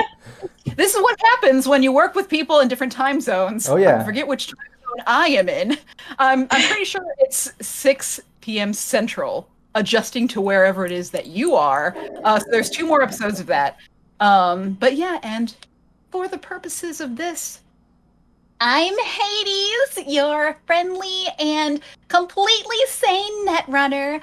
All sorts of regular things that all sorts of normal people do. Nice. And speaking of other time zones, just like Ellen's coming from, so is Phil. You guys are joining us streaming from the future tomorrow morning, from what I know. Yes. But yeah, Phil. Yes. And the future looks grey. Uh-oh. It's Friday, early Friday morning for us in Topsy-Turvy land. So what Rob does is he actually flips my stream over for you guys so it appears the right way up on Twitch. Otherwise, it's upside down for you guys. I'm Phil. Sometimes I'm funny. I'm with Ellen as part of Baby Beard Media. As she said, you can find us at Baby Beard Media. You can find me at Scruff, which is underneath my name right here. The other stuff that we're alluding to is mainly our YouTube channel where we do RPG playthroughs. Where at the moment we're deep into some New Vegas fun at the moment, running around the strip, deciding who gets to live and who gets to die in our version of the strip. please come join us for that. And then next month, you can find me at the Adelaide Anime and Video Games Convention, AvCon, which I'm really, really looking forward to, especially as I get to test a bit of Syrinscape in the wild. And today, I'm Bud, solo. As you are every Thursday. That's right. Oh, yeah. Sometimes he doesn't step out of the role. That can get weird. But yeah, it can. So I'm Rob Mulligan. I am the game master here for the Syrinscape weekly gameplay. I'm also the founder of Cyberpunk Uncensored. We do a bunch of content. We kick out so many gameplays from myself and other GMs, crash course tutorials, interviews, just so much stuff, free assets. Go to cyberpunkuncensored.com. and you'll see all the links and things there, or you can look up Cyberpunk Uncensored on both Twitch and YouTube. I would love for you to follow and subscribe. As Brandon mentioned, we're getting ready to start up some new gameplay here in the next couple weeks. I think we have like a session 0 with Mad Queen where I'm GMing Fallout. And then Brandon's going to be GMing Fallout on the Cyberpunk Uncensored channel. And then we're going to be starting up, I'm going to be GMing some Dune. And I think Phil's going to be joining me for that, as well as some other players. I would love to. Everything's still kind of in the works. I just recently launched an official partnership and sponsorship from Modifius Entertainment, who creates those awesome games. So things are just starting up. But yeah, check out cyberpunkuncensored.com to see, all the amazing things that we do.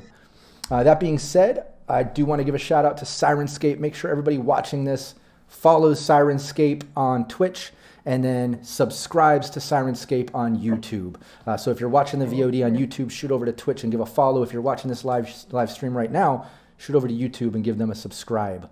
We'd really appreciate that. They're an amazing app and site, an amazing tool for all GMs and players to use for their gameplay, whether digital like this or in person around a table. So check it out. That's the reason we're all here. That being said, let's get into the official gameplay. I just want to do a mini recap. I want to encourage everybody watching, if you haven't seen the previous sessions, check them out. Go to Syrinscape on YouTube. They're all VODs there. Start with session 0, get to know all the characters and work your way up to the current stream. There's lots of cool twists and turns and information and things that have led us to where we're at now. As far as a mini recap, the team is basically trying to get out to this, I guess, unlisted or anonymous lab that was part of a Nomad pickup. They were transporting some big kibble shipments over to Night City, stopped by, I guess, picked up some cow or something that got into it and caused this illness in Night City up in the Upper Marina, which they thought could have been some designer plague. And the team who works for the District PD of Upper Marina got sent to basically get a sample of this virus so their boss can, present it to council and show that they got to the bottom of it and put some blame on it, basically. That being said, the team made it all the way out, met numerous people, ended up talking to some nomads that told them that they did the shipment, told them where the lab was after an interesting encounter with this couple and their baby. And then the team ended up heading off to the East Coast, off into the Dixie, which is basically the southeast. A little bit of a wild, wild west scenario over there, but it's, things are still up and coming and being developed and such. But when they hit that Dixie border, I should mention they did stop off at some bunker they found a thumb drive and coordinates to, and during a previous session ended up raiding this bunker, getting a bunch of cool stuff like top shelf liquors, a bunch of fuel, some real food.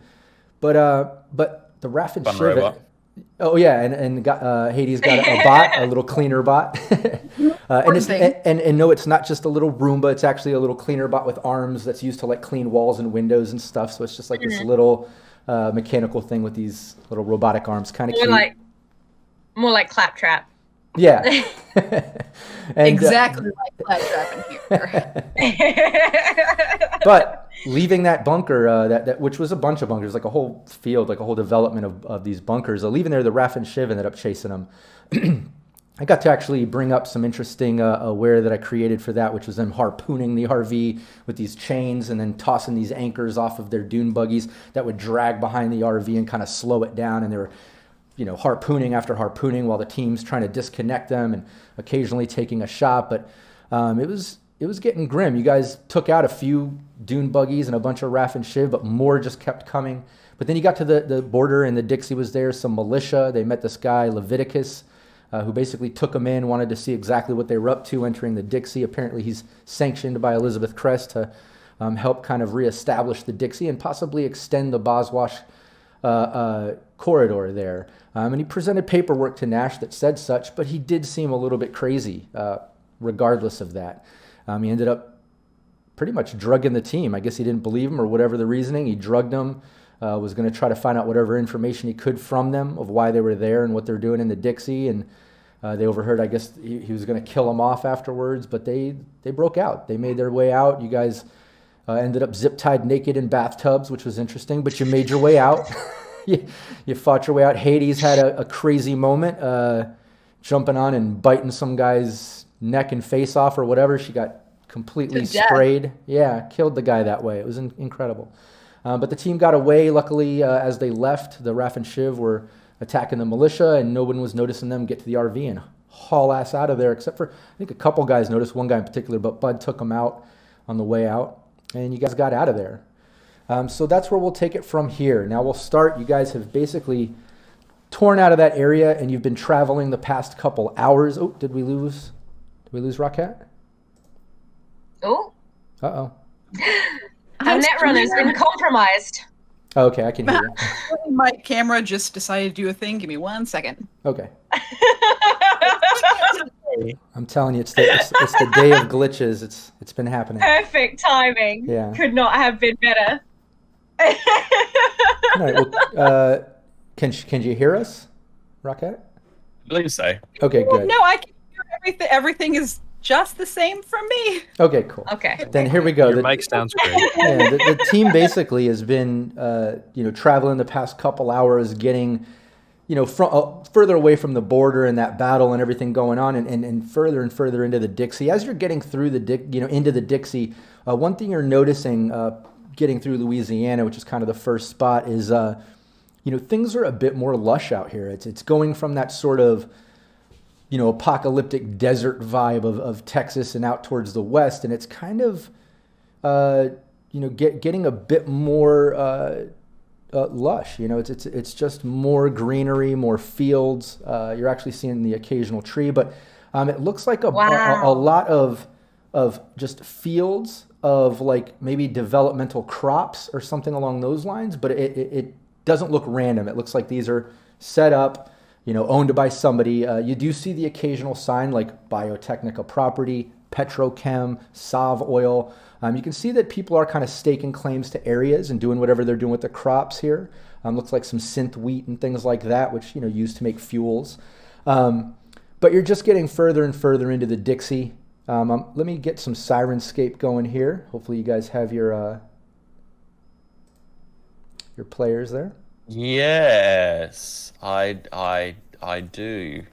Okay, cool. Yeah, you're basically hearing, as you're driving down and getting further and further into the Dixie, you're just passing these big open lush fields that are growing crops. Wow. You got sprinklers going, just kind of feeding the crops as you're traveling more and more, deeper and deeper into the Dixie.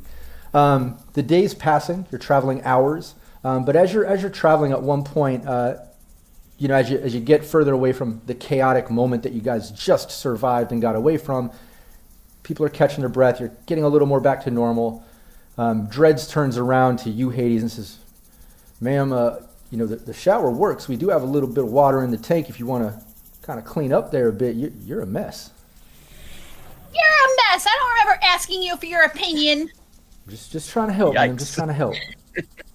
I think he's just referring. You've got some red on you, Hades, and it looks great, but it's fading to a rusty brown.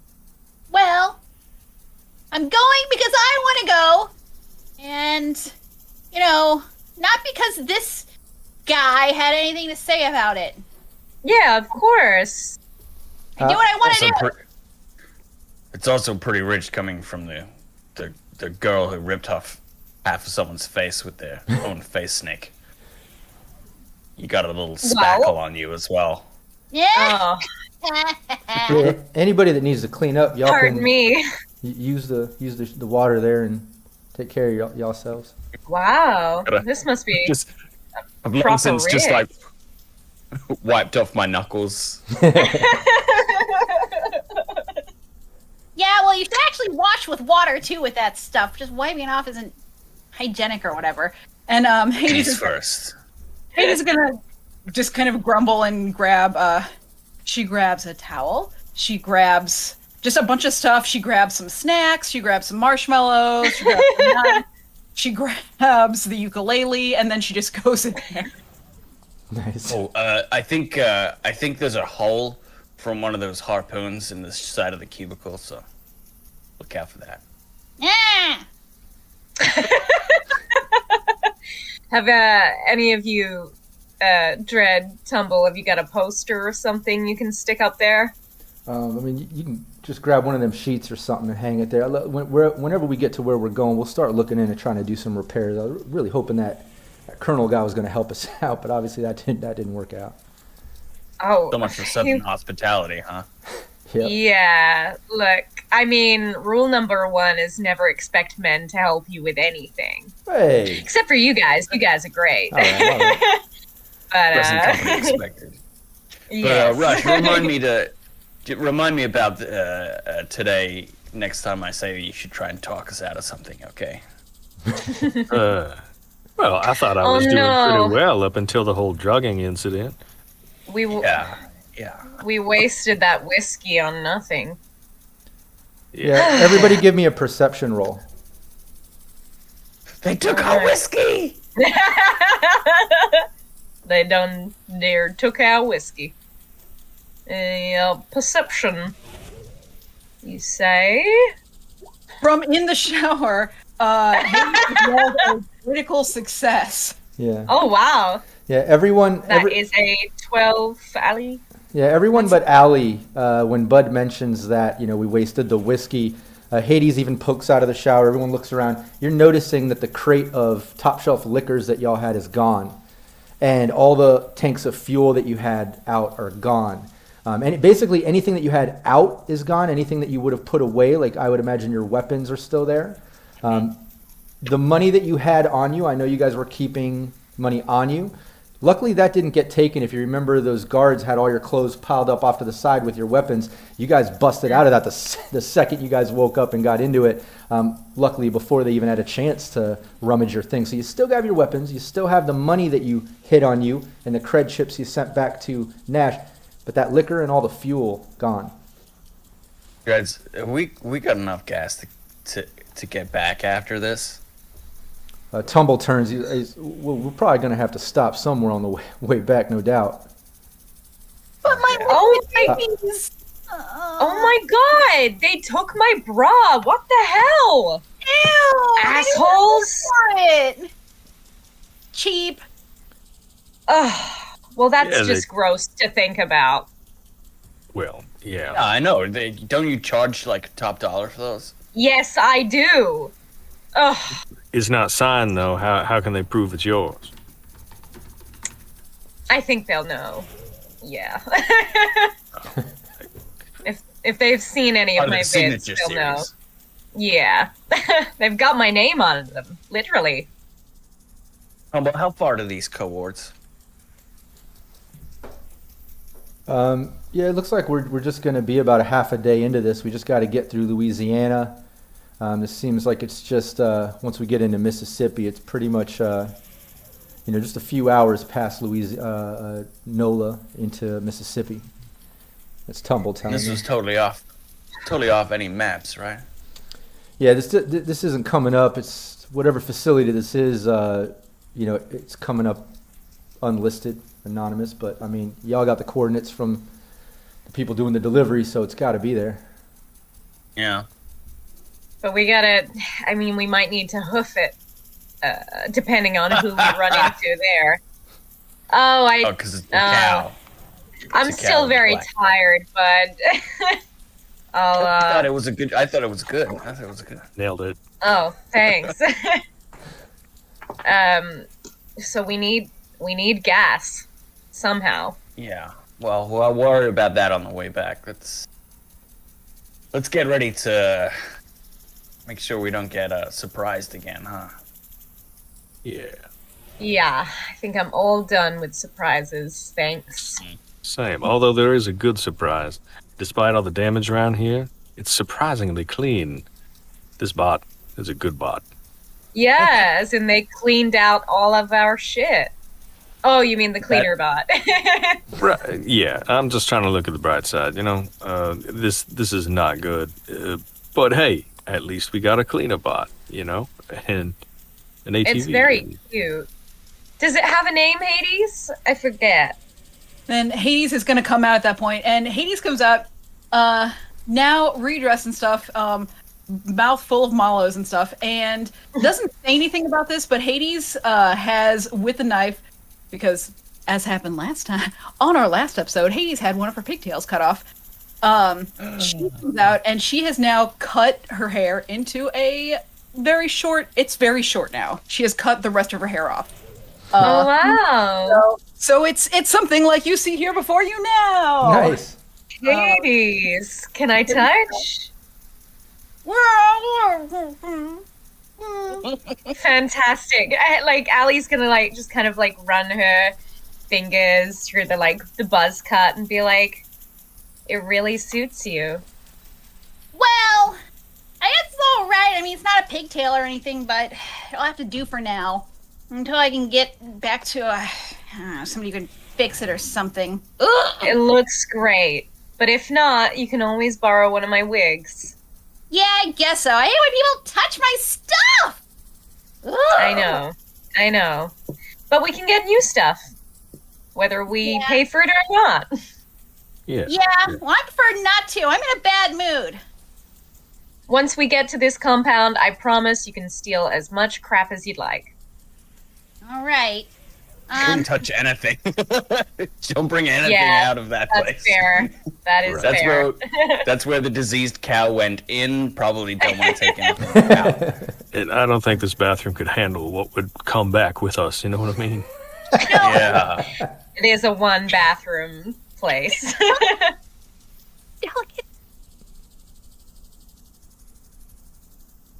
What was that? We won't speak of... I know, we won't speak of such things. I know.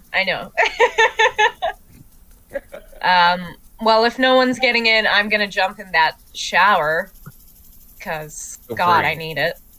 Yeah, be careful though. The hole that they were talking about, it goes straight outside. You could fall out. Well, come pick me up if that happens, okay? Well, you're gonna have to yell or something. I don't think anybody's watching in there. You guys better not be watching in there. Nope. True gentleman right here. On the chance that someone might fall out, I mean, you're kind of indebted to, right? I'm kidding. I just wanted to see you blush. All right. She's gonna hop in the shower. And wipe off any flecks of blood that might be currently drying up on it. Oh yeah. You have to extend the steak and clean it. Yeah. I think it might be. It lives in her esophagus. It's probably self-cleaning. How clean is clean? Yeah. It's like a stainless steel, right? So it's non-porous. So yeah. Oh, you don't want to think about the horrifying nightmare that is a cyber snake? Ugh. I'm Bud. Cybernetic enhancements that jump out of your face and distort it make me a bit queasy. Yeah, BK in the chat, I do want to answer you. I know you asked a while back if the bot was still there. Yes, they left the bot. They just took the liquor and the fuel. And then BK just commented again, Alley Cat's taking a shower brain dance, new to the data pool. Oh, shit. I feel like she's already hit up that market. Why don't while Allie's taking a shower there, why don't you give me roll a 1d10, everybody else other than Allie.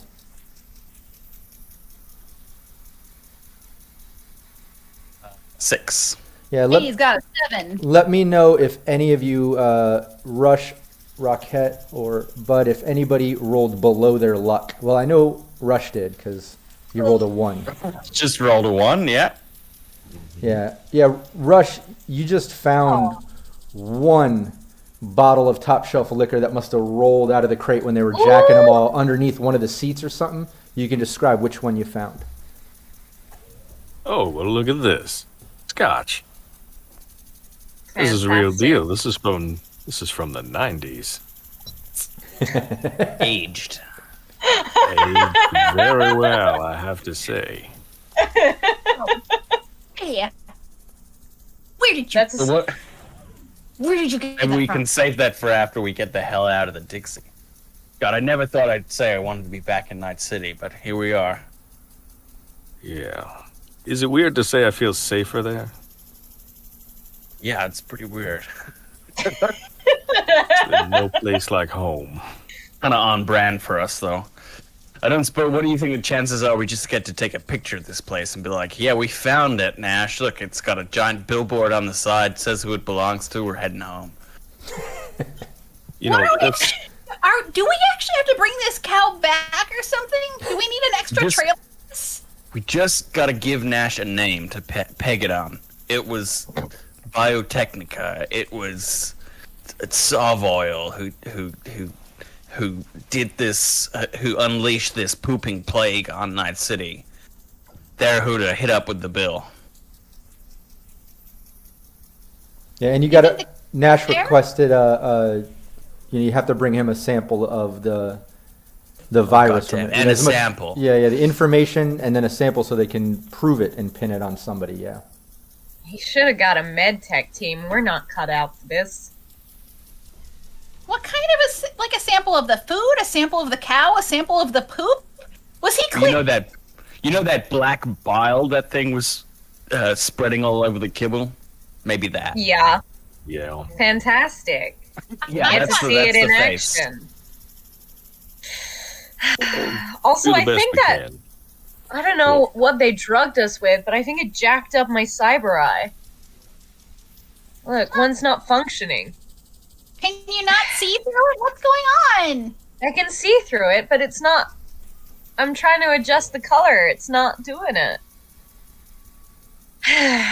Those you try guys are to- gonna pay. Did you try turning it off and on again? Yes, Rush. I tried turning it on and off again. All right. Well, Sure, it's plugged in. Wow. that's about Thank all I you. know. Yeah, I'm just I sorry. appreciate it. Yeah, Sorry, you I'm know just. what? We should take hey, this look, for that, you know. Yeah, I should. I mean, should we take a slug of this scotch that's old enough to drink its own scotch now, or? Oh, I thought we could save it for a celebration of a job well done. Wow, you're very optimistic. The thing I learned in Night City is Something drink to it look while forward you got it. That's what I learned too. might be good to save some. I think doesn't alcohol, especially the good stuff, doesn't it kill viruses of some sort? All right, you got me there. You know, in case we need to wash up later. Well, I'm not giving Just it to the in cow. case. Oh no, we're not getting the cow drunk. This is good stuff. No, if we're I getting think the cow that drunk, cow we're is- gonna get something cheap. You know.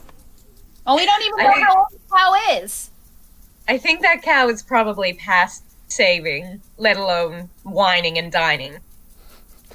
Yeah, I mean, I don't really want to take it on a date, that's for sure. No. It's a real good call.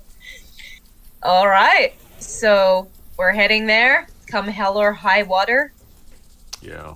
Yeah, and it is just to fill in on chat. Yeah, the sounds are just these open, private-owned fields growing different crops by the different company brands that they see along the way, like I was mentioning at the beginning of the stream, anyone that missed that. So we just got field sounds going with sprinklers, the occasional sound of vehicles passing as they're just driving further and further into the Dixie, passing all these things.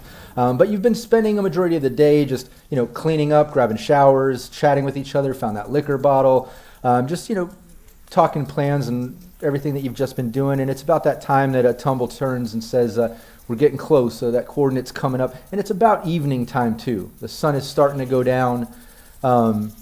And yeah, it's evening time. But Tumble asks, what's the plan here? We're about a couple miles away from these coordinates. I'm not sure what to expect here. Well, let's get a visual on this place as soon as we can, and post up once we get a sight on it, so that we can get a better idea of what we're looking at before we get closer. Yeah, we'll have to get in touch with Nash, let him know progress. Actually, we should probably let him know that we're out. Oh, yeah. You should call him right now. That's a great idea. Do I still have my agent, or did they take it? No, you have your agent. Everything that was in your clothes or typically on you was still there. Yeah. All right. Yeah, here. You know what? I'm gonna put him on the loudspeaker. To the turret. I'm gonna put him on the loudspeaker so you can all hear this conversation take part two. All right, Fantastic. here we go. Dialing Nash. Yeah, he answers, Rush, you're alive. You made it. Everything good? We got out by the skin of our teeth, and there may have been some undressing involved against our will, but we were able to, handle that. Some faces got bitten off, Anyway, let's just say we're not on good terms with this Levi Leviticus fellow. But we are inside the Dixie right now. We are on our way to the location. We're a couple miles out. Is there anything you've got that's new for us about this location, or anything that might help us out? I mean, nothing new right now. I'm supposed to talk to council a little later this night before I call it a night. I'll hit you back if I got any more news.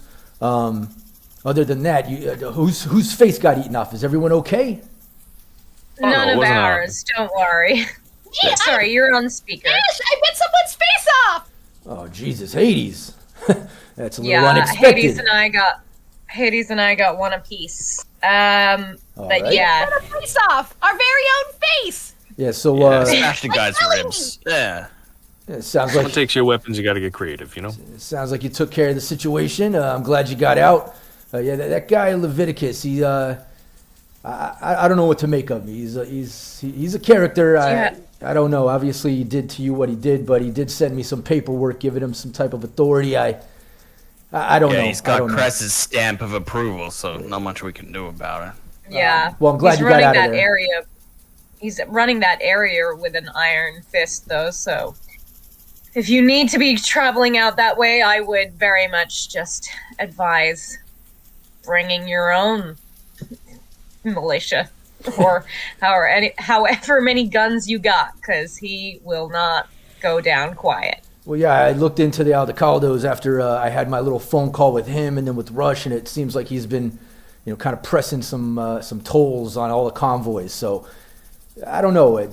Apparently he's getting away with it because of the whole Crest deal. But yeah, I would just avoid that guy like the plague, like a designer plague. Avoid him like a designer plague. Look, Nash got jokes too. Hey, that gives me an idea. If we have some trouble getting out of here, maybe we can give them a little sample of the plague too, you know what I mean? That's a good idea. Wow. They poison us, we poison them. Yeah. We've moved to biological warfare.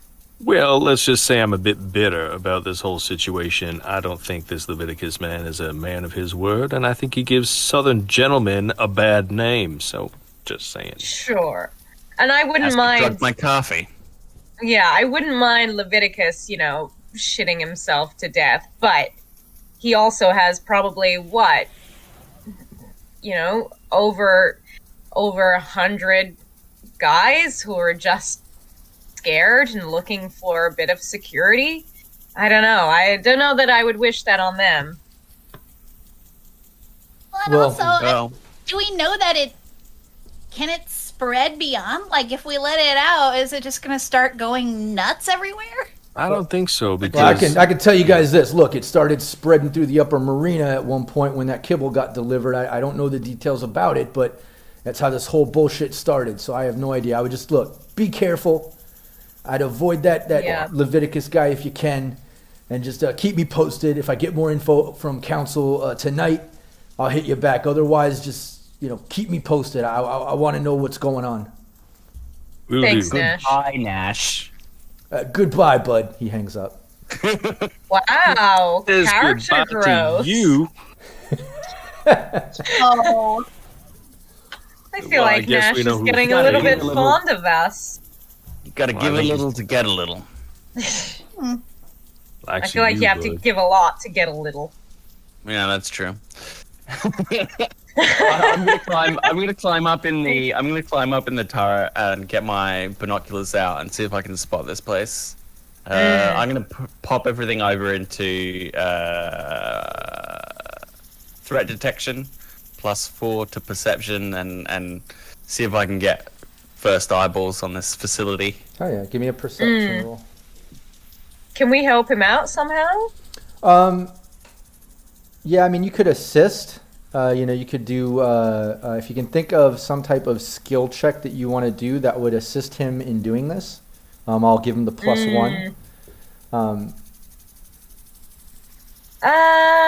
Like maybe, not much to do with him looking through binoculars, I would imagine, but, maybe someone's holding him stable or something along those lines. I'll allow that. Like athletics or something. I'll allow that. If somebody wants to... I'll do an athletics. That's what I was going to say. Somebody wants to do an athletics check. Did that roll? Yeah. Oh, Yeah. no. Oh, no. Yeah, I think A 3. during you trying to hold him, you're actually making it worse. So, like, Bud's telling you to knock it out. Oh no. Sorry. The first of the day. My dice came up at... That's okay. My die came up at 2, so I got a total of 14. All right. Well, that's Wow. I mean, that's still pretty good. it's enough to at least see that, as you're getting through these fields. And let me just adjust Syrinscape a bit here as it's kind of turning to the evening and nighttime. And as you're getting up to this sort of side road, just like you've been passing along the way with different brands and stuff, there's this sort of service road leading off of the main highway that looks like it's going towards these coordinates. Tumble kind of pulls over to the side. Says it's up that road, maybe about a half a mile. And as you're looking, Bud, with that perception, you're not getting a lot of detail, but you are seeing it's just, probably about a half a mile or so of just open field sort of property. This long service road, and you can see some type of building in the distance. It looks like it could be a 1 to 2 story. Just looks like a solid square, but you're not getting that much with that perception. You're at least seeing it though. No. Eyes on. All right. No vehicles going around or anything. He's just kind of pulled over. So Tumble asked, so what's the plan, y'all? Well, do any of y'all need a rest, or are we good? How long did it take us to get here? Like a few days, or? I mean, from Night City, yeah, you're on, day. Oh, yeah. 3 now. But it's kind of like the evening time of the following day. You woke up, had that breakfast, got taken in and almost got tortured. Drugged. Yeah, got drugged, broke out. A typical morning. Killed a man. Normal day. Killed a man, bit of face off, stuff. Had a nice lunch of face. Had my brown panties stolen. Right, a normal day. It's all looking very humdrum here. I'd like to get rid of that -2. That -2, yeah. Yeah. So That's I pretty feel sucky. I gotta rest. I'm sorry, guys. I just can't. I can't keep going. That interaction screwed me up more than I would have thought. My cyberware is on the fritz. I don't know. I just want to I want to go in and be ready to face whatever we need to do. We turn in now. We could probably scout the place out at first light before it gets too bright out. Maybe we'll take a run at it come first light tomorrow morning. Yeah, and with what time it is now being in the evening, if you were to sleep now, even just like 8 hours to get back to normal, it would really only be like, 2, 3 in the morning, something like that. Because right now we'll say it's about like 6 or 7. Sometime between 5 and 7, we'll say, makes sense. Sun going down that evening time.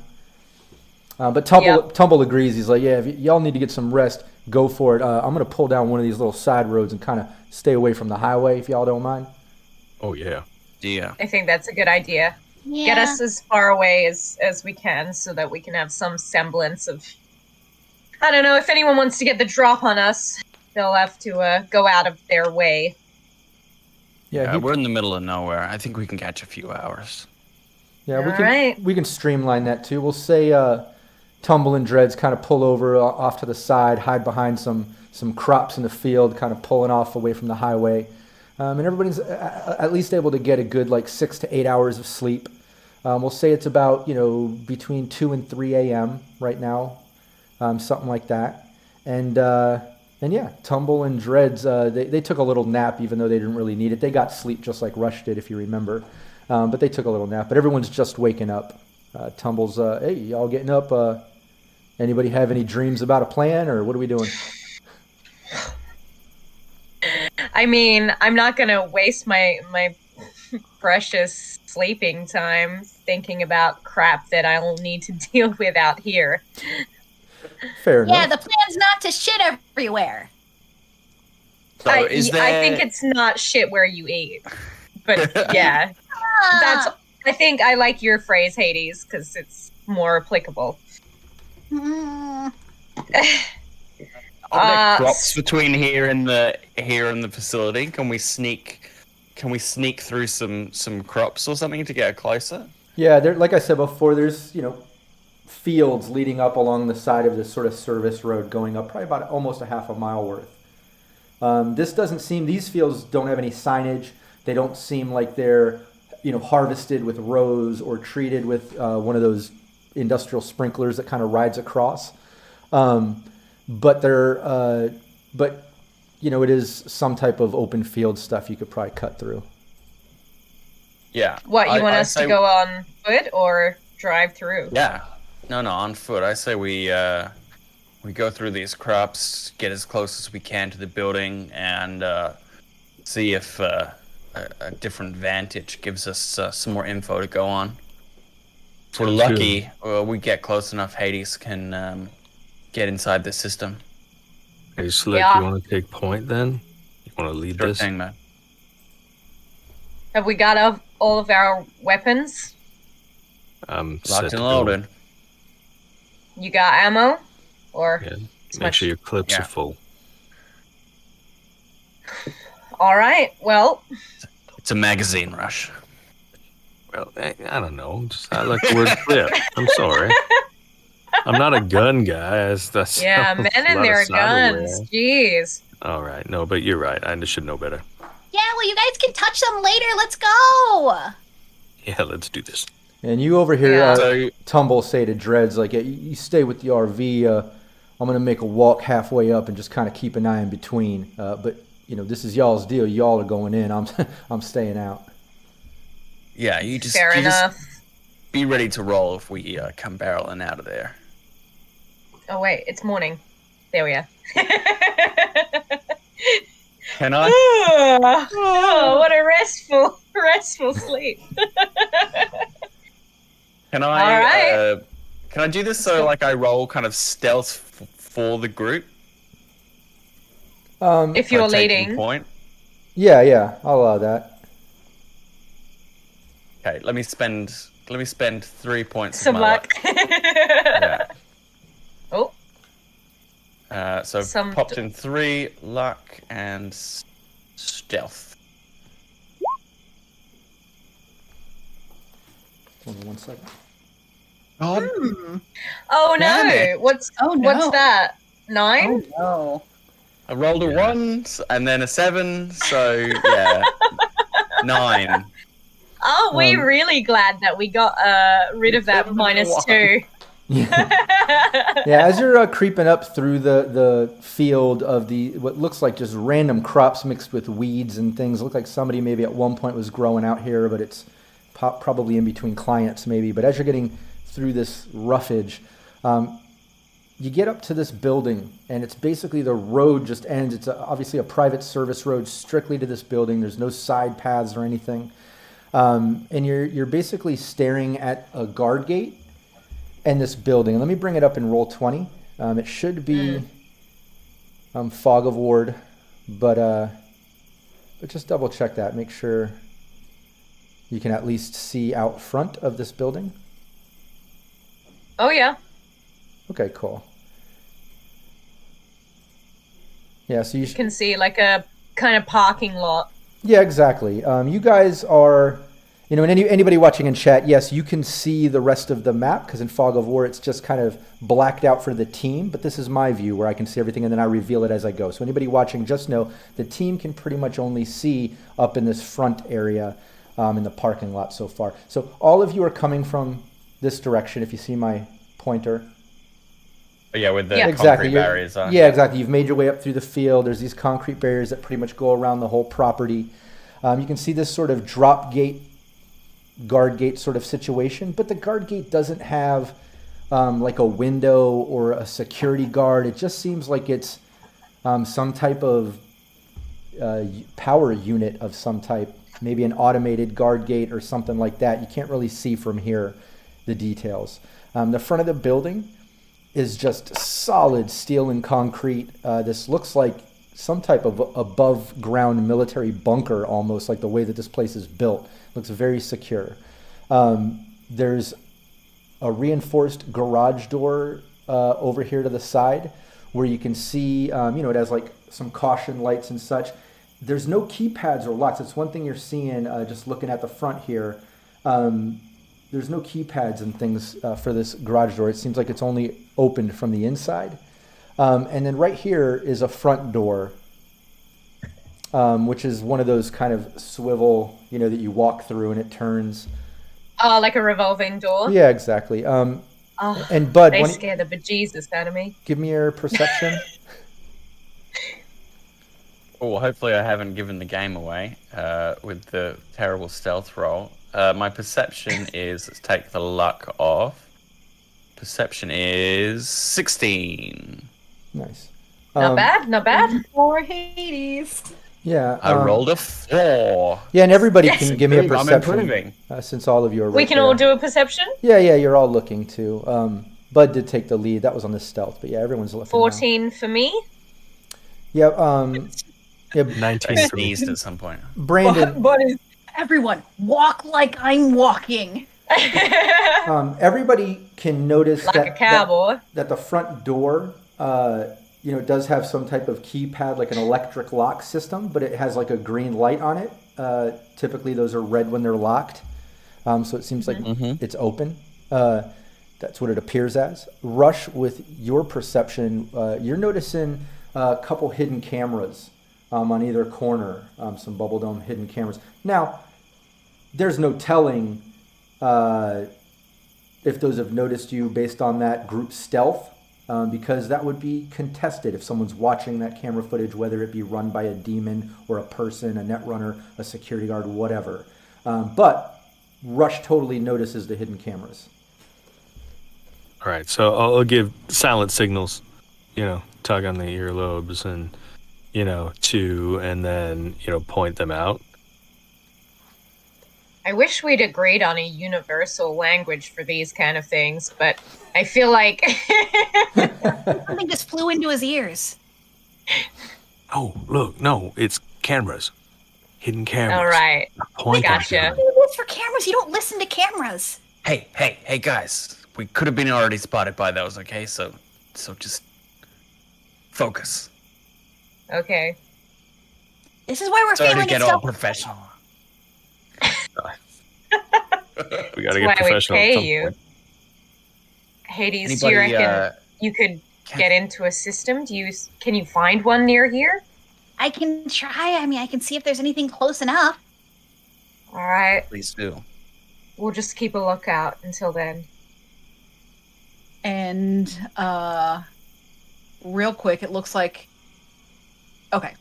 I was going to say someone seemed to have lost audio, but everyone else seems to still have it. So. Yeah, I was just going to interject that too. I was waiting until I just wanted to make sure. Everyone else can hear us, though. It might just be one person had an issue. Yeah, try refreshing it. If you don't have audio, sometimes it can glitch out like that.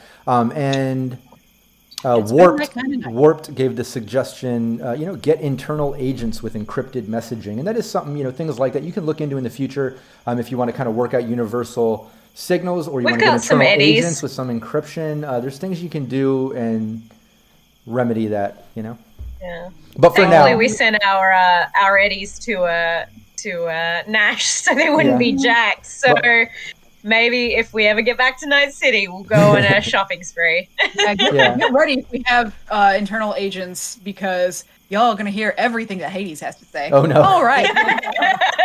And muted. Yeah. And including all the moving emojis and everything. Oh, God. All right. Meanwhile, the whole mute is just flashing on the inside of your brain. Oh.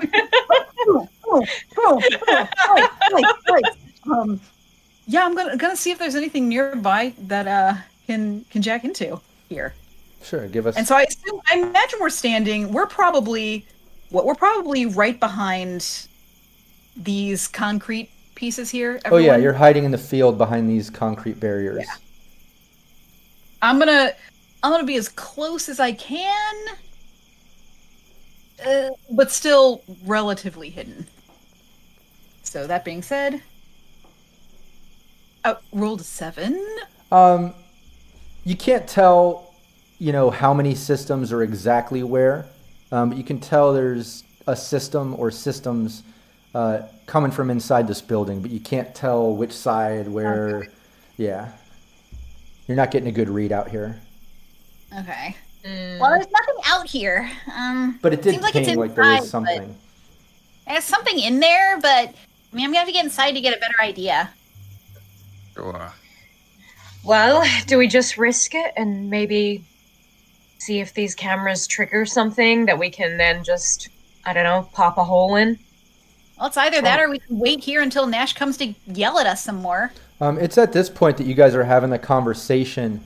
There's a couple cars that are parked over here.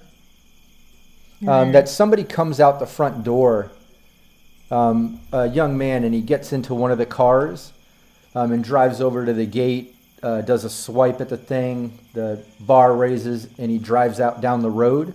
And like 20 seconds after that, a car comes pulling in, same thing, pulls up to the gate, swipes a car, the thing raises, drives in, parks in the spot. It's a young woman, looks very med tech, wearing like scrubs and has a case and stuff, and walks into the building, just walks right in the door, doesn't have to swipe a card, looks like it's open, but she walks right in. So looks like they forgot to lock the door. Should we just let ourselves in? Yeah, I think we're not gonna get a better opportunity. We'll have to wipe any camera footage before we leave. I mean, I assume we'll do that anyway. Yeah, let's do it post hoc. All right, let's make ourselves known. See what this lady has to say about what's going on here. We're just gonna go up to her. We're not gonna try and sneak in. If you know a way to sneak past complete camera coverage, then you let me know, because it'd be very valuable to me. She might not be watching it. I mean, about alerting her. As soon as Bud says, let's make ourselves known, Hades, stands up and just, starts toward the door. You know what? She's going, I'm going. We're not going the subtle route. Let's go. More is more.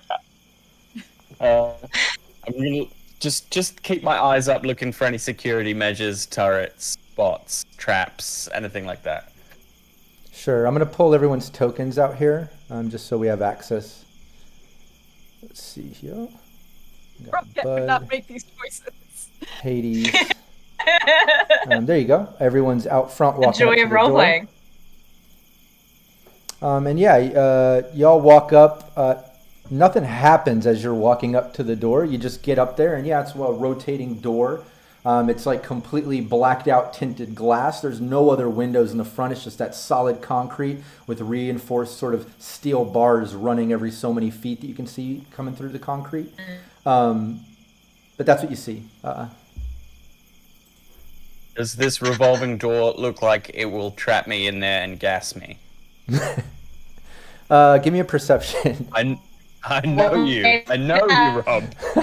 Plus, it's what I would do. Boom! You're naked, zip-tied in a bathtub. No. No, what? How? Two of these doors have bathtubs in each spot. Look, I caught my crew. I caught my crew in a sleep gas elevator. It was the best. I rolled a 3 for a total of 15. I cannot get above 4 today. Oop, did Ellen freeze? Ellen, are you there? Looks like everybody froze. Is everybody still there? Oh yeah. So Yeah. So for me, Ellen you is. and Ellen froze. Yeah, for me, everybody froze, but it just kind of refreshed. But I'm not seeing Ellen. I Ellen see totally everyone DC'd. She gone. Here she goes. She's coming back. She come back. She Yeah. come back. Hello. Hey. Hi. How about the revolving door? Yeah. How about that door, everybody? You know when you see everyone else frozen and you're like, what chumps? And then you realize the problem is you. You just missed it, Allie, though. You were disconnected. Everyone walked in there and died. I don't know So what it's to just say. you now. Yeah, it's just you. All right. Well, Allie's gonna save the day. Now it's all about a vengeance. Yeah, Warp said everyone but Rob froze. It's probably because I'm streaming it, and I think Discord or something just glitched. I saw it all refresh when that happened. Luckily, all you players are great at hopping back in. Everyone's quick. Let's dive right back in. So yeah, you're at the front door, go. completely black Green was my tinted. title. You did those perception rolls to kind of check it out. You can't really see in it because it's so blacked out, but it does look like a normal revolving door from what you can see. Okay, All right, Hades, can you come in with me? I don't want to go alone. Yeah, I think that's probably for the best. And Hades just like grabs. I'll go first. If I get trapped in there, well, shit. Now you're gonna have to come get us out, bud. Yeah. Sure. All right. Let's go. So I feel like, kind of holding tight to Yeah, I Hades. imagine they just kind of shuffle in. Yeah, we're gonna shuffle through the It's gonna be revolving so- door, So anticlimactic. It's like you just enter. Just Right. fall out. Yeah, so you enter the revolving door and you go in there, and as Bud said, it's very anticlimactic. You go in there all nervous, and it's a revolving door that wasn't even locked. The front gate, electronic keypad was just accessible. But you enter that, and it opens up basically into this small hallway. Let me reveal here. And you enter into this small hallway, and you can hear kind of like it's some type of scanner. As I hit my mic, hopefully that wasn't loud and annoying to everybody. And yeah, you're as you leave the outside and the revolving door turns, it's instantly kind of like the sound of a laboratory. You can't see through this hallway as the lights kind of go back, like it's scanning you all. But you can hear things outside of there, like people are working or a lab is functional beyond those doors. If you want, sorry. I guess you already did. Shuffled your tokens into the hallway.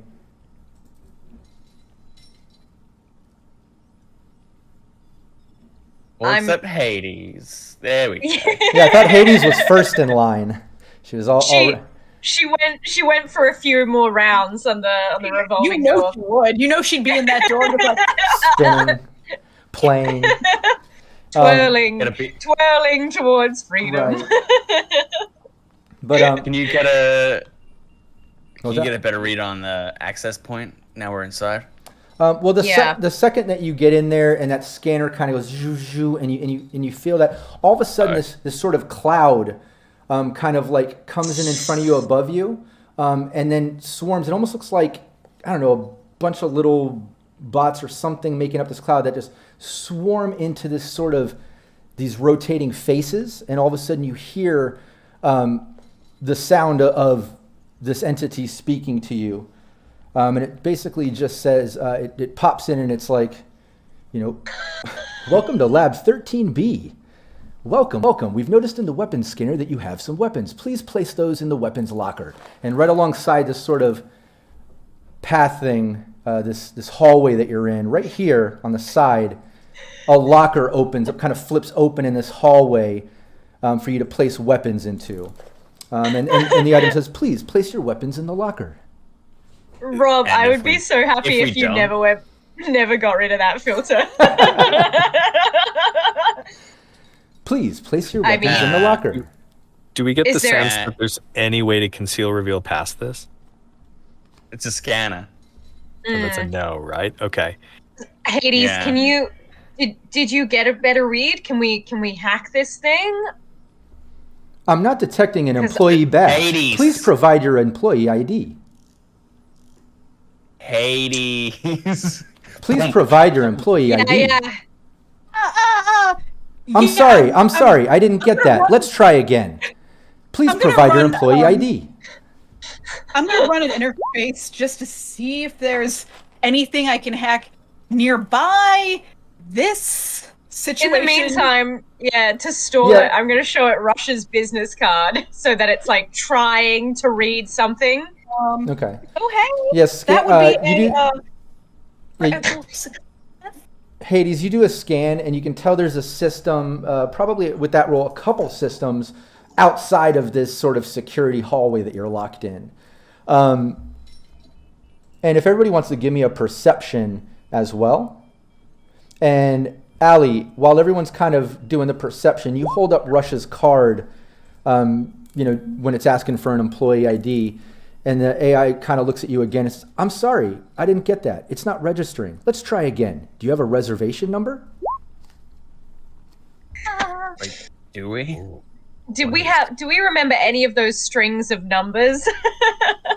Did we get any important kind of info from the coordinate? It was just the coordinates. There's nothing in here that I can hack into.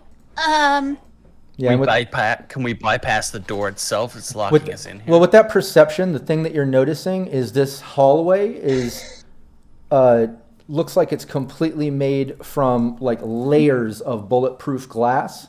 It's really thick, and then it has some type of metal chassis over the whole thing where this scanner kind of runs back and forth, aside from this weapons locker that is now open. I mean, just those are great perceptions. Y'all can tell this is extremely secure. That's not to say, everything in Cyberpunk has an HP. Don't get me wrong. Like you can shoot through or cut through anything over time, because everything has an HP. But you can tell this is extremely thick and secure. Look, this may be. Sorry, I was gonna say they have to come through here to get into the building, right? So we wait in this hallway. We spring someone. We grab their pass. We walk on in. Or we pretend that our passes are not working, or that we lost them. They're For management. Somewhere between the car and here, You talk to it. You see if you can convince it. I don't know if you can outsmart an AI. No, I'm saying if we wait for someone that has a card, we can just explain to them the situation, that we seem to have misplaced our cards, and maybe we could go in with them. Yeah, we look like scientists. Yeah, we can jack them any way you like. Rush, we can do it the polite way, or we can do it the not so polite way. But I think maybe we just wait for an employee to come in here. We play it by ear. Somehow, we get their pass. Please provide an employee ID. Our guns. No, it's never. Like no, not giving our guns up. Hades, while they're having this discussion, reaches up and just pokes it. Yeah, it just kind of where you touch it disperses a little bit and then comes back. Kind of wavies out and then comes back. kind of like ripples in water. Anywhere you touch it, it just ripples and. Please provide an employee pass. But for management, we don't have a pass. Let us in. I'm sorry, I didn't get that. Let's try again. Do you have a reservation number? Damn computers. Yeah, one. Hang on. I'm sorry, I didn't get that. Let's try again. Do you have an employee ID? Agent? Please place your weapons in the locker and provide an ID. No. God damn computers. The only other thing is, what is this company? What's this company's name? No idea. We don't know? Because otherwise we could try and get some kind of visitor pass by booking online. Face! Big spinning face, I have a question! It doesn't respond. Oh. Someone's posted some digits in the chat. Is that some digits that we're forgetting? That we already have? We can try. I mean, 8, 6, Is that- 7, the 5, worst it can do 8, is 9. infiltrate our ear. I think Bud doesn't recognize the song.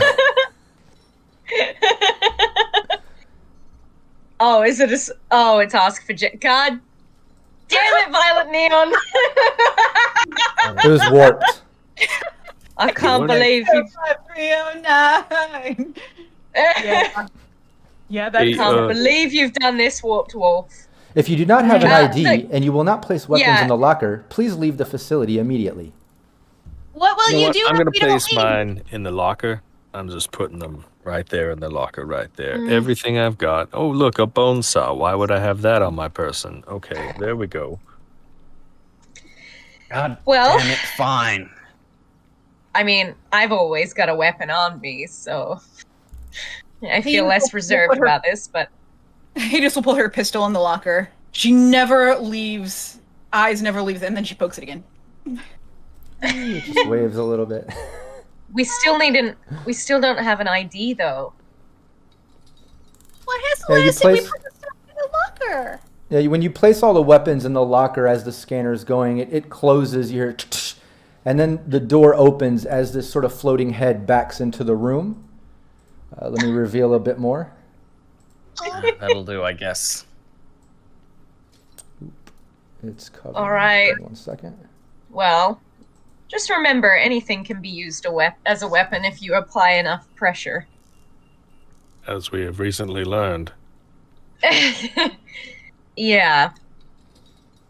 I mean, There you go. if they can't take us tied up naked in a bathtub, then when we're still standing, I think that gives us pretty good odds, right? I Yeah, can't put totally. my jaws in the locker. Plus, if no one can have weapons in there, then at least we might be on a level playing field. And that green glowing ball will say represents this floating head. But if you want to move your tokens, basically the end of that hallway has now opened up into this room. And the head backs up and basically just says, "Thank you for complying. Welcome. Please provide an employee ID." Oh, yeah. Is there anything we see in this room? You're basically seeing a big open room. There's a reinforced huge door here that actually has hydraulics and treads going up the side, which looks like it's a door that opens up into another big room or something. It also looks like this thing lifts up into the ceiling. It's hard to make sense of that, which is right here in front of you. There's also a door right here. There's a door right here. There's a door right here. And there's a door right here. So there's basically 4 doors, 2 on either side of this big room, and then this huge mechanical looking crazy door that says "Do not cross" on the floor. And The "Do not cross" is not lit up right now, but you can see that it does have that sign. What was that? The other 4 doors, are they just ordinary doors? They're not Yeah. hydraulic or No, they look like normal normal doors. Okay. That one Well, could maybe- maybe break through. Yeah, maybe there's a staff room or some lockers that we could raid to get access to the full building. If you don't No, have an still employee ID, rearrange. please provide a reservation number or a visitor ID. Can you get in? Hades is having an idea. She just muted herself though. What? My visitor ID is 1. That was my idea. I'm sorry, I didn't get that. Let's try again. Do you have a reservation number, a visitor ID, or an employee ID badge? 5. Hey, is anywhere? We're inside now. Is there an access point? Can you get closer to something? I'm gonna try one of these doors. What's this table over here? Of shelving. That looks like it's the outside part of the weapon safe. That's where it opened up on the inside. This is kind of the outside part. It's Okay. something that maybe the mechanics of the scanner as well as the safe. Okay. Does it have an access point? Netrunner. Okay, Hades will go here so that it can reach there, but also maybe reach around a little bit. And we'll see. Go. Well, that was a 6. Rolled a 6. Oh, no. It's good enough because of where you're at that you can tell there's a couple systems coming from this room over here. From that room. Hey, that's a good start. Please provide an employee badge. Can we open this door? We need to get over here. Is it open? No, it's locked. Yeah. As you reach for it, and when you jiggle it and see if it's locked, the face speaks up. Please provide an employee ID badge. Do not proceed. My employee ID badge is behind there. Hey, what about the pin pad number that we used on the bunker? Maybe that guy has some connection to here. I mean, why would this place be as close as it is to the Dixie? Oh, yeah. Hey, head. 5678. I'm sorry, I didn't get that. Let's try again. Do you have an employee ID number? This is your last chance. Oh. Or what? Sounds severe. Can we break down one of these doors? Can I jimmy this door open? Yeah. Yeah. Give me Come on. if you want to try to jimmy it, give me a lock pick. Anybody? It's just Oh, God. Does anyone or have lockpick? electric security would even be better. Don't have it. Hades, you got electronic security? Do you have I have any way one. of getting this door open? Let me see what I have here. This is 3. Would electronics security tech work on this? Yeah. That's it. Yeah. All right. Let's see what I can do. Please We rolled 19. Nice. 19. Yeah, you jiggle it and basically get the door to pop open. Let me reveal what you see as the door opens. Bear with me sometimes. She jiggles the handle and then just body slams into. Nice. Yeah, it opens up, and I mean, the second you get it open, you can see it's some type of server room. You can see, towers and hard drives and things like that you've seen before in a typical server room. But the second you get that thing open, that face says, "Please stop. You are unauthorized." And then the face kind of disperses. And let me take this off real quick. It basically disperses into all these mini nets. I would say most of you would recognize it, especially Bud being a solo, but it's a mini drone swarm. That was basically in the form of this face that something was projecting this sort of AI or hologram or such on. But now it has turned into this cloud swarm after it said, "Do not proceed, you're unauthorized. Stop." And right there, we'll take our break. Let's take our break. I like the face better. Yeah, me too. Oh my god. It looks like you're trying to break into a secret lab. Would you like help with that? Very good, Aaron Duran. Hello, it looks like you're... If only like it was that helpful. But yeah, let's take our 5-minute break. Anybody watching, look, we're just going to take a quick break. Stick around, grab something to drink, eat, bathroom, do everything you got to do. Meet us back here in 5 minutes. I'm going to leave the mics on, so mics are hot. That way if the team talks about gameplay or anything, everyone can kind of hear it and be part of it. Be right back. Fantastic. And with my mic on, I would also like to remind everyone, I don't know, I went down like 5 Twitter followers or something, and it's just like, did I do something? No. Did you do something wrong? No. I don't know. I did post some more like socialist stuff, but really people should know that about my brand. I mean, we're artists. We're pretty much... I'm all for seizing the means of production. Well, I made a new Twitter, and I followed you with that, so you gained someone new. It's me. Yeah, nice. All right. Also, my voice is trashed, because, like, I had to do 2 songs at last night's gig. And I did Dog Days Are Over by Florence and the Machine. It's a big one. That is a big one, but then I also followed it up with Firework by Katy Perry, and it's like, It's also a big one. Yeah, it's like, but it's also like the level that song is out kind of requires me to belt the whole time.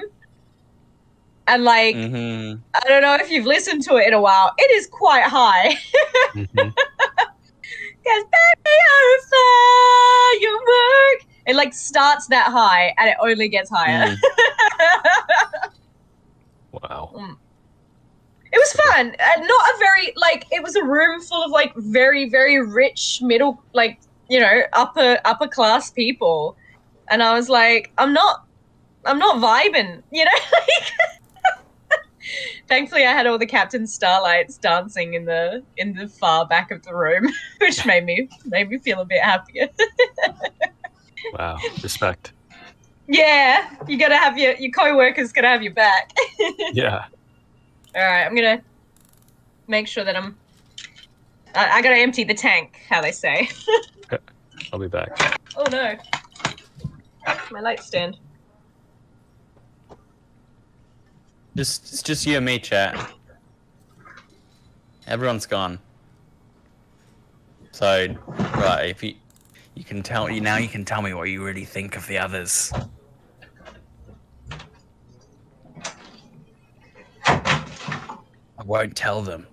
They won't be able to read it somehow. Oh yeah, that's probably better if I do it the other way around. I'm clearly the most valuable member on the team. I'm doing well, thank you. Thank you, Brooks. I'm definitely very much looking forward to doing my my first con as a GM. So, fun fact, our Adelaide Anime Video Games Festival, I actually hosted it 2 years as like the main on-stage host, which is a lot of fun.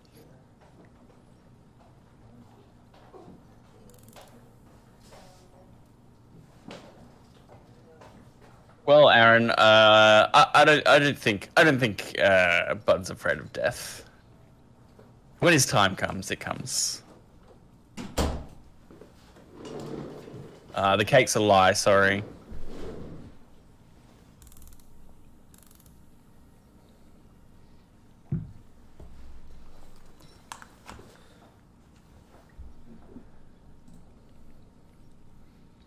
Thanks for following us, guys.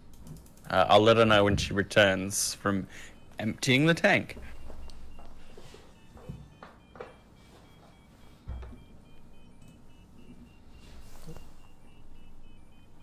Yeah, well, maybe one day we'll get to travel ourselves, and maybe we'll head your way, or some of you will head our way. You guys, Australia Phil, is very, very nice. Phil, you and Sorry, Ellen, yes? you and Ellen need to plan a trip to LA sometime, and plan it ahead, like far enough in advance that you can plan it around me filming a series or film or something, and I'll put you guys in it. That'd be fun.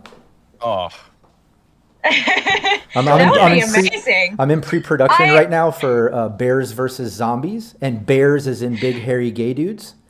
I love that. Okay. Me and one of my partners, BJ, him and his husband and me, were writing it right now, and we've already got like first money in, so it's definitely happening.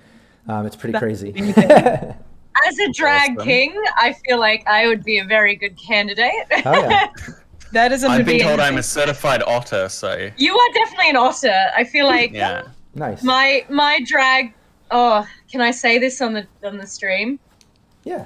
So my drag king's character's name is F-Boy George. Yeah. How about that? But yeah, you do a lot of work for like Trauma, right? Yeah, I have a monster series I put out on Trauma for their streaming platform. That It's just came out on they just launched on Roku and a bunch of other apps and things too. So it's not just on Trauma now. Their whole filmmaking thing is just so cool. Like just such like creativity, and like that's the thing I love with kind of like schlock, is that it's like every decision is always interesting and creative, and like somehow the bigger budgets and you know, more production and stuff, you somehow like lose that and everything becomes a bit boring. Yeah. Don't know why that is. I work on every level. I do stuff with like no budget or nano budgets, micro budgets. Yeah. And then I've been on things with like huge budgets, even though some of those producers will call it low budget. To me, it's like hundreds of thousands of dollars is not low budget, but in the industry, it absolutely is, but I'm like, hell yeah, that's amazing. I'll have to send you the, I made a B horror movie with some friends of mine in Adelaide. Oh, hell yeah. And it went on like Monster Fest, so it was kind of, it made it to the States. Nice. That's awesome. It's called Killer Love. I'll have to send it to you, and it doesn't you can tell me what you think. If it doesn't have current distribution, I can get it through Troma. I'm pretty much grandfathered in. So if you want it through their outlet. But yeah, let's get back to playing some Cyberpunk. Yes, let's. Hey, we're back. Everybody can see us now. What's up? Thanks so much to chat for sticking around. I really appreciate that. And we got the bunny in the stream. Hey. He likes to say hi after the break. Nice. Yes. But yeah, we left off basically with you getting out of this weapons scanner sort of hallway thing. You gave up the weapons that at least opened it up, but this sort of floating head. I hesitate even saying AI because as you can see, it's more of this sort of on a loop repeat. I'm sorry, I didn't get that, like one of those shitty automated phone call systems, Yeah. But whatever, it lets you out, but it kept asking for employee ID, visitor ID, all that sort of good stuff. After over a dozen tries, it was giving you a last chance, but through that, you were able to pick through this lock. Hades got into this sort of server room, but then this head freaked out, basically turned back into a swarm of what looks like gnats with like little glowing flashes on them. And as you know, a drone cloud swarm is pretty much these mini like little gnat-sized drones with they have like a sort of glow to it because of the fact that they have these nano wires on each one of them, just microscopic. But the second this happened, the face dispersed into this cloud as you open the door. Let's everybody roll initiative. Everybody click on your token and then Did anyone bring our EMP? Did anyone bring our EMP grenade? Is the EMP grenade in the weapons locker? It would be in the weapons locker. Okay. Because that's where all the weapons are. Funnily enough. Oh no. I forgot. So I click on my token and then I go initiative. Got it. Exactly. Yeah. It's only been how many weeks? Right. I'm going to take this moment to put a couple points in damage deflection. And a couple points in initiative reaction. Okay. Combat. It's like all the adrenaline racing through Bud. It's like it allows him to hyper focus and like unlock those parts of his brain. Yeah. Bud and Rush are at the top, but as this happens, basically the swarm, when you unlock the door, swoops in at Bud and basically attacks him. Oh! Yay! Do I get a dodge? Yeah, you absolutely can evade as long as your reflex is 8 or higher, which I believe it is. I think we've established that. See, I'm learning too after all these sessions. I'm finally learning all the characters and like. Wait, what's your name again? I'll take a 17 evasion. Nice. Yeah, you dodge it. The swarm basically swoops at you, and you kind of dodge it as it circles back around. Does it turn into like an arrow, and like shoot? Yeah, we'll say it goes in formation and swoops at you like that, and kind of turns into a giant bee. Now, I'll say this: Bud and Rush have the same initiative, so one of you can give it up to the other, or you can roll for it, or whatever you want to do there. I'll let Bud go before me. Right. I was gonna say Discord, rock, paper, scissors, but lag could really get you there. I'm gonna, yeah. Oh, sorry, you were 2 seconds delayed. Oh no, I got it. I'm gonna run to the weapons locker and see if I can't pry it open with my hands. Wow. You can, if you have any type of strength feat sort of involving skill, it wouldn't be athletics. It would absolutely be strength. It could be a body check. It would be super difficult. My raw body, yeah. Super difficult. You have to be really strong. Yeah, I've got a whole body of 5. Yeah, Wow. I'm not even gonna Oh. make you waste a roll on it as much as you go over, start prying, and I mean it does not budge. It's shut like a safe, shut like a lock. God, Hades, get this shit open. Okay.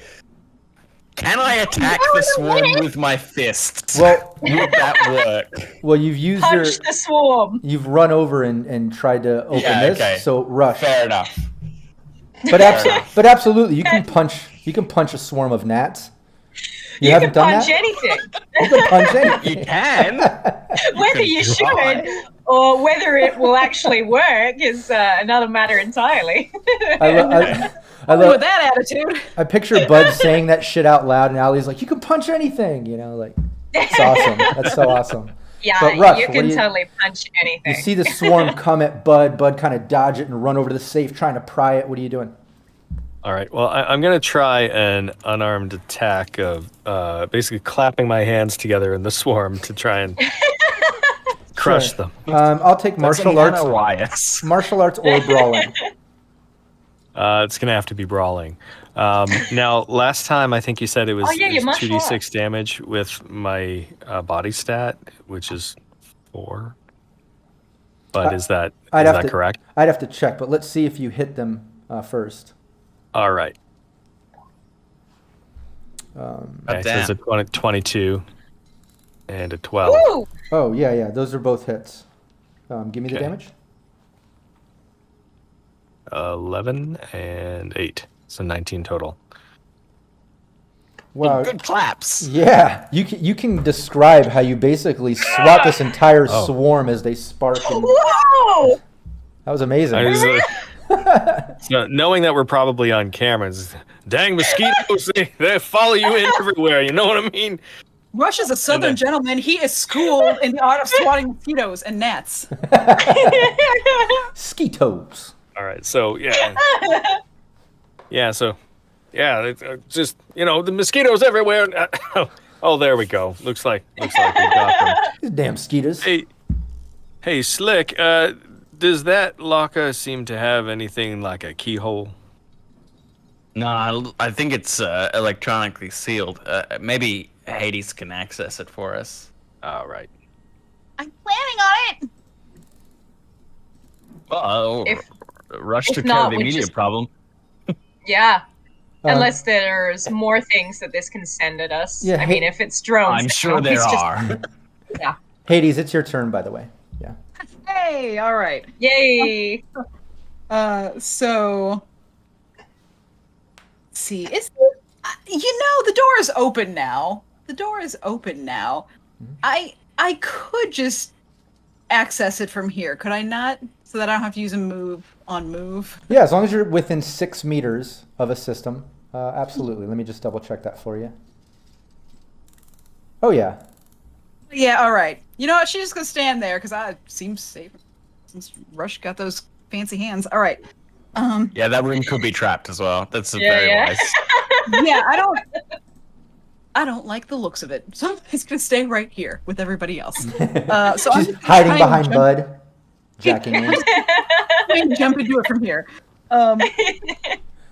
Here we go. I'd love if Rush had his hanky out and he could like Yeah, what you're whirl Hades, it up and like yeah, that interface is a great role. What I'm going to do is give you that sort of action to free within your turn here, to explain that there's 2 systems in this room. Okay, so we'll say from your point of view, looking into the room, you can see this center unit and then all these sort of like servers behind it and power units, and there's a system on one side, system on the other. So we'll just say system 1, system 2, but that's what you're seeing. Let's go for system 2. Okay. What's behind door number 2? You always put the important things under the second door. Yeah, that's right. There's a goat. There's a goat behind door number 2. Oh, it's also infected. Yeah. oh man. It's the Cyber Monty Hall problem. Oh no! Yeah, you go. You get into. Jack into system 2, and you're basically at the top of this elevator of a system facing a password 6. Okay. You can do this, Hades. 6 is fairly easy for you. 1, 2, 3, password roll. Oh yes, that would be a 13. Yeah. I laugh in the face of passwords. Lucky 13. You get right past it. What programs do you have activated, by the way? Right now, let me go. Right now, I have. Because I ended up buying invisibility. Nice. So I have that, and I believe. Can you pick up some sort of custom program? The invisibility was a custom program she got. Ah, cool. Was my custom. You have to use some of your actions to activate them though, if you want to put them on. Yeah, and I think. Okay,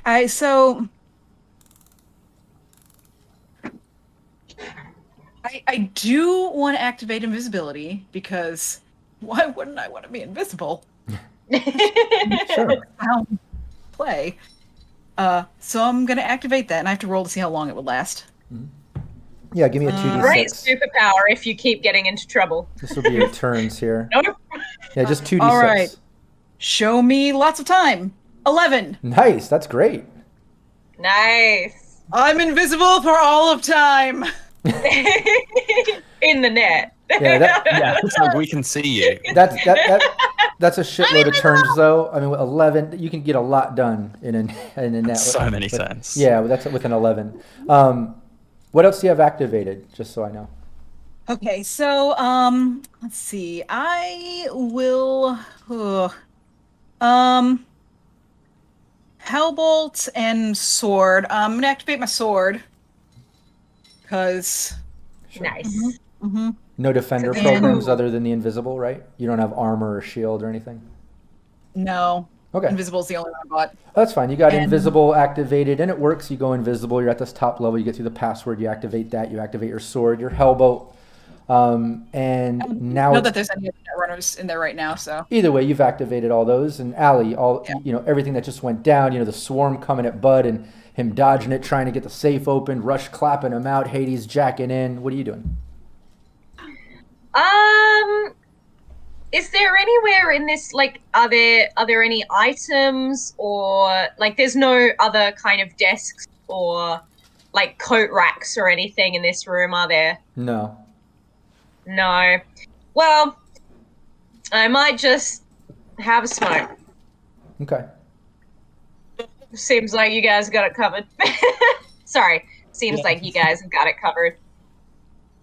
Yeah, eyes up. We don't know what else, what other security measures this room has. Yeah, I might as well just take this time to chillax before it gets heavy, Yeah, Bud, back over to you. Takes one full action to smoke. Yeah, smoke him if you got him. Yeah. Well, unless if there's anything else I guess you want to do.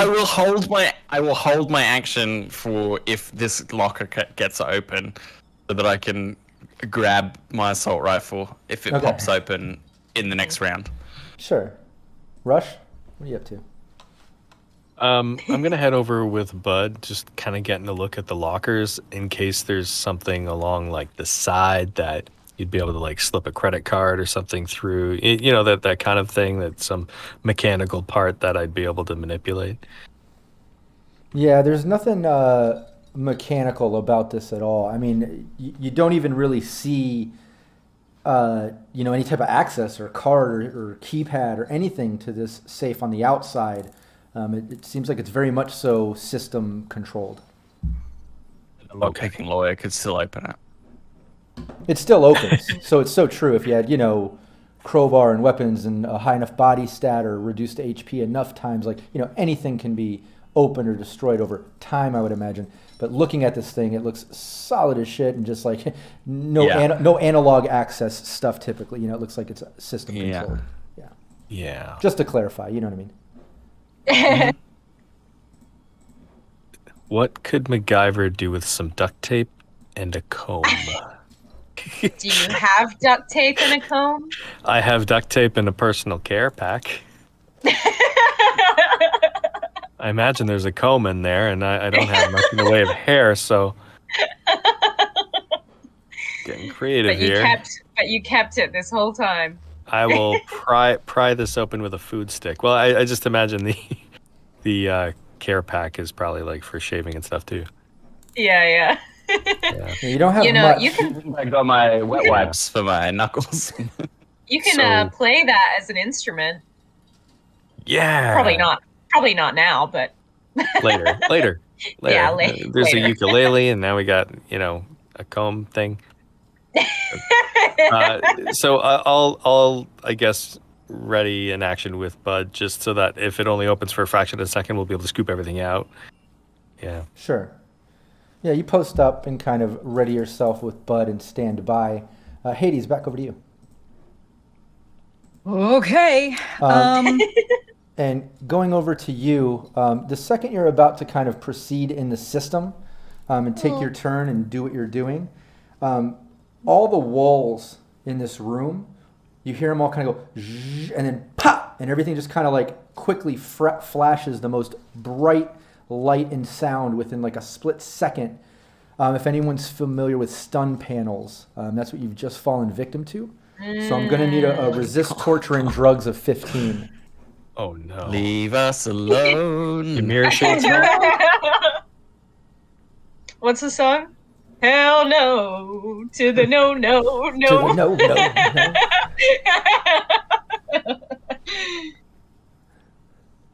Oh, we got an Adelaidean in the chat. Let's take my last 2 points of luck, please. Take them. 16. Yes, made the difference. Oh. Okay, so it's looking like we still need Hades, right? Oh no, I rolled a 13. Oh, did I miss it? It's right before Bud. Right. I got a 9. We got a 9. Oh, I see 13, it. Oh, we need Allie. 16. Oh, yeah, right. we need Allie. I thought I was just smoking and minding my own business. No, and everybody, And then all of a sudden the walls go, bleh! everybody in that room. You just got flashbanged, so. Yeah. Sorry, what's the roll? Resist torture drugs? Resist torture, yeah. 15 is your target. Yes. Hey, 17. See, that's what happens when you Nice. just mind your own business. So No. anybody that didn't reach 15, which I believe is Hades and Rush, right? I'm in my own business. Yeah, Yeah, that's so correct. Hades and Rush, this stun panel goes off, and basically you're suffering the damaged eye and damaged ear critical injury. Oh no. It doesn't come with an extra 5 points of damage, so don't worry about that. But it does give you a -2 to any perception checks involving hearing, seeing. The hearing aspect too, if you move more than 4 meters in your turn, you can't move your next turn. It has something to do with your inner ear and equilibrium. But it's all psychosomatic, so like it's gonna, let me make sure. Yeah, it all goes away within a minute. Okay. Yeah, so it's fairly fast. I'm playing that like Ali exhaled just as like the flashbang went off, and so like her vision and stuff was just fully obscured by smoke. But that being said, something else to make note of. What happened? And anybody that knows about stun panels, and I imagine, especially Rush, Bud, with the industries you're in, stun panels can go off more than once. You're looking at 3 walls here. It's coming off of both side walls and the front wall in these panels. It has a very low HP, but unless Hades in a system, start smashing them on my turn. Yeah. Yeah, if you can't get it under control, environmental defenses need to be destroyed. Not to do too much metagaming, but I wanted to make sure everybody understood those rules. Yeah. Cool. So it can go off again. Yeah, I didn't think. Yeah. There's a probably a demon in there just going. Bzz, bzz, bzz. But Hades, all that went down, and you're back in the system. You got everything activated. You're in the top of it, and I'm gonna go over here and roll 20. And if you look over to the right, I'm gonna reveal some of the system here. You're basically at the top. You broke that DV6, and you're standing at the top of this system. What do you want to do? All right. And you should be able to see it to the right of the map on roll 20. I am not. Not seeing it, no. If you're I thought you were just going to say, I am not okay. No, if you... No. I see it.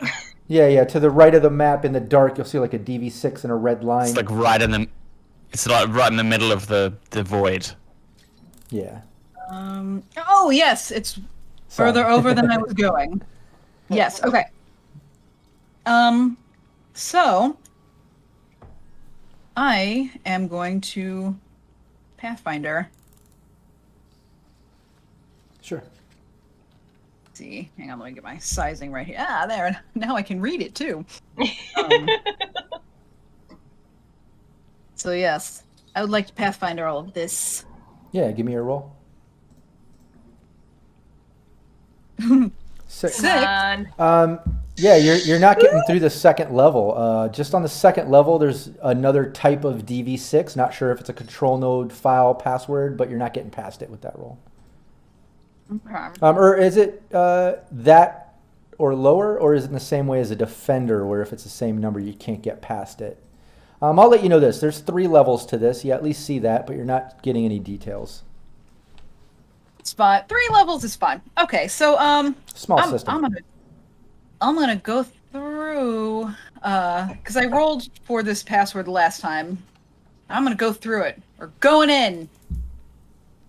Going in. Yeah, and don't forget your that invisibility came on and has you hidden cloaked. So Nice. So you're doing well, and you have a lot of turns for that. So, but yeah, you go down to the next level, and you're seeing a file. Let me make sure I'm in the right. Yeah, you're seeing basically a file, a DV6 file. And this is in System Hades. So in System Hades is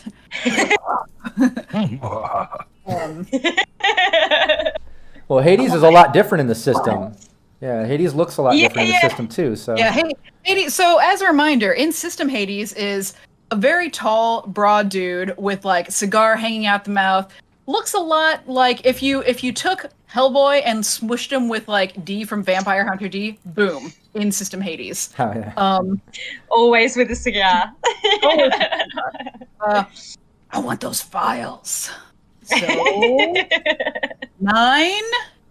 Oh yeah, easily. You break the file lock that's in there, and you're looking at a file that has a bunch of different labels on it: employee log, a delivery log, and a pickup log. Just at glancing, the employee log only really has like maybe a couple handfuls of names. It looks like it's broken into 2 shifts, day and night. It looks like in the timing, based on you guys being in here at like 2, 3 in the morning, this is considered night shift, which looks like it's a little less staffed. You're seeing in there, there's only 4 names on that, 4 names on the night shift roster. The delivery log looks like it has delivery times and dates for different chemicals. Unless you have, science, chemical, or any type of med tech background, I don't know that you would know too much about it, but you're seeing a bunch of weird chemical names you can't pronounce. And some feed. You're seeing like a cattle and cow feed deliveries that have happened. In the pickup log, one thing that does stand out, because you do see random pickups from different cargo transports. One in particular comes up from just a handful of days ago or a week, whenever this kind of started with that initial session 1 scream sheet coming out about a designer play. Around that time, you're seeing a pickup log from the Aldecaldos. So that at least somewhat lines up with like what that Nomad was saying about doing that pickup and whatever. Apparently they have been here. They did a pickup for whatever that's worth. Anywhere on there, do we see that a cow was listed? No, it just has a pickup log of dates and time. Doesn't have any specifics. And just for funsies, I'm gonna roll my education just to see if any of those components make sense. I rolled a 20. Yeah, that's great. Your educational compounds. Yeah, that's great. Your educational background at least lets you know that a lot of these chemicals aren't anything in particular that's known to do anything stand alone. These are all kind of components of a bigger compound, typically. So whatever all these deliveries and chemicals and things are, they all definitely seem like they're parts of a bigger thing, you know? Hades has been studying some chemicals, eh? Hey, Asian mother excelled in all of the STEMs whenever she was in school. Yeah, she gonna go ahead and incorporate those files into her brain systems. make some copies of those names and compounds and such. All right. Oh God, how many? Let's see.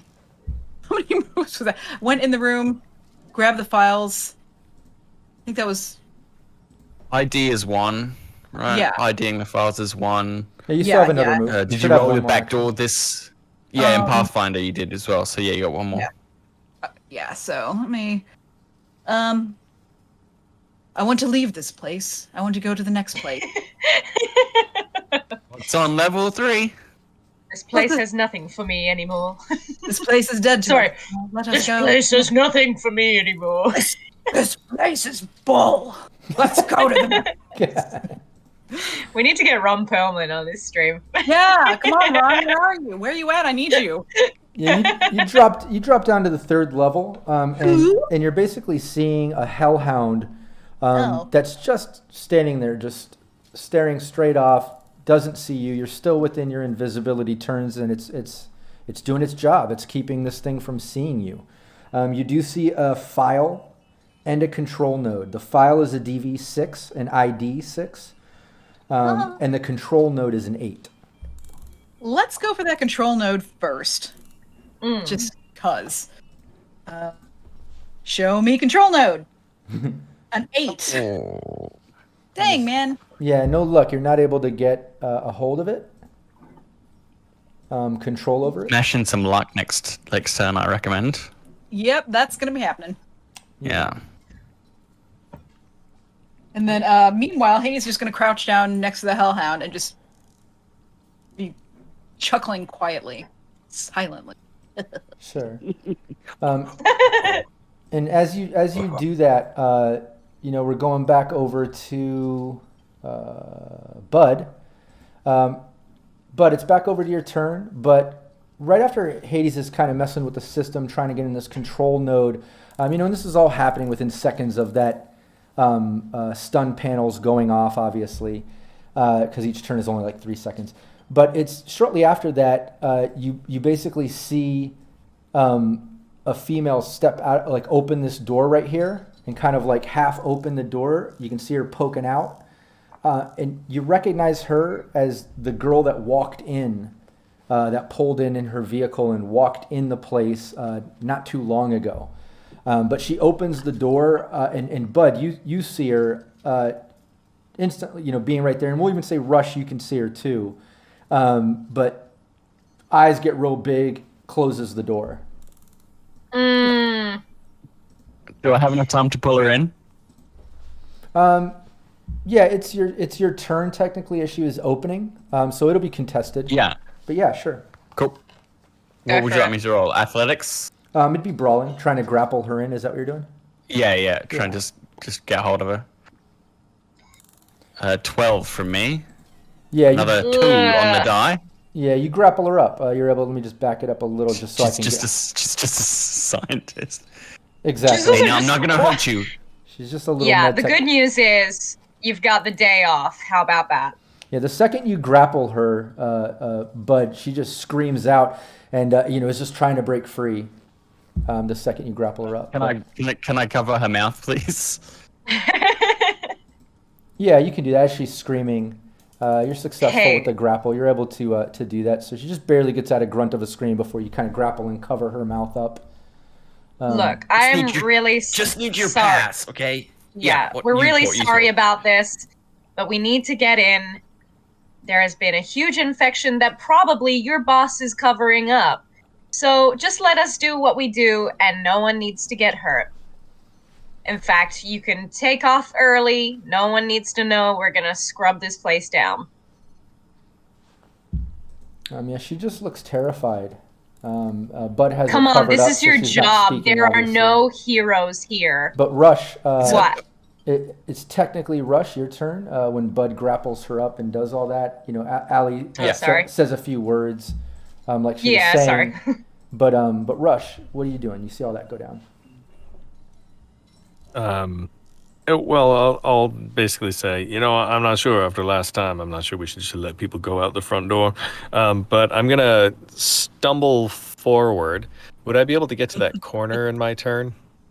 The corner in the southwest? Where are you trying to go? Over here. Sorry, the southwest corner, like down here. Would I be able to make it that far with my current state? You can't move more than 2 squares. Right. So you can move right next to Bud. If you move more than 2 squares, you can't move your next turn. I'll move. Okay, I'll move down to the wall with the 2 squares. Okay. Because one of the panels is here, right? Oh yeah. Yeah. So I'm gonna try punching the panel. Okay. Yeah, go for it. You can. You're right there. Give me your damage. It's only an HP of 5, and it's not moving. It's not dodging you. It's just a wall. You're punching a wall. So. It's a 4 and a 9, so I get it with the second hit. Yeah, second hit. You see the wall kind of crack and shatter, and some of the paneling breaks down, and hear a little sizzle noise coming from internal wiring, maybe. But it appears you've broken it. Awesome. Whose turn is it next? Sorry. I believe it's We're back to Hades. mine. Yeah. Oh no, sorry. Yes. Okay, cool. Yeah, we're back. Oh no, so you should have gone before. Ali should have gone before. Should have gone at some point. It went back to me. Yeah. Allie can go now. That's fine. Allie should go after Hades. I fucked that up. Sorry. But yeah. No, all good. Yeah, I'm gonna try. Basically, kind of continuing on. There was a bit of a scuffle. You know, as Bud gets a better hold on her, Allie's gonna kind of like regroup. I'm gonna put some luck in, and I'm just gonna be like, "Look, is your job really worth all of this?" I'm gonna hazard a guess and say it's not. So you can just walk out of here. Let us do what we need to do.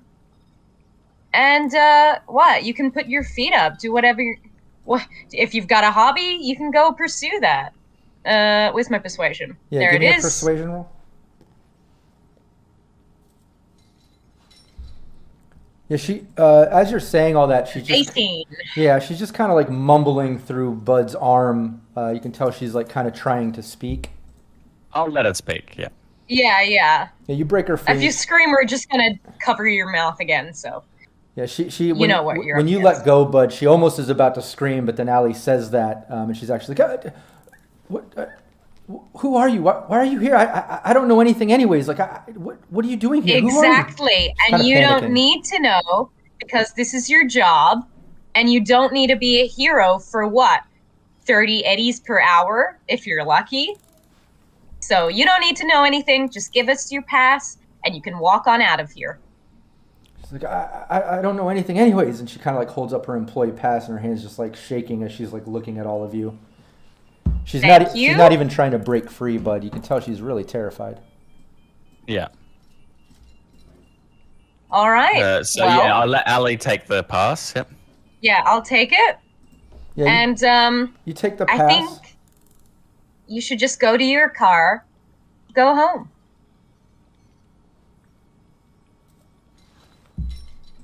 Yeah, she's terrified, and she's like, yeah, I'll leave. Just let me go. I don't know anything, anyways. Just let me go. What? Can you get a read on that? Whether my human perception sucks. So. Well, we're over at. Are we Hades. still in initiative or? Yeah, we're still in initiative, and with you kind of having that conversation and going over all that, we'll say all that was able to kind of go down in your turn. Back over to Hades. You're in the system, but as you know, anytime there might be a demon or something involved, or once they detect you and shit hits the fan, they go at top of initiative. So once again, the walls, the 2 existing ones, just pa and go off one more time. If everybody can give me a resist torture and drugs. Whoop. 3. 9. Sorry, just getting to my character Another sheet. crit fail. Oh, damn. And then a 10. A crit fail with a 10. So I got a total of 3. We all get hit. Great. Yeah, everyone's hit again. Rush, anybody that was from previous, you got another minute of dealing with this. All your ears, your vision is kind of thrown off. You're getting the negatives to your perceptions. You can't move more than 4 meters. You don't move in your next turn. It seems like it's affecting everyone now. And the girl screams out when that shit goes off. She's like, "Ah, shit!" Seems to have fucked her up too. The med tech there. So does that stack? Is it 2 minutes, or is it just like Yeah, your first another minute from this 3-second interval? No, it stacks. You know what I mean? So you have that first minute that's already been counting down. Now you have another minute added to that. Okay. Yay. But Hades, yay. Hades, back over to you. All right. We're going to try for the control node again. And this time I'm going to put a little luck on there. I'm going to put... Let's go with 3. Just cause. Okay. 3 luck. Go for it. Because I wanna. Just because I want to. Okay. So I don't. Wow. This will be To fine. have that much luck. Just No, gotta- it'll be great. Well, it's This'll be- a DV of 8, so you'd really just need to roll a 2 or higher to make it work with that, right? You would think so. Yeah, don't. I mean, All right, technically all you right, only I'll- need a 1, but if you roll a 1, then it's a crit fail and it rolls against that. So really you need a 2 to make this work. 2 or higher. I'll only put 2 luck on it. Come on. All right, 2 luck. And I. Let's see. I guess I could. I'm gonna roll this and then I'll add it with my voice box. 7 plus 2, 9. Yes. Added it with your voice. Okay. Nice. Yeah, you get the Done. you get the control node open. You get access. You're basically looking at security cameras inside and out. You're looking at all the locks in the front here. These individual doors as well as the front. All the lights in the front here. You're looking at. Wait, let me just double check. Okay. Sorry, one more second. I just want to make sure. Yeah, you're seeing cameras, locks, lights, weapon scanner, weapon safe, security drop wall, and fire suppression, like a fire suppression system. Yeah, that's everything on there. Cams, locks, lights, weapon scanner. But the weapon safe is in there. You at least see that. Hey. Okay. First thing is first. Hades is gonna flash the lights on and off. Oh, as always. Be like, Turn those lights on. I'm gonna look throw. what I did. I'm gonna throw in an intercom system for fun, Hades. Have fun with that. Oh, yeah. Well, obviously, Hades is gonna come over the intercom system and be like, "This is your god, Hades, speaking. Check out Using this your voice or- raid." Lights just flashing on and off. Not using Are you your ready Netflix. for this? Oh god. And then she'll pop open the Oh, actually no. Before she pops open the locker, Come on. what do you have for your favorite Netrunner in order to get back your weapons? I think we've got some more marshmallows. Hugs. And you, Bud. Yeah, but I. Eternal gratitude. She'll pop open the locker. Yeah, locker pops You open. gotta make offerings. And not that it's your turn, but Bud and Rush, anybody that's right next to it anyways, you see it open. You see all of your weapons in there. But Hades, it's still your turn. Yeah, and gonna check out. So the cameras.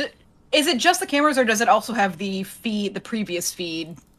No, it's just live cameras. It looks like it's pushing into that file ID6 that's on the same level as you right now. Well. That's going to be the next thing then. Let's go into that file. Rolled a 12. Nice. Yeah, you're into this file. The file says it has a couple files in this file, I guess you'd say. Your ID shows you it has the camera feed, so all the security cameras are putting into here. It also has a scan log. The scan log is basically kind of like client list. Oh yes, want that. Yeah, not even gonna look at it. Just gonna save, copy the client list. Sure. I imagine we're going to want that information, and gonna take the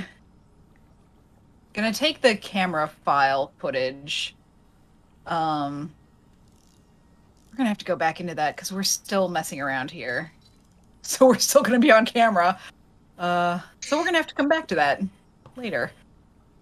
And then you can come back and destroy. Keep in mind, not to give you your own ideas, but you are capable within a system to do almost anything you can think of. So like, it's not like you can only delete footage. You could delete it and stick it on a minute loop of something from a year ago if the footage is in there. You can create a fake thing, you can. We'll probably do like a timer thing too. Whatever you want to do, or you can do what you're doing here, and like you said, jack back in the system and then deal with it. It's up to you. Well, because the only reason I think is because perhaps we may get something else on the camera that we want to take as evidence later. Someone to pin this on. Just in case. I mean, maybe we could get a confession from Sven. I don't know who we're gonna run into here. But we might get the people entering and leaving. And if they don't want to be associated with this, we can definitely use that against them. Yeah, which, I mean, I imagine if they've been entering and leaving, that's probably already on there. But I don't know if, there's an opportunity for us to confront them just about, yo, did you know about this? And then be like, but you'll never be able to tell anyone. We're like, joke's on you, camera. I think if it's possible, what I'd like to do is have put something in there to where it would start a loop, but it doesn't actually stop the cameras from recording until if for another hour or something, and then it'll put a loop of footage from earlier that evening or something. Yeah, you can do that. You can reused footage. Yeah, give me your interface. This will be a bit of a program, a bit of a virus sort of deal. Give me your interface roll. I just don't want to stop the recording just quite yet. That makes sense. Were you able to roll it? I got a 9. Nice, that's awesome. You're able to do what you said. You're basically able to copy the footage that you want. You're able to kind of set it to go on a loop and delete the footage of while you're there to kind of overlay that with a loop from a previous recording or something that doesn't have you there, obviously. And real quick, now that I'm actually over on the map, which locks did you say this has control over the node? All the locks, all 4 doors in this room.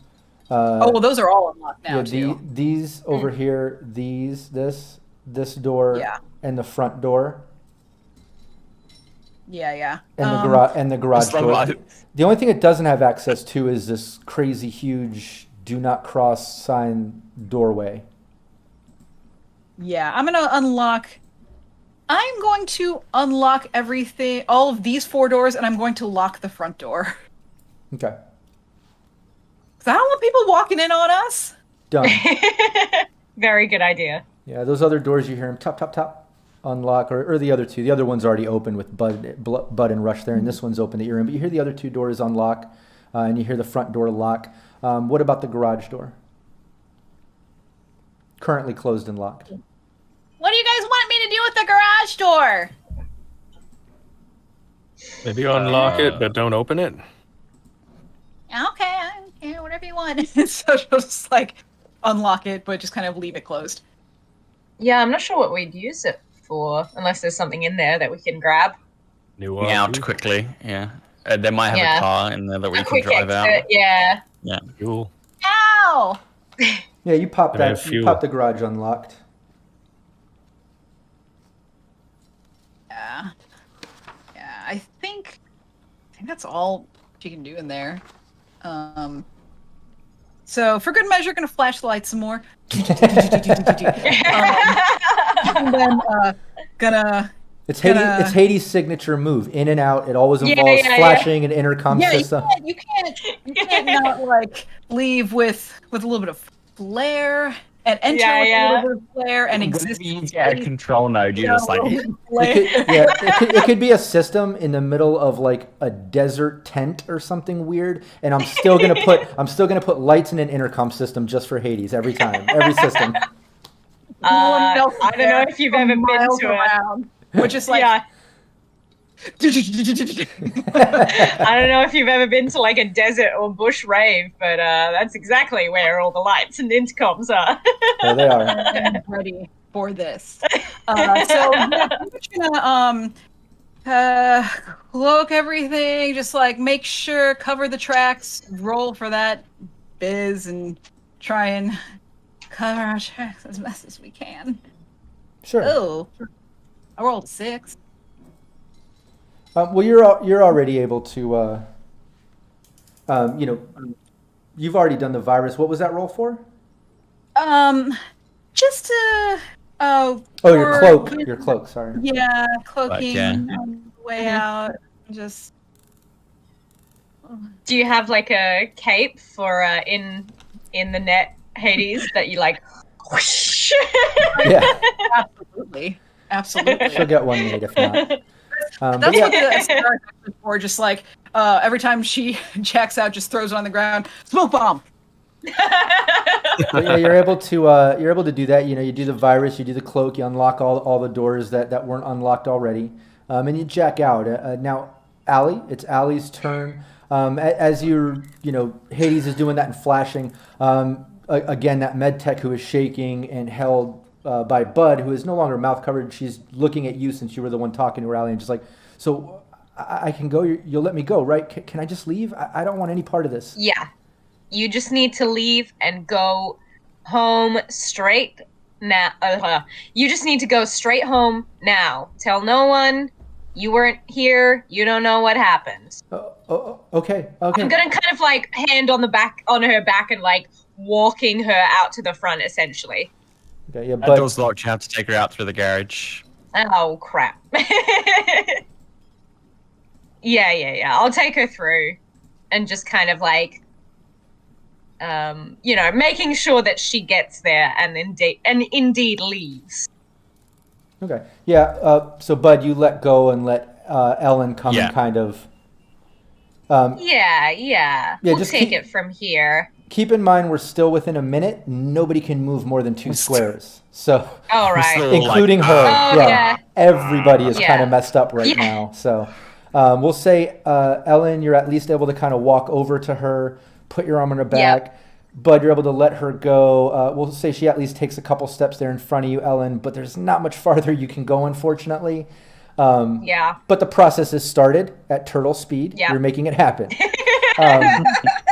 Before I move on, come with me. Before I go to, I think we're back over to Bud and then Rush, right?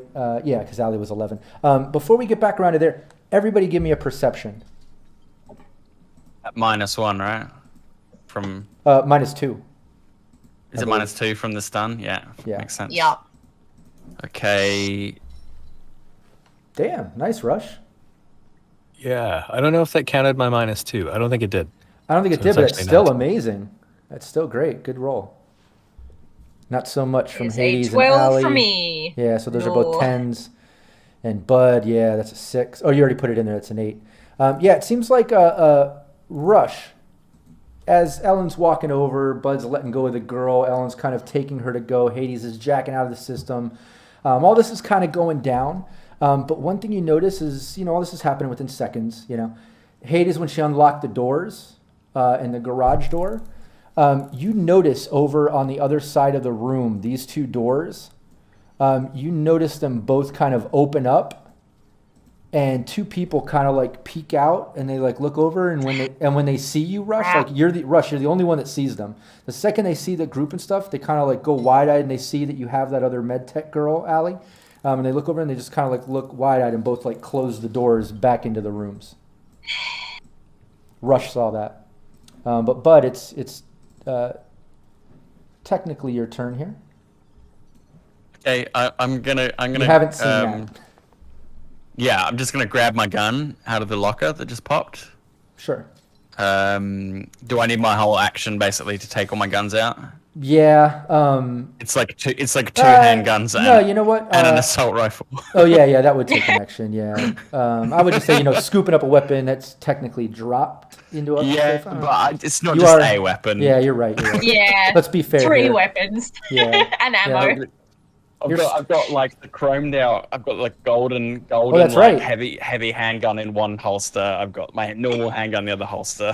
Yeah, I forgot you got that badass that gun that you found. The chrome one, yeah. Yeah, chromed out with like gold inlay and things. Yeah.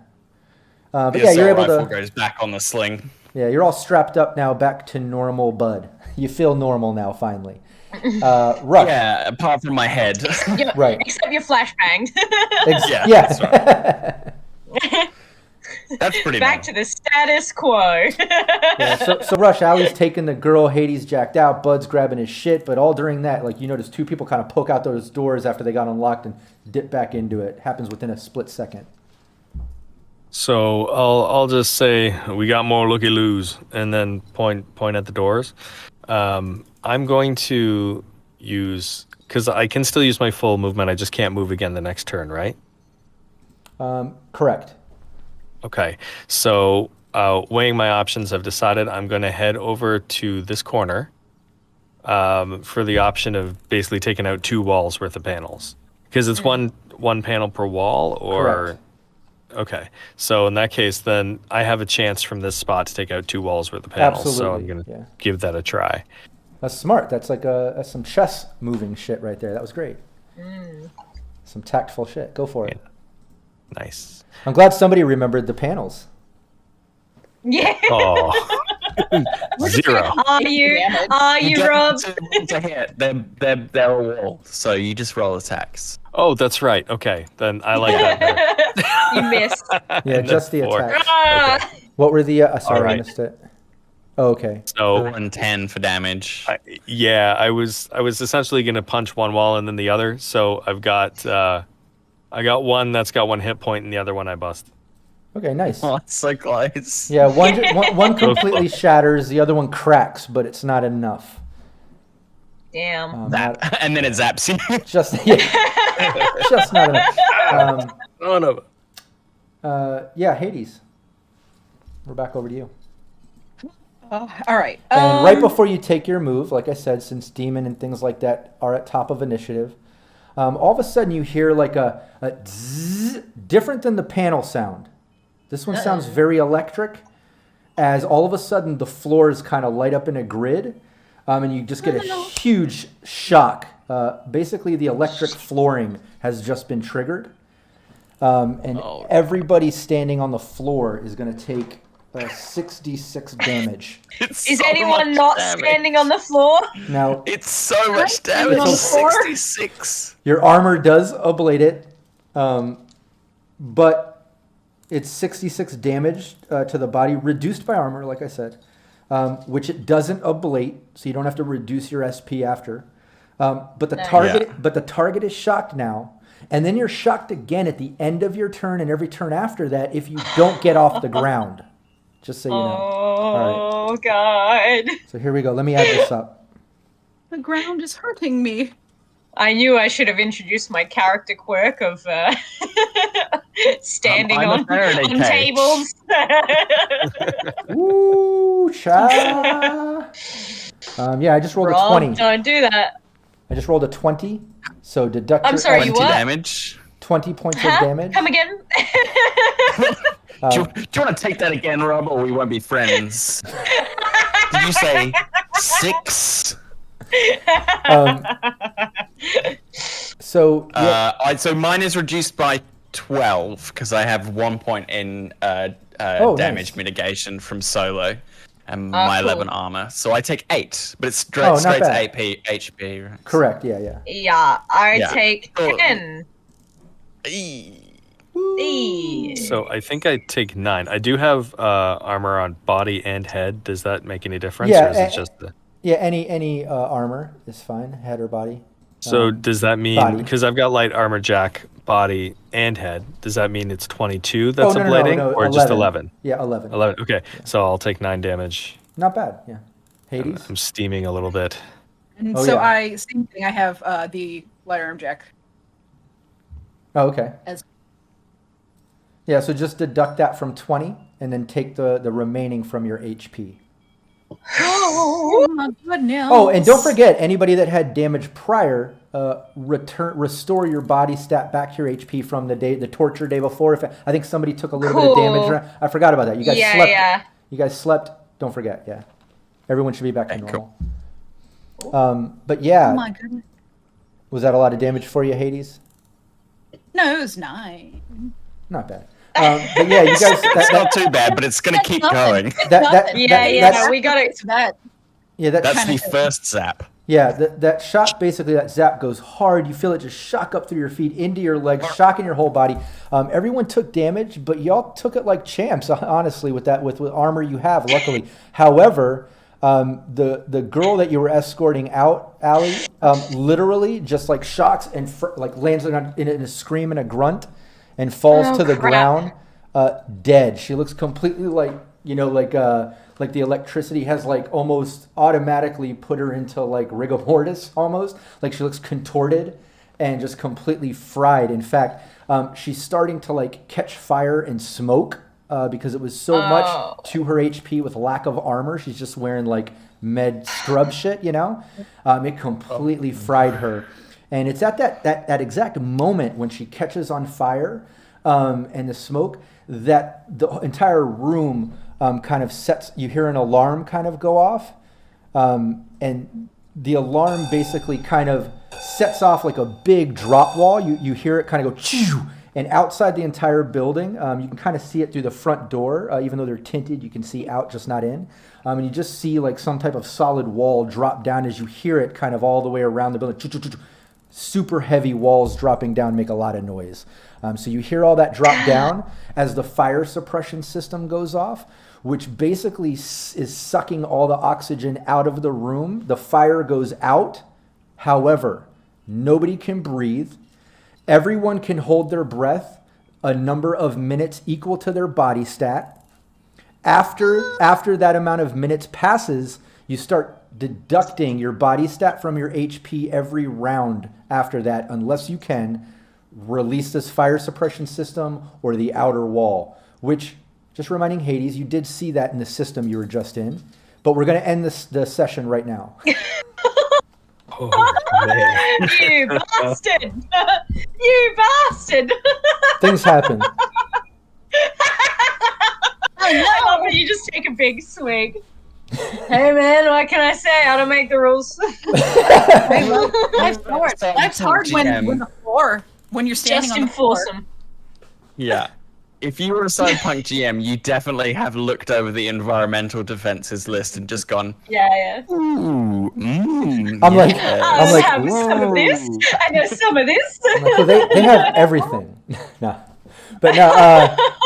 Hey, and don't forget with the system, it's kind of everyone's next turn immediate focus to get off the ground. So that's kind of the thing to do. Otherwise, you're getting shot again in every turn after. I won't be able to move though. Stop it. Nope. You can't move? No, because I used more than 4 meters of movement, so I'm stuck in place. I'm gonna have to take another hit. You live on your body. The one good thing. I know things are very intense right now. They feel, kind of fucked up, but you have a whole week to think about it. I know they feel no one's shooting at us now. Hey, no one's shooting at you. For the next 7 days. have this sword of Damocles hanging over your head. And I like Violent to Non, if I'm saying that right, says the medtech scientist's name was Kenny. So Rob killed Kenny. Oh, little South Park reference. Hard life. That's fine. Poor medtech. That technically wasn't her name, but I'll totally change it to that just for that South Park joke. That's fine. That's fine. Alice Kenny or something, yeah. Yeah. Kenny to her friends. Yeah, and Donna says, Rob found the sweet spot to sink that dagger. I was trying to be nice. I didn't want anyone to get hurt. I like warps. Yeah, it's totally our fault that she's standing on that floor as well. So. Well, yeah, we did that. I like that. An entire week to contemplate the consequences of their actions. God damn it. Yes, the consequences of my actions. What I'll say is, you have a week to think about it. I would say don't use all that time to think about it. Use some of that time to roll up your new character. Yeah, that's right. Yeah. Never. I've got this cool media concept. Never. You can't plan for defeat. All right. Well, that was awesome, guys. I thought, that's a good place to end it. We've gone almost 2.5 hours. We've been going a little over the past couple sessions, but it's because I don't want to break it up in certain spots. I kind of like certain cliffhanger spots I'm hoping for. And this one was a bit random, but it works. It absolutely works. This is a great cliffhanger. We'll see how that turns out next week. That being said, let's wrap this up the way we always do. Let's go around the table. Everyone, plug yourself, let everybody know where they can find you and all that good stuff. I'll start it off this time by saying, first and foremost, everybody listening, watching, show some support to Syrinscape. We're all here because of Syrinscape. This is the weekly gameplay. It's an amazing app and program and system that you can use for your gameplay, whether, digitally like this or physically in person around a table. Everyone should go check that out. If you're watching this VOD on YouTube, please shoot over to Twitch and follow Syrinscape on Twitch. If you're currently watching this live stream, when we're done, shoot over to YouTube and give Syrinscape a subscribe. That would be awesome. Aside from that, I'm Rob Mulligan. I'm the founder of Cyberpunk Uncensored. I would also appreciate if you go to Cyberpunk Uncensored on Twitch and YouTube. Give me a follow and sub there. You can also follow me on Twitter as Mulligan101. I would love that too. That's it for me. Ellen. Hi, I'm Ellen. You can find me on Twitter at EllenKGraham1. And you could also find this guy. Come on, give me a sub. You don't want to let Preston down. Oh, yeah. And I am also 1/4 of Baby Beard Media with the lovely Phil, or Bud as you may know him, and we make awesome TTRPG content. We have a podcast, Roll to Cast, that's ROLE, and you got to check out our new season because we're playing Kids on Bikes. It's set in sunny Australia, and I'm running the game for the first time ever, and I'm very excited about it. So I want to make sure that I share that with all of you. So subscribe to Baby Beard Media. We're on all the good podcatchers. You can find us on Twitter and Facebook and YouTube at Baby Beard Media. And as always, I will continue to be Alley Katz until Rob kills me. Oh yeah, we'll see. No promises. We'll see how that turns out. No promises. Next week. Brandon. I am DM_Brando or Brandon Perkins. You can see me streaming on Realmsmith every Monday night at 7 p.m. Eastern time. Right now we're doing Curse of Strahd, but you can also see me here every Thursday night at 7 p.m. Eastern time. And very soon you'll see me in 2 Fallout streams as well, which I'm very, very excited about. Those will be, I believe, on Fridays and Tuesdays. So super excited for those. Cannot wait. I've been cramming like crazy with every free second I've got. Yeah, me too. Totally understand. We'll go slow with that. We'll help each other learn the rules as we go because we're both GMing or overseeing 2 separate games, so we'll have to help each other. But yeah, Phil. Yeah, I am Phil. As Ellen said, I am part of Baby Beard Media. So I'll plug our YouTube channel, which is, we've been doing daily uploads of gameplay on there for about a year or a bit longer now. So there's always fresh stuff up on there and a ton of a backlog of stuff we've played and had fun with. So dive right in there. And one thing I haven't plugged before is, did you know we did a podcast called Shut Up and Take My Podcast, where we reviewed every single episode of Futurama. I forgot about that. Yeah, every single episode we've done. It's not always Ellen and me on that. We kind of joined a little bit later into the process, but the majority of the episodes are on there. So if you love Futurama, like we do, go check that podcast out. It's all up on all the podcatchers and stuff. But if you want to find out what we're doing, just go to at BabyBeard Media. If you want to follow me specifically, that's at Scruff below me. And I'll be back next week playing Bud, and hopefully I'll be back on another stream with Rob soon. We're just sort of getting that together now. And again, we got lots of rules to learn, so we'll be helping each other. Yeah. I need to reread. I need to reread one of my favorite books. So.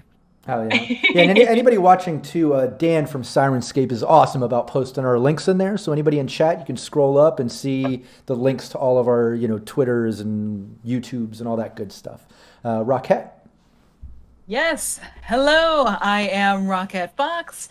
You can find me pretty much anywhere you look up Rockette Fox, including on Twitter, Instagram, on my Twitch channel, in which I have been doing a lot of retro gaming and some crafting as of late. And I also have a podcast called Fantastically Strange that is full of things both fantastic and strange. The last episode, I went out on the field with a friend of mine who is doing research on venomous copperhead snakes. And it was awesome. And we found one. And it was fantastic. And we didn't jostle it or anything, because don't do that to wild snakes. You are asking for trouble.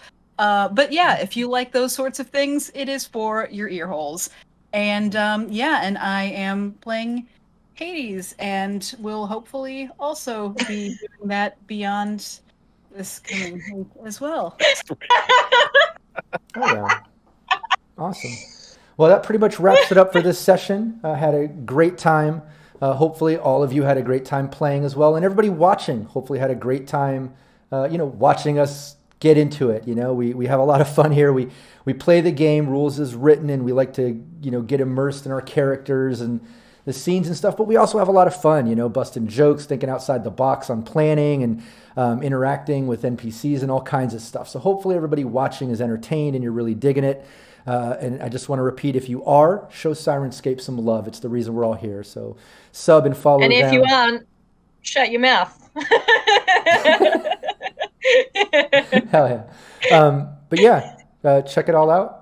Help us out, and we'll see you next time. And yeah, somebody in chat asked next week. Then every Thursday we're right here. Every Thursday, 4 p.m. Pacific Standard, 7 Eastern, and we'll see everybody next time. They're restreaming as well. Oh yeah, the restreaming. I forgot. Tomorrow morning, Vicky, the social media manager for Syrinscape, she restreams this gameplay for all the UK and Europe and overseas people whose time zone just doesn't work for the live stream. So anybody that missed parts of this or whatever, tomorrow morning restream. So all right, we'll see you next time. Bye. Take care. Hey, we're officially live. Everybody can hear us and see us now. What's up? How's everybody doing? Hello. Hey, and thanks everybody coming into chat nice and early. I saw everybody in there during the intro. Really appreciate that, especially all the subs and the gifted subs. They're from Leaded Coffee, a few others sub there. Kira, thanks so much. Really appreciate that support. We're all here because of Syrinscape, so we love it when people show them some love with a sub or gifting out and all that good stuff. It's really cool, so really appreciate that. This is the official weekly Syrinscape Cyberpunk RED actual play. We do this every Thursday. I want to encourage everybody to go check out the previous sessions. We're all the way up to session 8. I'm not going to do a recap of everything that's happened. So many things have happened. They've been to so many places and whatever. Go check out the previous videos so you can get all those details. I will do a mini recap before we start today's session. But before we do that, let's go around the table. Everybody introduce yourself. Tell people where they can find you. And introduce your character as well. Brandon, you want to start it off? Sure. I am Brandon Perkins, also known as DM_Brando. I play Rush, who is a fixer, and I'm just keeping it short today. I think that's it. Good. Nice. Ellen? Hi, I'm Ellen. I'm from, I'm 1/4 of Baby Beard Media with the lovely Phil, who sits below me. And we have a TTRPG podcast called Roll to Cast, that's ROLE, where we play a different game each season. Oh my God, can you tell it's the morning? A different game each season. And the next season that is coming out, episode 0 drops today. It's Kids on Bikes, yay! Which I will be running, and I'm very excited. So please subscribe to that. And of course, you can find me on Twitter at EllenKGraham1, and I am playing Alley Katz, the girl of your dream. Oh yeah, Rockette. Hello, I am Rockette Fox. You can find me anywhere that Rockette Foxes can be found on all the medias and my channel. And I am playing Hades, the Netrunner that's surely going to save us all from this impending hellscape that we left off on last time. We'll see. We'll see what happens. Phil. Hello. Yes, I am Phil. I am another quarter of Baby Beard with Ellen up there. I will plug our YouTube channel where we are playing New Vegas right now and putting our companions in spacesuits because it's hilarious. Other than that, in the new season, I'm playing John Smith. Yeah, you picked a great name. If that doesn't sell you on it, I don't know what will. And I am playing Bud, the solo. Oh yeah, yeah. I do want to mention in chat it was Alexander when Hades was saying, or maybe it was Alley Cat's girl of your dreams. She said, "Hopefully not the girl of our memories soon." I'm so nervous. Interesting. I guess because of how things left off in the last session. Hopefully that's how she can come back. Yeah. If she goes anywhere. Yeah, exactly. She emerges from a brain dance. But yeah, I'm Rob Mulligan. I'm the founder of Cyberpunk Uncensored. I'm the game master here. I'd appreciate if everybody would go and check out cyberpunkuncensored.com when this stream is over. Don't do it now. Stay with us now. Go check that out after. And see all the cool shit we got going on. We have all kinds of free assets to help your gameplay, links to multiple actual plays and tutorials, interviews, all kinds of stuff. I also want to mention tomorrow, we're starting up our official session 0 for Fallout with Brandon here is going to be joining me. I'll be the GM and overseer, and that's going to be over on the Mad Queen YouTube channel. That'll be live around, I think, noon. We'll be going live at noon tomorrow, Pacific Standard Time. But yeah, let's get into our session. I'm going to bring up the map here, get us over to the lab. I know you all were there, but I had a different view for the little intro, but there we are. Yeah, so like I said, I'm not going to get into a recap of all the previous sessions. I'm just going to kind of bring us up to the current moment, which is basically... what was that? Oh, we lost. Sorry, we lost me for a second. All right, you're back. It was Preston. Yep. Rabbit on the keyboard. Yeah. It'll do you every time. Cool. I'm going to get a little bit of Syrinscape going, get those lab sounds just kind of going on in the background a little bit. But yeah, the team got all the way to the point of into the Dixie. That was quite an experience, but here they are at this sort of anonymous third-party lab that they got the coordinates to from the nomads that did the pickup and delivery previously, but they found it out in the middle of nowhere, out in the Dixie, and went off on a side road, got up to it, and pretty much got inside. There was a guard gate in the front, but they walked up, not driving up, and were able to just kind of walk up to the door. It seemed like it was an open facility for the employees that are there. They're there kind of in the night shift hours, but it's open. But they ended up in this sort of security lock hallway that locked them down with an interesting AI that they got to interact with, and they got their way out though. They had to give up their weapons to get in. Then they had to deal with this sort of repeating redundant AI sort of questioning them, and while the Netrunner was able to get the weapons out of the weapons locker, but they did get hit by stun panels,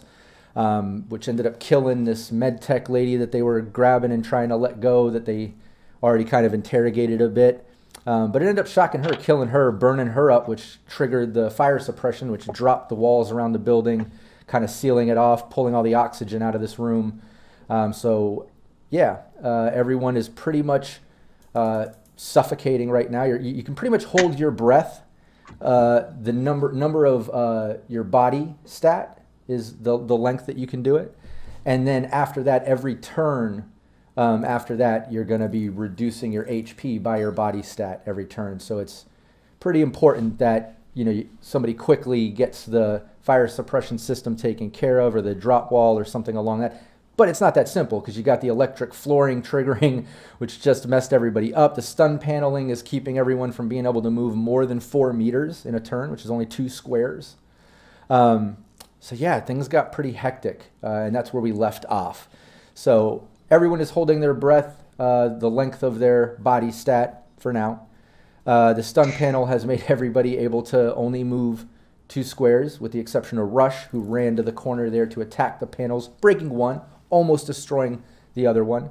But now he can't move on this next turn, so he's kind of stuck there after the electric paneling triggered off and got everybody. Everybody else can move, only 2 squares, but as you know, with electric paneling, you got to get off the floor, otherwise you're going to be getting shocked at the beginning of every turn after that, at the end of your turn, and then every turn after that.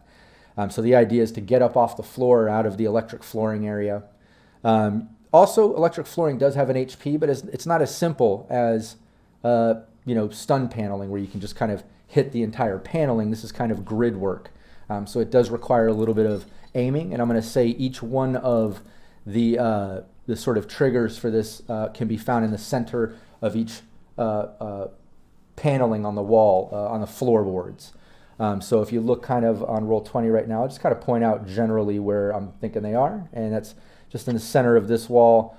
We'll say over on this wall, over on this wall, and over on this wall. Just putting it to the sides of these doors for the sake of the doors, but those are kind of the aimed spots to try to reduce the HP of the electric flooring. This stun panel is still active, I believe. Rush was able to destroy the back wall one. This one was destroyed earlier, but this one still has a little bit of HP there. Did I miss anything? Are we up to date? Want to make sure I don't miss anything. There was a couple people poked their heads out of these doors here. That's right. Yes, and then they They scurried away. Yeah, I forgot about that. Yeah, when the stun paneling was going off and the electric flooring obviously making noises and all this shit's going down, the girl catching on fire. Earlier, another medtech girl kind of poked her head out the door next to where Rush is. Some mechanic-looking guy poked his head out the door that kind of looks like it aligns with that outer garage door that you saw when you came in. But they just kind of poked in when they noticed there was a random group of edge runners that are armed in the front lobby, and stun panels and shit are going off. They just kind of duck back in, closing the doors. But yeah, thanks for remembering that, Phil. That brings us up to date. Let's start the official session now, unless there was anything else. Was that it? Okay, cool. I thought I saw Ellen raise her hand. I want to make sure I didn't miss anything. No, sorry. I was like, you got it. Okay, cool. That's all she wrote. Yeah. All right, cool. So I hope you guys thought about this situation over the past week and maybe rolled up some new characters just in case. But yeah, let's get into it. Let me open initiative. We'll just keep initiative where it was. We'll start at the top of it. So yeah, Bud, we're over to you. Damn. Shit just keeps getting worse. Okay. I'm just gonna stand up on this counter operations table, whatever this thing is, for the locker. That house the locker, so I'm not standing on the stun panels. Yeah. Yeah. I was gonna say, give me an athletics check. Super easy. It's not like it's real high up or anything, but I just want to make sure you don't crit fail or stumble or something crazy. Yeah, let's make sure. Let's make sure I don't do that. Athletics. Nice. All right, cool. Yeah, you easily climb up there. So you're off the floor. I don't know what the -2 is. I think. I slept, so I must have got rid of that. Or maybe that was left over from lack of sleep, but everybody should be back to normal. Maybe that's what that was. Okay. Was it from the previous stun panels? Was it because we got shocked? We got stunned. Yeah, but that would only be for your perception, and it affects your movement. But it wouldn't be a total modifier or anything. I think that's probably left over from the previous Dixie where you got poisoned or didn't get sleep or something. So I'll hop up on there, and then you said like I can trace some of like the control box. Yeah, there's one right there. Electrical flooring right here. Yep. Well, I'm gonna put a goddamn assault rifle round in it. Nice. All right, cool. Yeah, go for it. Give me your shoulder arms. This isn't dodging, obviously, because it's a inanimate thing, but it is 0 to 6, so it's going to be a DV of 17. You got this. What's your solo points in right now? Did we determine that? I forgot if we... I'm sure we did, but remind me where they're at. And you can adjust them if you want.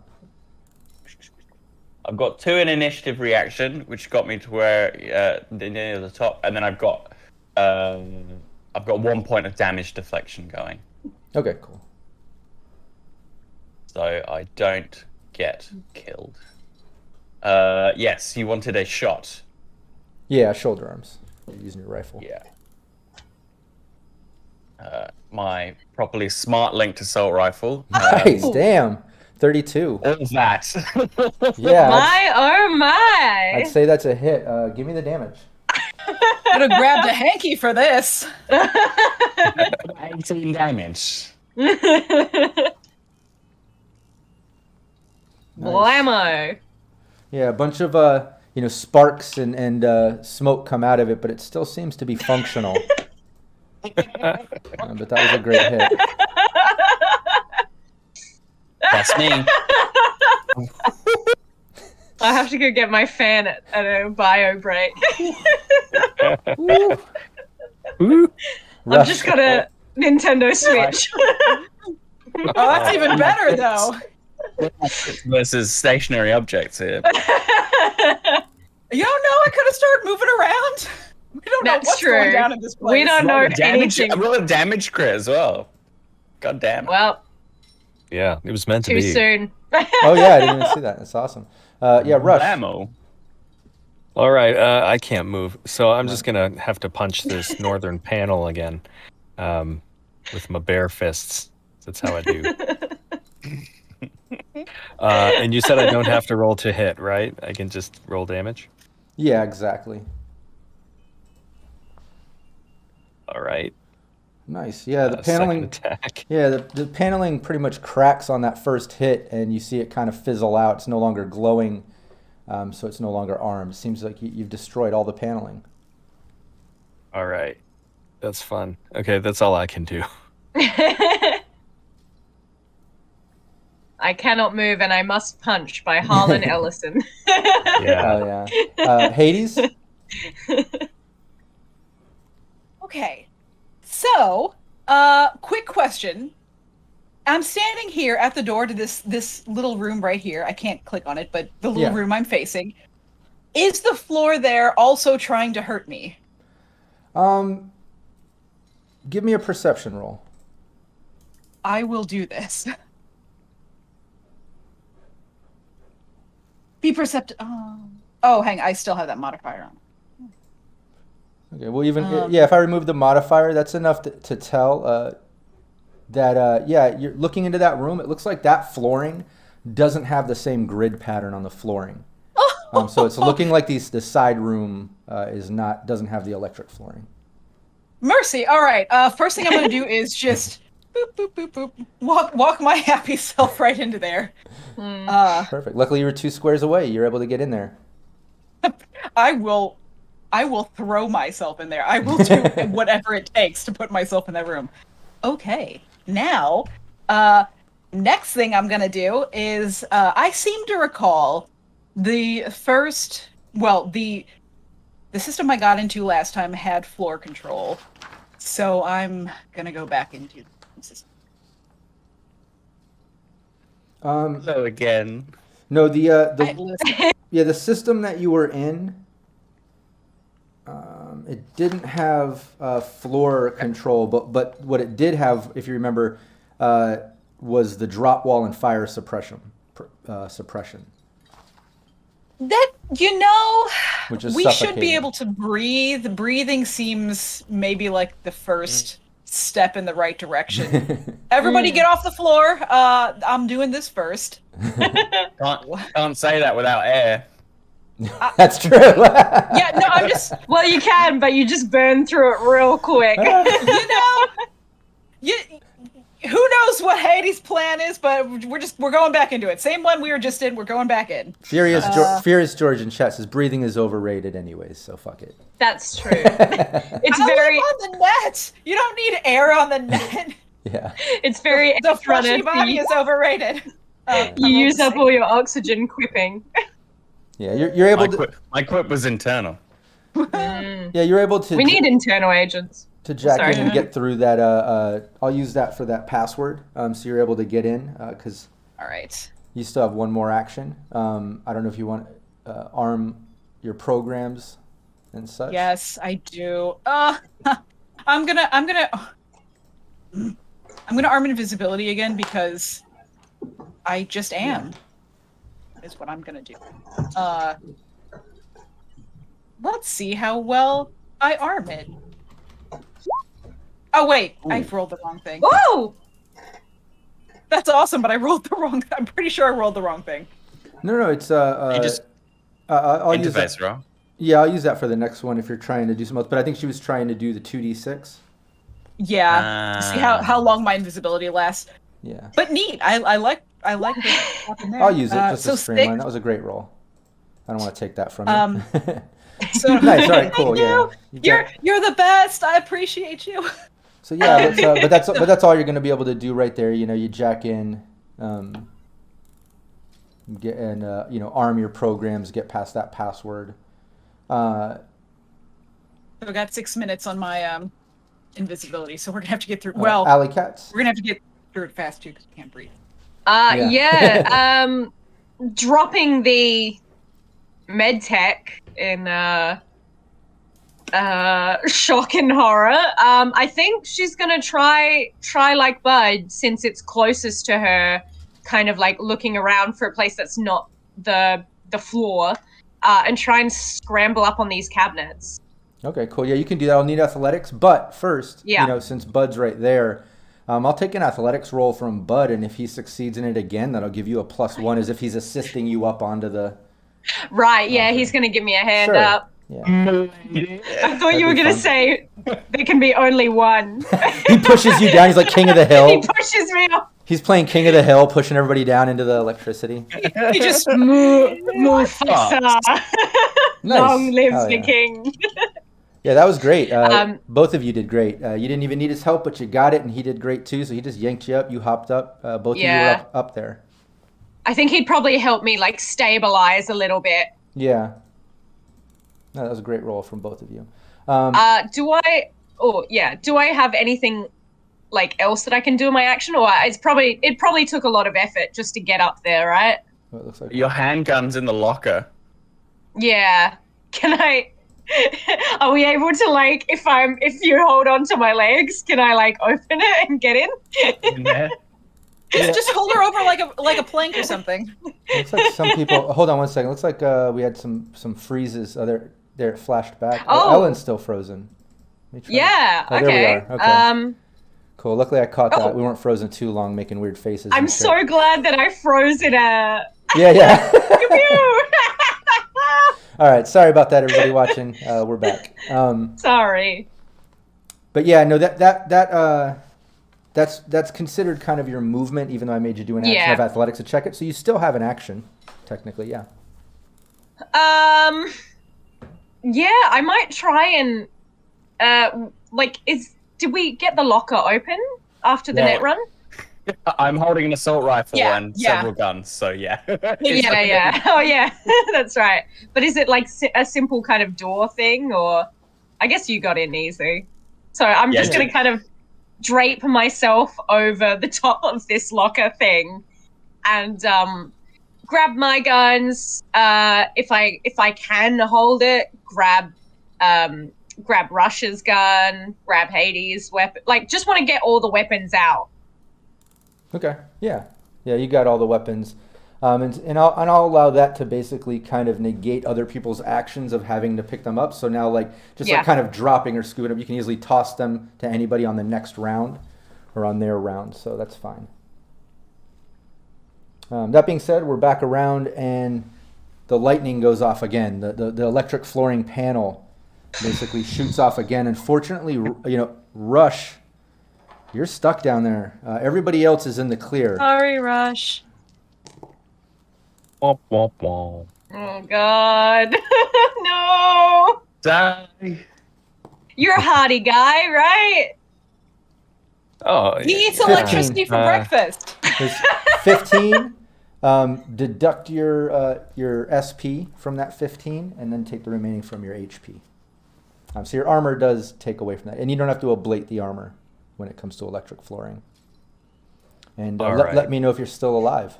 I know you've taken some damage in the past. It was a big hit last time. Oh yeah. I'm still alive. Yay. Nice. Yeah. We're working on the floor and the oxygen situation now. That med tech body that's all fried up and contorted and grizzly, that has been put out from the oxygen. Obviously, it's not on fire anymore, smoking. But you see it further, just kind of like cringing, and the skin is just leathering and turning black during that shock. Like it's just further being, jerkied.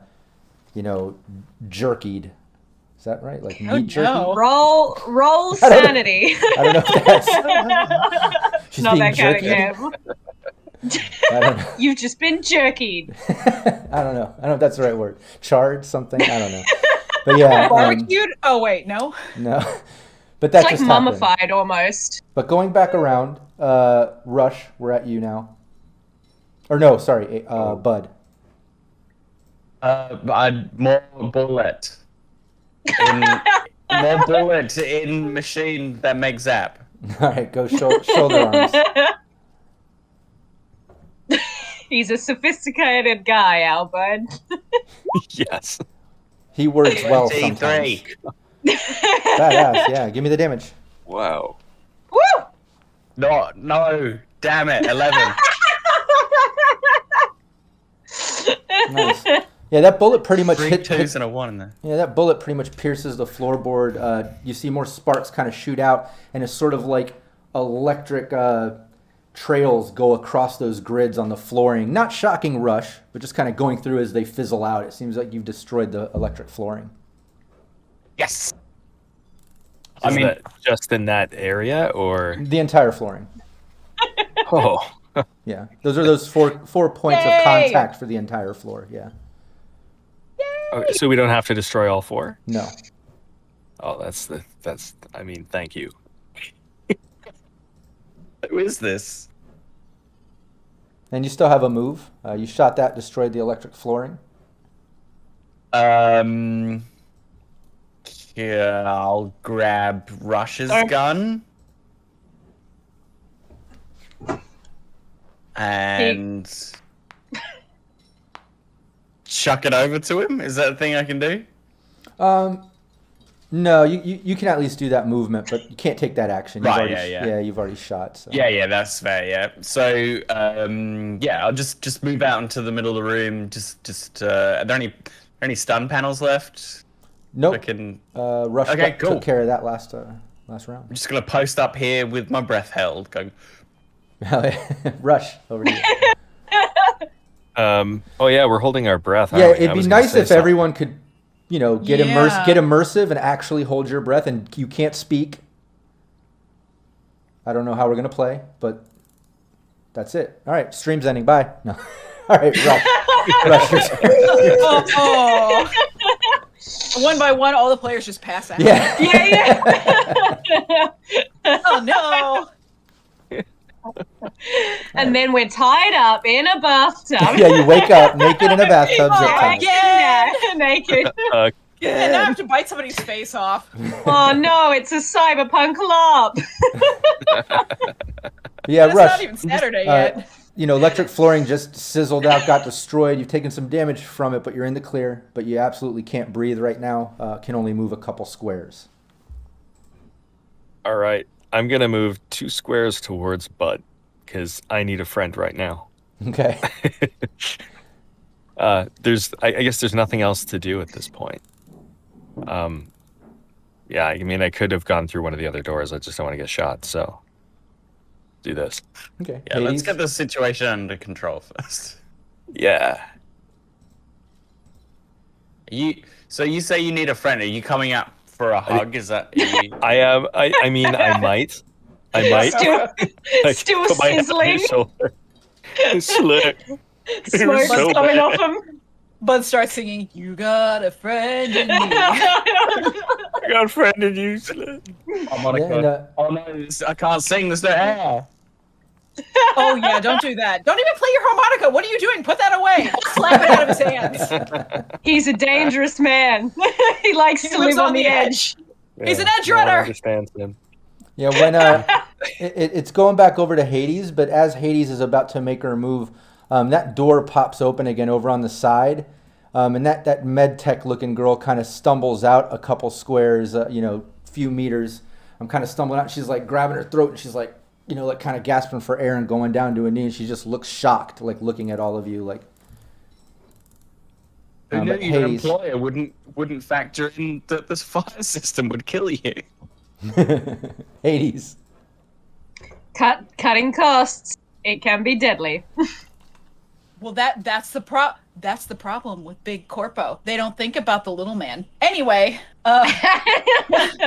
gonna move on down to the next system, and I'll go ahead and take that last roll. I rolled the wrong, but it was on an awesome level. So Yeah, you can drop down. The second level has the file that you saw before, that you copied. The third level has the Hellhound and the control node and file. So I'm suspecting you're dropping down to the third level. that's right. Dropping levels doesn't take any turns either. So you can easily get down to the third level. The Hellhound is just sitting there because your invisibility is working, and the Hellhound doesn't know you're there. But you're standing there. You've got the control node 8, and with that previous interface roll, you absolutely have access. That was a great roll. You're looking at control of the cams, the locks, the lights, weapon scanner, weapon safe, security, drop wall, and fire suppression system. So, because she literally cannot help herself. She's gonna come over the intercoms and be like, "Who do you love?" And then she's gonna less oxygen. And then she's gonna less oxygen. It has to come out very. Who do you love? Don't forget, there's no oxygen. Who do you love? But although I imagine it's all she's in the net system when she's doing this, so maybe it comes out from her the voice, which I imagine anyone except for Allie would not have heard yet. So if it comes from the inside, it's her actual in-system voice. That's a good point. I wonder if in system, if it's more controlled by you, but it's actually like digital, but can be projected through control nodes. That's funny. I'll allow that. Either or. That's funny. Yeah. So can you say it through the AI face? Yeah, we squashed it. Oh yeah. That's But I imagine because there is little oxygen, she's not gonna burn that. I imagine Rush and Bud would not have actually heard this voice before, but over the intercom is gonna be like, "Who do you love?" And then the fire suppression system is gonna come on and start opening up so that air can freely. Yeah, everybody can hear that kind of, and as you just totally feel the atmosphere come back to normal and you can breathe. And at that moment, that med tech girl starts gasping for air. But Hades, you still have a couple turns there in the net if you want them, or you can jack out. It's up to you. Well. Dang it, man! We're gonna be back inside the system a whole bunch. Do I even cloak at this point? Well, you still have a cloak in there from before of a 6, but you can. I do. You can re-roll and maybe you do better. Well, might as well. Let's just see what happens. Yeah. Hey, and How? you did. Hey, I don't know. Yeah, I'll take that. Take that. You took it up a notch. And all right. and one last light flashing in-house rave for good luck. Of course. Hades' signature move. Ooh. Yeah. Lights flash as Hades jacks out. Alley Cats, over to you. So with first she's going to take a deep, fresh breath. Oh my god. Jump down onto the floor. And I guess she's probably kind of going to threateningly kind of impose over this new med tech. I'm sure it wouldn't be that hard because she can kind of see the remains of the last one. And she's just had all the oxygen sucked out of her. So, yeah, I think she's just going to kind of like stand over this poor girl and be like, It's the black goo. yeah, and be like, you do not want to get on the wrong side of us today. Okay? Yeah, give me a persuasion. Yep. Yes, that first roll of the day. Look, Limbering up. a 14. No, not bad, but- persuasion. That's Oh, sorry. I got my I see you. I see my you. robo eyes in. I see you, man. There we are. There we are. Come on. Nice. Yeah, you say that she almost doesn't even pay attention to you. She gasps and she looks over and says, "Oh my God, Lainey, what have you done?" And she starts running over to the other med tech and runs all the way over to her and crouches down next to her. And she's like, "Oh my God, who are you people? What are you doing?" Yeah, look, we don't feel great about it either. And Probably better than she feels. Gesturing to the Well, body yeah. on the floor. and Bud, you're right Hey, we there. didn't- It's your turn. We didn't do that. It was your own security system. She's like, "What are you?" It's not even pegged to ignore employees. So, and I'm just gonna like lift her up by the back of her medtech jacket. We don't want to be here any longer than you want us to be. We're here on business. You guys make some designer pathogens here. You show us where that is. We get what we came for. We leave you alone. How does that sound? Yeah, give me your persuasion. 15. Nice. And give me your brawling, just for the sake of kind of lifting her up there. What are you gonna do, bud? Out your nose. Things are getting weird. 15 again. Nice, yeah. Yeah, you easily pick her up by the You want it back. by her lab jacket, and she kind of like struggles for a moment, like crying, and she's like, "Lainey, what?" And you pull her up, you say all that, and she's like, "What? We have no control over what they're doing here. This is a completely anonymous lab. Just anything you want is back there. You take it up at the lab. Just stop triggering the defenses. You're gonna get us all killed. You killed Lainey." She starts pointing back How at do the we other med tech. stop triggering the defenses? We didn't mean to do that, and your friend got caught in the crossfire. So if you help us out, this is going to be real smooth for everyone.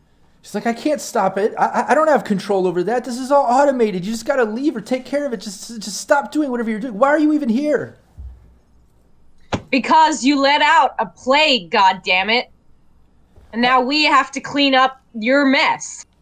I've From the other room, you can hear Hades' voice. Yeah, it makes everyone shit all over the place. Death sometimes. yeah, she's. Something to do with cows. It's like, yeah, I have no idea. We don't have control over that. We feed the system. We give all the automated bots like the supplies. We keep it from the supply room. They run it. We have no control. It's not us. It's not our fault. Like, I don't care if you're guilty or not. We still need to fix the problem. So we need to get in, not trigger these defenses. Can you help us or not? You don't know anything? She's like, fine. And she like walks over to the door. More terrified This of big Bud. one. Yeah, she's kind of like trying to pull Yeah. over in that direction. And Bud, you can Hello, tell, yeah. she's coming across terrified of you. Yeah, we're terrifying people. But yeah, she just points at Friend is crispy. Yeah, she just points at the door and just like, you can go in there. I'll do the eye scan. Just let me go. Just leave us out of this. All I ask.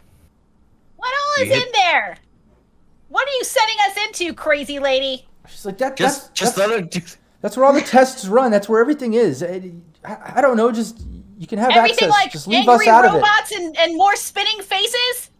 She's like, I don't know. We don't deal with it. Yeah. Just open Hades. the door. Yeah, she does the eye scan. Go. Yeah, nice. Yeah, she does that, and you see the door kind of lift up open into this sort of big open lab room where you basically can see. Here, I'll bring up the visual here. Let me see. Ooh. Bubbly. Yeah, let's hope this. Hey, it worked, surprisingly.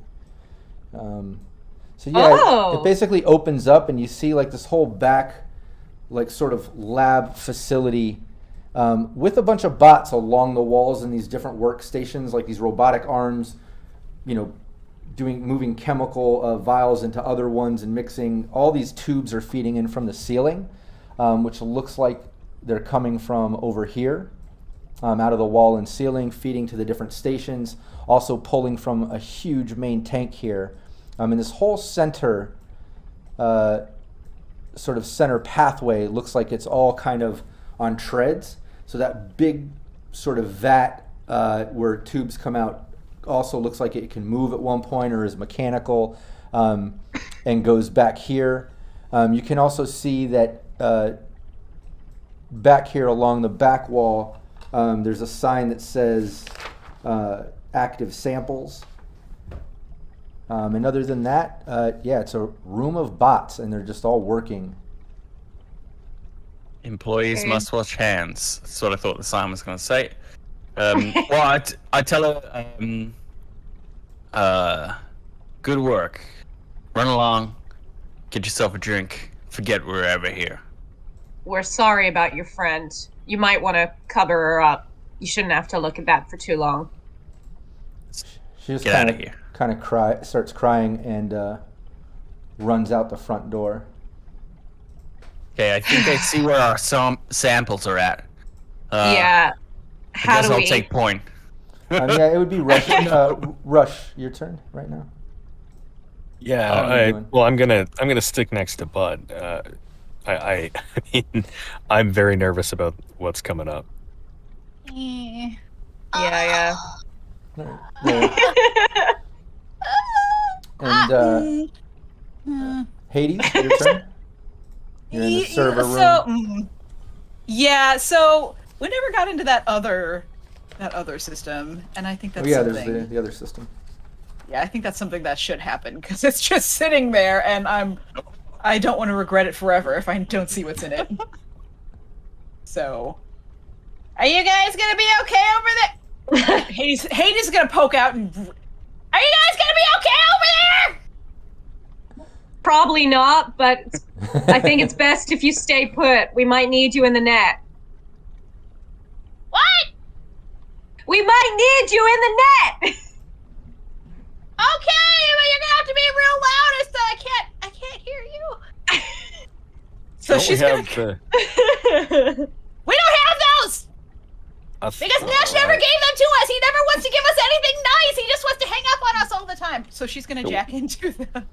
He's getting better. He's getting much better. He only said goodbye to Bud.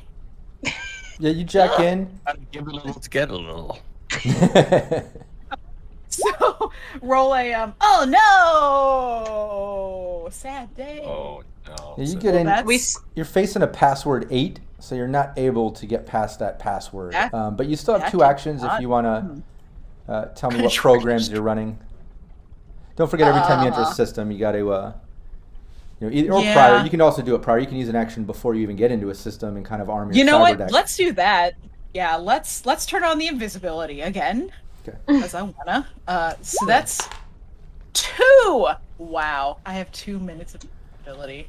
Fantastic. Yeah, and even before you determine how many rounds or whatever invisibility works, on this time when you kind of load that program, it kind of flickers you in and out, and you're still there. Aww. It didn't work this time.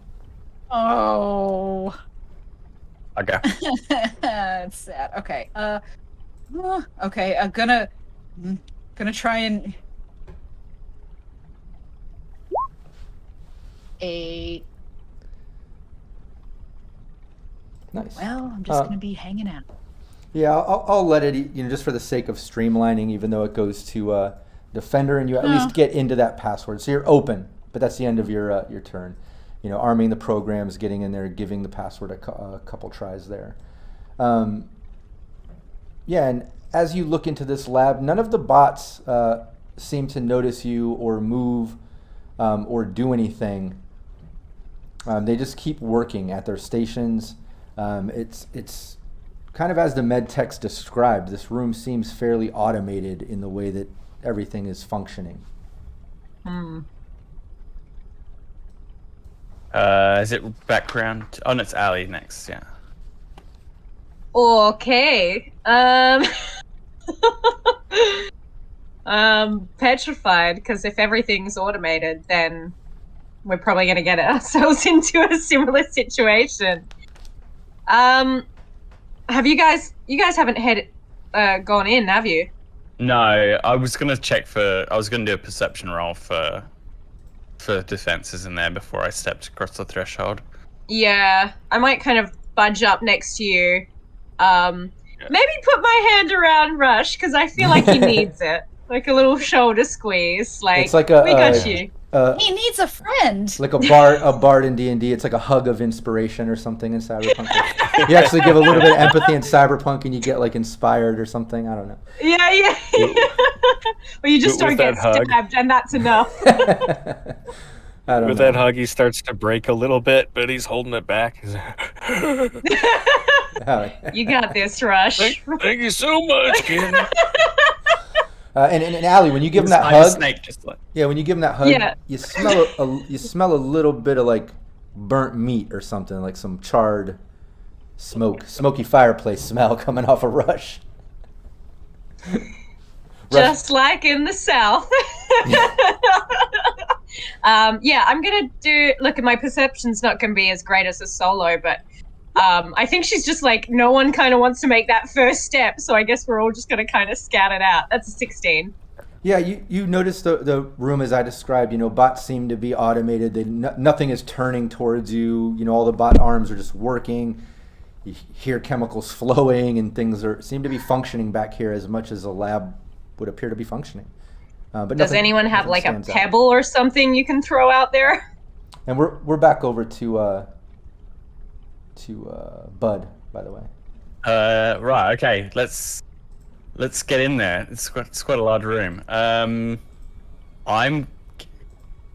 gonna check myself. I'm gonna do a quick perception roll as well, just to see what I can see before I cross the threshold. Mine wasn't even as good, so I'm gonna walk into the room. Well, wait. With that, don't you have a +2 in perception, or was that? It may be. Check your 3 and 5. I knew I have damage mitigation. I have damage mitigation and initiative reaction. Oh, initiative reaction. Sorry. Okay, yeah. Carry on. Sorry. So yeah, I crossed the threshold. Okay. Yeah, you enter. Assault rifle up. Yeah, when you enter, you walk in and the same thing. The lab just kind of automated and functioning and just working normally. Can I now break into a sprint? Well, no, because when you step in there, all of a sudden this sort of AI face drops down from the ceiling and says, "Hello, welcome to the lab. Do you have your employee badge?" Damn it! Oh my god! God damn it! Did we take a badge off anyone? No, you did not. From the med tech. You better not grab it. He's gonna come running in here. Yeah, we should go grab it off the body. Hello, please present your employee badge. Someone grab an ID off her, please. I thought we got it last to her and grab it. Her name's Lainey. Okay, I'll go grab Lainey's badge and come back if I've got enough time for that. No, you're not able to move that much. Everybody's still under that minute from the previous stun, which should be ending next round. Okay. Will someone else do it? I'll just stand here and just be like. You do have an action though. You used your movement to step into the room. AI dropped, asking for employee badge. You still have an action, or you can hold it. These things are affected by bullets, right? Yeah, Yeah. the Swarm of previous one bots. was a drone swarm, which you can shoot. I'm just shit it. I can just shit. I'll just. So we're gonna go ahead and play bad piece, and I'll just be like, bang. Rush, you better get those mosquito clapping hands ready. I'm in the security department. How about 35? Yeah. I'd say that's a hit. Jesus. Wow. Yeah, and that's because you got a critical success on that and everything. Gonna get my fan. Oh, have mercy. It's pretty hot over there in the US right now, so. Oh yeah, that's right. It's our winter. We're in the middle of 15 summer right damage. now. Oh, and me with Oh, the wow. grass. Wow, look what I found here. Yeah, you hit it with that bullet, 15 damage to the HP of this drone swarm. If you're familiar, that is exactly the HP of a drone swarm. So you can describe how this cloud AI face disperses or is destroyed by your bullet. So it does its little hello, oh, very Hey. cheerful, and I just sigh and go center in one of its heads, and a bullet rips through its head. A few of the Hey. bots kind of fly out sparking, and then the rest of them kind of losing their cohesion just start dropping like flies out of the air until the whole thing just disintegrates to the ground. Nice. No fucking around with the AI this time. You just instantly destroy it. They just, like you said, filter We down. through tried that. being nice. Hey, my solution works. Yeah, as it's fizzling out, it's like, yeah, you're fired. It fizzles out. Your benefits package wasn't worth it anyway. You getting paid for today? I'm gonna use Benefits package in Cyberpunk. Me oh my. Rush. however many more movement tiles I'm gonna use. 3, I guess. I'll just do that. Well, you only technically get 2. You're still on that stun. I believe. Yep. All right. Next round, just that'll step all in. in for everybody. Yeah, great. Rush. All right, I'll say next. Is that 2? Hold on, it's 1, 2. That'd be 3. Yeah, it's fine. so I'm Everyone. here, right? Well, you can step in next to. Doesn't need to be exact. Okay. Yeah, you step into the room. I'll stay sticking with Bud. I'm looking over at the floor that says vaccines. You think we should look over there too, just in case there's a vaccine for this one that. Yeah, I'll check out the active samples. That might be what Nash wants us here for. You can check out the other station. All right, using my action, I'll get my stuff off of Bud because he's got my weapons. Oh yeah, that's right. Absolutely. Yeah. Yeah, you're able to do that. And Hades, back over to you. You're in the system. I wish it was going better, but okay. Yeah, but you got through the top password. You're on the top floor. You can drop down levels without taking an action. You can also run interface to do Pathfinder. Invisibility doesn't seem to be working this time. Seems to have a certain percentage of times it works. It's a bit custom. It's not under warranty. Yeah. Should we roll double ones? Hey. Well, how. I don't want to hear any lip out of you, sir. All right, I'm gonna try and do Pathfinder. So let's see where this gets. 10. Nice. Nice, that's awesome. Yeah, you can see this basically goes down 4 levels. There's a second level that has a lich on it. There's and then it breaks off into 3A and 3B. It looks like both of those have files on them. Then it goes, one of those drops down to 4, and you can absolutely see that it's through the 3B. Drops down to 4. And down on that level, it looks like you can tell there's a control node, and it looks like there's some type of demon down there. Well, we're gonna go the path that goes down to the 4th level. Okay, yeah, you can do that. Here, let me bring the... and I'm going to reveal... If you look to the right of the map, you should be able to see the system. I'm revealing it because your Pathfinder shows you all of it. So yeah, you can drop down to the 2nd level and face this lich. But okay. Yeah, drop down and give me your interface. Gonna do a little speed check, see if this gets the jump on you. 9. Nice, you get the jump on it. It doesn't get the jump on you, so now you can attack it. Yeah, you spooky mother. It's a lich. Yeah, and a lich, just to describe it there, is basically a metallic skeleton draped in black robes, and its hand is studded with blackened rings that spark with electricity. Very I cool. hate metal skeletons. Creepy, and I think that little image Kinds of there stats. on the I map. thought you actually loved shows it. metal skeletons. Only if they're my buddies, and this one appears to not be my buddy. So, Ali This into one- her agent. Cancel that delivery for Hades' birthday. No. Hang on. Let's not be hasty. Hey, if I could cancel. if I could make this skeleton my buddy, absolutely. Okay. Well, that being said, I would like to use my let's see. I would like to use my sword on this lich. Yeah, give it to me. Okay. I also get a +1 on attack. 11! Nice. With a +1 is a 12. Nice, it's a I hit. didn't modify it. Take that! Whack! Cigar still in mouth of the avatar. I love Hades' avatar. Hell yeah. And it's every time there's a sword swing, it's very cash. Did you give me the like just like Yeah. damage? yes.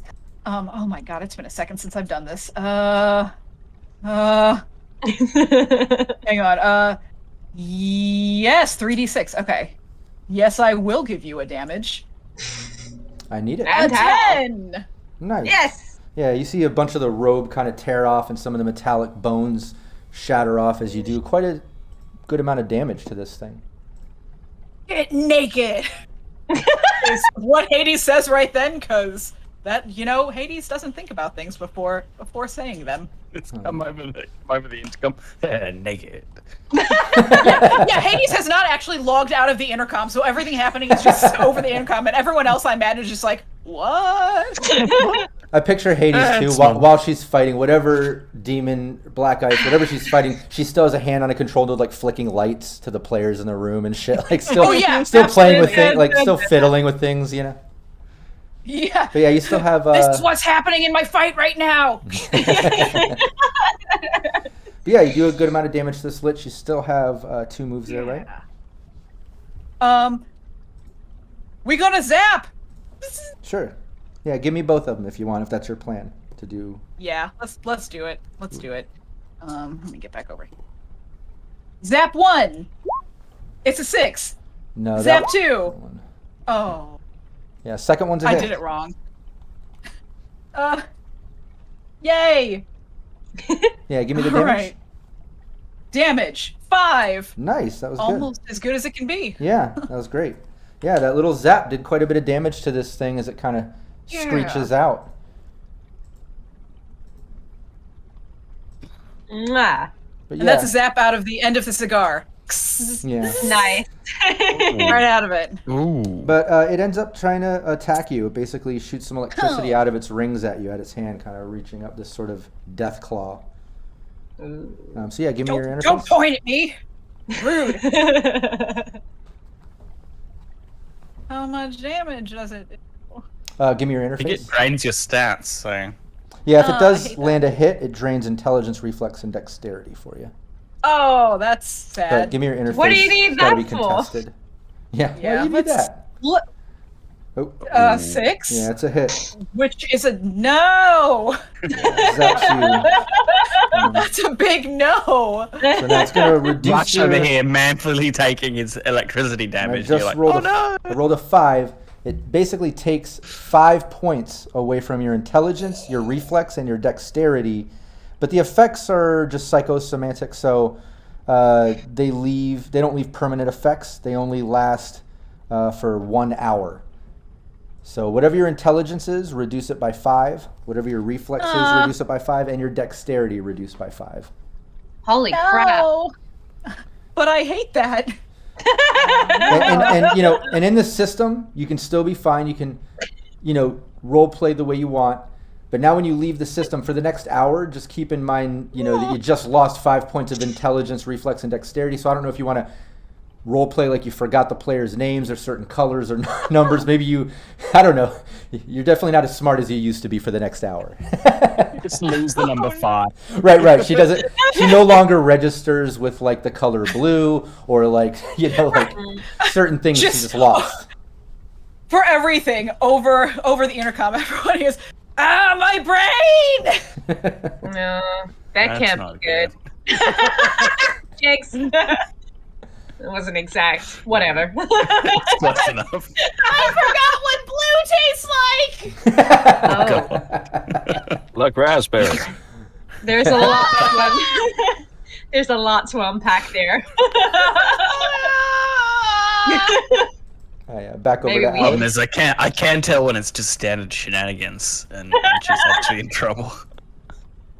Yeah, she's in trouble. Why not both? Okay, well, let's get this over with. Allie, you're up.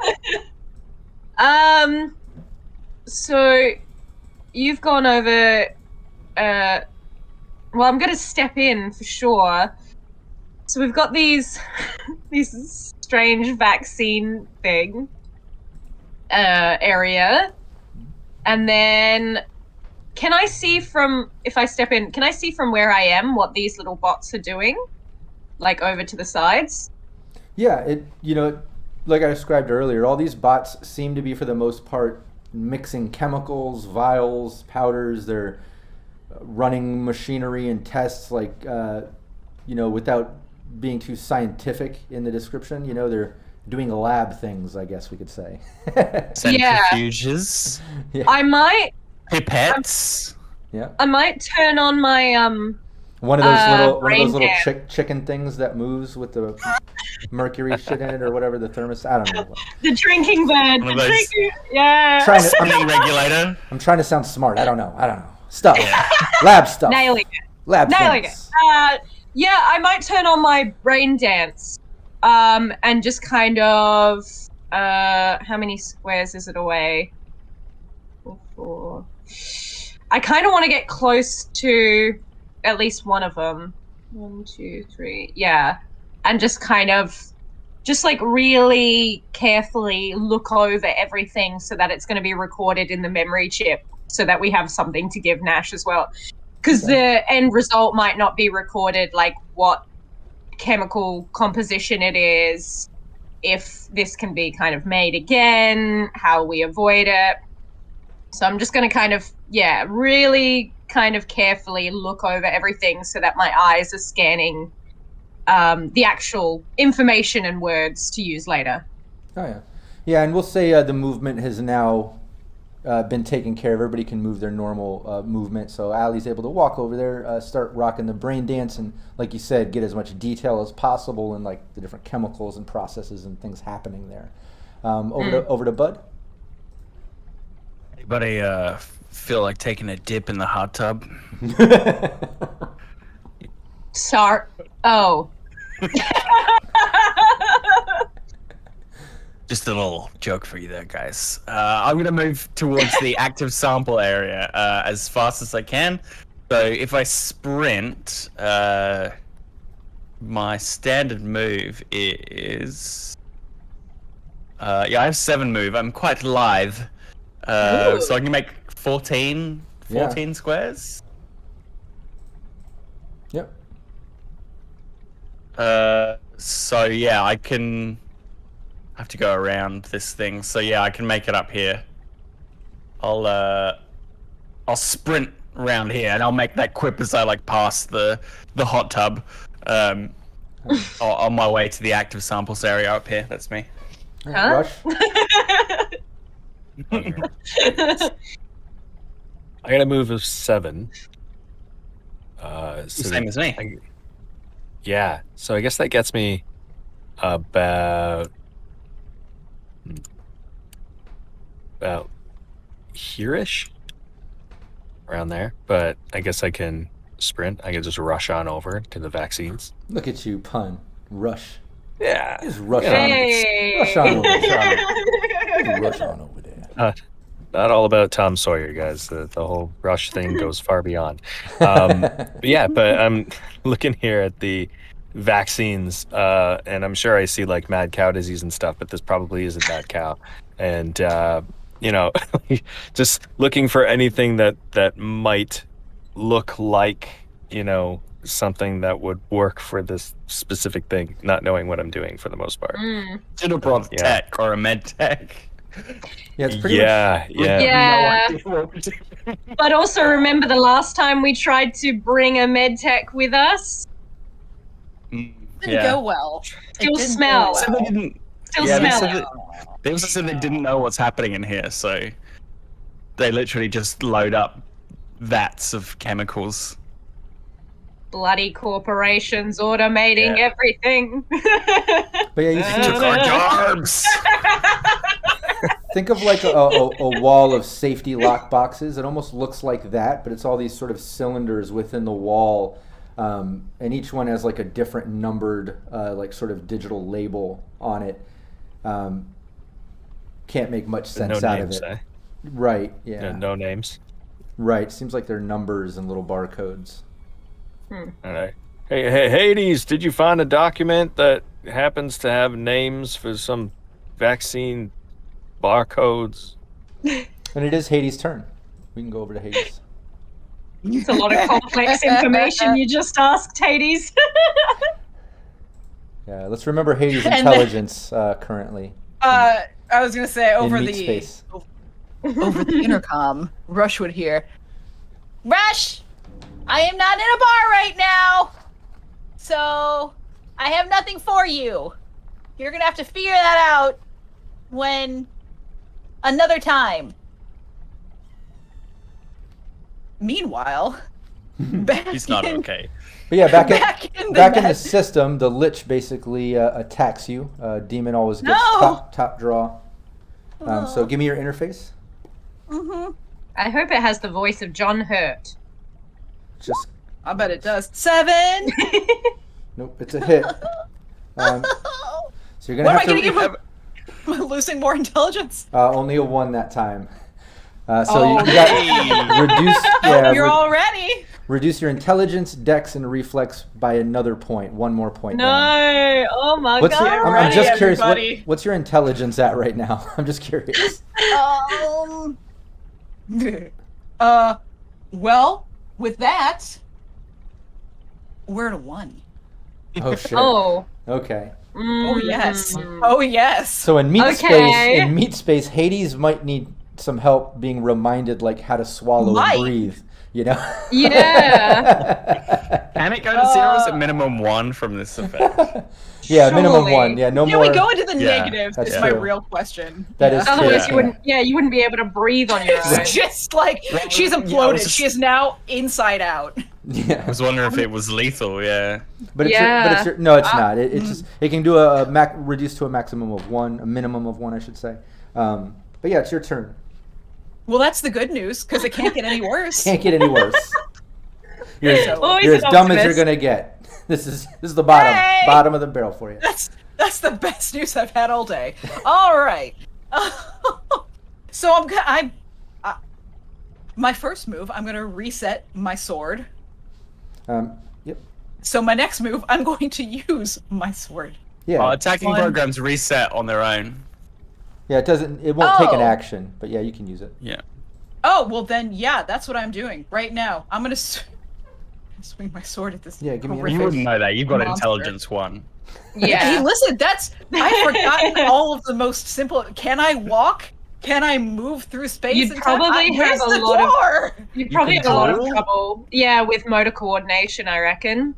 So with my Reflexes plus down, 1 yeah. on attack, that's a 13. Nice. That's a hit. What I've lost in intelligence, I've made up for in sheer moving through space Oh yeah. Give me the and damage. anger. So my damage on that is going to be 8. Nice. Yeah, you can see that this I'm this, taking my intelligence. yeah, this Lich it's reduced to just a couple pixels. It's barely hanging on. You can barely see like the shimmer of the skeleton still kind of in virtually there. So it's hanging on by a few pixels. I'm gonna zap it. Yeah, go for it. Get on my face! 7. Nice, that's a hit. Give me the damage. Yes. Running on pure instinct. Hey, Yeah. Which maybe, listen, maybe she should do Nice. more often. That'd be a 4. Yeah. Yeah. Oh yeah, you Muscle destroy the memory can lich. do a lot. You can describe how you basically zapped the last bit of this lich into nothing.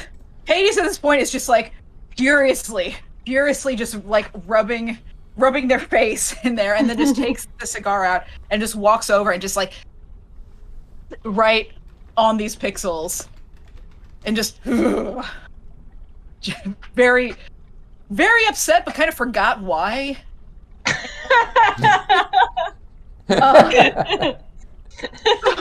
Makes sense. Point. Gonna roll to drop down to the space.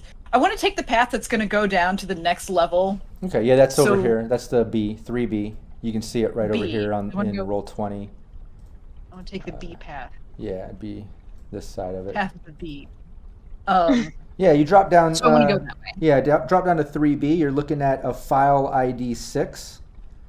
And Show yeah, that's what you're me looking at. more than 6. 13. Okay. Well, apparently damn. instinct is a great way to roll. Hades has impeccable instinct. Yeah, you get the file open, and it basically looks like it's all kinds of lab test notes.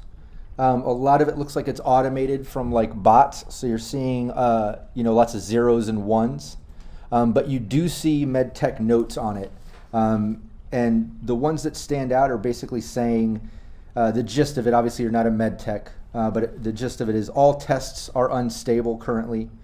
And it doesn't stay active. It says the virus hybrid bacteria doesn't stay active past 24 hours unless hosted in a living organism over 1,000 pounds. Currently very volatile, avoid direct contact. Hades will come over the intercom and say, I'm seeing a file here. A lot of numbers. There's something to do with horses, barns. Can you send it to our agents?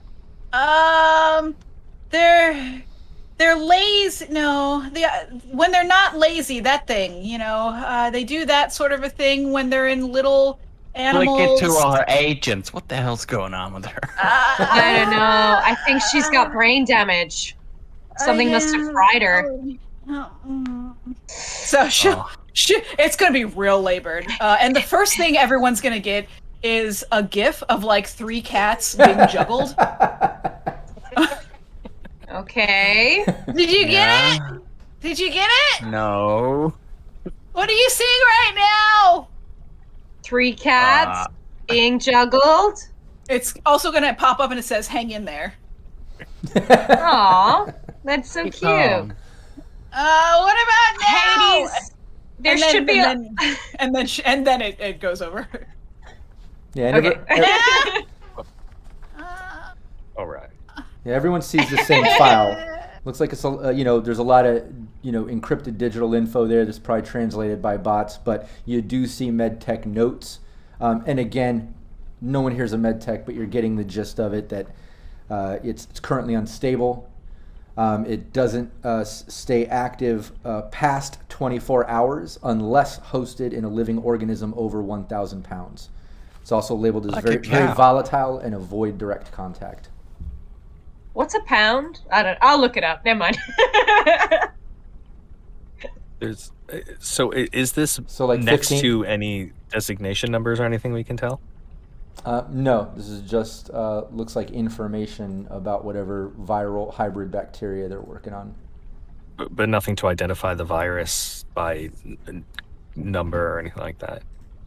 No. Okay. Oh my god. I had you got no idea 24 cows hours. weighed that much. Sorry. I Well, just they got a looked lot of up. stomachs. Yeah, it says Cows weigh that much? An How adult many stomachs bull do they have? is 1,100 kilos, and a female is 720. Well, the things you learn by subscribing to Syrinscape. That's right. Right. You have now subscribed to Cowfax. The more you know. Well, no, I never. Knowing is half the battle. Well, I never. I don't see any cows in here, but Lord have mercy. And we're over to Allie. It's Allie's turn. Well, after looking at this this email, I think I'm gonna go over to 4, 5, 6. I'm probably just gonna sprint up to where Rush is and just keep looking, keep trying to get all the information that I can. I'm guessing the vaccine area will probably be the more meaty part in terms of information. So yeah, she's just gonna look over. Sure, yeah, you can sprint over there and get a good brain dance scan of, all the different vaccines that are labeled there, all the numbers and barcodes and the whole list, so you at least get all that information recorded. Yeah. Over to Bud. We're back to you. I'd just comment that it's a classic corpo play to invent a plague and also create the vaccine to it at the same time.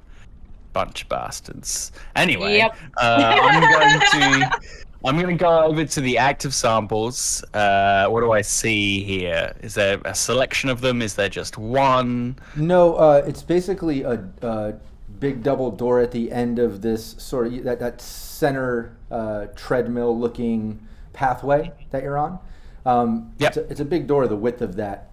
Double doors that open up and it's labeled active samples beyond Well, those. that's what Rush wanted. I'm going to open the doors.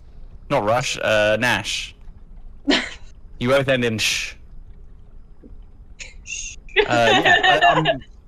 Is the door open? Can I open it? Yeah, you can do that. You open the door. Here, let me bring it up.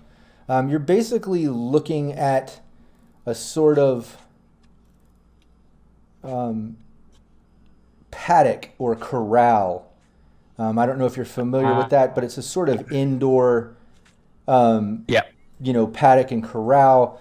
You're seeing cows in there. There's one right in the center that they all look like they're connected by harnesses to these automated systems in the ceiling that kind of pull them around where they need to go and lead them. There is a guy in the back corner in one of the paddocks in one of the kind of stalls, and he's just shoveling. You can kind of hear it if you listen to Syrinscape. I really like that. But yeah, he's back there. Fire and everything hasn't bothered him. But no, Okay. yeah, he's back there. He has a hazmat suit on. He seems to be bobbing his head. He has his back to you and he's shoveling. Makes sense.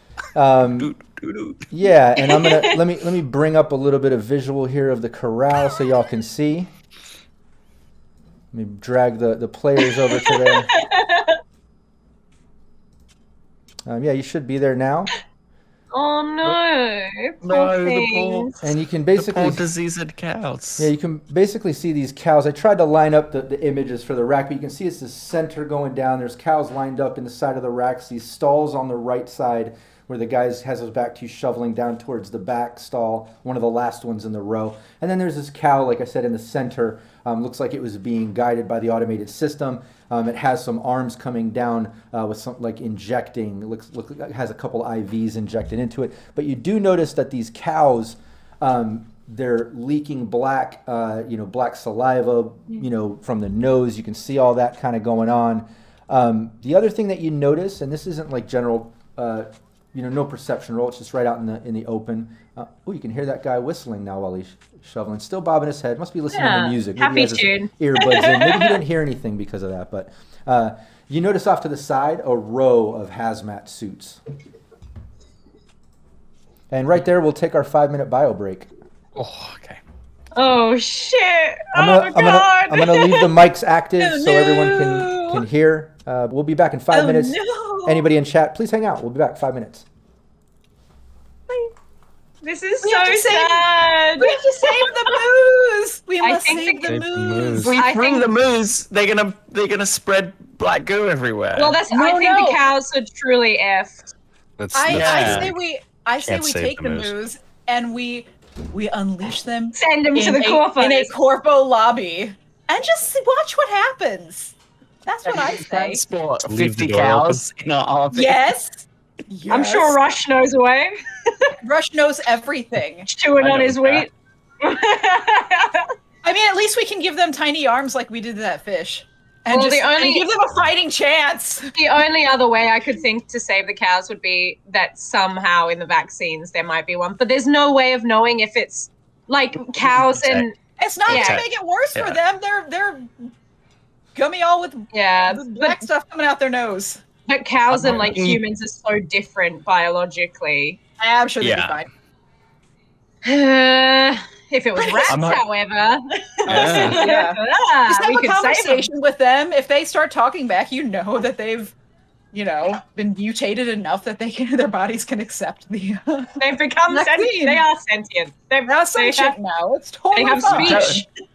Well, I don't know. Maybe how much? What intelligence score do you think a cow has? Are they currently outranking? They're very smart. Well, what's yeah, like a- so do you What's think like a they're toddler in outranking Hades right Cyberpunk? now? Yes. Yeah. Yeah. Well, hold on. Maybe Hades could have a conversation with these cows for us. Oh. Right, like Dory style with the whales. Just moo moo moo moo moo moo moo moo moo moo moo moo moo. That's a Weeble and Bob. These are freaky looking cows. Oh, Man, anybody that's played 2077 may be having some flashbacks right now with regard to cows. Anyway. Okay. Are you off? Sorry? I thought you were gearing up to stand up there, so leaving me alone no. with the audience. Okay. No. I'm gonna hang out.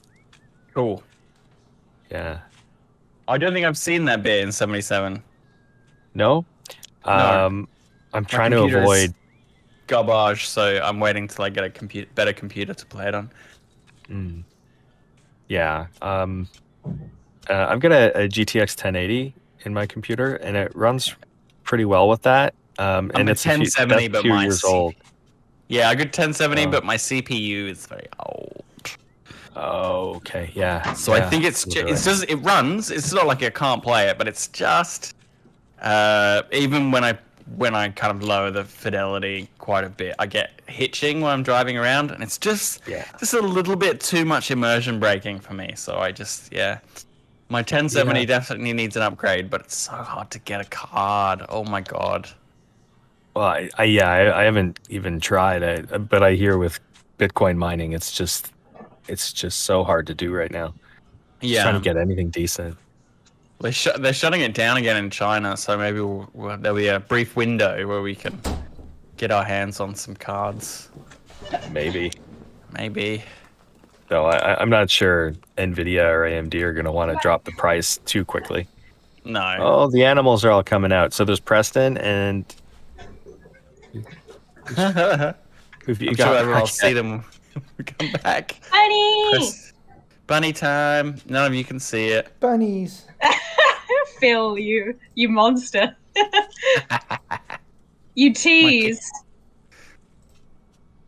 I have to get my kitty in here. You do. Do it. Yeah. I know she doesn't come when called. So Neither does What? Preston. I am shocked. I am shocked. I know, right? I know. All right, here we go. Oh, We're Bunny back. time. Everybody can see us. Everybody can enjoy the bunny view for just a moment. yay! It's a very, very special feature of our We've game. gone to, Yeah, we've gone to Bunny Town. I like it. Say hello. It's floof time. It's time. Although This my time. girl is covered in bedding right now, so So yeah, taking us back, Bud. You you basically open that to see all that going on. The guy in the back shoveling the end stall. You see some hazmat suits lined up to the side. These rack, aside from the stalls on one side, this rack sort of paddock with cows in there as well. One right in the center seems to be being worked on or something to that effect. But that's all going on. Is there something I could put a sample of this black goo in, either in the lab I've just come past or in here, some sort of vial or canister or something? Yeah, there's along those workstations that you saw with the bots, there was a couple that had like empty vials and containers on them that they pull from when they're doing mixing these bot arms. Yeah, something I can seal, so I'll definitely go and grab one of those.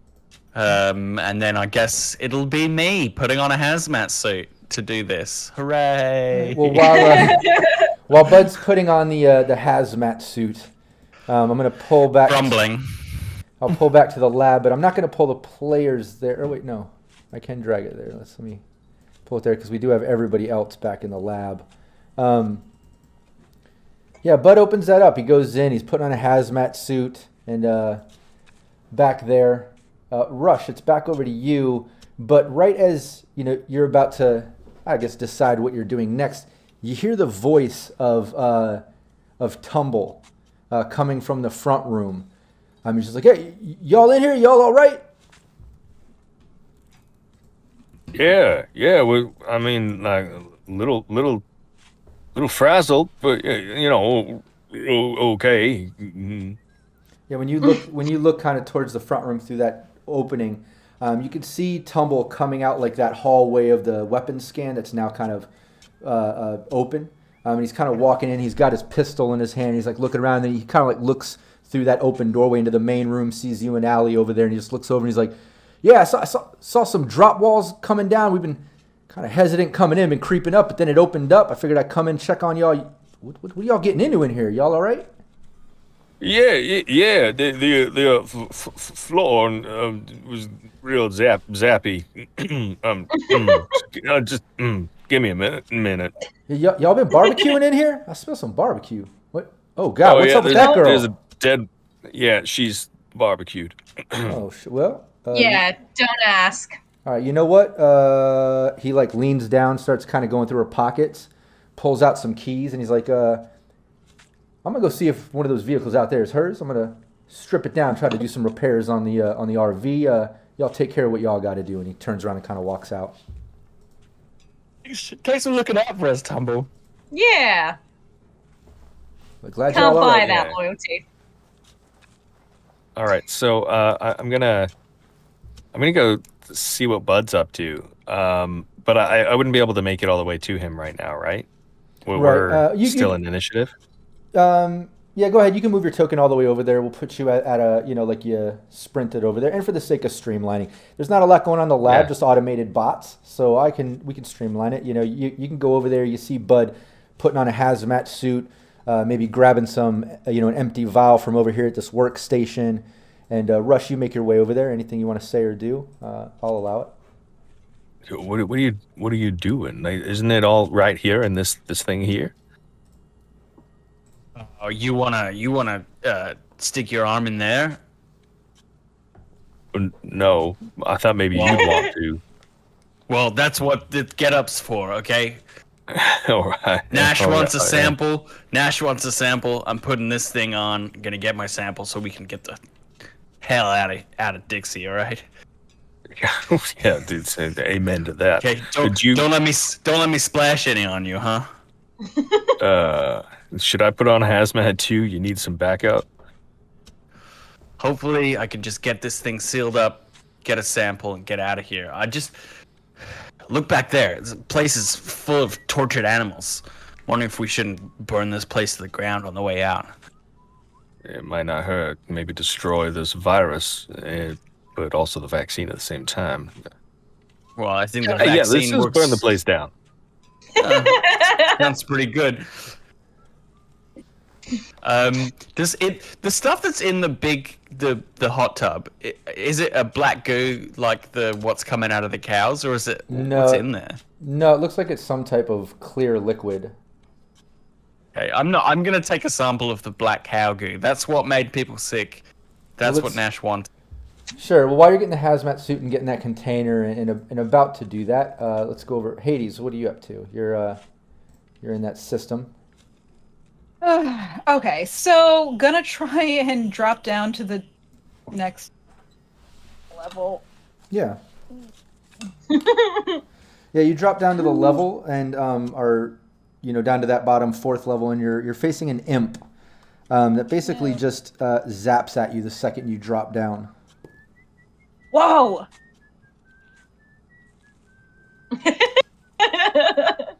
What happens? Give me your to me? interface. Right.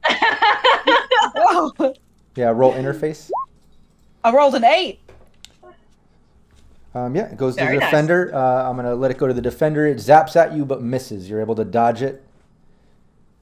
And now it's I'd your like turn. to say that Hades is still going on complete instinct, so just ugh. Sure. Okay. So, we're gonna bust out the old trusty sword because I don't. What kind of an imp is it? What am I looking at here? An imp is basically a glowing ball. Let me see. Okay. So They're it's a weak, glowing they're ball. weak little programs, but they operate defenses generally. Yeah, an imp is a Alright. demon, not a black ice. So they basically, Okay. use control nodes for the most part. This not. Get those lab sounds The- going again. Okay. No, I can't. It'll just be 2d6. Okay, that's fine. Here we go. And that's a +1 on attack, so 11. Yep, that's a hit. You wanna give me the damage. And since it is a non-black ice, that's only 2d6. 11! Which is almost the best a gal can get. Oh, yeah. Yeah, this imp was severely damaged by that sword blow. It's hanging on by a few pixels. Don't Help me. throw stuff at me! And then gonna go ahead and zap Sure, give me the interface. with a 6. Nice, that's a hit too. Give me damage. Yeah. Oh, a nice big 1. 1. It's still A hearty 1. still floating around. Ugh. Yeah. The loneliest number. Well, apparently not, because it's still hanging out with me. So Yeah, and you still have a Lame. third action, don't you? again, Yeah. right? You know the zap. It's Oh, no. oh no. Oh, that would be a critical failure. It's all coming apart.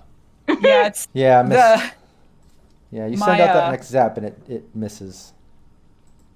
all that loss of everything, intellect, reflex, dexterity. It's all coming back to haunt me now. Yeah. That's so what I've got. Yeah, over to Allie. At the vaccine table, are they in vials, or how is the thing? How is the stuff stored? It looks like they're like in these cylinder safety lock boxes. Like I was saying, think of like when you go to a bank and you have like a row of these safety deposit boxes. They're kind of like that, but all these cylinders, and each one has kind of like a digital number on it and a scan code. Right. So it would take me like some kind of med, or like some sort of tech roll probably to try and get one. Oh, sure. Yeah, definitely. If you were going to try Yeah. to open it, it would require quite a bit of tech. Interesting. Ripping out of the wall. Randomly tasting them and like. Is there some way I can help And that's how Allie died. looking?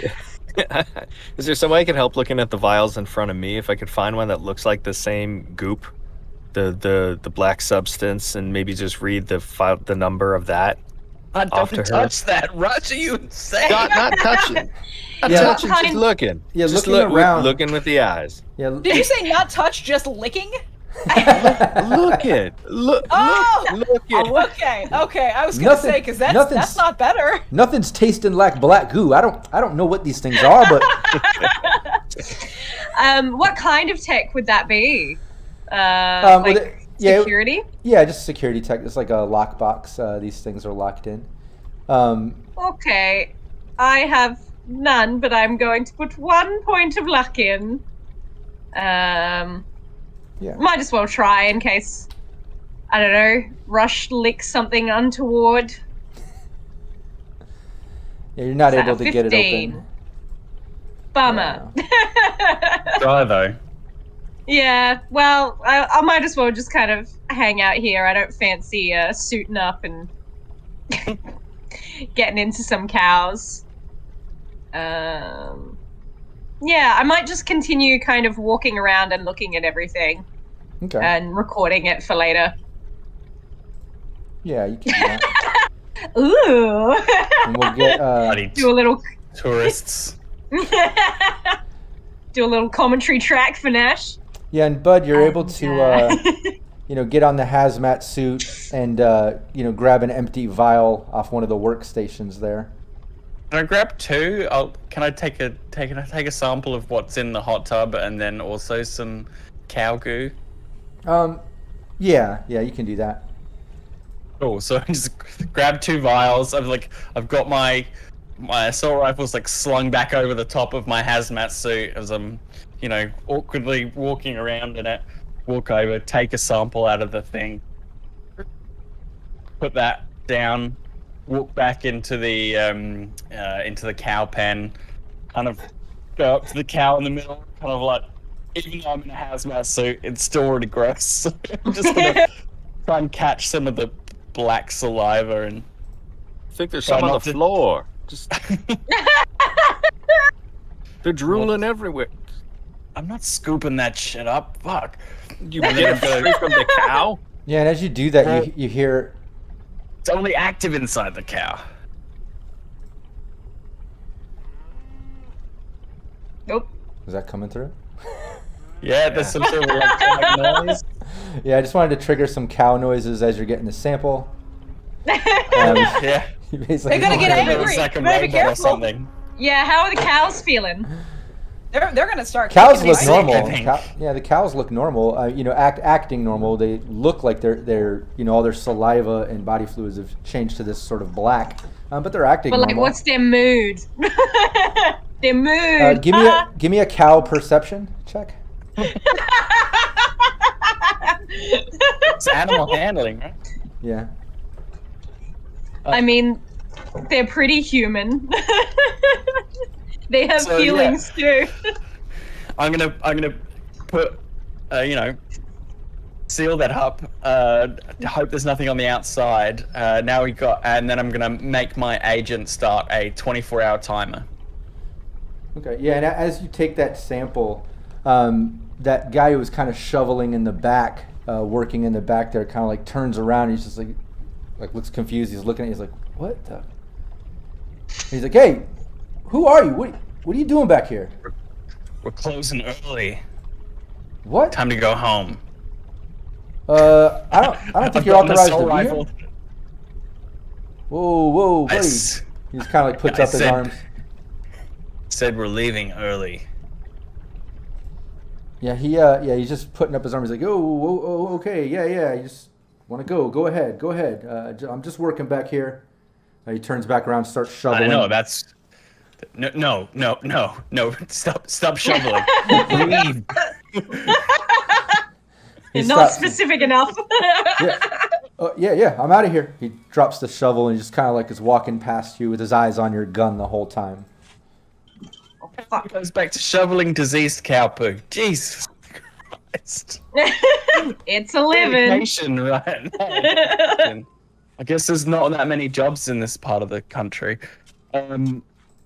Yes, I don't know. And then after I've secured those samples, put them in a bag or whatever, I start thinking about a way I could destroy this lab because this is terrible. It is really Do we awful. know the virus wouldn't go airborne if we light it on fire? I'm just throwing that out there. It has to stay within a living organism. Okay. So Yeah, it's contained within the cow, we think. Yeah. Yeah, what fire basically destroys what my stuff. Yeah, what Hades was able to read in that file and what was sent to your agents, basically says that, this virus is volatile, which you've seen, when it got into that kibble and was distributed. Obviously, whenever the cow must have, infected the kibble. The kibble had to be sorted at the facility and distributed within 24 hours for it to still be active outside of the cow. So it is volatile, but only for 24 hours outside of the cow. Other than that, the only way to keep this sample active is it being hosted in a living organism of 1,000 pounds or more, or 1,500 kilos or more. Thank you. I need to start eating. I need to start eating so I can store this far. No, I'm not going to. Good luck. Oh my god. All we need to do is rent an elephant, and we will be in business. So over our communicators, over our agents, whatever, I'll say, okay, I got what Nash wanted. I got a sample. We got 24 hours to get it home. I would really like to leave this place as a pile of ashes on our way out, but I guess it's not a priority. And Hades, if you can scrape whatever bullshit you can find off the net, that'd be great too. I am busy trying to do this right now. But can I ask you a favor? Yeah, you can ask. Do you reckon you could put those cows down? How many cows are there? There's about, we'll say 17 cows out here in the paddock. That's more than I thought. Yeah, I guess I can. That would probably be the right thing to do, huh? It's just probably a really crappy existence. Literally being fodder for the corpse, and I don't feel right about leaving them to burn to death. Yeah, okay. Is there like a bolt gun in here, or am I going to have to do this with small arms fire? No, you don't see a bolt gun, but over to Rush. Right. I bet Rush knows I'm going to about take this. humanity loss from this. No, you gain it. You're doing the nice thing. Knife. Oh god! I'm just going to knife each cow. Okay. I mean, just wash it when you're done. That is how you get all sort of. This is how you get diseases. These are disease cows. Shovel. Don't knife them. Shovel. The shovel. What? No shovel. No, You hit the use carotid the gun. artery. What? Yeah, and BK in chat says 24 hours. It takes 24 hours to drive across Texas. Something to think about. Not if you got a revved up engine and a case of whiskey. What about on 17 cow power? Maybe Ash can send something to intercept. Maybe we can just yeet it. But Rush, what are you doing, Rush? All right. Well, I've been watching what's going on over here with Slick, and I'm at a bit of a loss. He seems to have everything covered, so I'm gonna head back. I'm gonna catch back up with Allie over here, and basically just tell her what's been going on. Is it? Yeah. So Slick is I think he's going to kill some cows. I thought the fire suppression system might be able to do it. Hades is a bit busy. I don't know. You got any ideas? I would have just thought a bullet to the brain, and then we try and, I don't know, torch this place. There's got to be some kind of measure of lighting it up. I don't want any of what's been happening here to be able to be recovered by the corpse, you know?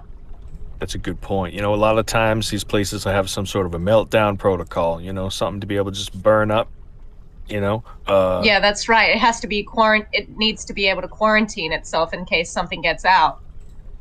You can get the people Hades? Oh yeah, we'll need to get the workers out. I am working on finding my way through this thing. Yeah, Do you think you could send an announcement to tell everyone to get the hell out?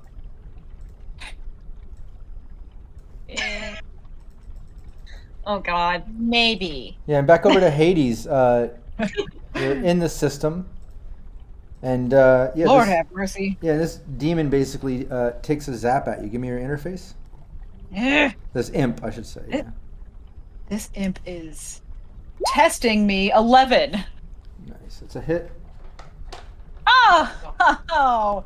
Well, it can't get Only worse. 2 points of damage. Only 2 points. Direct to your HP. And it takes another zap at you. I do not appreciate that. 10. 4. Yeah, that one misses. First one hits you, Ooh. second one whizzes right past you. It's your turn. Cut it out! I'm gonna swat my sword at it again. And this time, with my +1 attack, it's 10. Nice. Yeah, you completely destroy what's left of this imp.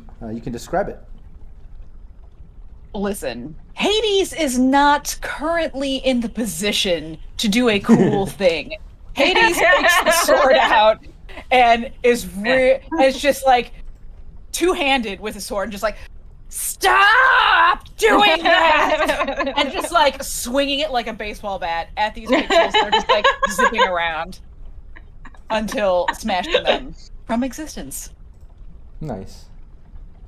Yeah, you do that. And you still have. We're gonna try and get in this Sorry, control hold on a node second, let me now. get this back. Okay, cool.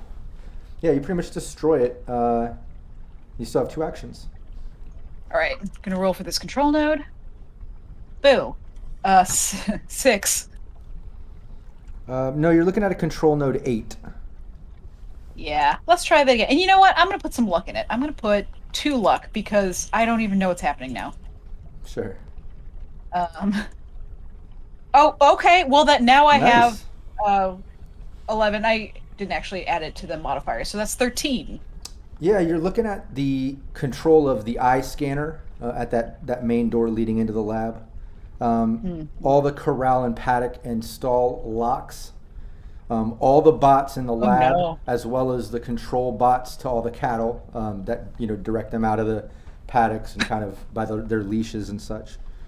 You also have control over the electric flooring, stun panels, 2 drone swarms that are attached basically to 2 simple AIs. And you can see that these aren't like full-on AI, like one might remember back in the 2020 days.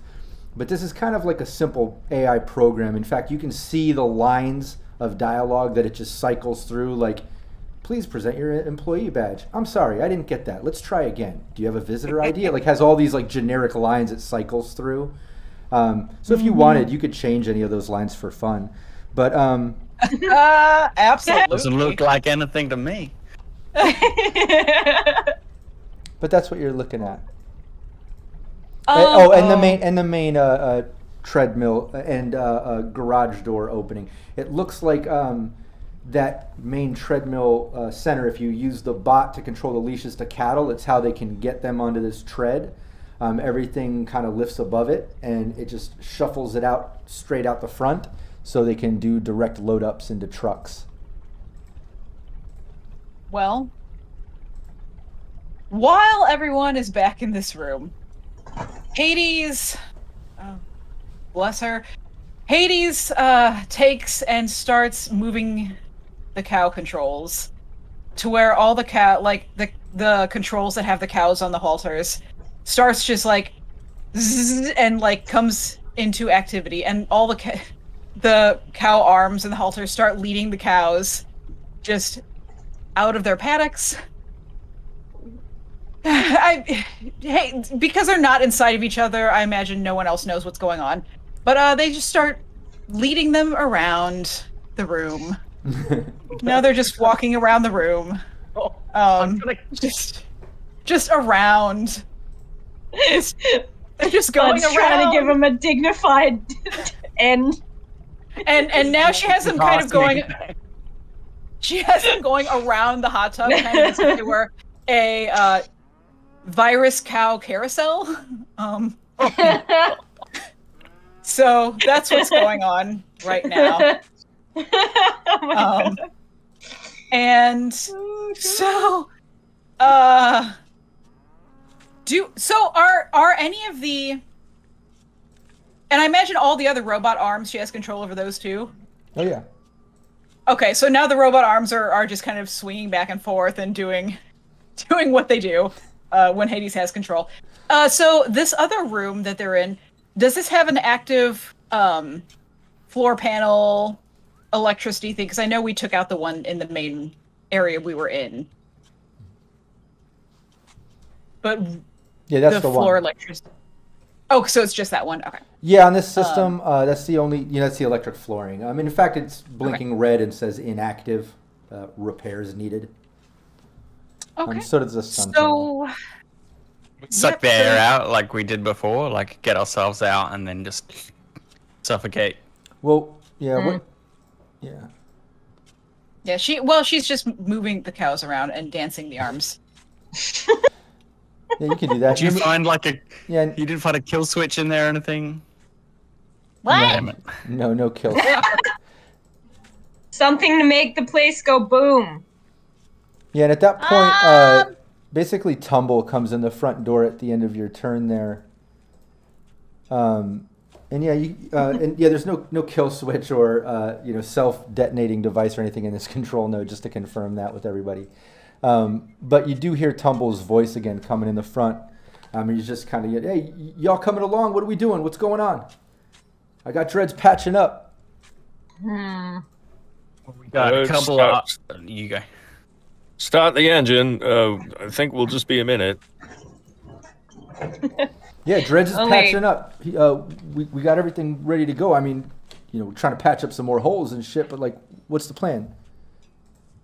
Yeah, we'll be out in a minute. We're just gonna, and I'm kind of like watching these cows walking around, like backing in a way, like trying to talk while also holding my breath, sort of like we're just gonna, we'll be with you in just a minute. Just be ready to go. I smell manure back there. Is that a cow I heard? What are y'all doing back there? There's many cows. There's way too many cows. We could load up a cow into one of their trucks and take that back. What do people feel about that? Not great. Okay. Not great about having a virus incubator that weighs 1,000 pounds in a very small area with us.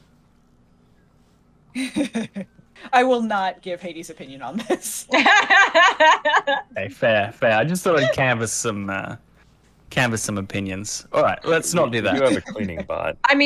Also, what do you mean take a cow? What are y'all doing in there? Why do we got to take a cow? We need a sample of whatever the hell they've been breeding in these things. All right. Well, what are y'all doing? Grab a sample. What are we doing? Go back to the room. Look what I'm doing. Look what I'm doing. Look what I'm doing. Go look what I'm doing. Can I just have a second, Hades? Sorry. You'll have to grab that second. Hey, Slick, if this stuff only lives for 24 hours and it's in that vial, does that mean we gotta rush right back to Night City? Yes. Right? Rush. Yes, it does. Rush back to Night City. Yes, it does. Damn. Now, okay, there's no way to preserve it in the vial, We look like a med tech rush. I got no idea, okay? I'm just looking at what it says on this file that Hades dug out. I'm an idiot. I don't know what it says other than it's unstable longer than 24 hours. All right, let's go set off the fire suppression system, choke up these cows, get the people out of here. Yeah, let's do it. Wait. What do you mean 24 hours? What are y'all talking about? Not to mention, virus... I don't know if y'all know, but some dude came running out, wearing some hazmat suit, running down the road earlier. So I don't know if... Yeah, we gotta go. Do you think we can get back to Night City in 24 hours? From here? Yeah. No. Oh, God. Max can probably send someone halfway to meet us, okay? Yeah, good call. That's using your noodle. How many days did it take for us to get here? 3? It was like 3. Technically, Even if it's somebody technically it's going to be more than 24 hours. It could be pulled off in about a day and a half, technically. To get all the way. You could get an AV even to meet us if he's got that kind of resources. Probably not.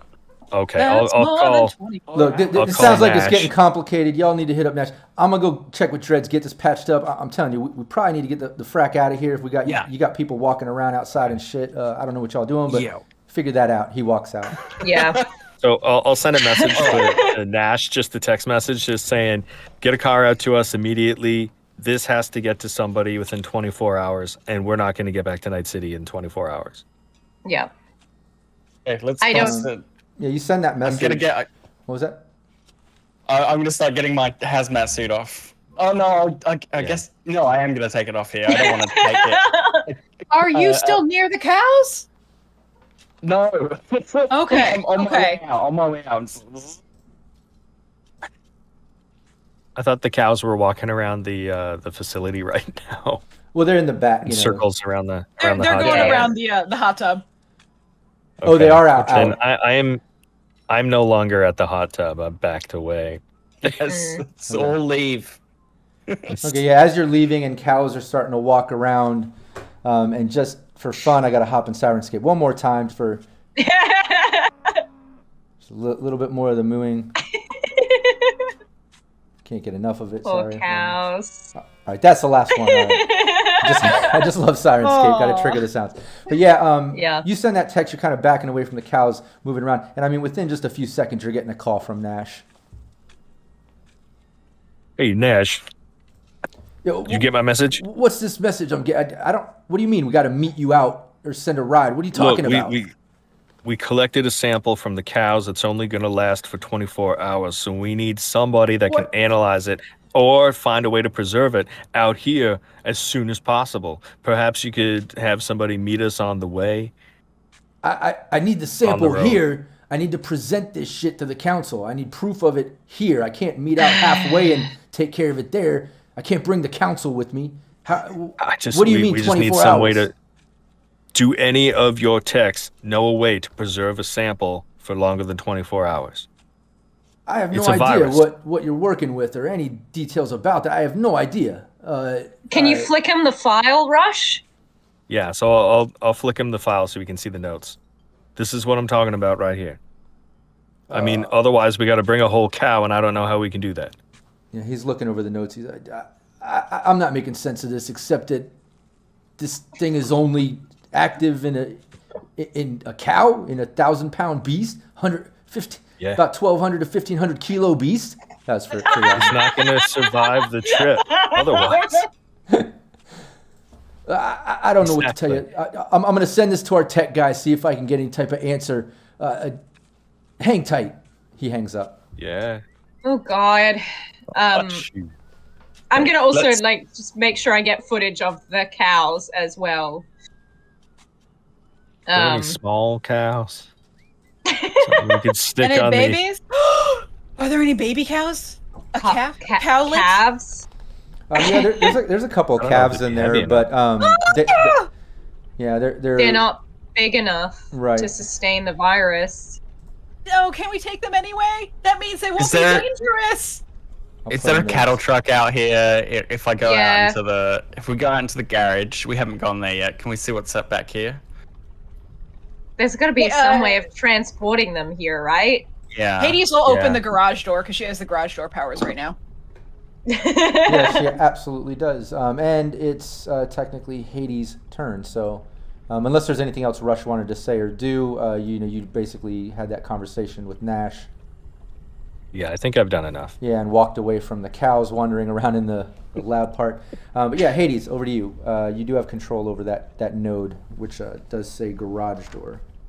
Yeah, so she'll open the garage door so anyone can peek out and see if there is a cattle trailer. Rush and Bud, anybody that's in that front room, you can hear like a big mechanical door opening out front. Coming from kind of the corner of the building over there where, you know where that garage is. You saw it coming in.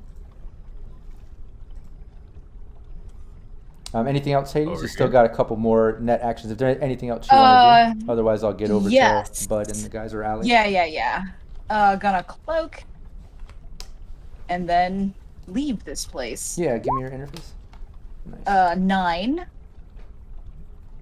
Okay. And then she's gonna come out of there, and then she's going to just kind of peek out of the room. Is everybody else kind of back in that main room? Yeah. I gotta catch up. Allie has her next turn to get out of there. Yeah. Hades? Hades is going to just kind of call out there and be like, "We have to take the babies! We have to take the babies! We can't just leave them here!" Fuck you.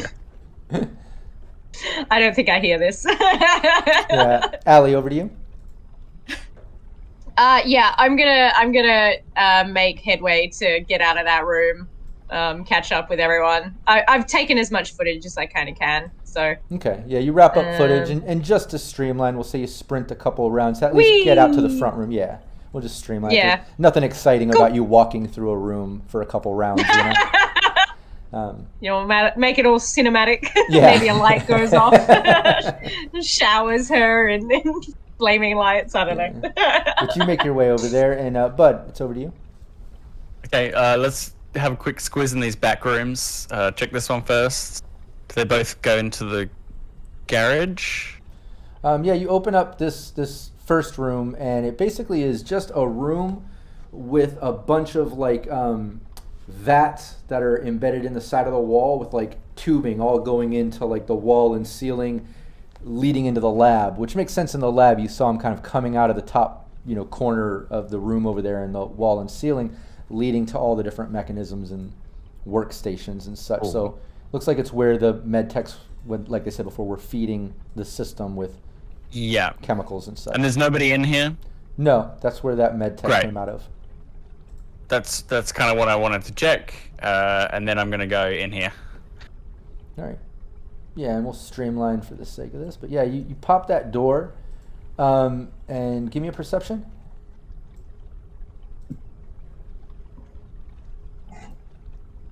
Perception. 11. It's basically just pretty bad. Yeah, it's just a room that looks like it has a bunch of like feed supplies in there, some larger chemical vats like a pallet jack, things like that you would expect like in a mini warehouse sort of supplies. But you do see like supplies of feed and chemical vats and stuff in here. But there is no truck. There's no truck or trailer or such. Right. And you don't see that mechanic guy that was poking out the door earlier. Anything flammable? Not that you can tell at face value. I mean, anything can catch on fire, obviously. If it's just about. Yeah. No truck in here, guys. Token was sorry about that. We want to take a cow with us. It's going to be in the RV, and I don't want that. I don't want to do that. No, I don't want to do that either. Hey, let's check that last room and wrap it up. God damn. And yeah, Rush, over to you. All right, I'll check this last room. Yeah, you can do that. And again, sake for streamlining, I'm not going to worry about exact distances and things. Oops, that was covering up. Let me get this to reveal. Yeah, you open this last room, and it looks like it's some type of like locker room. There's some showers, there's lockers. It's where that girl came out of earlier that you saw drive up for her shift earlier. So it definitely seems like some type of like employee locker room and break room. And it's about the time that you open and see that. What were you gonna say? Sorry, did we already check the garage then? I've been in there. Yeah, there's it's like chemicals vats and stuff. Yeah. It looks like bulk supplies of things delivered and such. But it's at the time that you look over the locker room. You see Nash is calling you back, Rush. Hey Nash, you got anything for us? Yeah, Tex looked that over. They're making sense of it just the same, man. It's cut and dry. It seems like whatever this virus, bacteria thing, whatever the fuck it is, it's not going to last more than 24 hours outside of whatever beast they got that shit in, over 1,000 pounds or 1,200 to 1,500 kilos.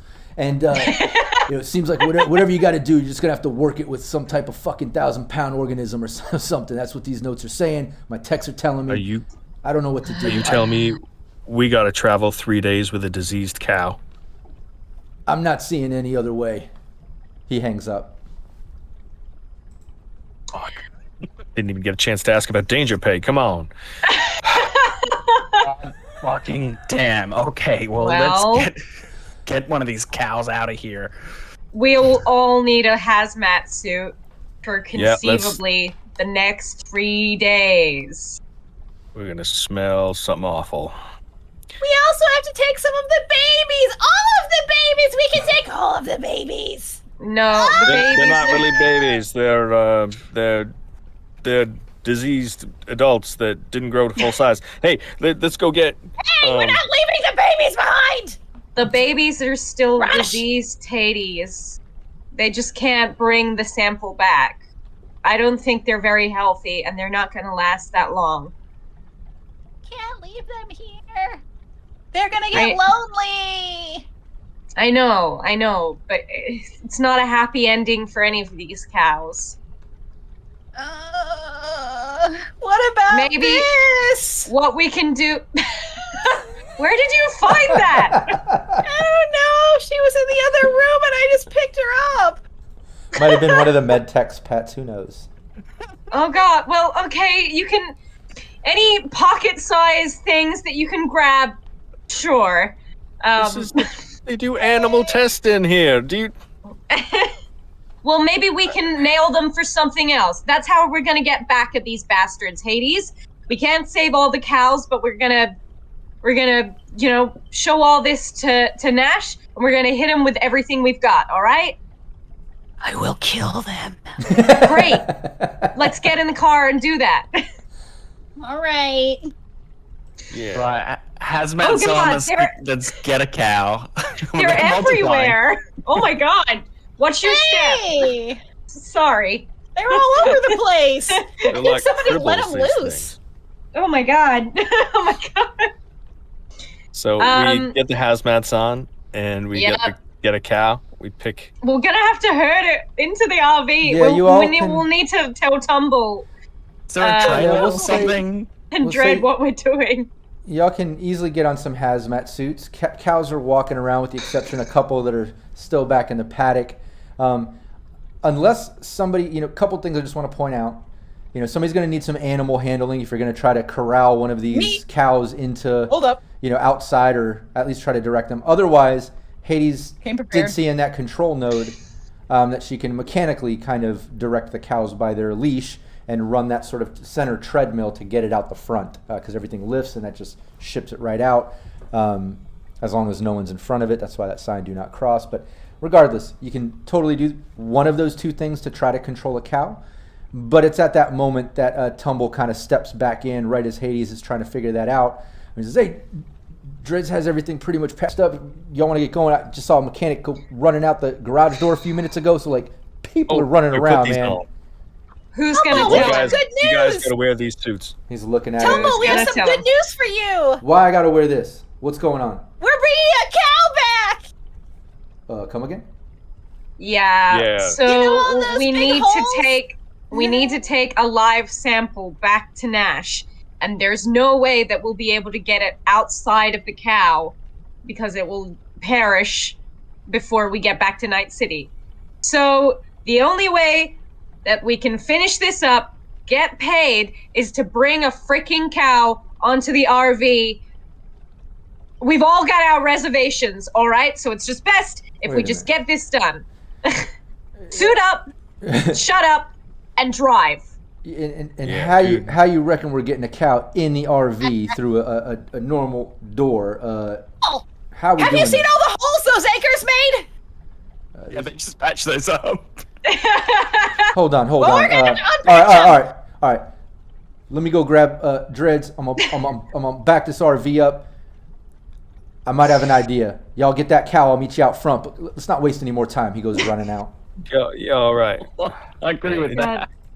I really hope they spent this whole time siphoning gas, because there's a fucking trailer somewhere.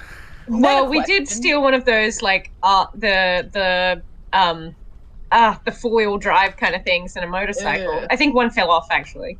Yeah, I don't think we're going to put a cow on an ATV. Well, No, someone can avoid being in the RV.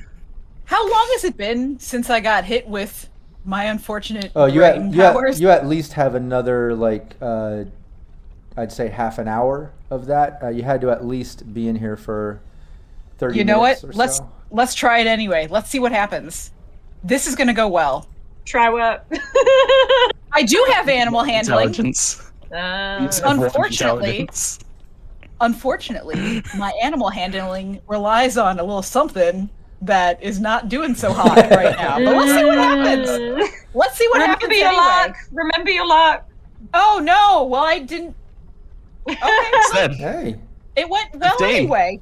Oh, you got a crit You success. just commune. Wow. Never Commune with the mind. cow. Mercy. Honestly, On the cow's Schmuck. level. We'll say something to do with Hades' lack of intelligence worked in her favor. I think Rush kind of joked about this during the break, saying that She's the so lack of moved. intelligence, she's going to be able to communicate with cows even better because she's almost on that level right now. You know what I mean? She almost has the she's intelligence of a cow. So She is so moved by the plight of these cows right now. She is right there. She gets down there and she looks this cow and its eye from the side. She gets on the side because they kind of look out the side, you know, and she looks it right in the eye and she's like, "Hey, buddy, listen, lady. Hey, lady, buddy, listen. it is a lady. You're coming with. Yeah, listen, lady, buddy. You're coming with us, and it's gonna be. It's gonna be great, and you're gonna love it. And do you like whiskey? Do you like whiskey? 'Cause we got some of that, and you can play the ukulele, and it'll be a good time. Do you like road trips? Why don't you just come along with me? It's just and she's just like talking to this cow and kind of leading it over, and the cow doesn't know. But it's just like, okay. Cows are very empathetic creatures. Yeah, the I cow- feel like You know. it's vibing. It's vibing. Cow seems Yeah, to the answer. cow's like, yeah. all right, well. And the cow's like, well, nobody usually talks to me, so this is cool, I guess. So she just is like, she takes the cow over and just like having a nice little conversation with it. You're making a lot of promises, Hades, that we can't keep. Hey, you Yeah, don't and- know. The cow may be really good at the ukulele. By the way, don't forget the cloak on your way out of the system too. We don't want did them knowing that. it was us. Oh, I you're did the that best. already. You're the best. You would be surprised how well it went, considering what's the state of affairs right now. All right. Yeah, Allie, what are you doing? You see Hades, talking to the cow, kind of wrangling the cow towards the front. What are you doing during all Wow. How did my life come to this?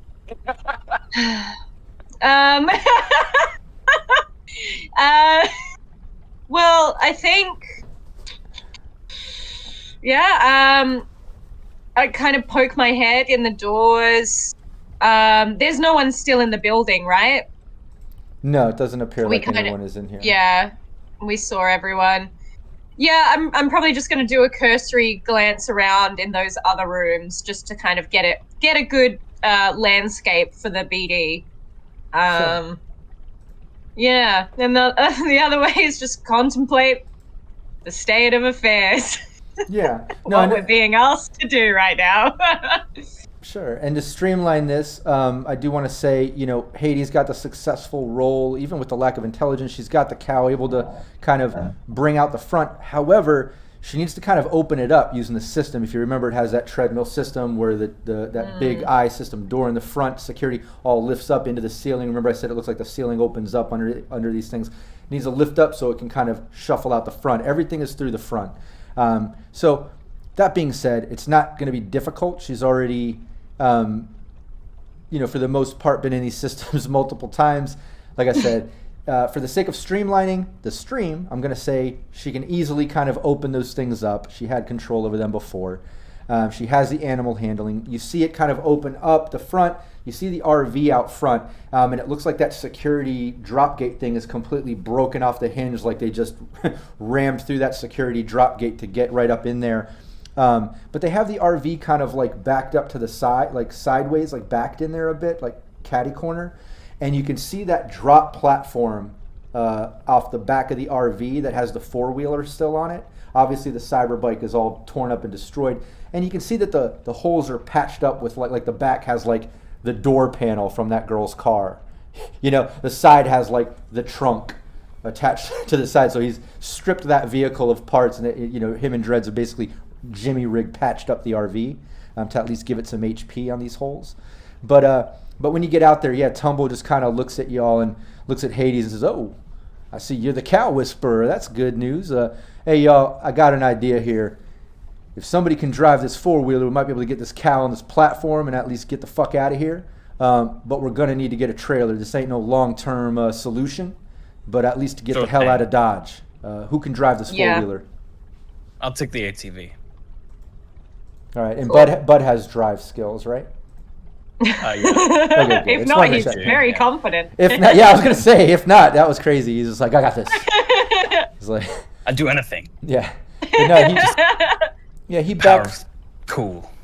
Exactly. We'll do a cool check and at least see if that saves you. Maybe some luck. Yeah, and I've got cool. 3. I've got 3, so I got a base of 12 in drive. So okay, no, that's good. Right? Yeah, that's decent. Yeah. You would just have, as long as you don't like crit fail on any swerving and things, but just some basic ride along. You should be able to pull that off, But yeah, he basically has you back off the four-wheeler. Hades using animal handling, gets the cow up onto the platform.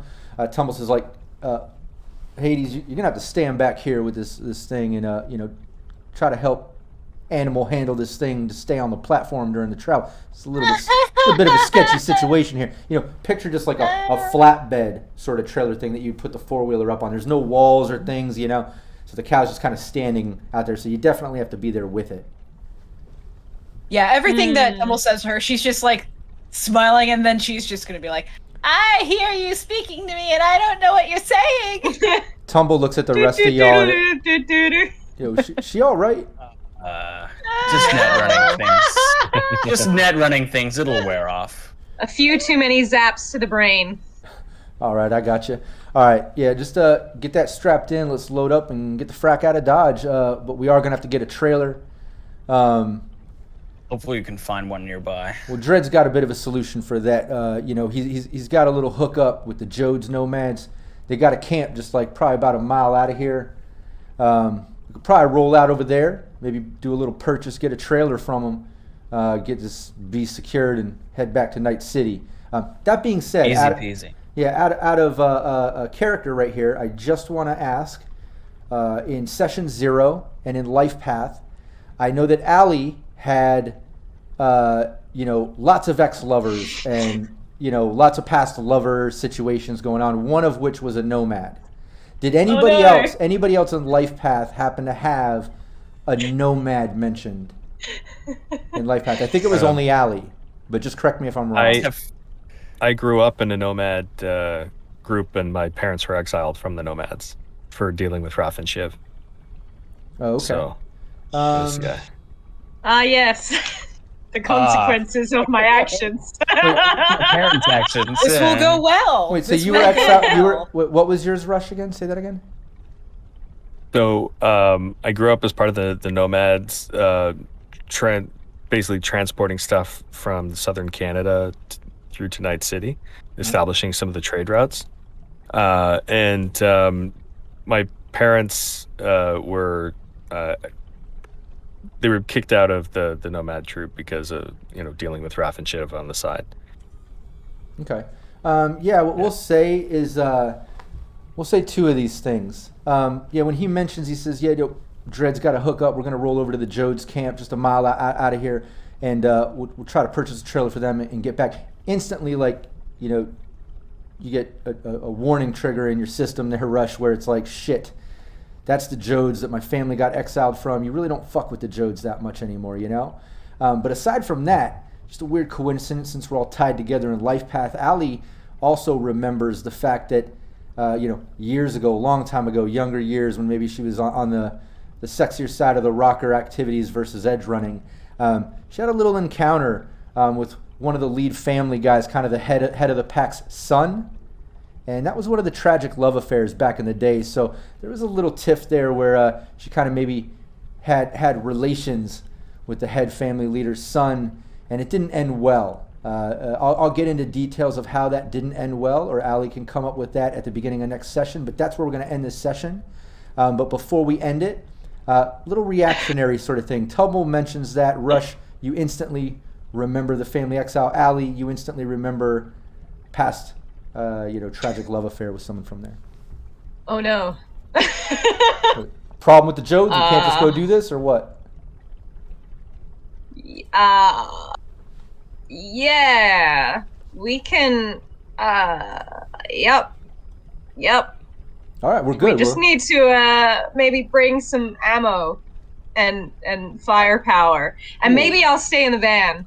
Well, the yeah. Jodes aren't very violent, maybe... man. Jodes are good people. So what do you mean? I can keep Not if you break up with them. It got Guilty messy. lovers. Yeah. Good people can sometimes not handle breakups, Right. especially if you run them over. Well, that sounds serious, but we are lacking some options here. So let's load in. Let's get riding out. And let's talk about this on the way. But yeah, we're lacking options. So let's. You don't think he'd remember, do you? It was so long ago. I don't think He's we gonna have. remember. I don't think we have many choices here, ma'am. So let's just get rolling.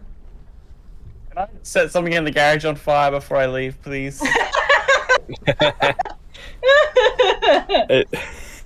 Tumble looks at you and says, "Hey, seems like you got your sample. I don't give a frack what you do. Let's let you ride out now." Though. I'm gonna try and set a fire in there. I don't know what's most flammable or what. I don't know. I'm just gonna try and set something on fire before I leave. All right. Yeah. Jump we on can the do- ATV. I'll throw pour out some anything that's marked flammable. Okay. Light something. Get my Zippo out because I smoke all the time. I'm not even gonna roll on that.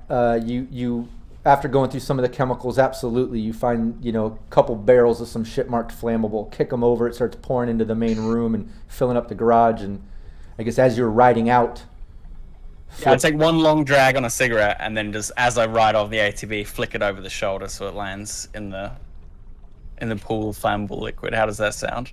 oh yeah, instant flames just instantly just kind of like engulf the entire inside of the lab. You see the whole front kind of burst out, the garage kind of burst out, and then you just see smoldering, like the bags of feed are caught on fire. Just shit is caught on fire.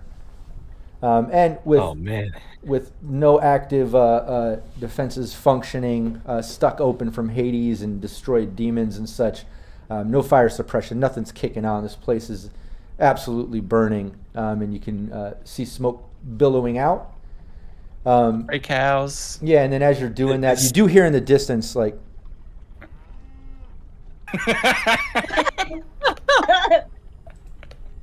Is there any chance I could have grabbed a big bag of feed before all that went down? So we can feed the cow. No, you did not. Bud set it on fire. Sorry. Also, Okay, we'll I feed it some imagine of the fresh. I imagine as we drive away and see the building go up in flames, Hades just like, I wonder if did anyone make sure that nobody else was in the building? Yeah. We did that. Okay. No I didn't humans, do that. anyway. I didn't do that. We got you, Hades. Just, Okay. yeah, Just you hang out with relax. the cow. Keep your suit on. Okay. Yeah, don't take your suit off. God's sake. It's gonna be a hell of a ride. Don't lower that!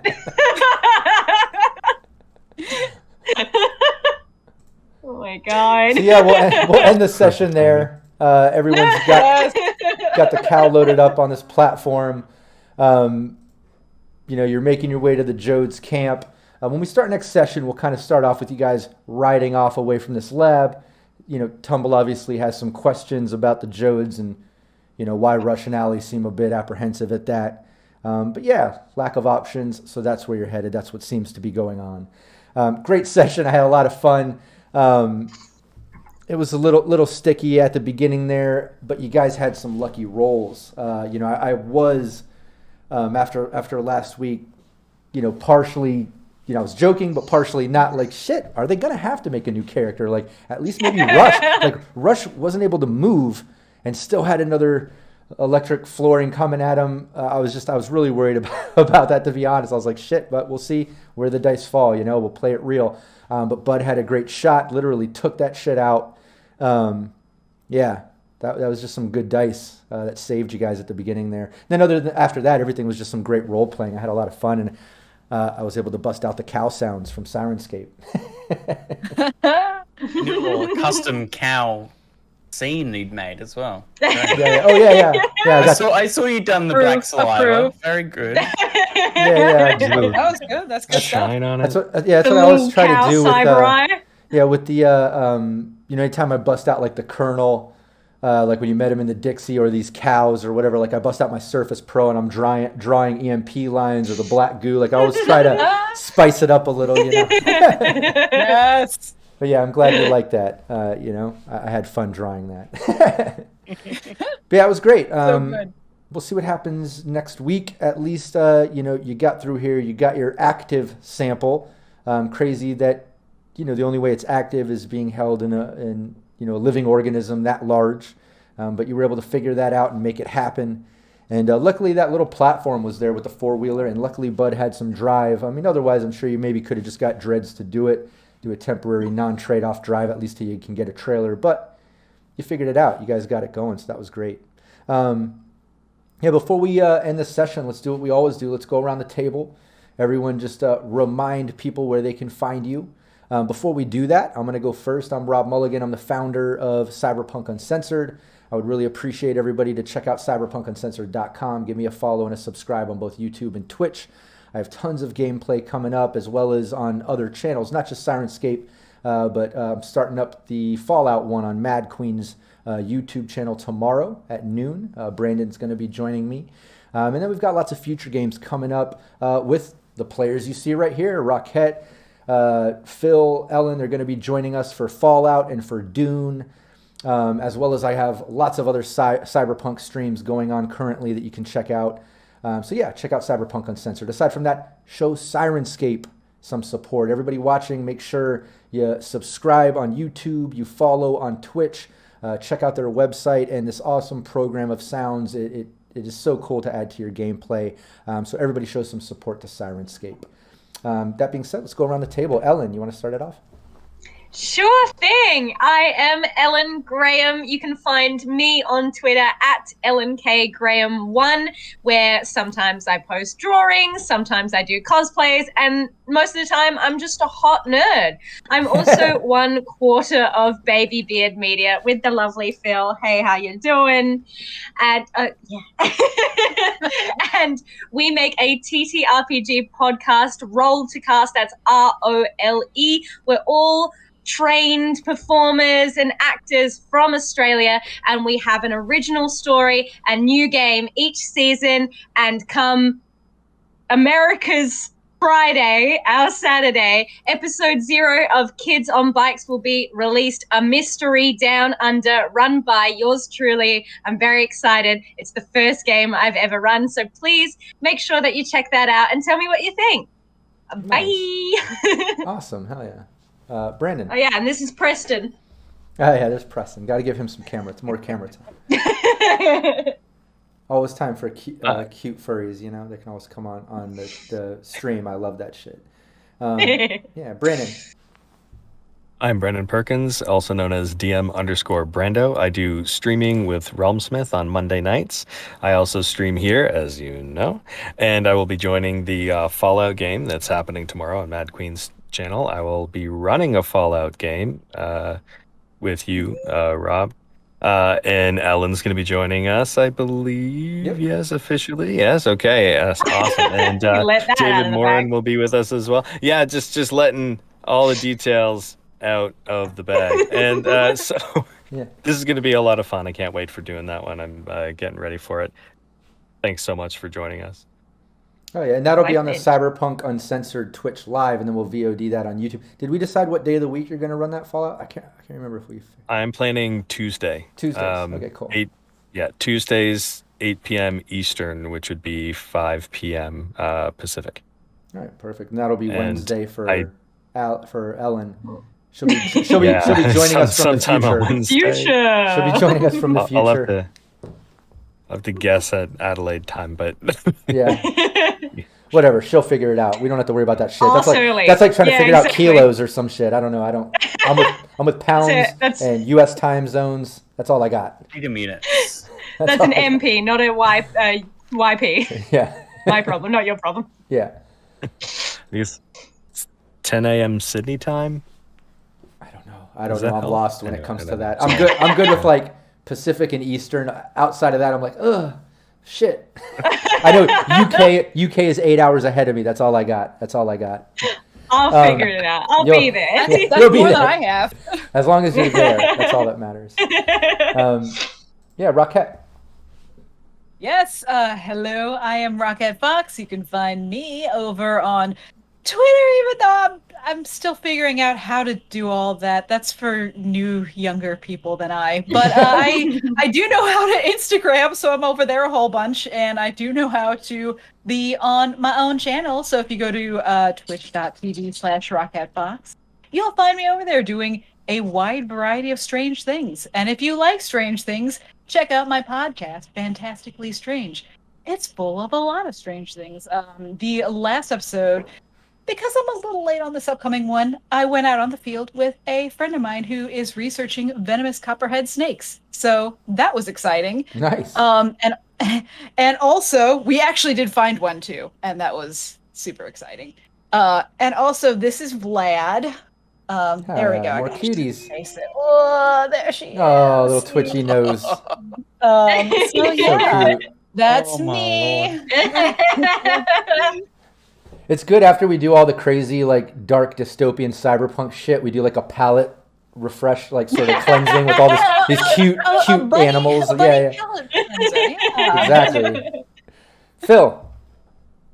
Hello, I'm Phil. On Twitter, I'm at Scruff, SKKRUF. I'm sure we'll get linked in the chat. I think our Baby Media has already been linked.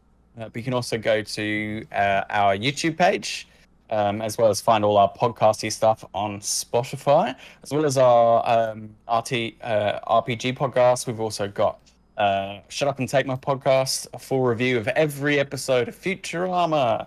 That's all on YouTube, along with all our gameplay and stuff as well.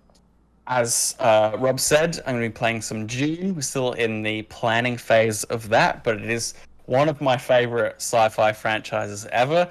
I'm going to go see the movie in Gold Class, which is the thing we have here with the giant seats, and they do table service and stuff. Oh, awesome! So, yeah, you can charge your phones. That's right. I'm hella keen for some Dune. That's what I'm trying to say.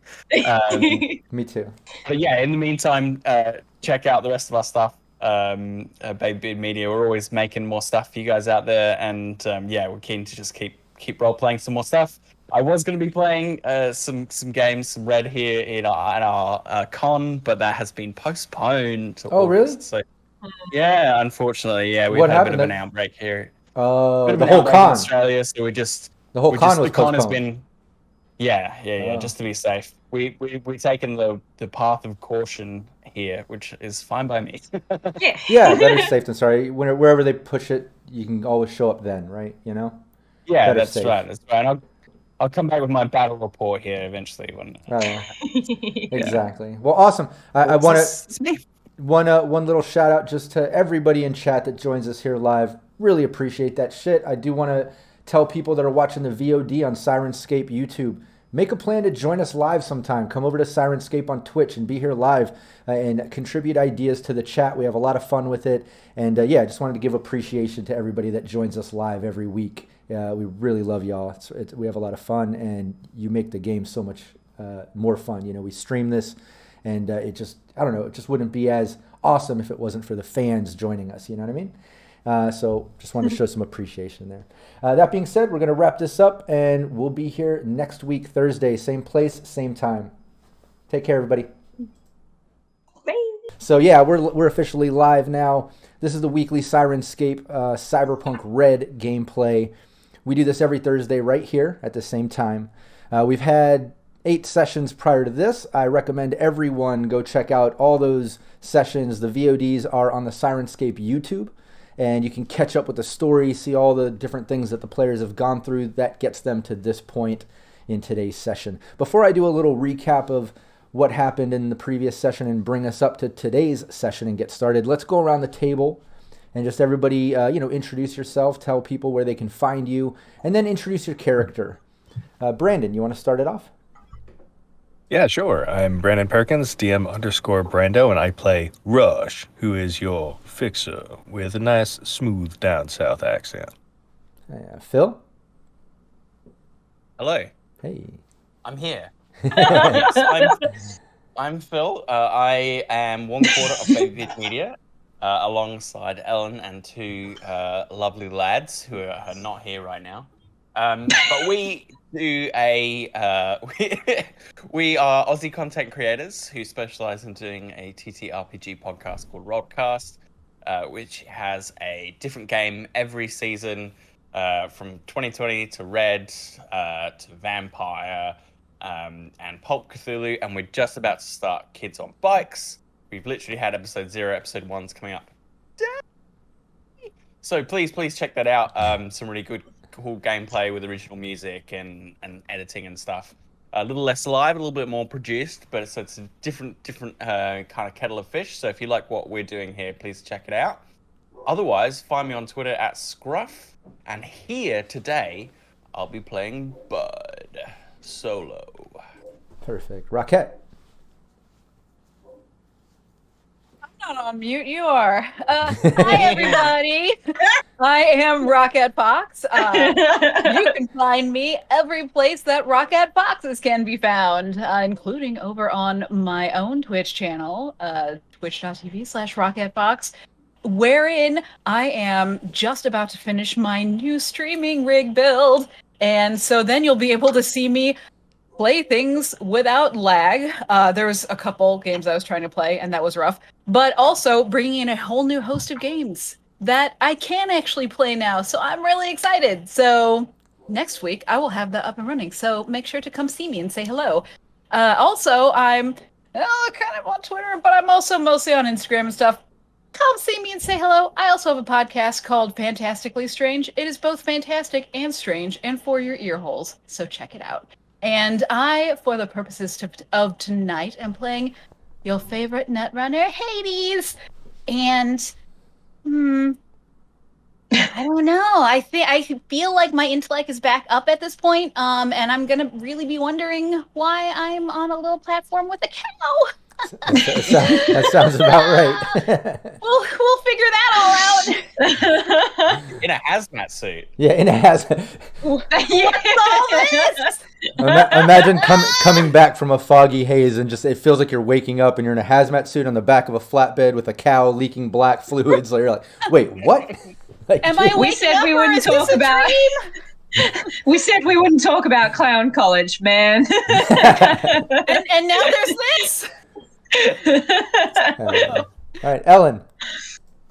Hi, I'm Ellen, or Ellie Bean, or on Twitter at EllenKGraham1. Yes, that's right. I want to be Twitter famous, and I'm a hot nerd on there. So check out my cosplays and check out all my TTRPG inane thoughts, because they're there for you to enjoy, like a delicious smorgasbord. So check that out. Of course, as Phil said, I am one quarter of Baby Beard with the lovely other babies and beards. And focusing on some of our other content, we also have a YouTube channel where we have been doing daily uploads for at least a year. The last count I did was we have over 680 different episodes that you can totally watch at your leisure. They're all very fun. We like to tackle RPGs, so we've done Dragon Age Origins, Fallout New Vegas. Our Vampire the Masquerade Bloodline series is also very popular, so check that out if you like me and Phil, and you also like 2 other unnamed Australian men. You can also check out the last episode of the Don't Forget Your Towels podcast, which launched today. And it is the last episode of my one-shot with them for Lady Blackbird, which is really fun. And today I will be playing Alley Katz, the rocker of your dreams. Oh yeah, and not to add even more, to Roll to Cast Baby Beard Media, but I'll mention that even if you don't like even if you don't like gameplay stuff, they have a really cool commentary on every episode. Well, anyways, you want to give that a plug. How you originally started covering all the episodes of Futurama in Shut Up and Take My Podcast. So there's an episode for every episode of Futurama, plus all the extra stuff they did on the side, whether it's the cutscenes from the video game or the podcast that they did themselves. We've done it all. Yeah, I think it's I think it's cool mentioning because I'll do the game stuff, but I think it's cool that you guys have that too. Anyways, I'm Rob Mulligan. I'm the founder of Cyberpunk Uncensored. You can check out cyberpunkuncensored.com. Also, Cyberpunk Uncensored on Twitch and on YouTube. Holy cow, we run so many different things from gameplay, multiple GMs, interviews, so many different series, deep dive series, Night City Live, GM Roundtable. Oh my god, just too much stuff to even name. We're getting ready to come out with some Dune, some Fallout. I'm also working with Mad Queen and other brands like right here at Syrinscape. So check out cyberpunkuncensored.com, all the links. I'd really appreciate that. Also, I do want to mention everyone gives support to Syrinscape. We're all here because of Syrinscape. This is the weekly gameplay, but they provide awesome sound sets to help all gameplays of all genres, whether you're in person around at the table or you're doing it like us virtually online. So check that out. Also give Syrinscape a follow, a subscribe, YouTube, Twitch. Show them some love. They really deserve it. That being said, let's reminder to launch my player. Let's get into just a little bit of a recap here before we start today's session.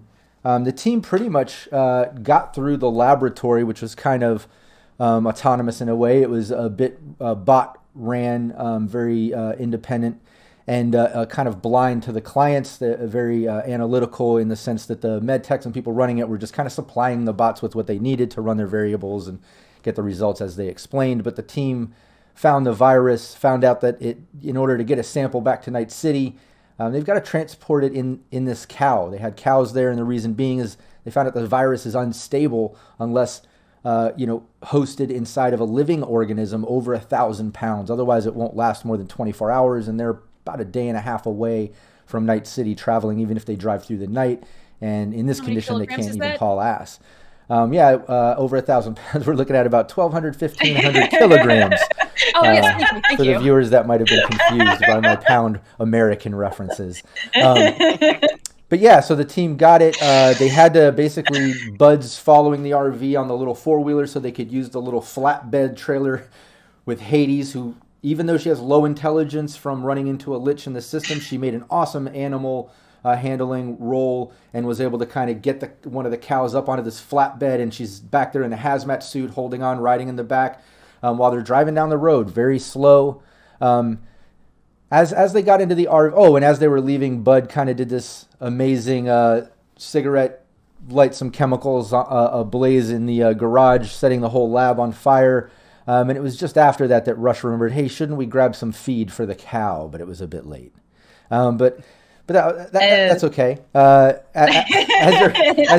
everybody's leaving, getting on the RV, getting Hades situated, and slowly getting on their way, Tumble and Dreads were talking about, hey, luckily we know the Jodes nomads happen to be in the area for the next couple days. They're camped out just a few miles away, out in the middle of the Badlands here. We can go probably purchase a trailer from them. It's at that point that they kind of caught wind from Allie and Rush that we might have some issues with the Jodes. And they're like, well, all right, well, it's our only option. Let's get going. They kind of headed out in that direction, but Tumble does want to have a conversation about that. And that's where we're going to start today's session. Did I miss anything? Anything important? No. Okay, perfect. I think that's it. I'm going to Good start recap. up. Awesome. Thank you very much. I'm going to start up Syrinscape, get our little under the speed limit sound set going so we can hear the RV kind of driving down the road. Just kind of cruising down the road, going fairly slow because obviously you've got some precious cargo pulling in the back, and it's just on a flatbed, both the cow and Hades. Hades is just starting to come back from, her intelligent slumber, we'll call it. The holes are all patched up, but you can kind of see in between. So Hades can see into the RV in between the patch job and overhear the conversation taking place. But as she's coming back to, and everybody's sitting down, Tumbles heading down the road and turns and says, "All right, now y'all got to fill me in. Now, what's this problem with the Jodes? The Jodes are good people. I can't imagine what the problem is. But Allie, Rush, both y'all said something. Fill me in, please." Rush, do you want to go first? You might have a more forgivable offense. Let's start with some good news. I don't know.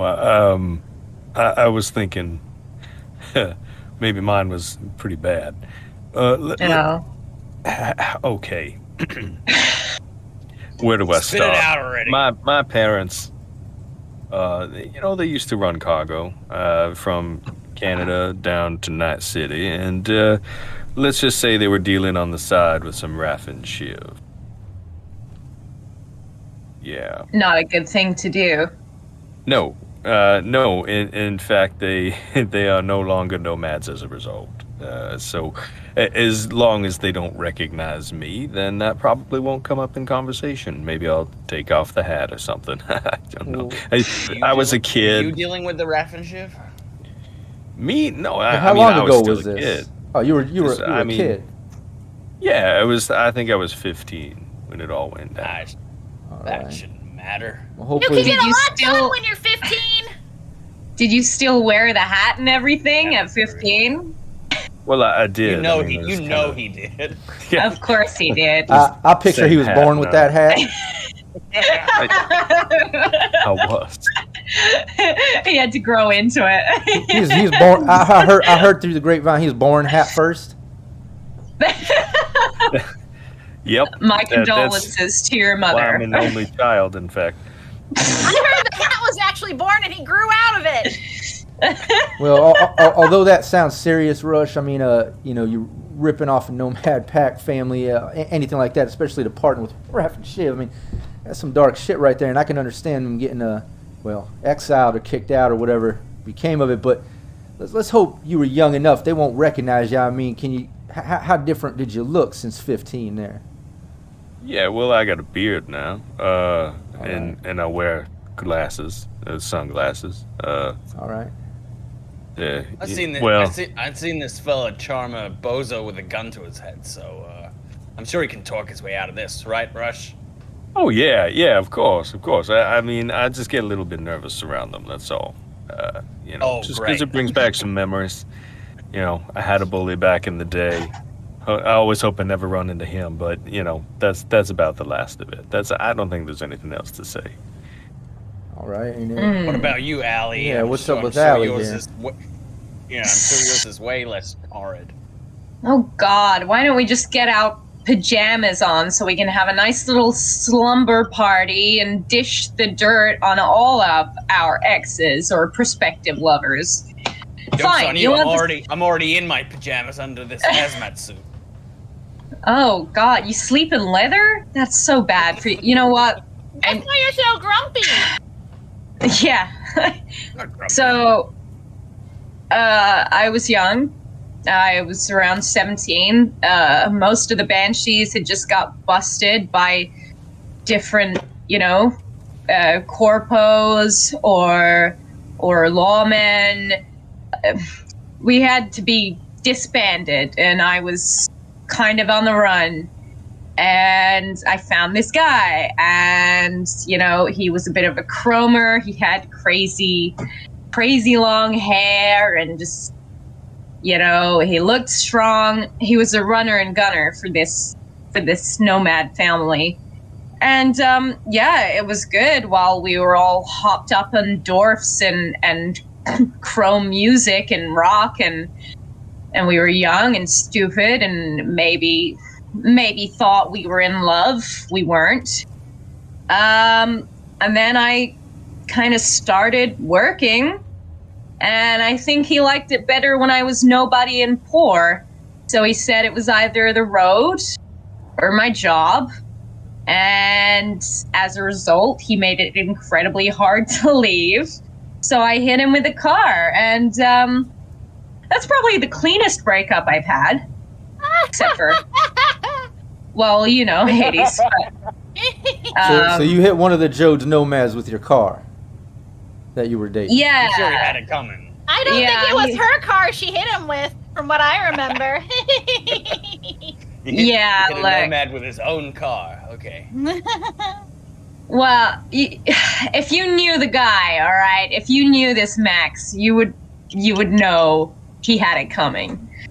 But you're right. Maybe his own car was not one of my smartest moves.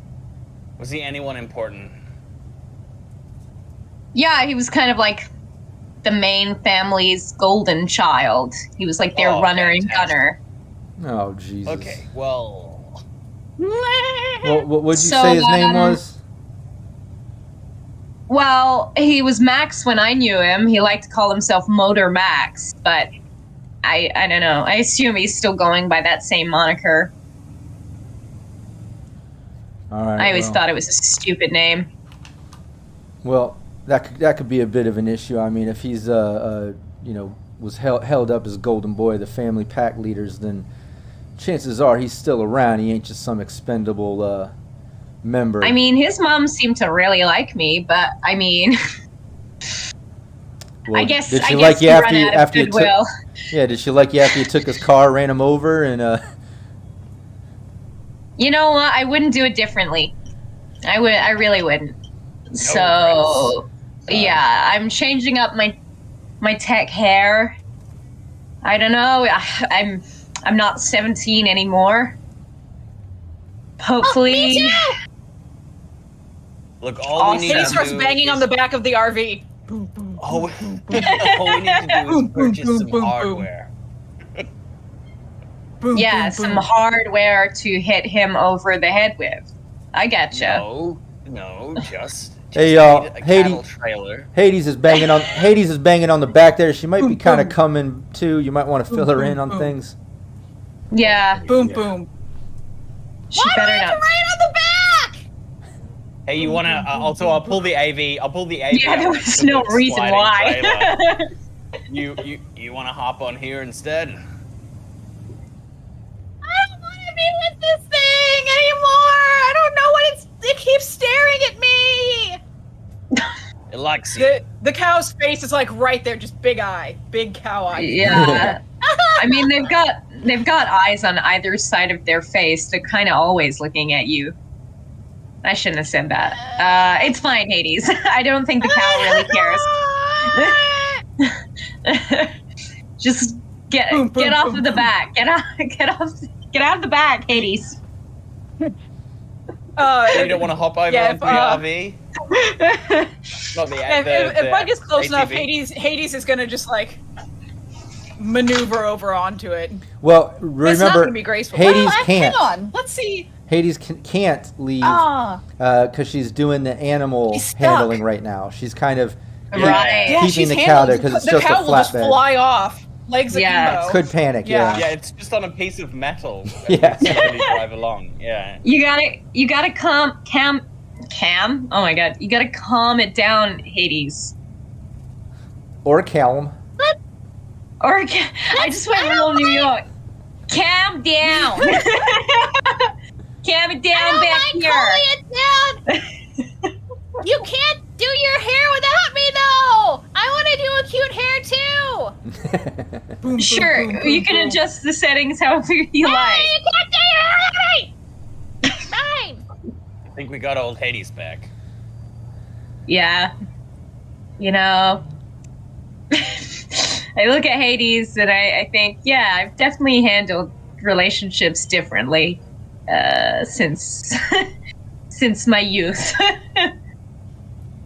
And then just like she in a hazmat suit, so I don't know, like, but still puts like the mouth part of the hazmat suit, which is probably totally covered, up to like the hole in the back. Yeah, I don't remember you ever hitting me with a car! I don't know what a car No. does. You couldn't really steal a car from me anyway. No. Not that I would if I could.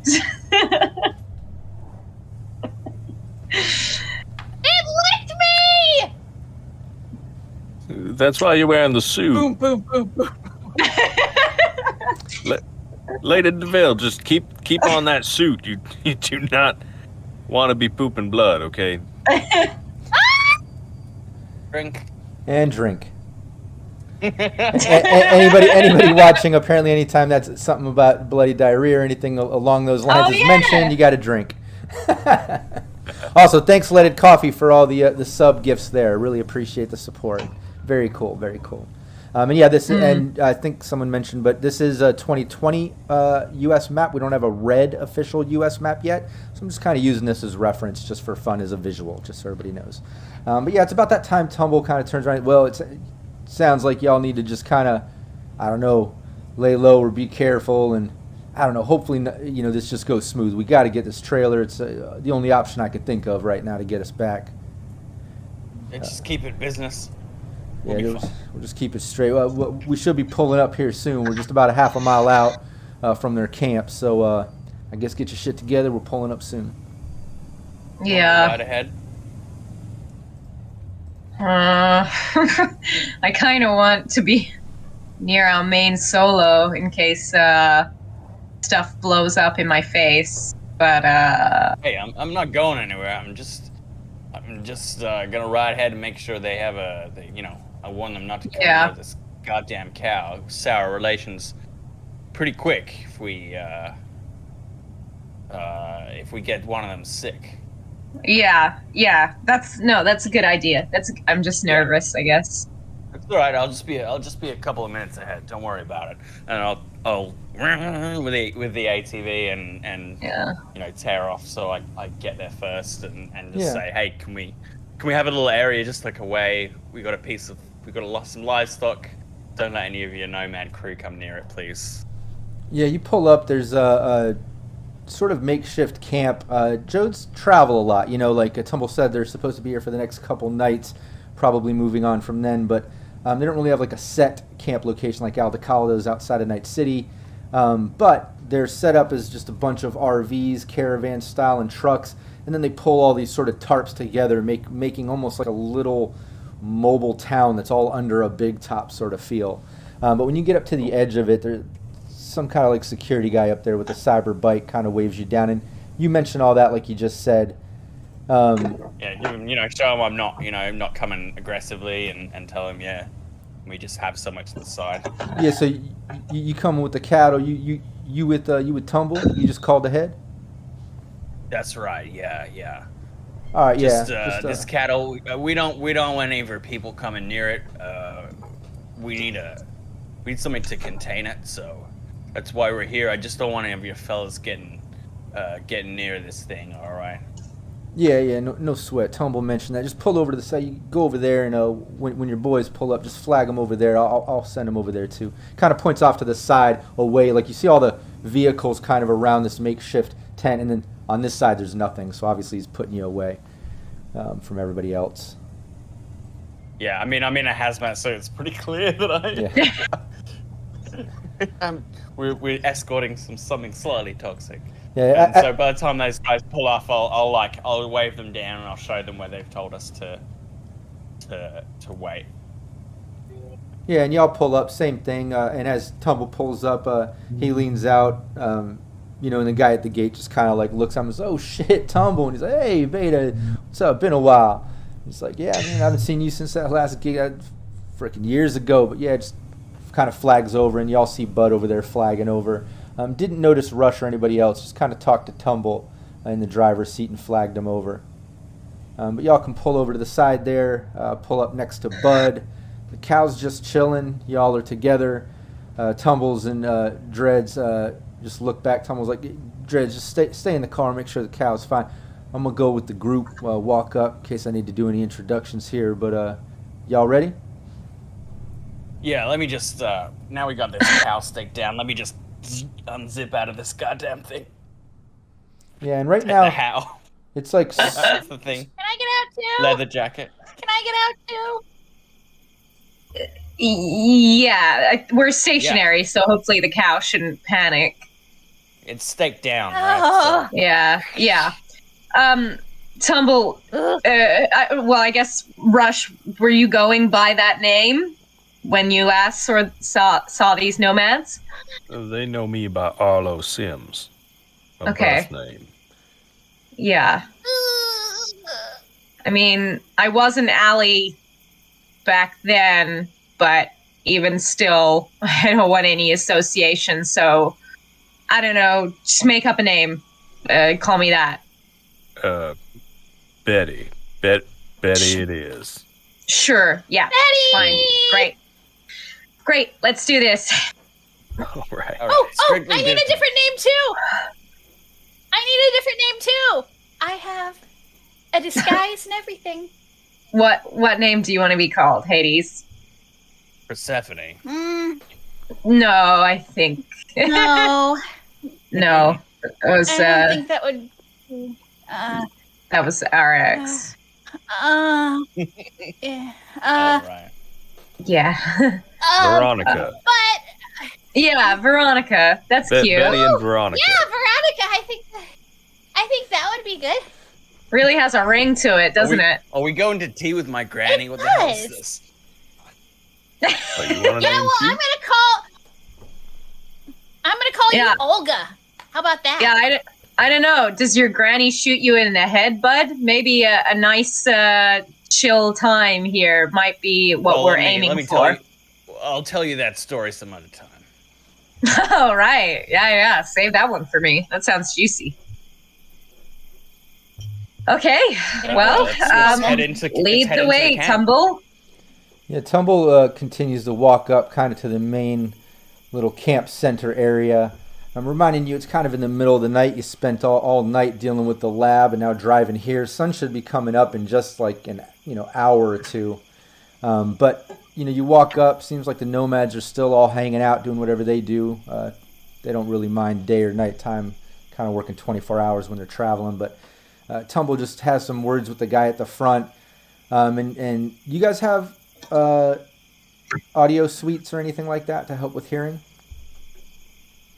No. Nah. All right. Well, you don't get details, but the gist of it is this guy says, if you're looking to buy the trailer, basically Turner wants to talk to y'all first. And Allie, you absolutely recognize the name Turner. That's kind of the pack leading family name. Sounds like it's one of the pack leaders that wants to talk to everybody before selling a trailer. Rush, maybe you're not so much familiar with the pack leader name, but you're still around the Jodes, which you are familiar with, having that past issue. But he does say that. And Tumble just looks back, kind of gives everybody the look like, all right, this is serious. We're talking to the owners, Yeah. These guys are high up. And as you walk in, it's kind of a big open area. You see a couple little campfires, people hanging out, some drinking, some eating, socializing, some people going through some cargo over here next to an RV. In the back, there's some type of like big table set up with like candles and some food. Couple people talking, and won't even make you do a perception roll or rep check or anything like that. Allie recognizes them right away. You see the Turners there.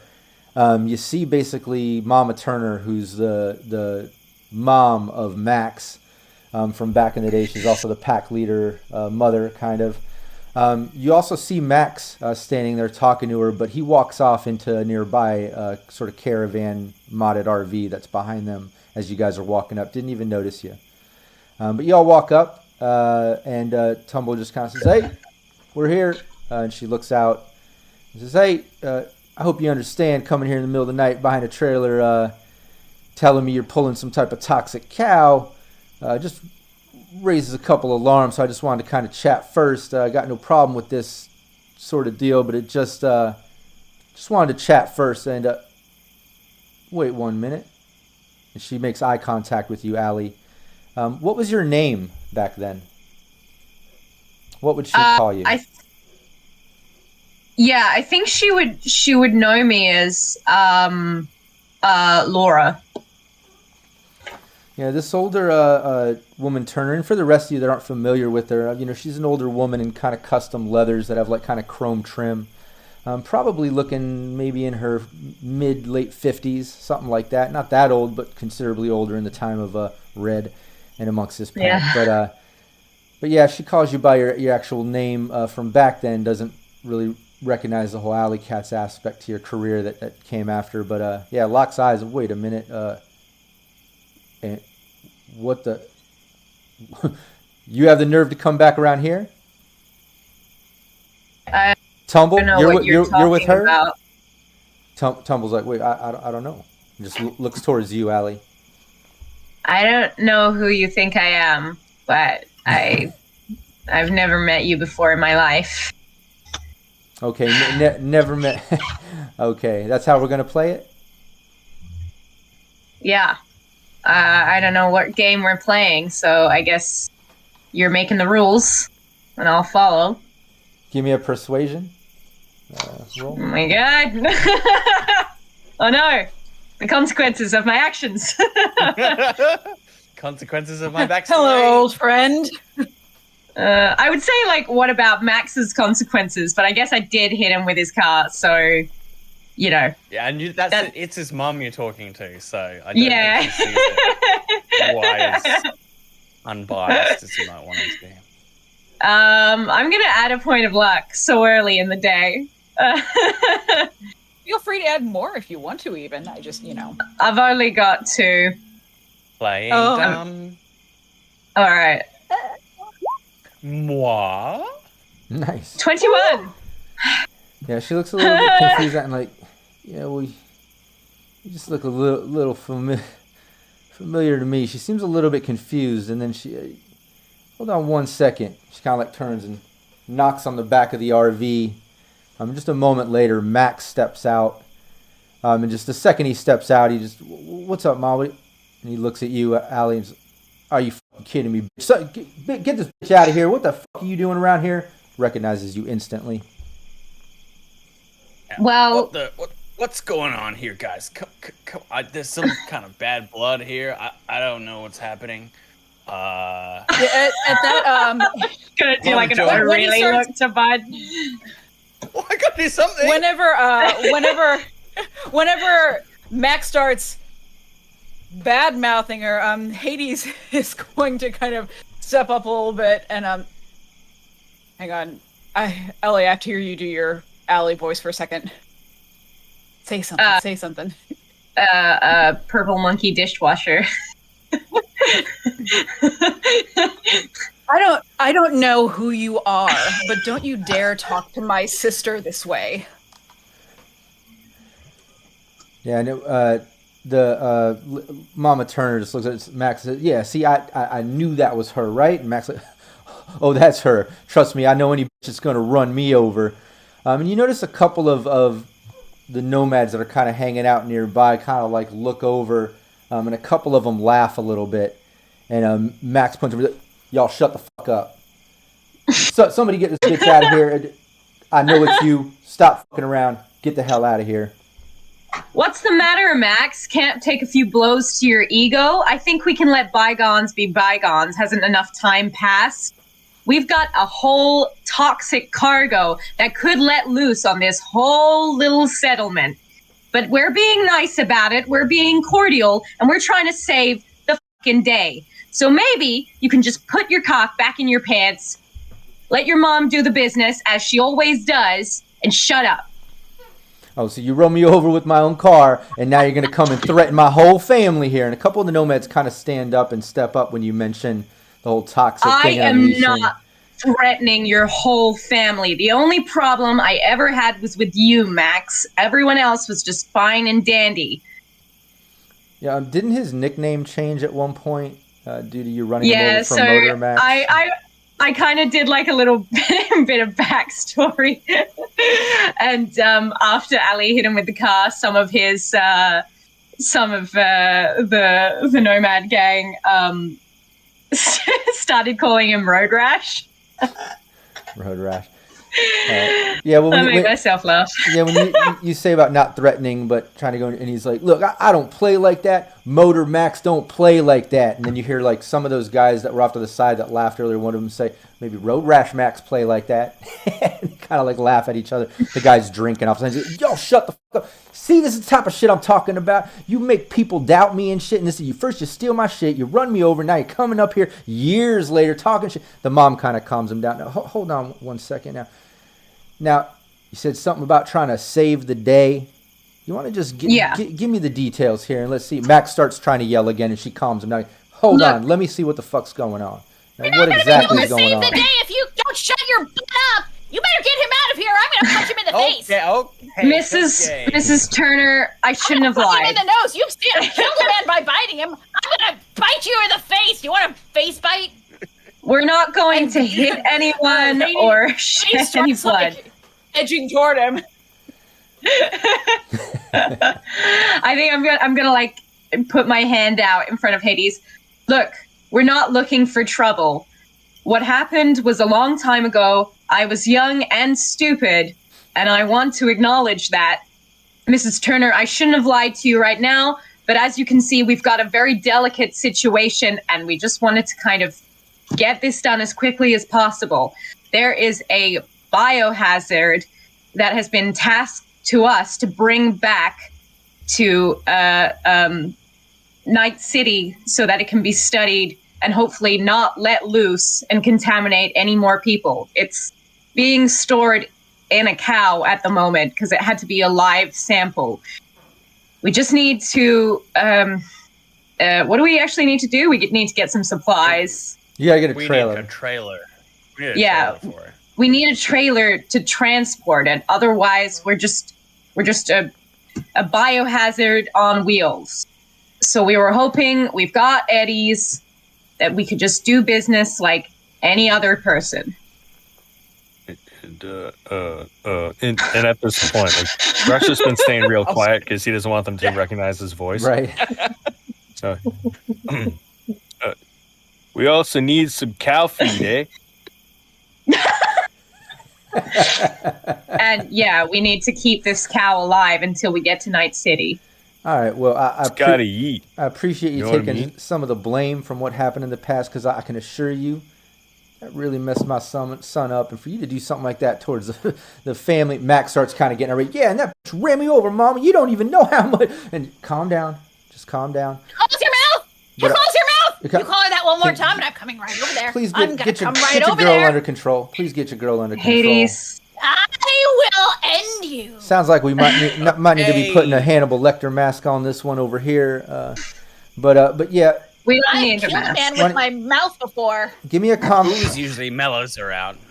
Give me a conversation roll, and I'm giving you a bonus here because of the approach. Like she likes that you admitted to it all being your problem, but trying to water under the bridge, so to speak. Oh. I've got no problems with the mum. It's literally just the classic. Just him. Got on fine with the parents. Yeah. It was the actual person that was the issue. Yeah. Yeah. What's the bonus? You get a +4. Ooh! Me or my? Conversation. Here I come. Oh my Did I roll? God. Nice. Yeah. Oh yeah. Yeah, she kind of. You got a 27. Yeah, she calms Max down and just kind of sits back. Just a little gal to gal. You can tell she's thinking a bit. She says, I'll tell you what. I appreciate you taking blame for what happened in the past, and I know my son can get a bit passionate and worked up at times. Mom, you know, calm down. I know sometimes he can get worked up and things, heat of the moment. I'm gonna give you that, but I'm gonna tell you this. We got the trailer you need. We got it out back. We could sell it to you. We could do it 500 flat. We could hook you up on that. But let's just say, to make sure it is water under the bridge, why don't you do a little favor for us, and you hook that up, and we'd be as smooth as chrome. Sure. All right. What is what's the favor? Did I miss that? No, she was I guess getting you to agree to it first. But ma'am, you got your hand raised. Oh, right. You got something to add there, ma'am? Yes, ma'am. with all respect to your ladyship of this traveling kingdom, how much would one have to pay to punch this man in the face? Just once, clean. No gloves, no razors. All right, I like this girl. I'll tell you what, you get this favor done, we make you an honorary family member. I like that. But all jokes aside, look, here's what it is. We had some miscreants come around here not too long ago and steal one of our family vehicles, and now we got word that it's up for sale at a night market over here in Neonola, which used to be New Orleans, and we're right outside of there, just a few hours away. But we don't like to get our hands dirty or even have to deal with that, let alone make our way into the city if we don't have to. And figuring you kind of want something from us, maybe you go in there. We'll give you the address where this night market's held, and you go ahead and get our vehicle. I don't care. You purchase it, you use that silver tongue of yours and talk your way out of it, or steal it, or whatever you got to do. I don't care. Just get our family vehicle back, and then we'll sell you that trailer. I think, oh yeah, you go. Can you tell us a little bit more about these miscreants? Well, we don't know much about them. Apparently just some scavenger booster gangers or something took it, but I do know that word came down that but I do know word came down that apparently they sold it to some local fixer over there in Neonola, and it's at his night market. Some Russians. I don't know much else about it, but I got the address. I know it's happening, coming up late tonight. So. Okay. And the vehicle in question? She kind of pulls up on her agent and shows you a digital picture, instantly sends it over to your agents, and it pings. It looks like a souped-up El Camino, which if you're not familiar, it's kind of a two-door. The back is almost like a truck, very low. But it's all souped out if you think like kind of a cyberpunk version. This is not a beater. It's a fairly nice family car for the nomads, and it looks like it's souped up. Like you can see some tubing in the back that reminds you of some NAS and maybe some extra chassis armor and bulletproof glass, because you can see through the eyepiece ventilations going along the sides. So it definitely looks like a souped up El Camino. But she gives a rank 6 nomad vehicle or something. Oof. Few good upgrades on it. Yeah, okay, I can see why they want that back. Yeah. Well, and it's not easy to come by these sorts of upgrades anyway, so I'm sure they're just happy to have a nice nomad vehicle in their market. But they apparently sell a lot of vehicles at their market, and we got on the bad end of that deal apparently. But y'all go get that for us. You bring it back, we'll sell you the trailer. And it's at that point Mac's like, "Mama, are you fucking kidding me? Fuck this." She kind of backhands him. She's like, "Mama's doing business. Please stay in line. I'm sorry about that. Just get it done." Boy hasn't done much growing since you last knew him, huh? He storms off into the RV behind them. You know what? He's actually, I hate to say it, he's probably got a better hold of his temper than he did back then. I'd say anyway. So. Sounds like you're remembering what you saw. Yeah, remembering all the bad things I saw in him. Okay. Let's do this job. I mean, the cow is, as long as it's alive, it doesn't need a time. We haven't got a time pressure to work to, so it's not gonna starve to death in a day. So no. Although if we can buy it some feed now, if they've got it, or some kind of trade with us until we do this job. We should probably get some fuel too. Yeah, that's a good idea. Yeah. Is someone gonna stay with the cow? Maybe a Tumble or Dreads. Or Dreads. Yeah. Just for us. Yeah. Yeah. I mean, we let them know that it was a walking plague, but just in case, I don't know, someone gets close. I don't want that on my conscience. Okay. Tumble they should know at this point. What was that? I just said they should know at this point that the cows are dangerous. Tumble and Dread should anyway. Oh yeah. Yeah, well, curiosity got the cow. So Yeah, and avoid that if we can. And Tumble chimes in over here in the conversation, says, "Yeah, we'll have to cut loose the trailer and the cow here. We'll let Dreads kind of chill with it. We'll have to strap it down. I don't know how much animal control that boy can do, but I'll talk to the lady about getting at least enough feed to get through the night, and see if maybe they'll sell us some feed, some fuel for the road. I recommend everybody get some sleep. If this night market is coming up late tonight, we pretty much got all day to get some shut-eye and get back to normal. Because let's not forget, you guys went all through the night. You broke into the lab through the night shift. You dealt with that all till close to the morning hours. Now you drove out to the Nomads. Sun's about to come up. You pretty much got to sleep all day so you can make it to the night market at night. You know what I mean? Yeah. Body clock's all messed up. Yeah. Yeah, I don't really feel right sleeping knowing that my angry ex is like just there. I mean, he ain't getting near us. Dredge chimes in. He's like, "Ma'am, I'll make sure he doesn't get to you. I'll protect you, ma'am." What a hero! Still trying to flirt. Boys. Yeah. Thanks, Dredd. You might need to protect Rush too. Yeah, Rush. If anything goes. What the hell was that accent? What, you mean this one? Yeah, I didn't know what was coming out of your mouth. Oh. Yeah, no, I think I do pretty good, eh? Yeah. Right. What are you? When did our country boy become I can't Canadian? even understand you. What are you? It's part of my is that disguise, what that is? you know? I like it. I think it suits you. Well, I guess Yeah, I I don't think we really should- need to do that anymore, though. I mean, as long as They didn't- none of them are around to see me, I can probably just be me. It looks like Are they- Allie they're took still all the in- heat off you anyway. Yeah, you Yeah. know what? Are they Maybe I don't still- need to worry. Are they still in the camp right now? No, we can say that. And by they, I mean all of us.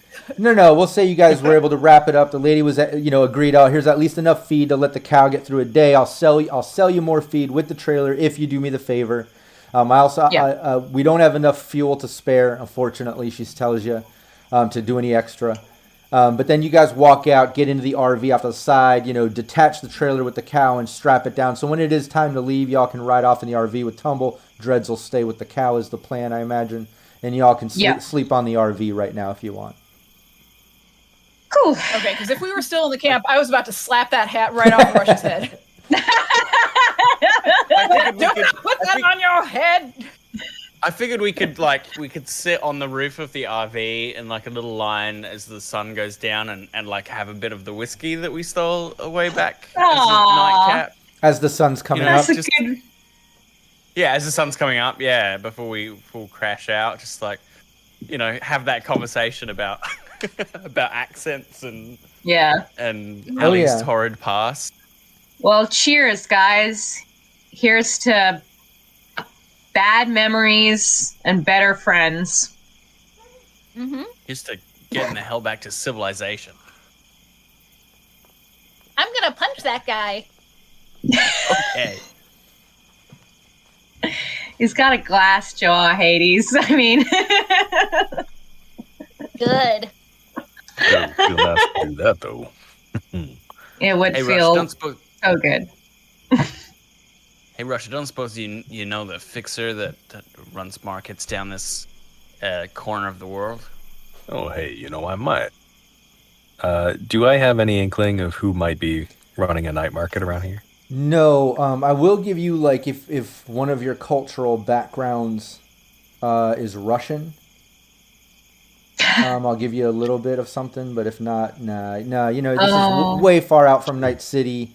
If only my other character was here. Actually, I didn't choose my extra culture after I increased my roll ability, because I'm pretty sure I get an extra culture with this one. Yeah, I thought before it was Japanese or Japantown area or something along that line. I thought we said. So, yeah, because I think I get don't I get an extra for? Sorry, I'm just checking out my life path. Yeah, no problem. Yeah. I thought at one point when we were playing or something, we talked about that, and you had I think I put. Maybe is Little Moscow somewhere in Upper Marina. But I'll give you this. At least night markets are a bit different out here. It being kind of considered the wild, wild west. In New Orleans, Neonola, it's a bit, old town, old city style. I'll be able to do better descriptions as you're writing in and such. But you being a fixer, night markets are different than Night City. They don't hide them.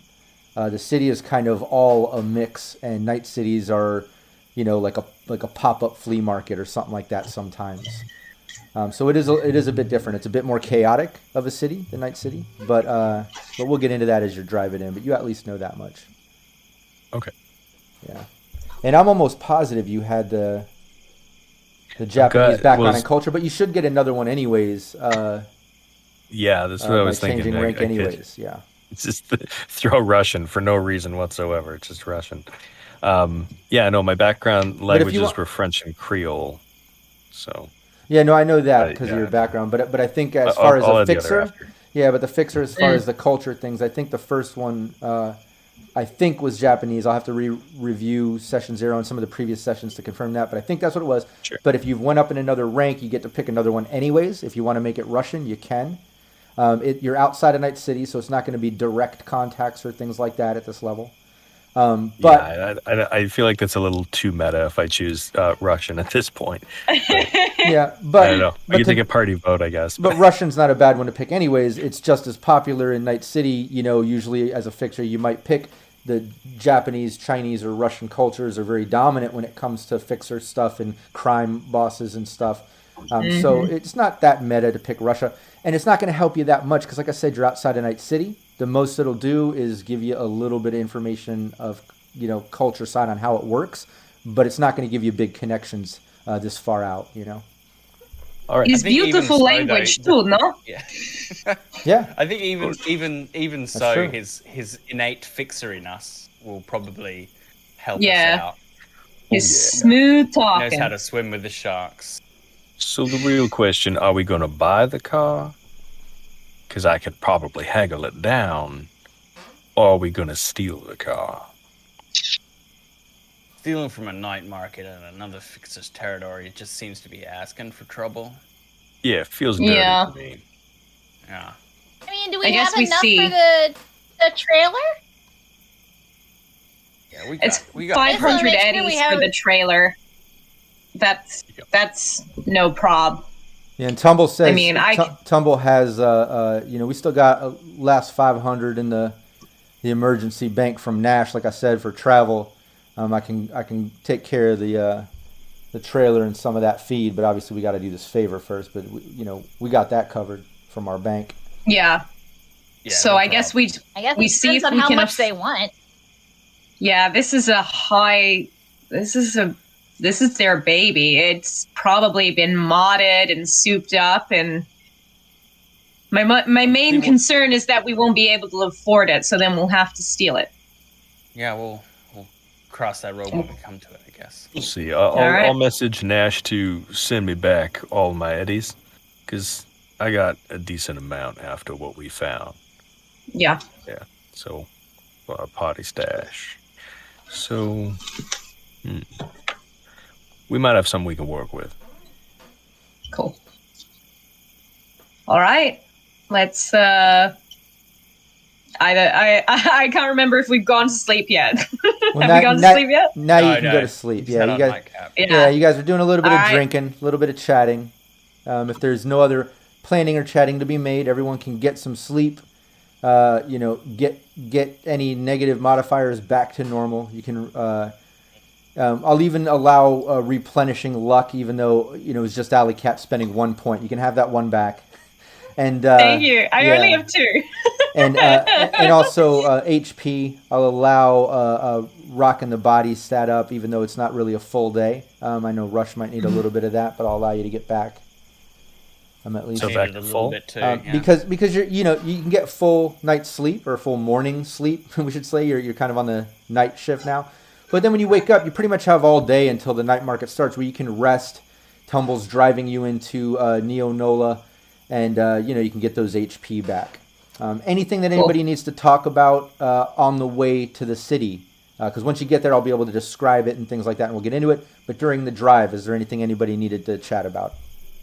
Yeah, when did your grandma shoot you in the face, bud? You Grammy? Okay. You said you'd tell that story. Like I said, the place I came from, Floating City, got itself tied up in a bloody civil war. Turns out Nana and I didn't see eye to eye on what should happen. Found ourselves on the opposite sides of a barricade, and let's just say crack shots run in the family. Oh wow! Still have that helmet somewhere. Well, that was a really depressing story. I'm sorry I asked. But thanks for telling it. You asked. I know. I guess is there? We're about to go do something important. Is there any way you can make it funnier? It's not really my specialty, comedy. She was wearing clown makeup when it happened? Yeah. I don't know. Wouldn't that be frightening? Yeah, I don't know if I like that. That's scarier, actually. Yeah, it makes me uncomfortable. Yeah, it's about that time Tumble speaks up. Hey, we're getting close up here, and you can kind of see the outskirts of the city as you're getting closer. And Tumble explains, hey, I'm going to pull up near this address, maybe about a block away to be safe. Just I don't know what to expect. Y'all can get out, handle the deal, hit me on the agent, I'll come back. While y'all are doing that, I'm going to ride around, see if I can get any fuel stocked up for us for the road. There's got to be an oasis out here in the city or somewhere I can grab some. But just hit me on the agent, and I'll scoop y'all back up. Yeah, you got it. All right. As it's getting closer, just to explain what you see, you're pulling down the highway down there on the 10, getting up to Neonola, which is formerly New Orleans, and it's pretty much a rundown city. Very, like I said, wild, wild west out here. It's one of the not one of the new built-up cities, one of the definite older cities. There's lots of constructions and things happening in the area, but for the most part, it's decayed, run down. It's seen a lot of wear and tear on top of like natural disasters of floods and shit like that. The entire city is pretty much built on floats, stilts, bridgeways, lots of archways. Not a lot of mega skyscrapers, but rather lots of spreads of habitats mixed with a corporate presence. So it's kind of mixed up. As you're pulling into the city, you can see random security on balconies here and there where a corporate presence might be, or a brand, which might be next to kind of a rundown warehouse or abandoned building where you might see some booster gangers. So what you're seeing is basically a combat zone meets city, and it's all mixed up. It's nothing like Night City where it's sections and such. Definite wild, wild west feel as you're driving down the city. Feels like everything is the combat zone. But, he pulls up kind of a block away. He says, yeah, the address is just a block up ahead. This is where y'all get out. And y'all get out. Why don't you give me a perception roll as you're getting out? Sure thing. Let me pop over some points into threat detection. I think I rolled a 31. Oh, wow. Someone's feeling on edge since going back home. Oh, there it is. Let me put some points in threat detection. And then roll. Wow. Nope. I don't know nothing. Yeah, 17. Rush, Hades, and Bud, as you're getting out, Allie's not noticing, but Rush, Bud, and Hades, you notice in the mix of traffic and people and noises and just the city being crazy, and I do want to bring up in Syrinscape some of the city sounds as I'm doing that, but yeah, as you're getting into the city, you notice a Humvee in the traffic pulling down around, and it has some of the militia guys in it. You notice the militia colors that you saw on the Dixie border. So it looks like there might be a little bit of the Leviticus militia people presence in this city. because you notice them just kind of driving down the street in a Humvee. Oh no. That's not good. Better take that hat off again. Rest of us are in, rest of us are in disguise. Got my sunglasses off. No one recognizes me. Yeah. Who are you? Oh, it's hey, fun. Hey there. Oh, hey, we're just tourists down from Canada, eh? We're just tourists. We're just tourists, eh? Hooping to see the sights. We heard there's some sort of a Mardi Gras happening, eh? We're looking to buy a vehicle. I don't know what voice that is. It's Like, what Irish? got totally Irish. From the Eurozone. Yeah, I love how it became half Irish, half Canadian. That was beautiful. Yeah, who would have known that they would have been the ones to take over? Who would have known, eh? Good for them, I say. It was a long time coming. It was a long time coming, eh? And it's right there. We'll go ahead and we'll take our 5-minute break right there. I need a break from that. Yeah, you can't hope to get us back on track after that. Yeah, I need a 5 minutes to try to get this train back on the track. Everybody in chat, make sure you stick around. We'll be right back. I'm gonna leave the mics on, so mics are hot. Oh god, I love doing a Canadian accent. The Canadian's great. I should trot out my proper Irish though, because I can't actually do it. If I'm not. You do really good Irish. Yeah, that's good. Yeah. Irish is my favorite. Yeah, I played a Irish war reporter in my graduating show at acting school. So I spoke with a Dublin accent for about 6 months. Oh, that's good. That's got to make it stick. Yeah. Is that why you want to be in media? Be in Irish media? That would be great. That would actually Irish. be good, actually. Irish. My Really good, media 'cause, like- concept actually has a cyber chair and has all her his or her, I haven't decided yet, like media kit, in the chair, like a camera and a microphone and. Oh, that's cool. That's real. Who cool. is like that awful American woman who like has a daytime show and it's like Nancy something? Nancy Grace? Maybe it's Nancy Grace. That would be, I feel like, with the like 80s feel and kind of like dealing with like 80s Reagan America and the kind of sensationalism and like conservatism there. Like that just like translates perfectly to kind of cyberpunk with that feel. But also like I love doing a newscaster voice. That is so fun. We're here today to talk about Dude, all I want is to bring back the transatlantic voice. All I want is to bring back my transatlantic voice. That I can use anytime, any day, any place, anywhere. A hot second, when I was like still forming Allie as a character, I was like kind of basing her off Mae West. Like, when I'm good, I'm good, but when I'm bad, I'm better. And talk like this, see? But like, that's gonna be too anachronistic. That's a bit too crazy, even for Cyberpunk. Yeah. All right, I better actually use our break to pee. That newscaster voice just reminds me of that very weird dystopian. This is a danger to our democracy.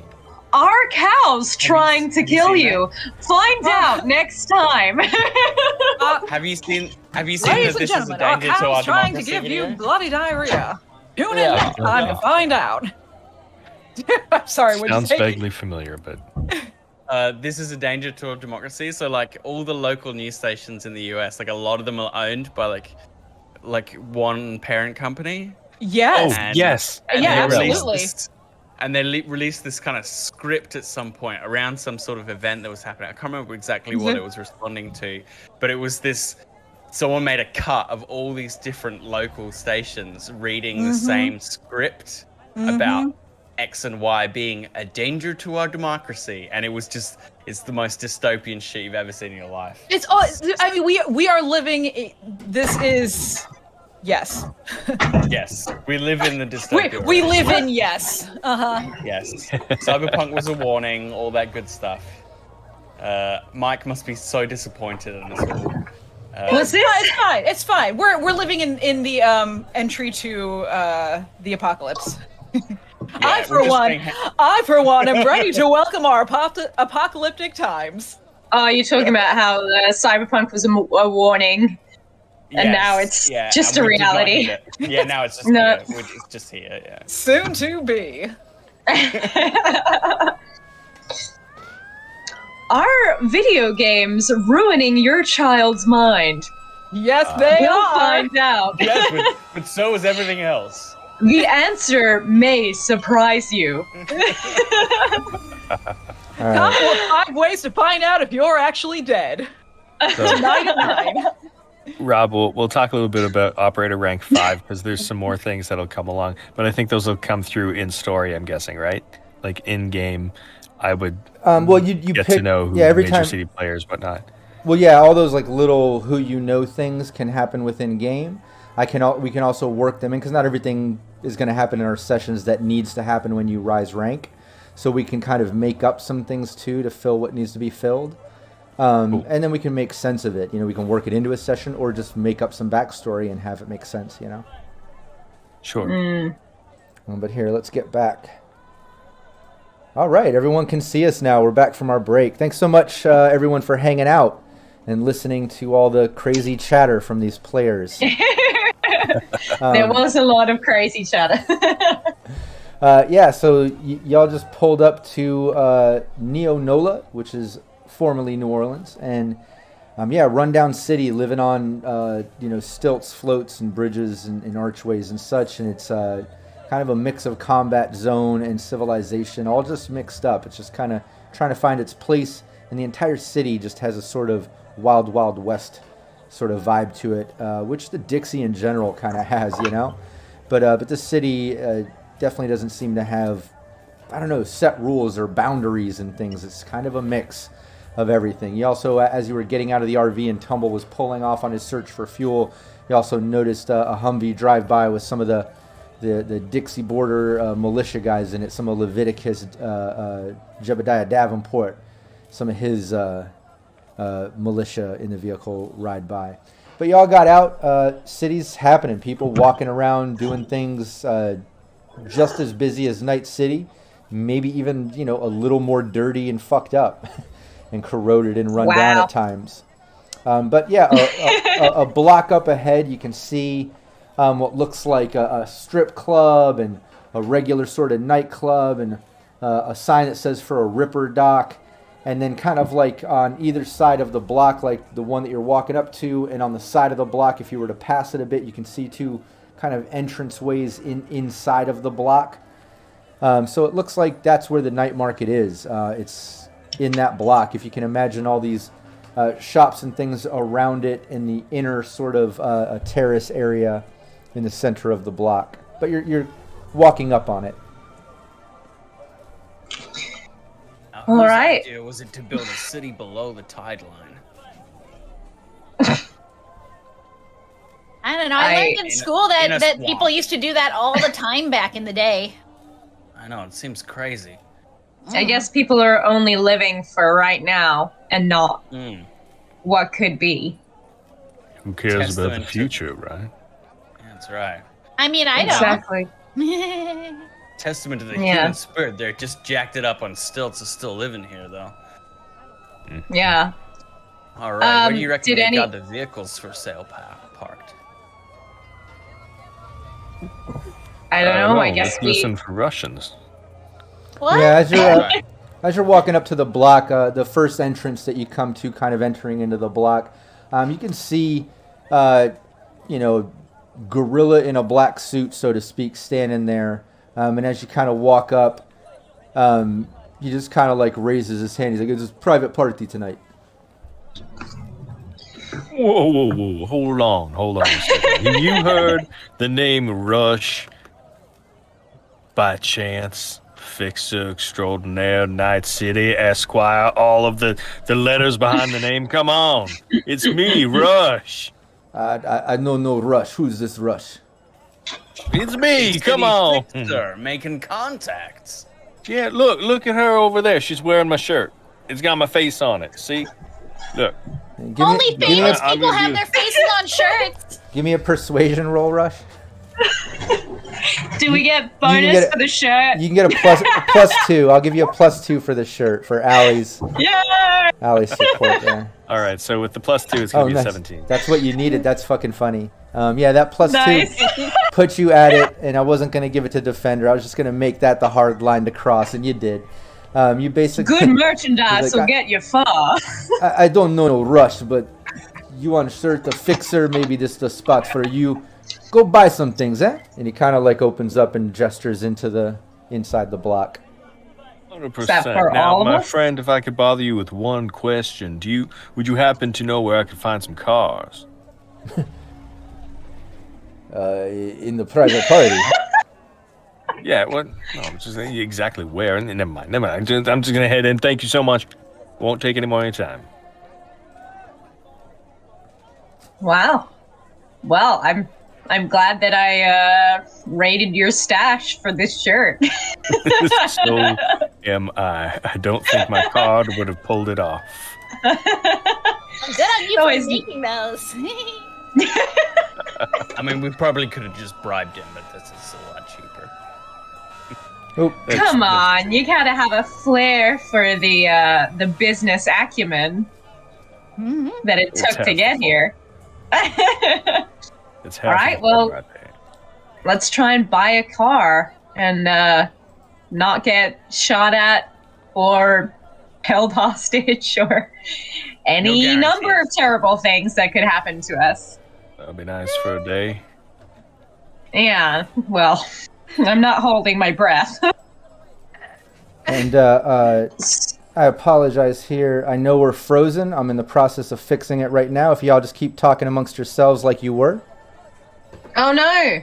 Yeah, I'm fixing it. I had no idea I'm we were frozen. I'm actually just sitting really, really still. So what is this, like Drax from Guardians? Yeah. I've perfected the art. Yes. We thought, haha, let's troll chat. Let's all sit really still. And at an undetermined moment, 5 minutes after the break, and here we are. We're gonna get you. Totally fooled. Our ventriloquism skills are amazing. That's right. Yeah, Phil's been throwing his voice the whole time. Who are you calling a dummy? Wow, that's amazing. It looked like Ellen was talking just now. Quick, drink some water. Yeah. All right, we're getting everybody a back. Great gag to do through chat. Okay, as we're Fantastic. back up. All right, we're back. Everybody, nobody should be frozen. I think I'm now. still frozen. Nope. Okay, no, I'm good. All right, good. I apologize, everybody watching. We were loading up the animated maps, and it froze on me for just a second because I didn't have the plugin loaded properly. But shout out to Lion Banner Games. We're finally officially able to rock the animated map look. You should be able to see it there in Roll20 as a player. Anybody watching, you should be able to see it there on the screen. Lion Banner Games has been my sponsor for a long time. You can see his maps in all of my streams, as well as like the lab one we just had in the previous stream for Syrinscape. But now we're able to kind of get the animated maps working in Roll20. So here you go. Thanks for carrying on with conversation while I was getting the freeze situated and it all reloaded. But yeah, sick map, everyone's saying in chat. I totally agree. Shout out to Lion Banner Games.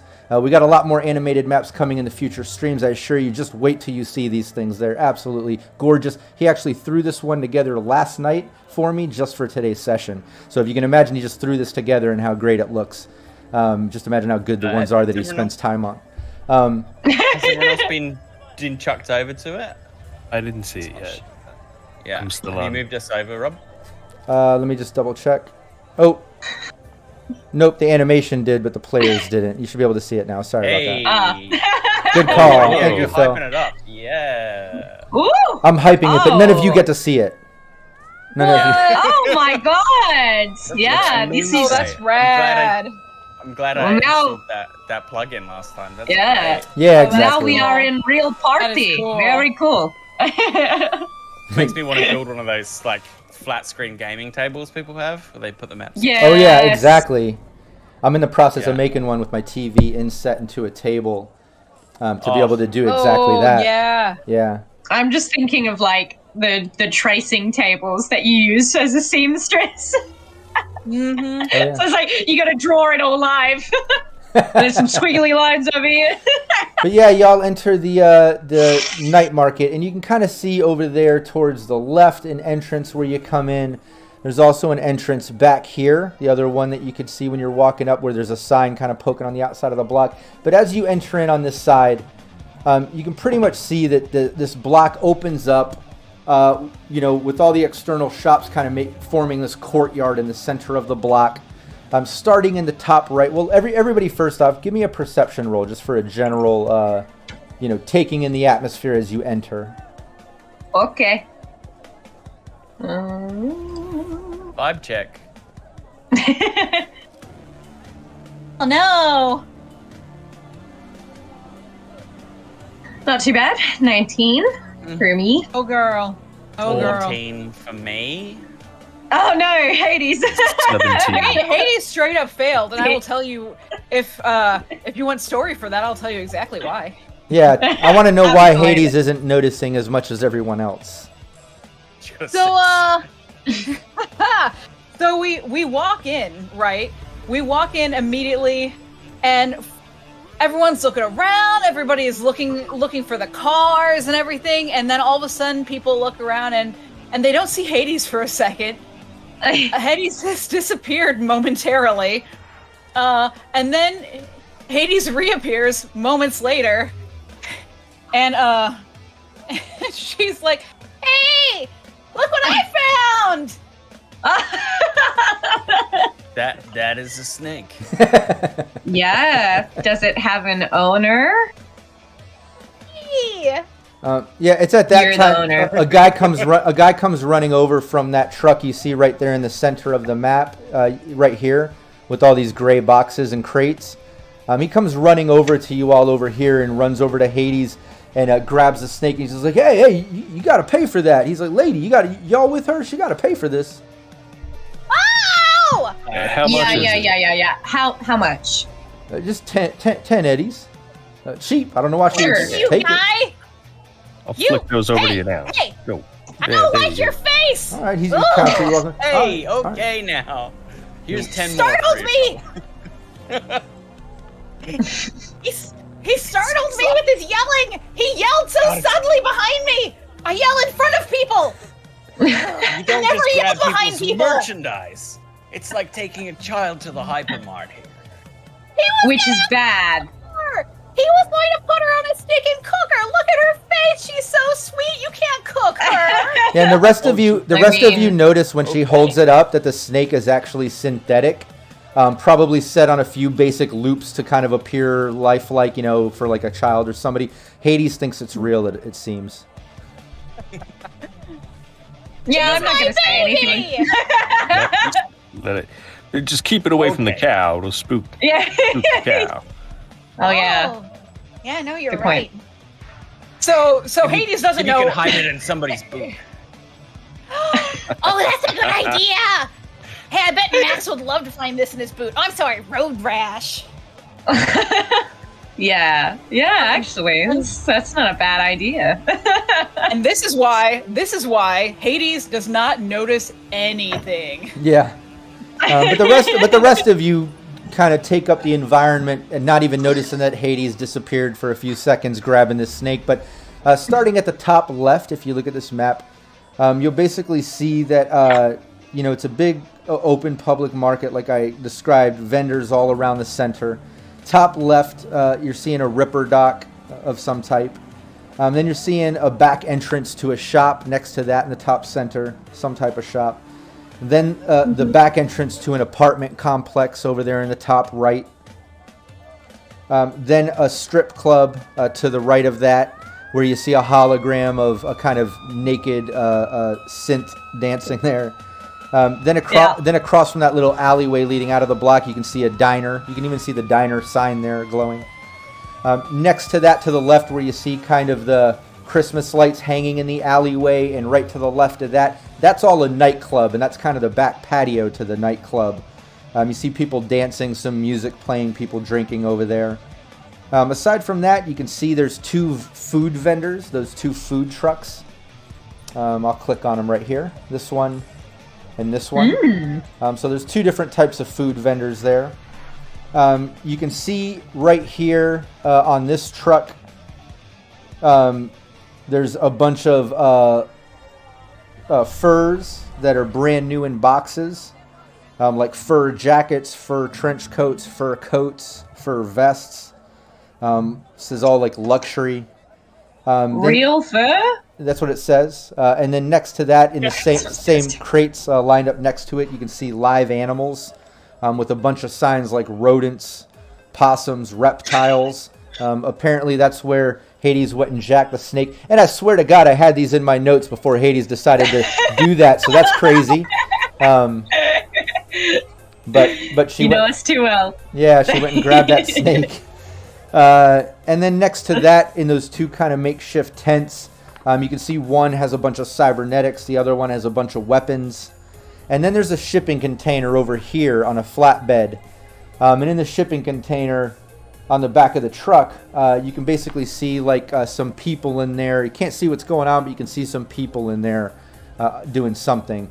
Other than that, there's people walking around, stopping at these different locations, talking, haggling, buying things, shit like that. I didn't want to cloud this with a bunch of tokens, but you can imagine people everywhere. I am going to pull all of your tokens out here, just so you have them. Very nice. But that's what you see. Everyone but Hades. Wow. Cool. I mean, I'll defer to Rush. This is his environment, right? Yeah, I don't see any cars, but I'm guessing we have to go through someone unless there's that, whatever that entrance to that unnamed store is, could maybe be a car lot. I don't know. Well, I guess if we touch in with the head honcho, maybe he probably handles the big sales. Is that right, Rush?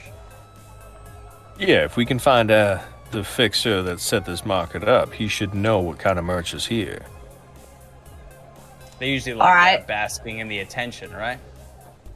So, strip club? To be honest. I mean, that's what you do at your night markets, right? You play court.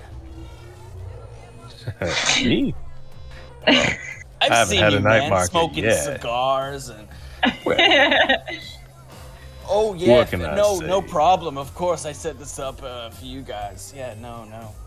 Do you Let's think be honest, if you that's were exactly the head... what I do. Do you think if you were the head honcho, you would probably be in the lap of some beautiful dancer, right? Well, I don't think Cyphers would be too happy with me doing that. You know me. I'm a loyal man, and I'm not gonna. I meant him. this. Yes, she. Yeah. Of course. I'm sorry. I'm so sorry. Why? Thinking all this is about me. It's not. You got those thoughts in the brain, or? It's been a while. We've been on the road for some. Never mind. It's too much information. The fixer doth protest too much, methinks. Well, I don't know. That would be my best bet, to find the guy running this whole thing. In the club, in the strip club or the club, right? Yeah, So- there's usually a VIP box. That's That right. was a It seems like bad phrase. Yeah, I'll give Rush, knowing how some of these kind of run, especially being a little different outside of Night City. All this kind of night market is contained within this sort of courtyard. You can almost kind of see the border to it, but it's all contained in there. The side businesses don't necessarily have anything to do with the actual night market. And you can see, aside from that sort of monkey in a suit that was, or gorilla, I should say, that big dude that was at the front that was, questioning you coming in. You can see a couple other guys looking like that, kind of walking around the edges of this whole place, just looking over things. If I'll say with that perception check earlier, I mean, Allie had a great one. Rush was even good enough with what it was, but especially Allie. You can tell if there was any type of, center of attention person, or some type of commotion getting the most attention out of all the booths and things. It seems like in that shipping container has the most people gathered. Yeah, exactly. Right over there on the back of that truck. Right. Yeah. All Let's right. pay I think our that's where respects, shall we? the big party is. Let's head over. After you, Rush. All right, so I'm gonna head over to the shipping container. Oh yeah, tokens. Whee! Are you coming, Hades? I am. Sorry, I am also lagging super bad. So. Sorry. Oh, good. Yeah, you make your way over to the shipping container, and as you get closer, you can see that in the back of it there's a sort of like desk set up and a guy sitting behind there. Looks fairly young, maybe in his like mid to late 20s. He's in a suit. He's got a couple of thug-looking guys standing next to him. You can see some people on the opposite side of the table with their back to you, talking with them, and they kind of have raised voices. I'm not going to make you do another perception, but coming up on it, Allie with the highest there, you can overhear it. Nobody else can really overhear it, but you can hear some negotiating on car prices, and they seem to be negotiating on a truck or a van. You can't make out the details, but they're negotiating on it, and it seems like they're coming to some type of agreement. And then the main guy behind the desk kind of like waves over, and then you see kind of like a younger guy kind of cut past you, and excuse me, he kind of like shoves past you and runs up into the thing, talks to him for a little bit, and then one of the big security guys, this younger kid that kind of ran up talking to him, they kind of escort those two guys that just did the bid on the vehicle or bought the vehicle, and they walk off towards the apartments. The back entrance to the apartments, which is up there in the top right. Kind of make their way over there. Right. And you see them go into kind of a side door. Not the main entrance to the apartment building, but there's a side door next to it. Yeah, those three chumbas just heading for the apartments. They were talking car deals, coming to some kind of negotiation. So On what? Our truck, you think? They were talking about it. They were, I don't know, they said a truck or a van. I couldn't quite hear the details. Okay, well, you guys set things going in here. Let me keep tabs on them, all right? You're gonna, head in there? Just gonna shadow them, okay? I'll just make sure they don't disappear. If these guys have purchased our vehicles, I just want to make sure that they don't drive off on it while you guys are having a chit chat with the Russian mob over here. Right. Plus, so is not much of a talker anyway. Yeah. So is the person kind of responsible for doing those deals still in this shipping container, or did they also go to the apartments? No, he's still sitting in there behind the desk. He seems to be messing with some paperwork on the desk. Still has one of the big security guards there. The other big security guy kind of walked off with that young kid and the people that did the purchase. All right. I would like Rush, to tag shadow. team? Mm-hmm. Yeah. Yeah, if you're shadowing them. Shadow those guys. Yeah, you can follow them. Where are you on the screen? Oh shit. Oh, where? Yeah, we're complete opposite. Yeah, way far. If you go down, I'll go up. Boop. Or am I going over here? But that's This is awkward. It's not important. But that's not how it is Yeah, on the I frame. got it It's way set to off. chat only right now. But yeah, Bud, if you're shadowing them, are you trying to be stealthy about it or just walk? It's pretty crowded, Yes. but Yes, Yeah, I'm give trying me to a be stealth. stealthy. I don't. Sure, I'm gonna add 3 luck. all right. It won't be that difficult. I have- This is very It won't be that crowded. difficult. I'll add 2. I've got 5, so might as well use it each session. But yeah, Cool. we'll go. I've got a decent base as well, so Yeah. 22. Nice. Yeah, they're not even noticing you. It's crowded. It's loud. They're just kind of talking to each other as they go in this side door. You're able to kind of slip in right behind them. As the gate is about to close, you kind of catch it with your fingers, kind of slip in behind them, closing the gate. And yeah, they basically go down these stairs. And you catch a sign on the way in. It looks like it's parking for the apartment building. But they're going down these stairs. And it kind of opens up into a big parking garage, and you can see 2 entrances or exits on the opposite end leading up to the street. You can see it kind of going up, but it's a big flat, almost the entire underneath this entire block. But lots of vehicles under there, as well as like some homeless people in the corner camped out. Looks like maybe a couple people doing drugs off to the side. These people are walking down a row of vehicles. Right as you get into the big parking lot, they just take a hard right along the side row of cars, first row. And can I see the target vehicle? Yeah, when you get down there, out of the row of cars, absolutely, you see the El Camino in that row of vehicles. I got eyes on the prize, guys. I'll just make sure it stays put. Keep me updated how you go with the fixer up there, okay? Yeah, will do. Yeah, what's everybody else doing? I kind of want to head up to this Russian fixer. Hang on, let me just check my skill set and see if I even have the skills for what I'm trying to do.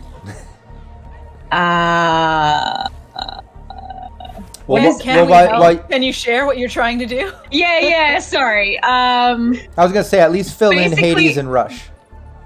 I want to pretend to be like some kind of I don't know, some kind of Russian floozy, and like kind of talk Rush up and be like, this my boyfriend, he big dealer, and he's looking for some new wheels, some hot rod, and I'm his like lucky charm, so I was hoping maybe we could talk business with you.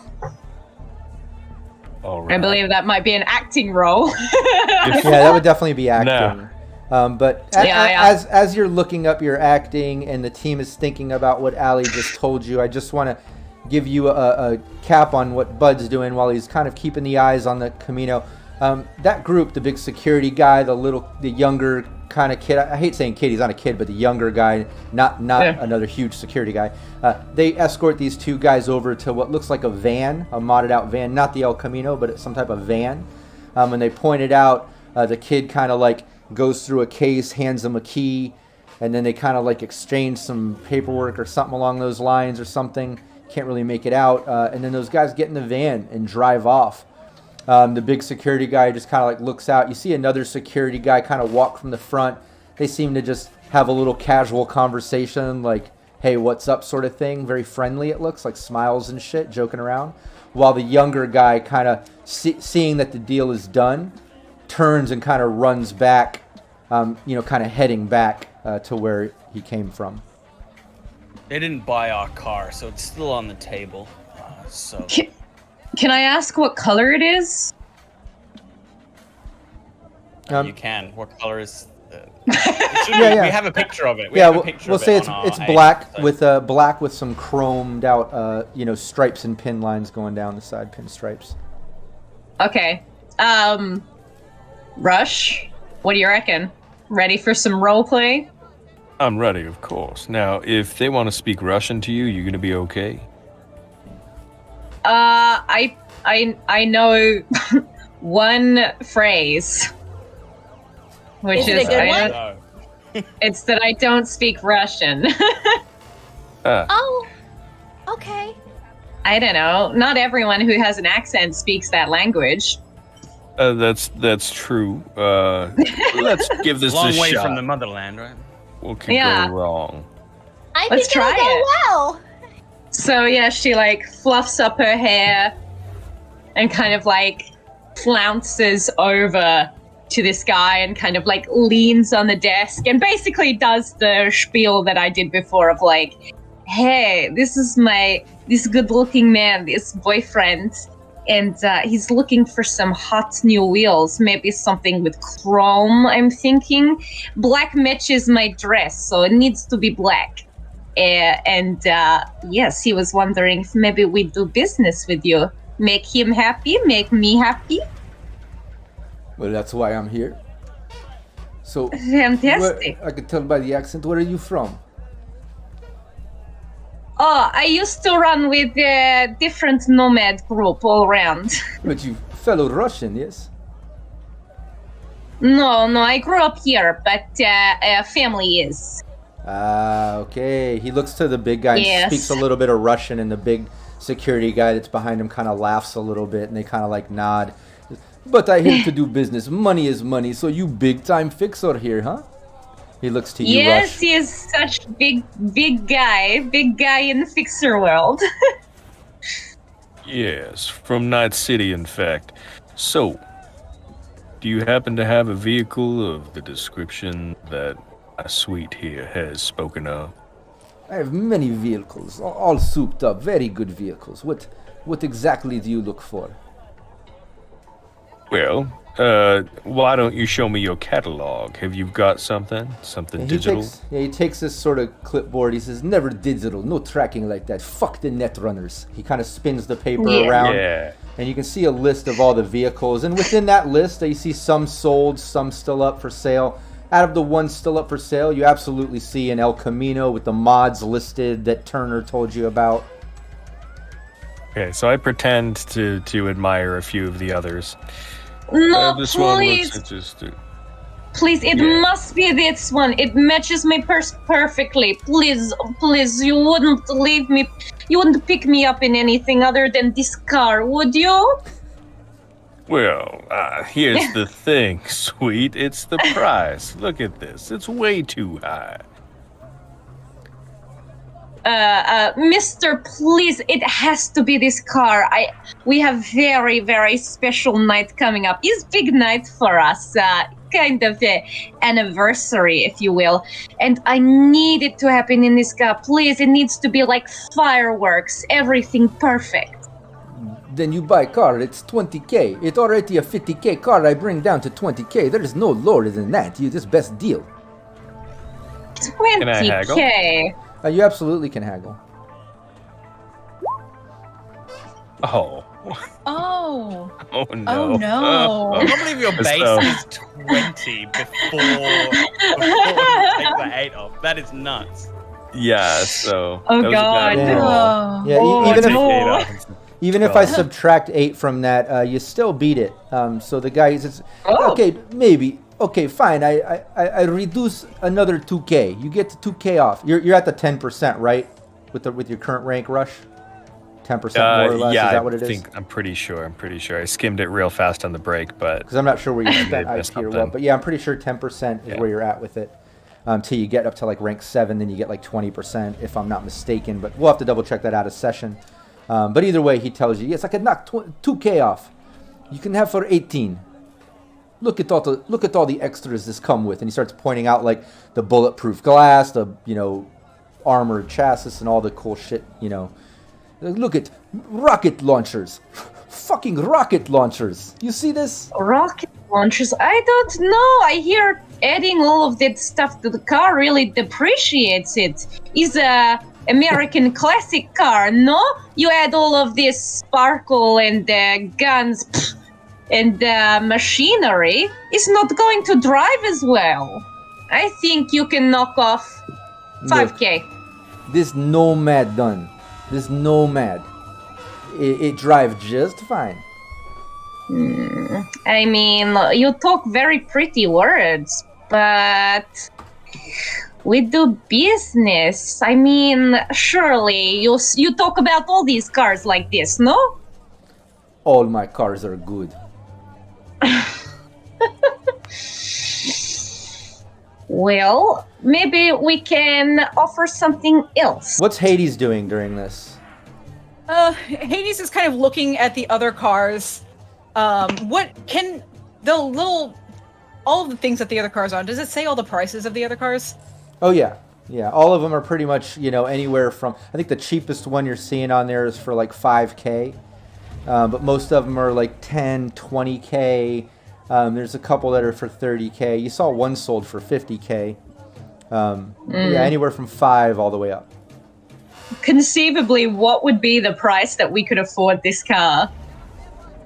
I'm not sure what you all have. I know Rush was trying to get money wired back from Nash, which, I'll allow that he could just send a message, Nash, all right, here's your money back. I held it for you. But I still don't think collectively y'all have 18,000. Yeah, I do not believe collectively. No. I got 2100. I have on me Yeah, we're right not even now close. 18. Yeah. I got 1800 eddies. Yeah. Yeah, It's not same. even close. Look, if you don't have money to buy, then you just waste my time. Just hit up other booths, buy something, spend money while here, but you obviously can't afford the cars. Excuse me, sir. Sir, excuse me. Excuse me. Yes, man with snake. I'm looking at your stock here. And Hades produces, like, no one has seen this. She produces, like, a pair of glasses she puts on. Excuse me. I'm noticing here, all of these other cars seem to be very, different than the cars that you're trying to sell right here. You said this one was, fixed up by the nomads. Where exactly did you get this from? I have good friends with nomads. They soup up cars with this top-notch jobs. You know, I like you. I like you a lot. You seem like a really friendly guy. You know, I really feel a strong connection with you. And so does Bathsheba. She really does. Oh, no, and I she don't want that holds snake. the snake. You know, You hold snake back. No snake. I would. Nomads are very close with their vehicles. They're kind of like I am with my snake here. We're very close. It's like a part of our souls, if you will. And from my understanding, if they ever get parted with their vehicles, they get really angry. Really angry, and it would be so just devastating if someone, I don't know, were to find out that their beloved piece of their soul were here with you. That would be so scary. And they run in very large groups. They carry lots of weapons. Are you saying that these cars are stolen? Oh, you try and sell us stolen goods? I've heard a lot of things He looks on towards my agent these days. Yeah, he looks It towards makes me Rush. nervous. He looks towards Rush and says, "So you're a fixer with these people, not know how the night market work. Oh, you scared of some stolen items? I think you're in the wrong place. You need to look for like a J.C. Penney, maybe a Target or something to go buy something nice for yourselves." Hades is gonna lean forward. No, I'm not afraid for us. I'm afraid for you. It's then that the other security guy kind of like opens his jacket, showing that he has a very heavy pistol there. And then the other guy kind of like walks in the back behind you. You can feel a presence behind you. And he just leans in and says, "Are you into my home to threaten me?" I am not threatening you. I'm just saying, I would be really interested in getting this off my hands. It's clearly been modded by somebody who has access to a lot of weapons, a lot of heavy weapons. And we're willing to pay you some good money for it. What is Bud doing? I'm just wondering when you guys are gonna let the fixer talk. You know, the guy whose specialization is this exact situation. Can I roll my persuasion though? Shut up and let him talk. I'm gonna roll this anyway just to see what happens. Literally have a fixer for this exact he can jump in at any moment. Yeah, he just leans back again, and says, "I don't think you understand what's happened here, and I don't like your fucking tone. Why don't you leave my container now and just do business somewhere else?" And then he looks towards Russian Alley, and he says, "You going to buy a vehicle or not?" So while this was going down and Hades was talking, would it have been possible for me to kind of get a look at that thing that had the keys in it, or at least get an idea of what kind of a thing it is, and I'd be able to just conceal reveal to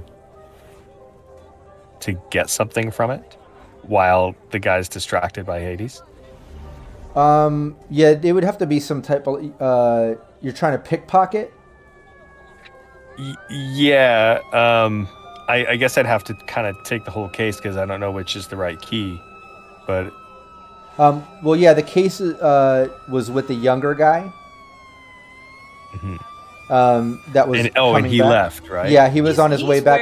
And real quick, is Russia level rank 5 now? Did you increase your rank 5 with now, I yeah. Okay, yeah, then it is so 20%. I can talk up a job by 20. Exactly. So I can, I can talk up a job for 20%, but I can't haggle a price down below 10% yet. Yeah. Okay, yeah. Yeah. So the guy with the box of keys, he came down to me, right, to get to where I am to give those boys their key, and then he took it back up to where they are. Is that right? Yeah, he ran back up, and it'd be about this time he's kind of getting back into the shipping container, entering behind Hades' Russian alley cats. So I would have kept the channel open so that... Yeah, and I would have told him, the keys are in a box that they bring down and open up one by one, So I imagine that he's probably telling Rush that while Hades is doing whatever it is she's doing. Yeah. And so at this point she's still doing whatever with this guy, and then I imagine will just be like, "You get out of my box." She's like, Fine, but you're making a mistake. Again, with all due respect, because I like you a lot. and she holds the snake out. And Bathsheba just thinks you're wonderful. No, Look at that snake. face. Oh, she thinks you are just fantastic. She loves you. She told me herself. But fine, Okay. I'll get out. I'll get out. That's a I'm yes not. on You don't P. have to tell me twice. He's in Maybe some sort we- of lockbox. They got a young kid running him back and forth. Maybe we Rush. Maybe we look at different car, and settle for something else. Yeah, And maybe we get taken to the car and see how it handles, where all the cars are kept. yeah, the guy says, yeah, maybe you get something you can't afford then. That's fine. Just get something you can afford. Let's do deal. Be done. Get out of my trailer. I have more sales to do, And then all of a sudden that young kid kind of enters back into the trailer. That other security guy that walked in behind stepped back out when Hades stepped out and just started doing his rounds again. But the younger guy made it back in, kind of walked over to this main guy, who, by the way, introduced himself as Ash. Completely forgot the introduction because we just dove into conversation when everybody went in. But he did introduce himself. But that kid kind of walks up and just walks up to him and nods at him, puts the case back down under the desk, and just turns. And when he sees Alley Cats, you see his eyes just go big, and he's like, "Holy shit! Is that Alley Cats?" He seems to recognize him. God damn it!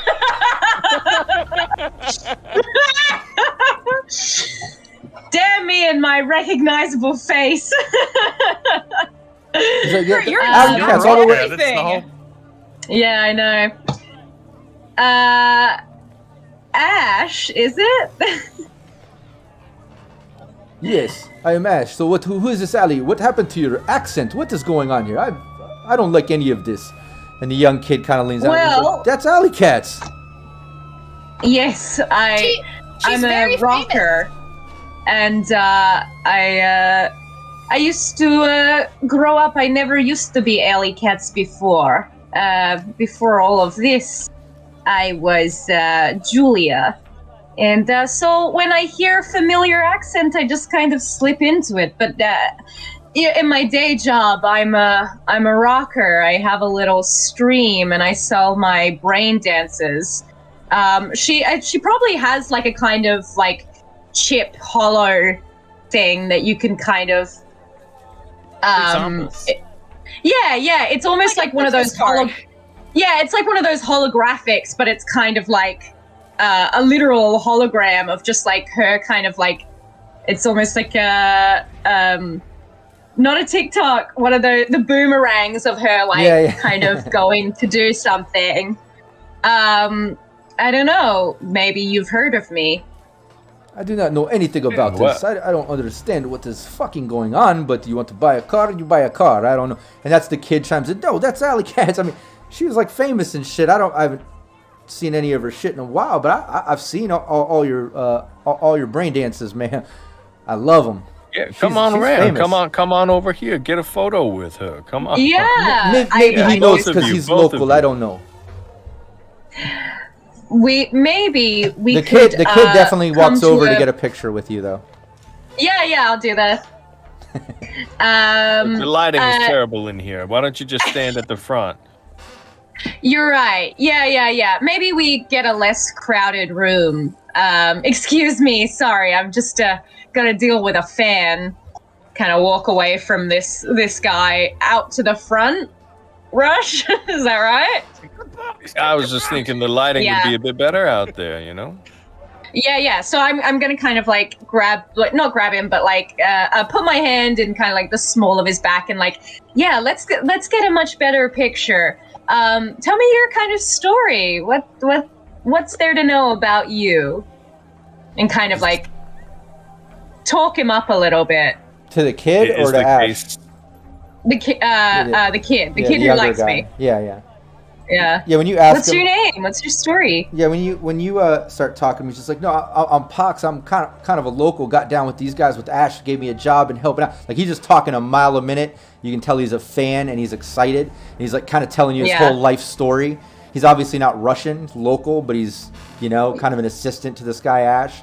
He's just like, no, and I'm working with them. I'm coming up the ranks. I might, I'm going to be working with the family one day. I'm working my way up too. Maybe I'll have the money. I'll take you out on a date sometimes. Like, but thanks for the picture. It'd be cool. Do you have any like new brain dances you've been working on? Maybe I can get a copy and watch that shit. And I'd love to send that to my family back home. They're not even going to believe I know you.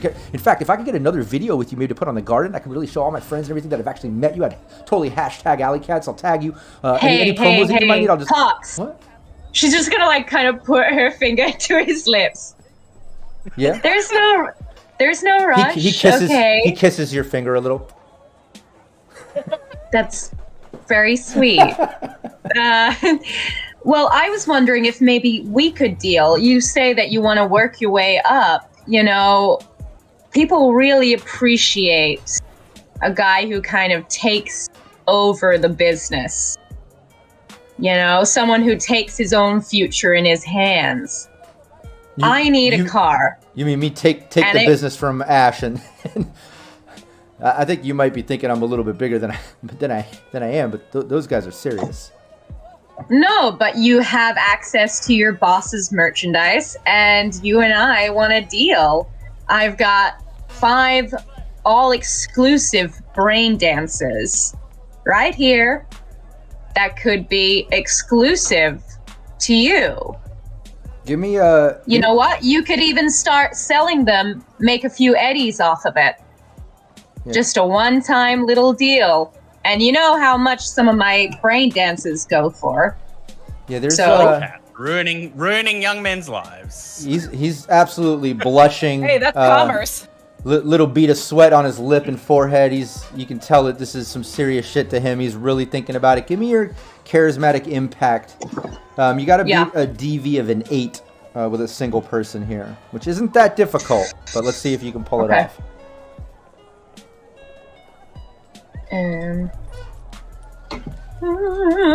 Nice. Yeah, you kind of. Where's my roll 20 stalling? I gotta look on the stream. Okay, 12. Yeah, he kind of like wipes the sweat away and stuff. He's like, well, I mean that's really serious. But I'd love to get my hands on those. You get to sample the goods, but we have a deal here. You can merchandise these. You can sell them. I'll tell you what. These rights are exclusive to you. I'll tell you what. I mean, I'll do this. I'll get what you need. But whatever y'all doing, you said you're heading out of here. You take me with you. I'm not sticking around here. These people are gonna fucking kill me if I do this. We got room for a tag along. We have a new buddy. Look, we're heading back to a nomad gang. There's opportunity there, and then we're heading back to Night City. So if you want to put up posts either of those places, we're happy to give you a ride. I mean, Night City sounds cool. I've never been out there, and I mean, if you need an assistant, a personal assistant or something, maybe I could help you with some things. I just know that I can't stick around here. If I'm going to help you all out, I would just love to hang out with you all the time. We could do some drinking. We could hang out, do some partying. I could maybe help you set up some brain dances or something. Maybe even be in a couple of them. That would be really cool if I could be in a couple of them. What? Stop running your mouth. Start running the motor. Okay? We can sort out business when we get to Night City. I need that. So I can go? Yeah. What's Bud doing during all this too? Those security guards had their little conversation in the lot. The other guy went back to the front of the parking garage while the one who walked down there came back up into the trailer hanging out with Ash. Alley Cats is obviously right outside of the trailer talking to Pox, getting a picture, talking him into helping maybe jack the keys. Hades is kind of standing out there. Rush is in the shipping container. I'm about to get back to him, but all that's been going down. What was Bud doing now? He left the parking garage, or has he been staying back there with eyes on the El Camino the whole time? No, I'm staying down there, eyes on the El Camino, and as is a theme for Bud, he's just smoking cigarettes. You know, just chaining them, just keeping an eye on where all the guards are, the exits, everyone who's down there. He said, you know, there were people just sort of hanging out there. There were, you know, unhoused folk and stuff like that. So I imagine I'm pretty inconspicuous. Oh, yeah. Yeah, in fact, one of them comes over to ask you for a cigarette when you light up, one of those homeless people in that little corner camp. Nice. Yeah, he takes it. Thanks you. Sharing is caring, as they say. Yeah, no worries. Oh, yeah. Yeah, and back up, what was Rush doing in the trailer while all that conversation stuff was going down with Allie out? Took the guy out to take a picture. What was he up to? I was hoping both of the guys were going to go, or at least they would be distracted enough that I would be able to steal the key. But Ash seeing stayed that right there. Ash is staying, I'm going to be looking through the catalog with Ash and hoping that Allie's able to work some magic. So I'm going to be looking at some of the less expensive cars with Ash and basically just acting like I've completely given up on the El Camino, and I'm looking at stuff that's in like the 5K range. Okay, cool. Yeah. I'll probably message Rush and kind of like just surreptitiously on his agent. Don't say anything out loud and try and act natural, but we've got to weigh in with the fan. So we can kind of waltz in, grab this Camino, and speed off. Mm-hmm. But don't give up the ghost, you know? Just act natural if you can. And let's head to that apartment block and get the car. Look, Ash, I didn't want my girl in here when I said this, but I don't think I can afford what you're selling right now. It's gonna break her heart.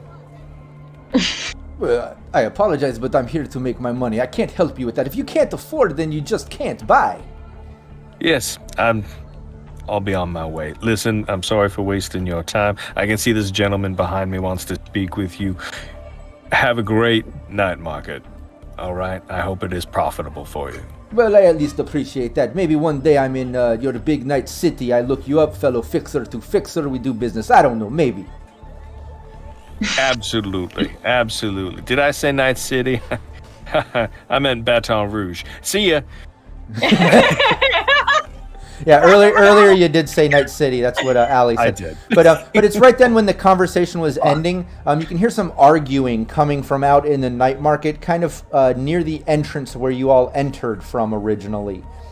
You hear just like arguing, some yelling, things like that, and even like some crowd participating. And like as people are like yelling, they're like, I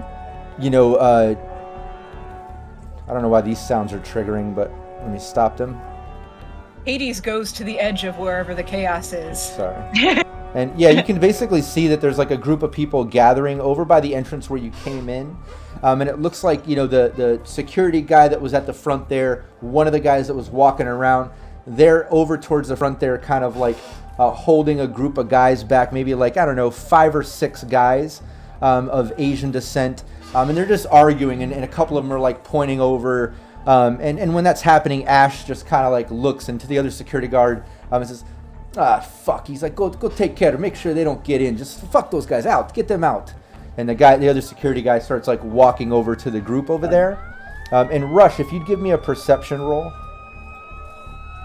Sure. 21. Damn. Yeah, you can tell,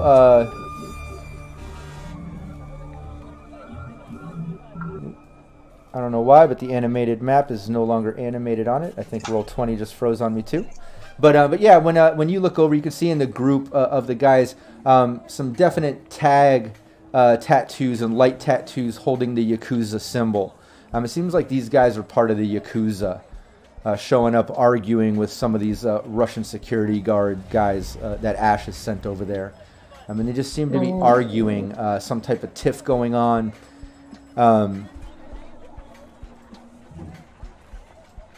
Hey, look, I've got your back if you need to go and take a gander at what's going on over there. I can stand there, look a bit like some muscle for you, too. Yeah, he just looks up and says, "No, my guys take care. I don't need any help. Just, stay out of business. This might get sticky. Just go buy things that you can maybe afford, and let me handle this." He just seems very concerned, kind of looking right through you and past you at the guys kind of arguing. If there's Got an update? I don't know, there's some kind of commotion, Rush, should we use this opportunity to just get the hell out of Dodge? I think Perfect. it's a good Yep. time. Got Okay. all of the keys? Pox, would you mind giving us that tour? Yeah, I mean, well, I don't. Let's get to the car. I don't know. I'd have to go get the key for you first, which is with Ash. Let me try to get the key, and then I can take you to the car. He looks into the trailer, and you can see the case on the desk next to Ash where the keys are. If Get that boy killed. if the agent was still on, you just hear Hades pipe over. Did I hear someone say you need a distraction for that guy? and Hades is just gonna go back into the crate where Ash is. Ash! Pox, follow her. And she just goes in, so I imagine she gets there a little bit before he would get in. Yeah, And Ash she's is gonna go behind back- you, or Pox is behind you. Ash just looks up. Oh fuck, She's gonna back. walk in and just like slam her hand down on whatever he's using as the desk. Boom! Like, hey, I have a question for you. Okay, what's new now? What happened now? What's going on? Why is it because these people are Asian out there that you won't let them in? Is that why you don't like Is that why you don't like Bella? Like, come on! Is that Grab really? the key, grab the key. Is you have something against her? Or do you have please, something against me? Please. I don't even know you. You don't even know me. How could you do this? With You no haven't security even in tried there. to get to know me. With no security in there, he kind of like stands up and is like shoving you back, and he's like, "Just leave the trailer." And he's starting to try to push you out of the trailer and walk out. Are you going to contest that? Kind of stand your ground and try to stay there while he's pushing out? Or are you going to let him push you out? She's gonna let him push her all the way out of. She's going to make him physically push her out of the container so that he has to like be moving her out. Oh, yeah. No, he totally does. He shoves you out of the back of the container give her a kiss, and off of the give her a edge. kiss, give her a Please, kiss." just don't. No, and take Snake and don't fucking come back. I have so much going on. Just somebody take care of this. Come on, she loves you. I'll stay next to her so that he sees that I am with her while Pox goes in and gets the key. Oh yeah, when that was happening and Ash was kind of pushing Hades out, you can see Pox behind standing there, and he's just like nervous as fuck, and he reaches down and he kind of like pulls out and holds up the key and closes it, and he looks at Alan, he's like, and is holding the key. Okay. And he's just standing I'll there. He's signal like, to Allie, get him to take more than just that one. oh, did we freeze? I see. Allie looks frozen to me. Ellen's He's doing froze. an amazing interpretation of stillness. She'll be back. I think she just jacked out. She'll come back. She's become stillness. Yeah, we've had quite a bit of glitchy issues today. The Roll20 froze on me. The videos froze on me when I had to get that map in there. And now Ellen got kicked. Today's been a day of glitching. I really apologize, everybody watching, but we'll keep it moving. But yeah, during that, while we're waiting on Ellen to get back in, pushes Hades out of the back of the shipping container, rushes back there, kind of like standing with her. He's just saying, get out of here. And you can see him kind of like looking for any last of his security that might be there, just basically like, get her out of here, somebody, someone. But there's no one there. His security's dealing with all the Yakuza. But yeah, and Pox is behind, just kind of like holding the key, smiling, kind of shocked that he's doing it, but he's doing it obviously for Allie. I imagine, like, in the excitement and the utter joy that Ash is having in this beautiful moment between them that is clearly love, I imagine, like, there would be a free moment that Rush could probably like make some sort of like on the other. I'm swinging her around on the other side, like behind Ash's back, just like make a hand at Pox and be like more than one or something like that too. Yeah, because just something to kind of make it so it's not just. I imagine at this moment. Hades has made it her goal to have Ash's full attention on her and this danger noodle she is stuck in his face. Like, yeah. That she is not relenting. Yeah, no, you can absolutely do that. Rush does it. Allie does. I think Allie was about to kind of gesture that too, but you kind of go past Ash while Ash is dealing with Hades, like, hey, grab a few more, grab a few more. That sort of like look. And yeah, you see Pox like all smiling with the keys, and he's like, oh more? Oh. And he like looks down, and you see him like grab a couple other keys. Now he's got like 3 of them. He's like, and puts them in his pocket and closes the case and kind of like walks up back behind Ash and like slides behind him. Ash notices Pox at that moment and looks for him. He's like, hey, help me get this bitch out of here. Security's tied up with you. Get this bitch out of here. Pox like kind of like goes past him like, yeah, lady, let's get out of here, and kind of like is pushing you. Come on, well, what about you? How do you feel about her? And she's just gonna go with him as he escorts her out, but just like kind of doing the same spiel. Yeah, you kind of like back away, and Ash just like, you see him just like, Jesus Christ, and he's like looking around and goes back and sits at his desk, kind of straightens the box, straightens his paperwork, and he's just kind of like eyes on the Yakuza and the security, who are still arguing. In fact, it looks like it's getting a little bit heated, like it's getting a little, they're still arguing. So, and is there a guard down here with me?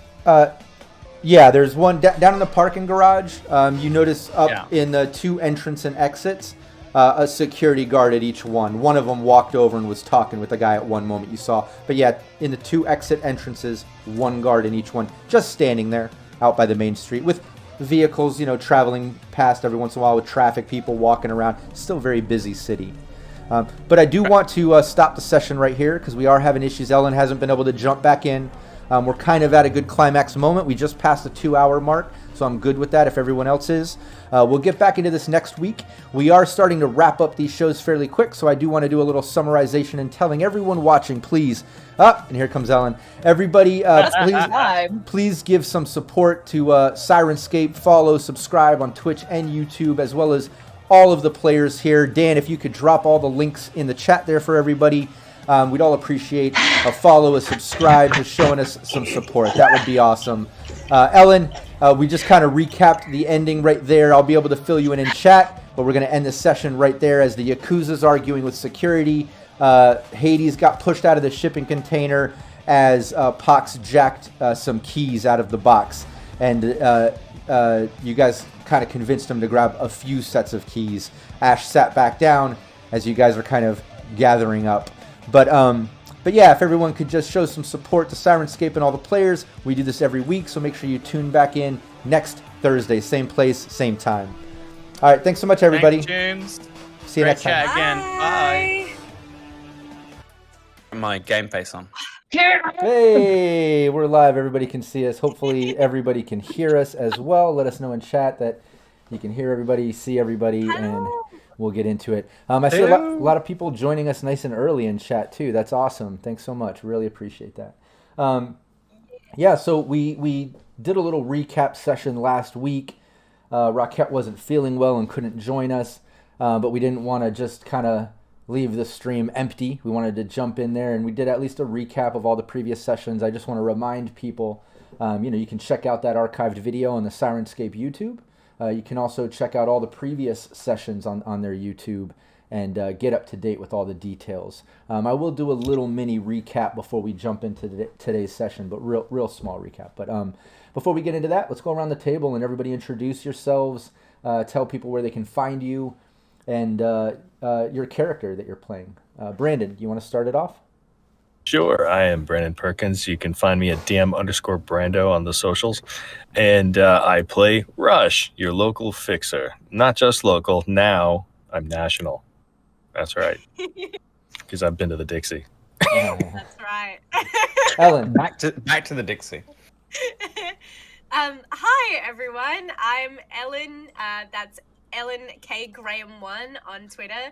I am 1/4 of Baby Beard Media with the lovely Phil, who sits below me, and we make a TTRPG podcast that is a actual play where we have a different game every season. So check that out. We're just playing Kids on Bikes. That's my season, and I play Alley Cat, the girl of your dreams. All right, Rockette. Hello, everybody. I am Rockette Fox here and almost at peak health.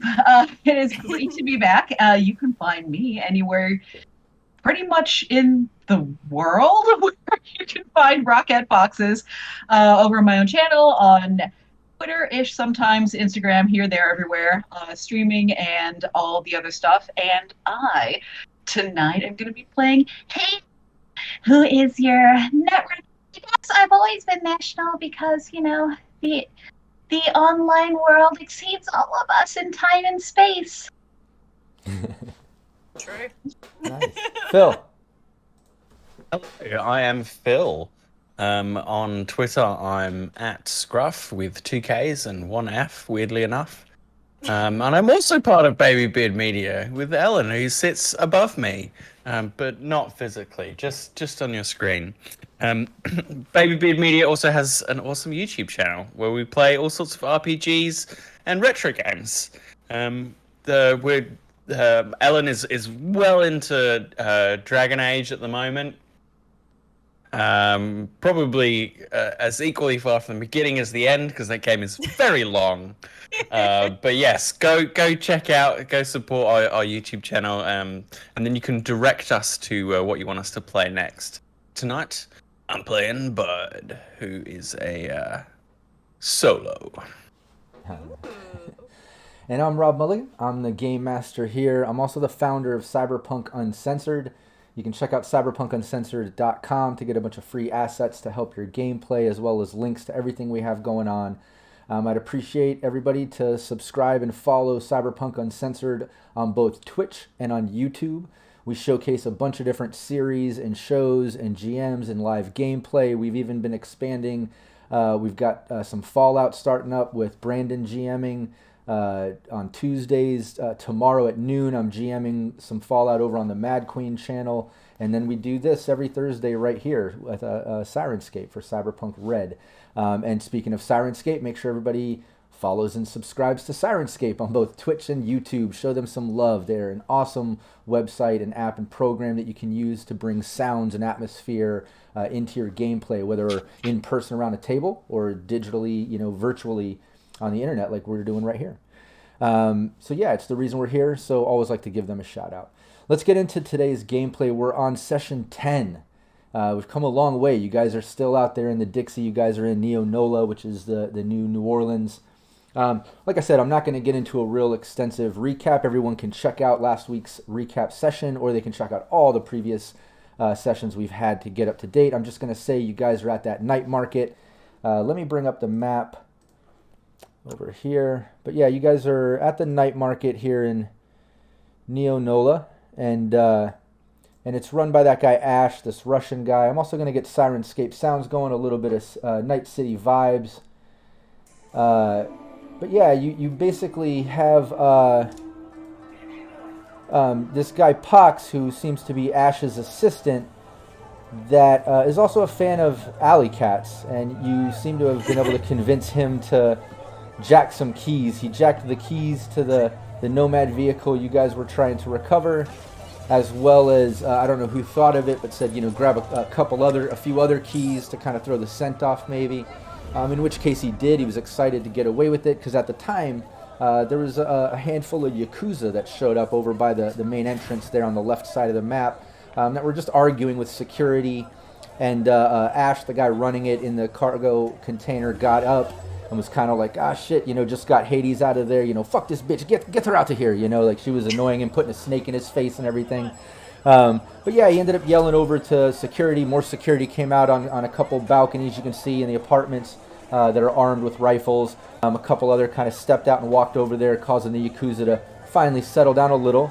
They just went over to that bar right there on the bottom that you can see just kind of posted up, kind of brooding and angrily staring towards the night market and Ash and his crew as the night market kind of starts to get back to normal. But y'all are standing out there by the cargo. I just want to go around the table briefly, just to, and let me turn the sirens down a little bit. Those are cranking. But yeah, I just want to go around the table. Everyone just fill me in on exactly where you are in the map and what you're currently doing, based on everything that I just described. Rob, I don't think we're on the map that you let me pull, have up. Just at the moment, I'm on There we go. Syrinscape. Yes. Okay. Play. I'm in limbo. Yeah. There you go. You are officially actually- into the world. I am downstairs. I'm in the parking garage, smoking, with an eye on the guards. That's where I am. That's right. Eye on the car, eye on the guards. Looks like Allie, Hades, and Rush are kind of posted up outside of the trailer, watching everything.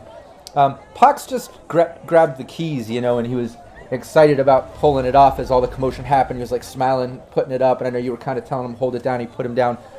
And then Ash kind of goes back to sit down as Pox steps out and kind of joins your little gathering or group right there. It's like, yeah, I got the keys. I got them. All right. Now give me the ones that we wanted, and the other two, give those to the Yakuza. I want them to steal some cars and take the heat off of us. You want me to give these other keys to the Yakuza? Well, yeah, we got to pin somebody on this. Yeah. You don't have to physically here. give it over. Just plant it on somebody. Well, here, either That's way, all that is.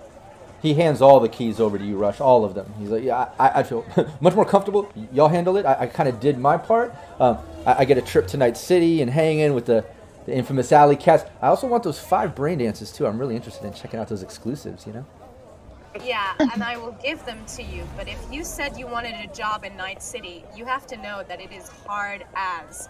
If you can't go over there and finish this job, you have to see it through to completion. Another thing you'd learn about in my line of work. So go over there. You don't have to be too slick or smart about it. Even dropping it near a Yakuza person will be enough. But Night City doesn't do well for quitters. Yeah, give me your charismatic impact. Sure can. I'm up to Betting 5 young man now. killed by the Yakuza. Oh, I'm so sad about it. If you really loved me, you'd risk your life. You would die for me. Yes, I don't understand. Yes. Yeah. Was there Sarcastic sarcasm? right 'Cause- now? yeah. So No that's need. that charismatic impact. Yeah, charismatic impact. Yeah. And I think actually, Hey! I think Hades might actually speak up to be like, Listen, I think it would be good to actually have the Yakuza take a little bit of an active role in this. Really start a little something here. That could be a lot of fun. And I think maybe I could be a little help here. You. she's gonna look at the guy, and I'm assuming this is before he's unloaded all the keys. Listen, you don't seem very brave, I guess, but you're going to be my minion when we go over there. Can you do that at least? I mean, if that's what Allie wants, that's cool. I mean, I'm down to bring the keys over. And just so you know, with that charismatic impact, yeah, he's all for dropping the keys over by Yakuza or whatever. So Yeah. I think Did she's he just already kind hand- of like staring him down, kind of the thing of like, I'm not budging. So now the ball's in your court.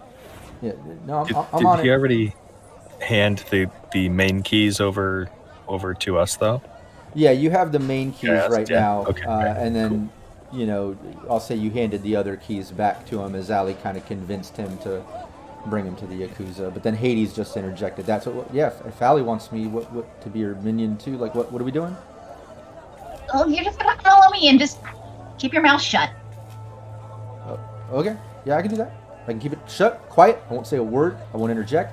I'll let you do all the talking. You can run the show. Okay. Hey, see. That's something you're gonna have to work on. Okay? Great. Now get out. All right. So then Hayes just gonna like spin and just like start walking over toward wherever it is the accusers are hanging out, getting some drinks, getting their drink on. Yeah, you can do that. There's a handful of the Yakuza just kind of chilling at the bar, at the outside bar, and they're all just like leaning up against the wall. A couple of them at the bar, and they're just staring down the night market. You can see them just kind of talking to each other and stuff. So she is going to kind of just walk up, kind of to, I imagine they're in not necessarily a circle, but kind of just incorporate herself into whatever assembly that they are in. And I imagine they'll probably just notice having done that. Oh yeah, no, the second you even kind of lean into the circle, one of the bigger guys that's on the side where you lean in, just kind of puts his arm up towards you. Can I help you? What are you doing? Yes. So, and she is basing this on the fact that she too is an Asian person, and she did not like what happened back there. So that is what she is going to use to her advantage here.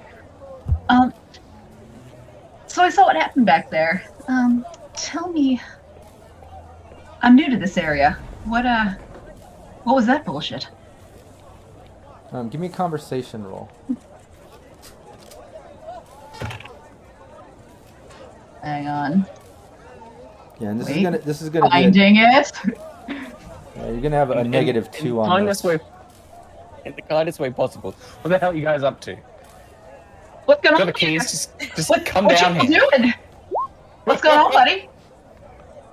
Yes, that. So I did not modify that, but I did get a +2, so we can just negate that. Yeah, exactly. No, he just after you say that, the big guy kind of puts his arm down. A couple of the other guys that were standing there, kind of reached into their jackets when you walked up, almost like they were gonna pull a piece on you. They weren't sure, but then after you say that, the big guy puts his arm down. It's just like, what do you want to know? What's going on? The other guy, what are you getting involved with? You with him? You with Ash? Well, I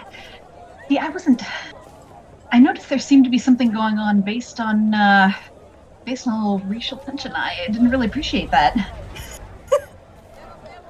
Okay. They kind of look at each other and just laugh a little bit. One of them interjects, like, it had nothing to do with race or anything. Look, I recommend you, like, if you just go back to your night market, do your shopping, just keep us the fuck out of it. Well, that's too bad, because I thought, maybe you'd want to cause a little bit of a stir, maybe a little chaos, maybe get back at somebody. But if you're not interested... Wait a minute. And you've got means for us to get a little revenge on this asshole. I mean, I didn't like what I saw, and, whether or not you're offended, that's your own business. I mean, I hate this asshole, but... And so do I. Whatever reasons we have for hating him, it doesn't really matter when it comes down to it. But, as you see, I don't know if you've noticed this goon hanging around before, but he's with me now. And, as it turns out, getting a hold of him before he was discovered by that asshole in there, gave us a little bit of an edge. You know how he feels about his cars and everything, yeah? Yeah. One of the big guys kind of interjects and he's like, well, wait a minute, that's Ash's little assistant asshole. Don't trust this bitch, man. Something's fishy here. And the guy interjects back, wait, hold on, I want to hear what she has to say, so go on. Listen, you don't have to trust me, and she's going to hold her hand so that the guy drops all the keys into him. You don't have to trust me, trust your eyes. Yeah, he puts the keys in.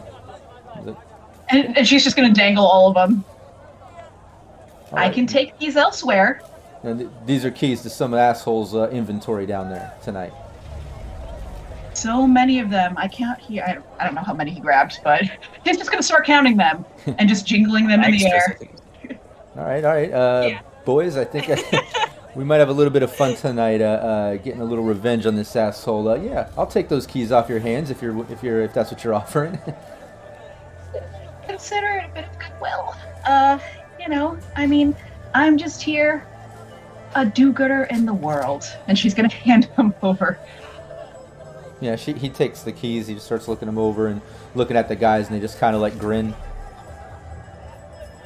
And then that's when Pox kind of leans in. He's like, "Yeah, just so you guys know, like I'm not with that asshole anymore either. Like that guy is an asshole. I'm not with him. I'm absolutely just chilling with these people now. I'm with. She's just gonna go like this and just like smack him in the face. Yeah, he stops. Jeez, okay, sorry. Can't. Oh my Zipped up. He looks over at Allie. He's just like, sorry. And anyway, if you could, do me the personal satisfaction of maybe, I don't know, messing up some other of his shit. Whatever you feel, though. I'm not here to put any pressure on you. No, this asshole owes us. I think this is going to be part of my inventory now. Fuck him. Well, anyway, I think these cars will look much better in your possession. And so, appreciate it. She's gonna just like wave her hand around and turn around and just walk back with, Pox. Assuming that he's gonna follow. Oh, he's following. Yeah, no, he's a little bit intimidated by you now. But yeah, as you're walking away, you can just see like all of them leaning and just watching you walk back to your group of Allie and Rush, and they're just kind of like looking at the keys and looking at you and just like, what the hell was that? Okay, whatever. They're just kind of shocked by it. Cyberpunk is a place for revenge. There's always someone trying to get even. Absolutely. I think, when Hades gets back, Allie's just gonna kind of touch her shoulders and kind of like excitedly, like, that kind of like a coach like doing a back rub, like, oh my god, that was perfect. You are such a babe. And it's right then. Thank you. Right then, when you're giving props to Hades, you hear Ash's voice kind of yelling from behind you in the cargo, and he just yells out, and he's just like, "Pox, get over here, man! We got more inventory. We got another customer coming. Come on, just come now!" And then like you turn around and you can see Ash standing there, and you see two of the militia guys walked up, kind of on the. See if I can click it on the map. Well, you can see it on the side of the cargo. And Ash is talking to the militia guys, and he's calling Pox over. He's like, "Come on, do more inventory. We gotta pull him around back. Come on." And Pox just kind of looks at you, Allie. You'll be there in a second. Yeah. We're on a date? I don't know. Time to bail. Yeah, we gotta get out of here. Pox looks. We have got to move. Yeah, he's calling me right now and looking. I pretty much got to go over there. He's with some of those militia assholes too, and like that's where he gets a lot of these vehicles from. So like, let me go get his inventory down there, and I'll be right back. I don't want him to fuck me up. You wait here for me so we can go back to Night City after that. We have to get to the car and get it running. Can you meet us there? I mean that's where we're going. That's where we're going right now. I got to take inventory down there with the guys. Those assholes. I'm coming, boss. I gotta go. Sure. He just kind of scurries off towards Ash. And you see him and the militia guys walk off. We'll see if he proves himself. Let's find Bud. We need to go right now. Yeah. Hades, are you okay? He's going to die. I mean, I don't know why we're expecting that he comes back to us. Yeah. I mean, if he doesn't. Who's gonna die? God, but also everyone. Yeah. Me, if I have to chain smoke any more cigarettes. Hurry the fuck up. Well, what are you doing over there? Why are you just been standing there? Yeah, no one asked you. Do something. Did you get any cow food? Look, I've got eyes on the vehicle and the security down here. If you got the keys, can we leave, please? I'm sorry, did you say you're buying the car right now? Yeah, that's where I've been. Now, we're good to go, Slick, but there's militia on the way, and the possibility of some others about to take some cars to distract the militia. So we may want to give it a minute. Cool, I'm being very unobtrusive. I'm just being unobtrusive. There is some hobos and stuff down here. Don't worry about me. I'll fade into the background. Yeah, you do look like a hobo, so.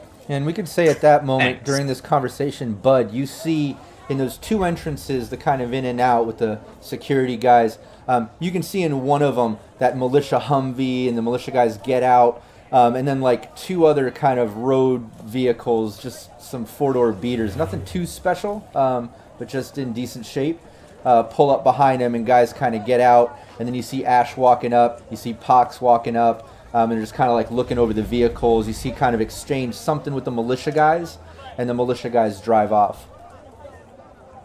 And now it's just Pox, Ash, the two security guys at the entrance, one of Ash's security guys with them, and they're looking over the two vehicles, talking. Okay, well. Is there any way we can sneak through?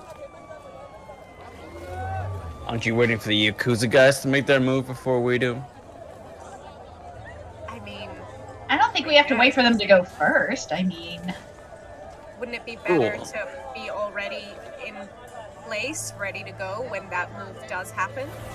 Yeah, I've been in place for about half an hour. Not sure what you guys are doing. Sorry, Bud. We're Bud's just been ahead of the getting game, it seems like.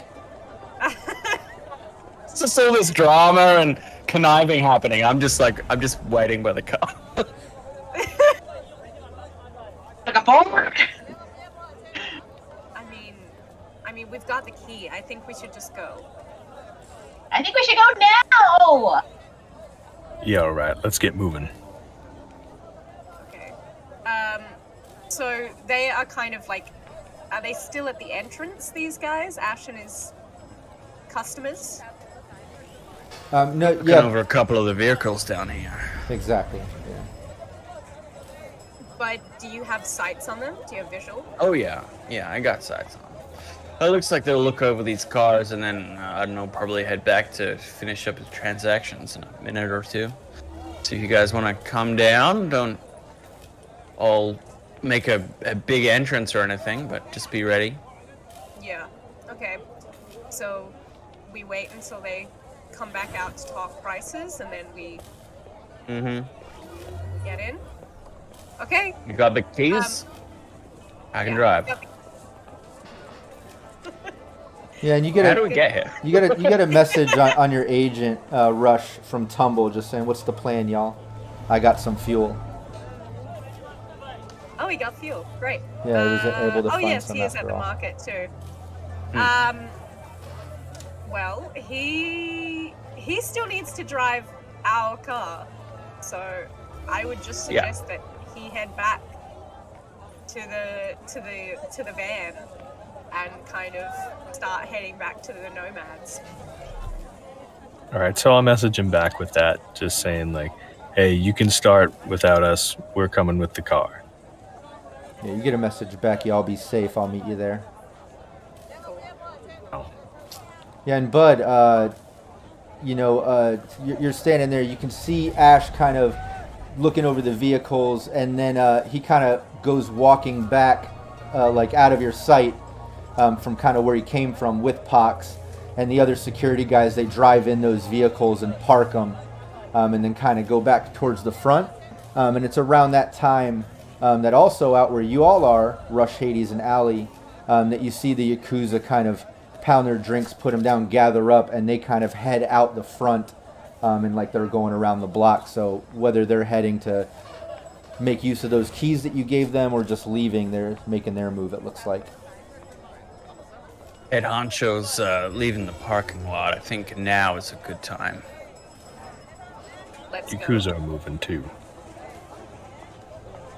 Well, Joy, we got the Yakuza involved. I love variables. Hey, don't worry. They're going to be Listen. grabbing some attention for us. Yeah, we I need never worry. someone. Come on, let's go. Oh, I'm sure it'll be a chaotic fun time. You only live once, right? That's the plan. All right. Well, what's the wait? Let's get in there. Let's go. Yeah, well, I'm down here. You guys can come down the steps, Yeah. point the car out. Okay. So, have they left the parking lot? Ash and Co of backing out. Yeah. All right, let's get in there. I'm gonna kind of try not to draw any more attention, but kind of, briskly head towards the parking lot and just get to as quickly as we can without looking like we're rushing. Yeah, y'all can walk over there, and Bud can go up and kind of let you in the gate since he's already in, and let you guys down there. So you make your way down to the parking garage, and Ash and Pox were still making their way back around, leaving the parking lot. So I'm not going to make you do a stealth for him looking out, kind of overseeing the night market. So the timing was really good on that. Y'all were easily able to slip down there without anybody noticing. But you get down there, and it's how I described it earlier, as Bud was seeing, some people kind of chilling in the corner, in a little campsite. There's some vehicles down there. There's a row of nicer vehicles and ones that seem to be the ones that Ash is selling. There's an entrance and exit sort of thing, even though both are used for both. Each one seems to have one of those security guys kind of hanging out that looks uniform to the ones working with Ash. They just pulled a couple more vehicles in and left out. It's the 2 security guards, and they all walked out. But you just got down there, and when you get down there, you notice some of the Yakuza actually walking over towards one of the front entrances. Nothing has happened yet, but you're noticing them kind of walking over there. Oh, good. Ease. Well, looks like they're about to make their move. Here are the keys. Do we want to wait for the Yakuza to leave with the vehicles first before we go? Sure. Yeah, if they get on with it. I mean, we don't know how long it's going to take them, or what kind of firefight may break out, or what they may get into, or if they might damage this car that we're supposed to get back in one piece. I mean, I'm just spitballing here. Yeah, true enough. Yeah. Well, let's get this vehicle up and running. Yeah, let's get in the car first. The entrance exit, is that like a kind of boom gate situation, or are we going to need to somehow get a guard to open it for us? No, it's just open. Okay. Yeah, nice. Yeah, it's Alright. Alright, well, I'll grab the keys. I'll walk down the row of cars to the one that's ours. Lady Very Bill, nice. are there any cameras about? Give me a perception roll. That means yes. I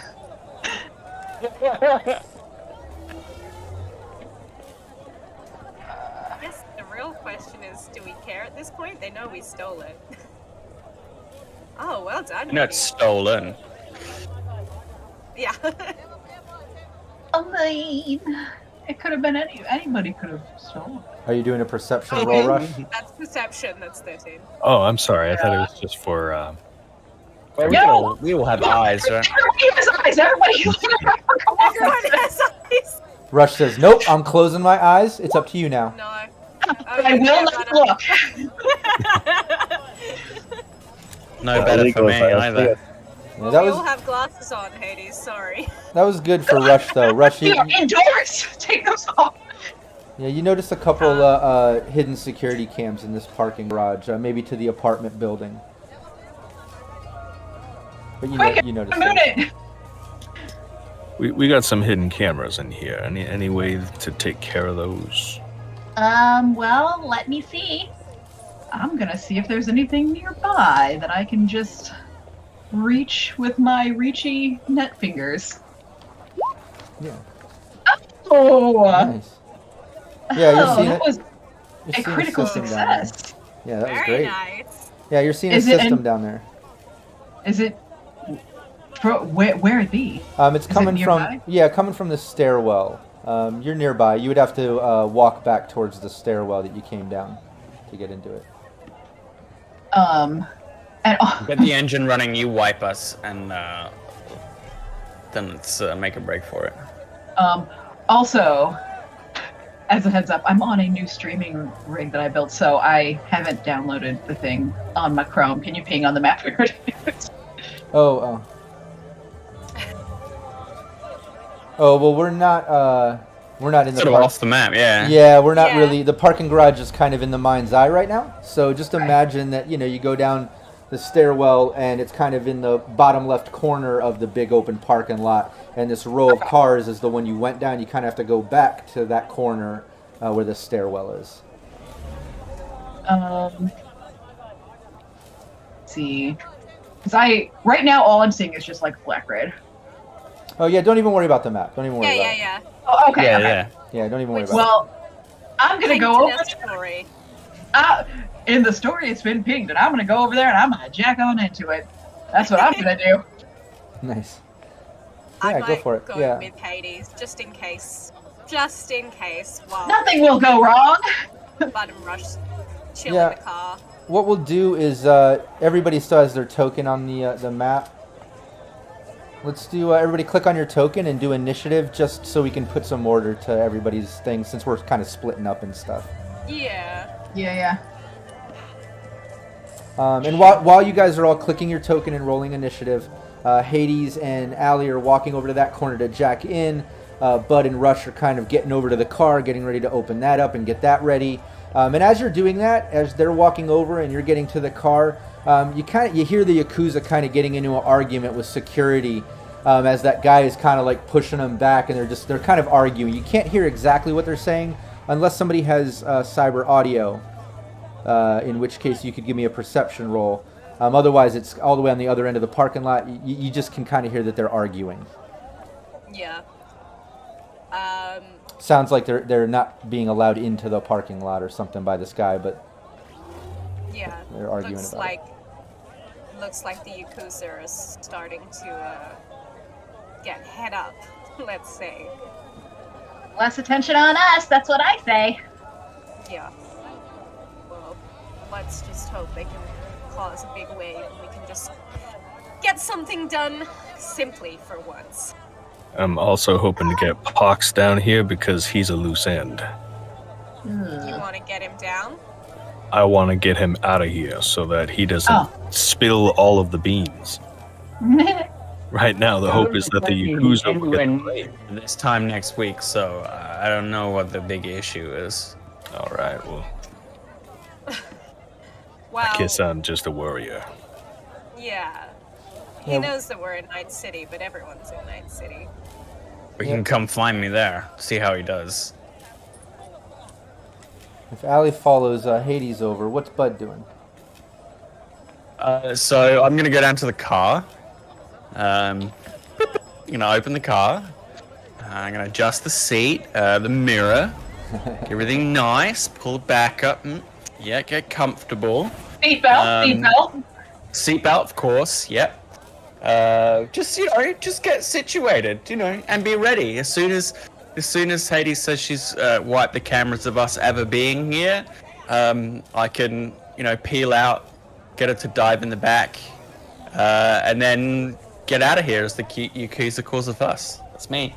Yeah, and you have no problem getting that open and getting in. The security is preoccupied with the Yakuza. He's kind of, arguing and pushing them back as the other security at the entrance kind of in front of you. He's not even looking back. He's looking at his buddy, and you see him kind of like on his radio, kind of talking and stuff. Like they're obviously dealing with the Yakuza situation. So you easily get set up and ready. Bud.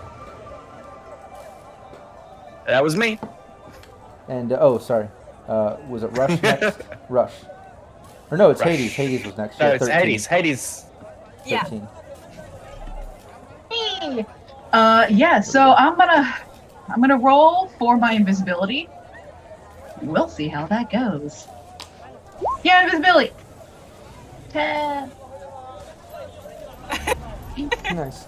Yeah, you don't have to roll for it. You just put it on. There might be a roll that I do. We'll have to roll to see how long it lasts. Yeah. You can do your 2d6. Me not knowing so much about net running and being like, is that a good number? Is that a bad number? Well, I rolled the wrong thing, so it would have been an okay number, but I got a 5, so that's... Yeah, 5. It's a number. Yeah, you hop into the top of the system. You're facing a password 8 as you basically see your avatar go invisible. Okay, let's do this fast, because I don't got a lot of time here. All right, password 8. 1, 2, 3, let's go. 10. Nice. God, I feel like I'm like you break playing that craps or something. You break that password, and there's a scorpion just sitting there at the top level, but doesn't even notice you. You're invisible. Joke's on you. Joke's on you, Scorpion. I will not get over there. All right. So I'm gonna do Pathfinder. Let's see. Oh well. Oh no.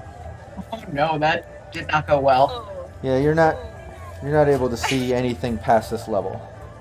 I was too busy making fun of the Scorpion. Yeah. To see anything. But so and that'll be your 3. Yeah. I believe. Yeah. That's Rush. all. Right, I'm gonna get into the back seat of the car and essentially just wait, gun ready in case we need to start shooting bullets. Okay. Yeah, you get in. Arm yourself, kind of post up.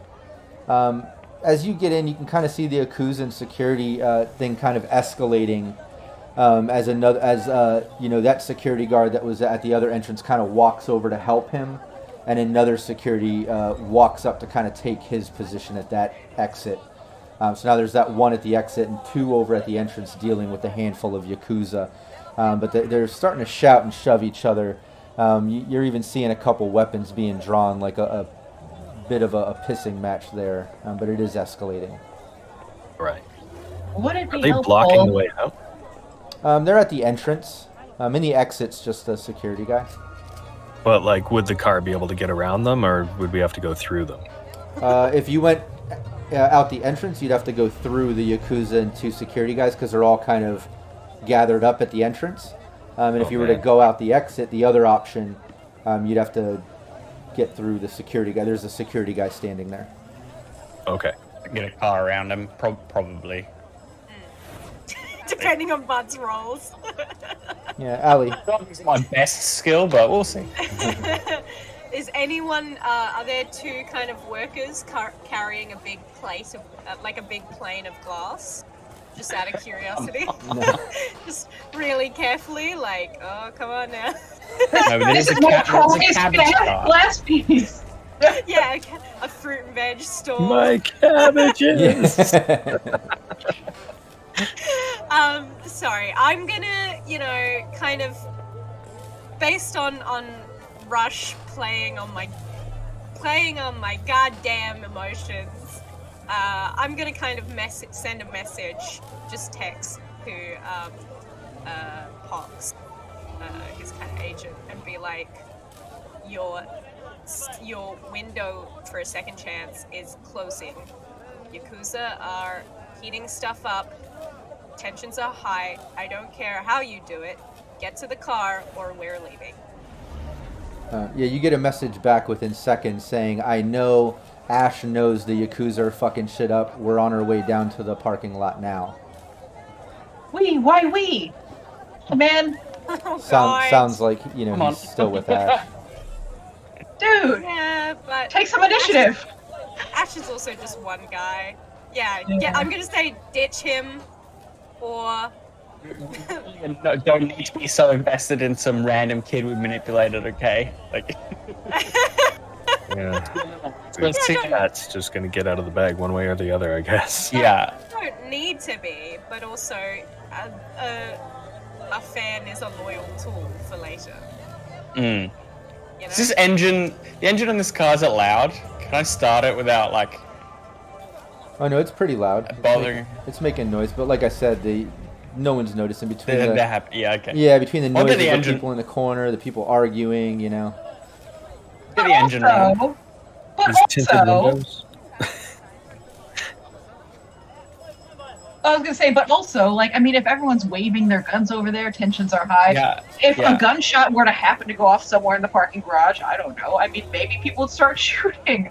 Maybe, yeah. Who would even know who did it? Who would know? That's a great idea. Have you wiped us? Yeah, can you do that, please? So we can leave? Yeah, but it's your turn. Fucking PC! Someone else do it! I'm gonna hold my action for when I get the word, if it happens this round that she's gotten into the control node. Okay, cool. Yeah, you hold your action. Hades. Okay. Is it? I'm going in. I'm going down. Next level. Yeah, you go down. You're looking at a hellhound that's not even noticing you, and a control node 8. Oh man, there's a lot of security here. I'm gonna try and Pathfinder again while I'm here. This seems suspicious to me. 1, 2, 3, yes. 10. Nice. Yeah, you're basically seeing the control node that you're on this level, and then it goes down to a 3rd level, and there's some type of file there. And no black ice or anything, just a file down there. Okay. Well, let me get into this control node since I'm here. So I'm here, and I could cause a light switch rave. Oh no, I'm so sorry. I'm not going to be able to not if it's there. Oh no. Oh jeez. Does Hades have Thunderstruck queued up? We know that we don't want to let people know we're here. However, I mean, I feel like shit's gonna go south very quickly anyway. What do I have control over? Lay it on me. Oh, did you do the interface roll? Oh, you know what? Yeah, I should do that. Yeah. 10. Okay, good. You got it. It was just an 8. But yeah, you got control over this node, and it has a power generator, the lights, the back stairwell locks, the 2 exit and entrance drop gates, a fire suppression system. It looks like some type of advertisement out front, like a hologram advertisement outside of the apartment complex, where they'll like advertise vacancies and things. And then, you know, aside from the lights, like I said, I've always got to give you this. There's some weird. I know it's weird in a parking garage, but there's some type of intercom system. I'm sorry. Not only do you have the ability for rave, you can also make the lady dance. So. No, it's not that lady one. That lady hologram is actually to that strip club. The hologram for this is on the on the outside of this apartment building on the outside. So. Damn it. So. Hey, it's just like so much chaos. I can't even. It's so beautiful. Rockette Fox apologizes before any of this happens. And the security cams, if I didn't mention that. So first things first, Hades will indeed do as she was meant to do in her mission, and she will, for what good it does, she will put a loop on the security cam. It will be as if we were never here. Okay. So that is there. Yeah, give me your interface roll for a little sort of virus creation. No, that's a critical failure.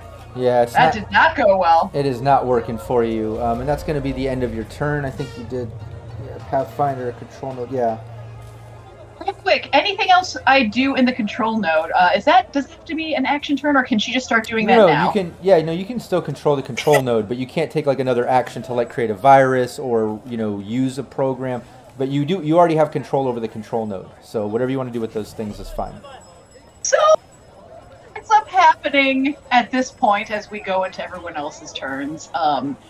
All of a sudden the lights start flashing, and then she comes over the intercom and she just is like, woot, woot, woot.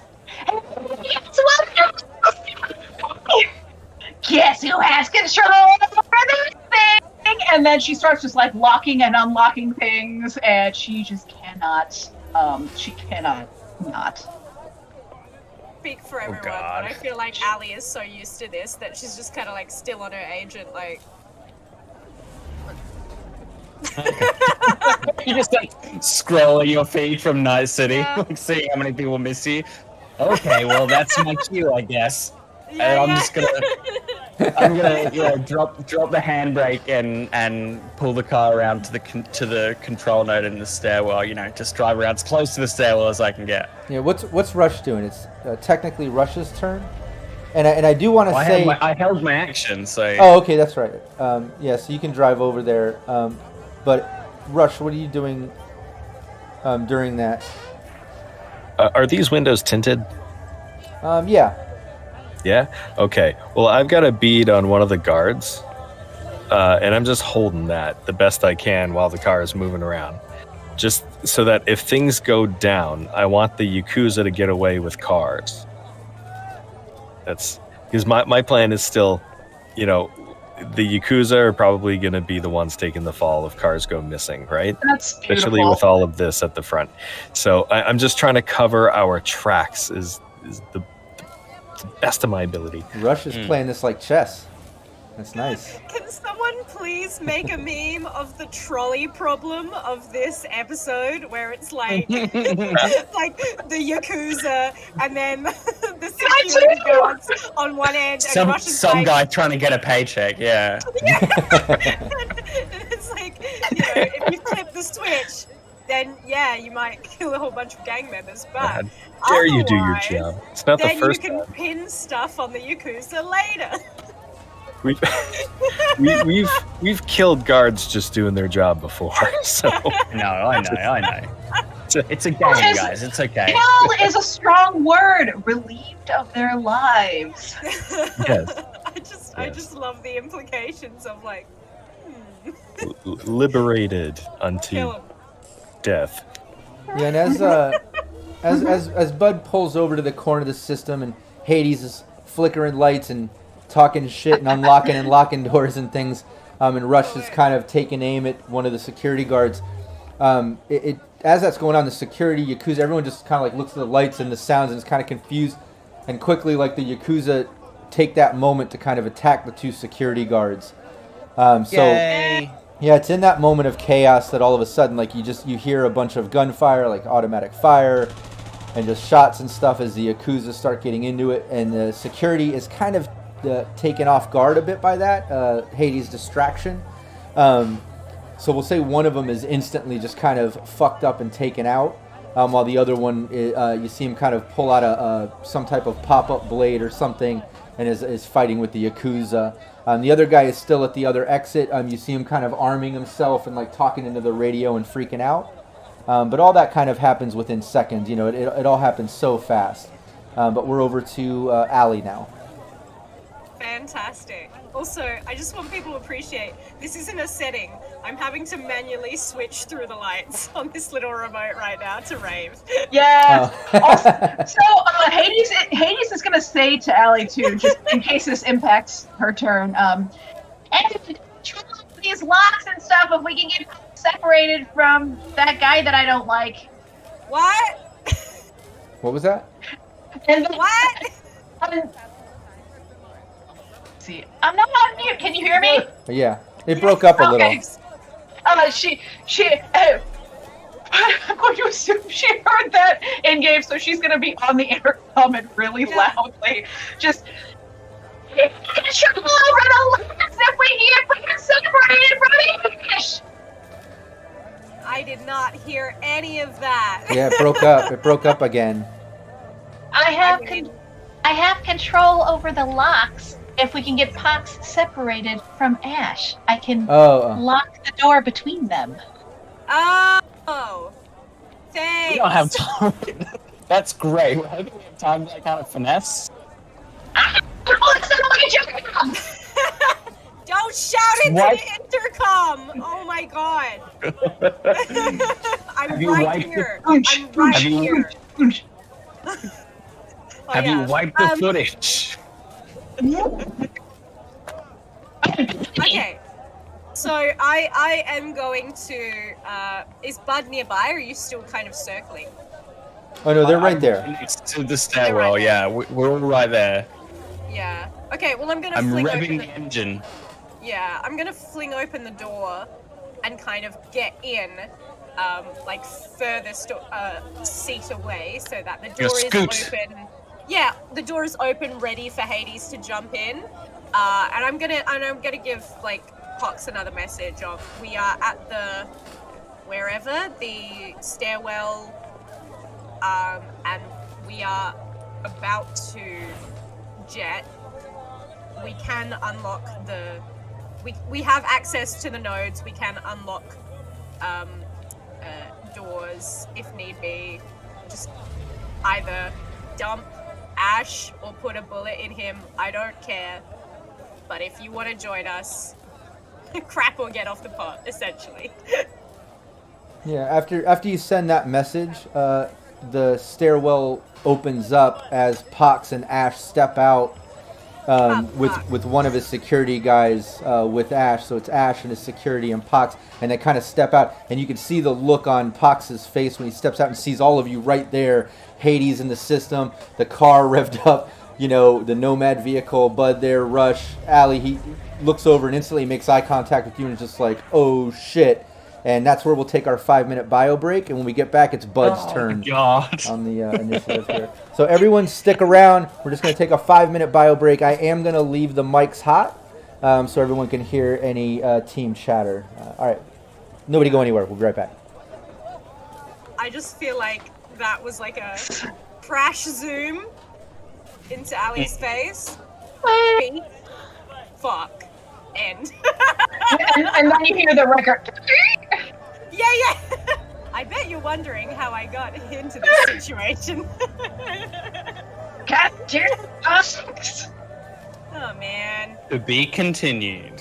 Yeah. is that the GTA one? No, that's Wasted. Right. I've always wanted The to be continued, I think, is the real life. Oh, okay. I don't know what that is. I just know the like. It's like an MTV show from like. Yeah. It's also the other good one is produced by Larry David, which is the end of. Curb Your Enthusiasm. Curb Your Enthusiasm. I was thinking.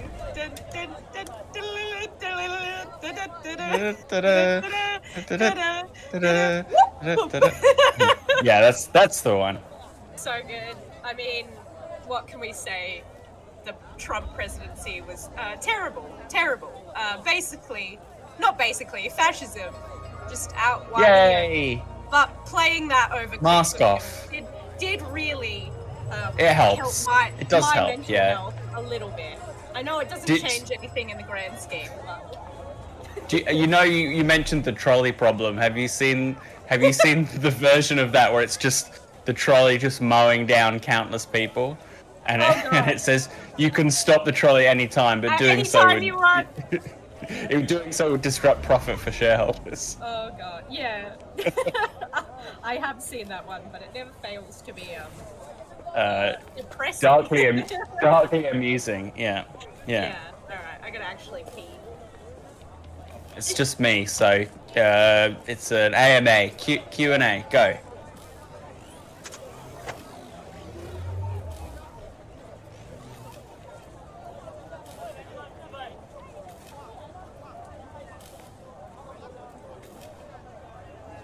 Cool. Well, I did know. I listened back to a repeat of the stream that Vicky ran the other week, and I sounded pretty bad. But I think it's because I was like eating my mic that day, so I don't think I had my ADHD midsores. And it sounded pretty bad. So I've turned my mic listen down and tried not to actually speak like into my mic. So I'm hoping my sound quality is better since then.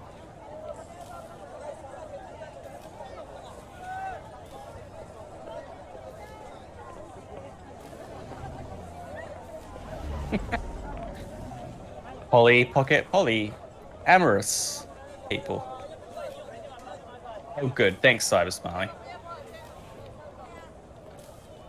There was a boy version of those Polly Pocket dolls. I can't remember, everything has to be gendered. I had those.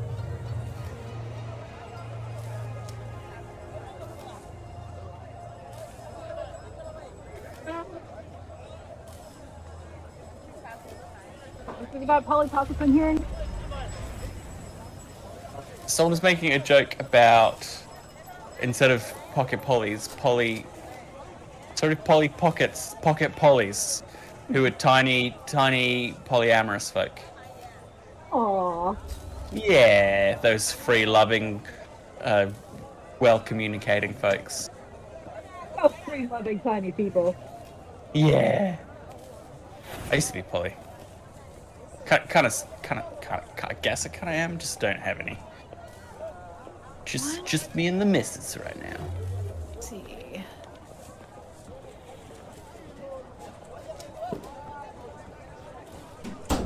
Come on, ask me anything. What's it like being down under? Why is this happening? What's the matter? Are we asking Phil anything? Oh, Yes. that's Rockette's camera. Who was your first? Yeah, my camera's doing it. What was her name? You don't have Cassie. to legit answer. Oh, Cassie nice. was her name. What are we talking about? Oh, it's my Phil's first apparently. first. Oh, Jesus. Well, Phil said this was an I said AMA. ask me anything. Everyone else left, so I opened it up to an AMA. So And her name was I Cassie. did. I'm one of those people with like a non-traumatic first-time story where we were like, we talked about it a lot and we planned it and all that good stuff. So Phil. Are we ready to go it's great. back? We had a great time. Yeah. We're all now here? Yeah. Soup's ready. Powered by consensual All right. love.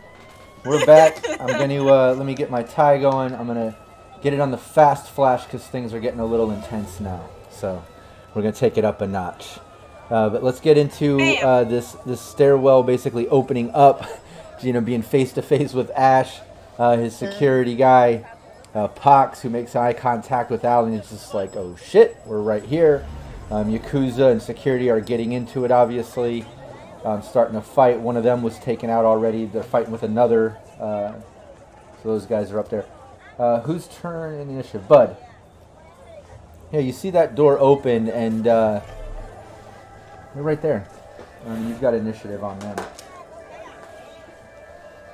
So I'm gonna point a gun out the window and say to Rockette, "Time to leave."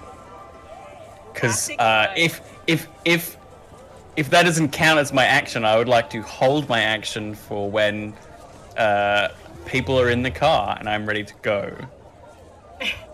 Because I don't want to take a shot because I think that would use up my action that I can hold to be gone. Yeah, no problem. You can hold your action. Yeah. You tell Hades exactly that. Who's next in the initiative? Get in, loser. I'm going shopping. Yeah. Hades, we're over to you on the initiative here. All right. I'm gonna try again. 2. Just get in. They know we did it. No! Okay, fine. They can clearly see we're here. I see this. We're making eyes. It's very close. we're connecting.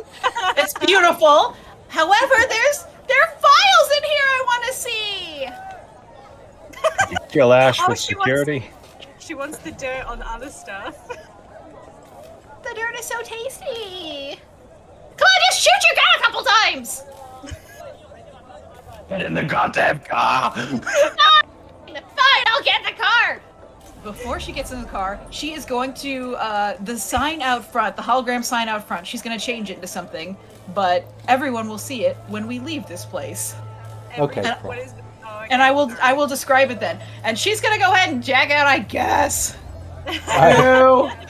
She can jack out, and I'll let her, even dive into the car, because Russian Bud had it ready and the door open, we'll say, so you can at least do that.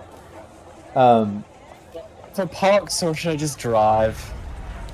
What did you say? Should I wait for Pox? I mean, he's right there. He Rush- can take a running jump. Me. So where's everybody in the car? I'm in the back. Who else? Bud driving. Hades is across everyone's laps in the back. Okay. Y'all Literally drive on Robin. Y'all Then drive on the left, don't The you? door is open. I'm gonna wait for Pox to get in, and I guess I'll use my action to help Hades sit up, so that Pox has room to get in. Okay. Yeah, you wait for Pox. Hades, you set Hades up. It's that moment that the guy, Ash just like looks shocked. He sees the Yakuza firing, you all right there, and he's just like, oh shit, he's like, take care of this, and he just backs up and he just kind of retreats into the stairwell. Cool. You know, like the badass he is, the hero he is. Classic managers, am I right? Yeah, he's a boss, he's not a leader, you know? So he barks orders, he's not leading by example. But yeah, he retreats, he takes off as the big security guy, you know, pulls out a heavy pistol. But as he pulls out the heavy pistol, since Rush kind of called to Pox tries to kind of like shove the guy as he's going into the car. Just something random. Yeah, no, he's unsuccessful. Pox, the guy actually kind of de-grapples that shit, knocking Pox to the ground. So Pox unsuccessfully isn't able to jump into the vehicle. And the guy actually... Sorry, guy. Yeah, and the security guy, bouncer guy, actually takes a couple shots off at you, Rush. Since you're right there. I don't know if do you have reflex 8 or higher you can evade this, or are we just doing by... You're gonna get shot. I should. We're all gonna get shot, Phil. Yeah. I Does can this evade. have bulletproof glass? Oh, you have So 8 how many- reflex. What a champ. Oh yeah, this is a pretty souped up car, isn't it? Oh yeah, the That's car why is... the Nomad's after. Yeah, it's a souped up Nomad car. And if you want, while me and Rush go through this, Bud, give me a perception roll. But Rush, give me your evade, since your reflex is 8 or higher. Oh, you already did. Sorry. I rolled a 16. Nice. Oh, nice. Yeah, you dodged the first one. Give me a second. He takes a second shot. 18. Oh, you dodged the second one. I thought I had you on that one. Yeah, you dodged both. Those are some 2 shots. goddamn good dodges. He's in a rush. Come on now. Yeah, a couple shots there. And Bud, We're all in a wow. rush. Yeah, great perception there. Just looking over the... I've got threat detection on, so I'm keyed in. Oh yeah. Even more so than just that roll. Yeah, you're on it. Yeah. You can see that this Nomad car is absolutely souped up. You know, it has extra armor, bulletproof glass, you know, armored chassis. The NOS, nice. It has nice. a rocket launcher with a drum of 3 rockets. Holy cow. Yeah. No wonder they wanted this thing back. This is an awesome vehicle. Okay. Cool. We were trying to put such little money towards it as well. But yeah, We were like, what's that? Like 200 eddies? Would you I've pay got some us to take gum. it? But yeah, it's technically Bud's turn because you held your turn till everybody got in, but you still kind of held it for Pox, who got knocked to the ground. But going back around, it would be Allie's turn by initiative. So just let me know if you wanted to do something, Bud, or if it's going to Allie. I'll just shoot this guy then. If I still have my action left, then that's okay. You do. I was already pointing my gun, and how close is he? Oh, he's right there. He's like Okay. a few You're meters on the away. left side, Bud, so you're probably like, it's literally out your window. Yeah. So I'm gonna have pulled the Oop, looks like we froze the a little. chrome heavy pistol, right? I'm gonna go for a headshot. Where's There. aimed shot here? Aimed shot. How Boom. much is your base like shooting? Yeah, out go of for it. curiosity? Max. It's like maxed out. So Nice. I've got eight reflex, 6 handgun, I think. Oh, Yeah, just remember there's a Ish. -8 for a aimed shot. Yes, I've clicked that button, and Okay. then this has a +1, right? Because it's a good condition one. Oh yeah. Yeah, cool. This is heavy pistol, but it's not. 16. Nice. Yep. That's a hit. with the minus. Yes. That's a hit. It was contested anyway. Headshot. I did a, he was evading or whatever.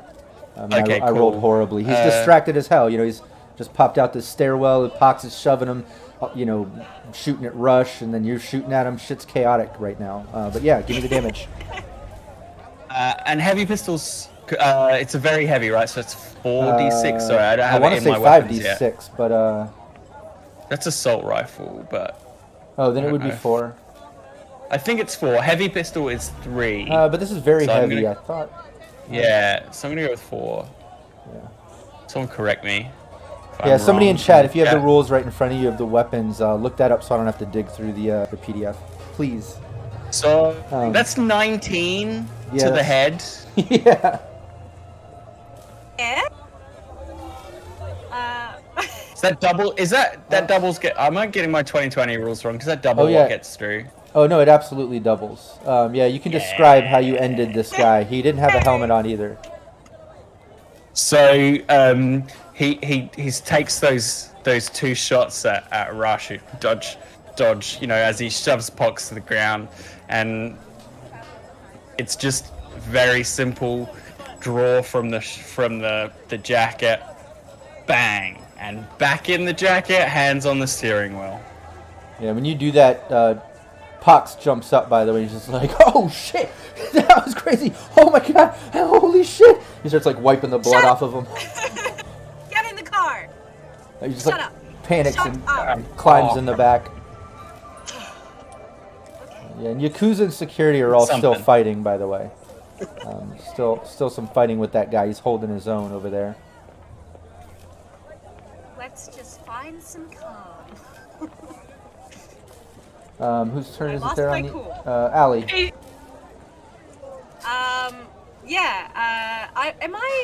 I kind of got the car wrong. Who's in the passenger side? Who's shotgun? Is it you? Yeah, I thought it was Allie. Okay. Yeah, all right. I think maybe I got in through the back seat, but I probably just like climbed over Rush. It's a truck. It's fine. Sorry. I'm probably just gonna hold my action and point my pistol out of the passenger window for taking some pot shots when we floor it. Not aiming necessarily, but just kind of. I don't have suppressive fire. It's just a pistol. But like that kind of idea of just kind of taking some shots as we're speeding away. Sure. Yeah, and but telling Pox to shut up. That's important. yeah, he finally calms down a little, but you can see he's really wound up. It's not his first time seeing some action and crazy shit. It is Cyberpunk. It's, you know, the time of Red. He works for a crazy Russian fixer guy. But that was exciting. It all happening right, you know, next to him, and you just kind of saved his life and rescued him out of this situation. So he was pretty excited. But he finally calms down. Oh, God, he's going to be so grateful too. Jesus Christ.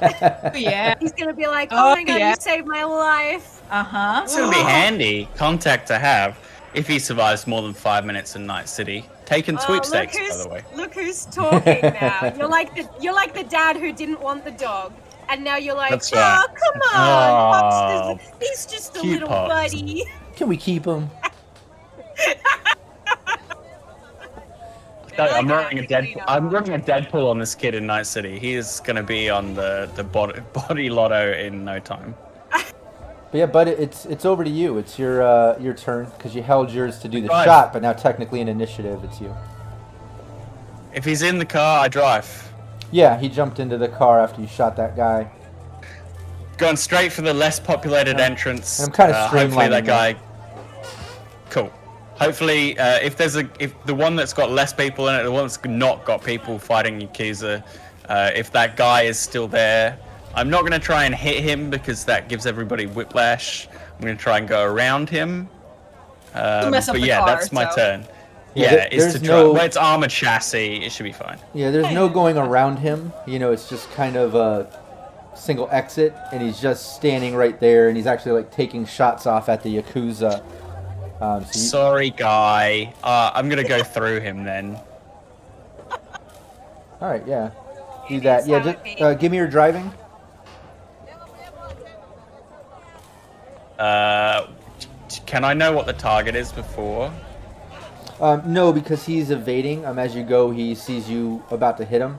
And then if he evades, he has a possible DV-13 to jump on the car if I successfully evade. Okay, cool. I'm going to spend 2 points of luck here. It's not going to take a lot, I'll tell you that. I don't want to tell you exactly what it is when I contest something, but it's not going to take a lot. Right. I didn't roll that great. He doesn't want to give you hope. Shit. Okay.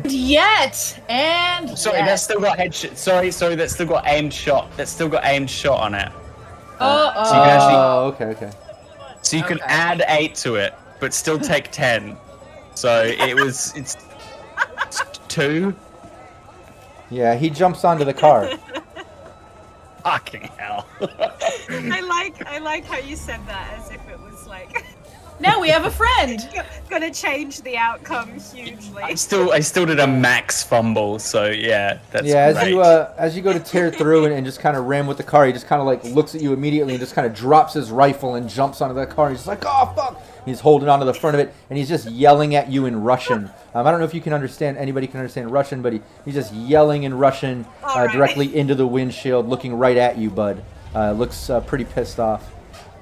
Well, I'm not going to translate. I feel like it's self-explanatory what he's feeling. There's probably a lot of suka. Suka is probably being said a few times. I mean, yeah.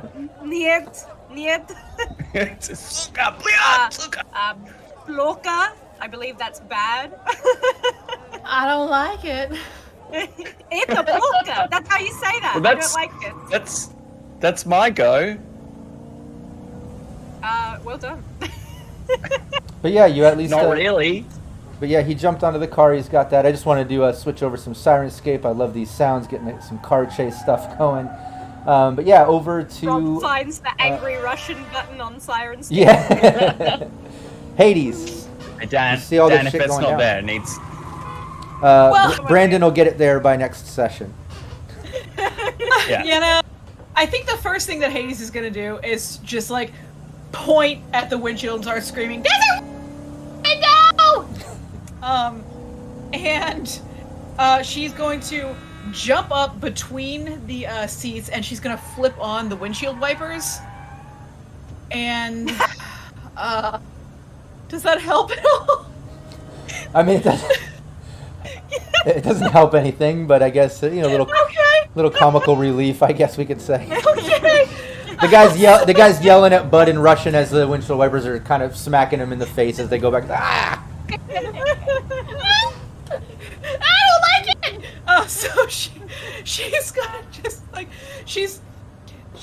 now I don't know. So she's kind of up front, but Rob, you have to tell me as our glorious. Use your word. Yeah.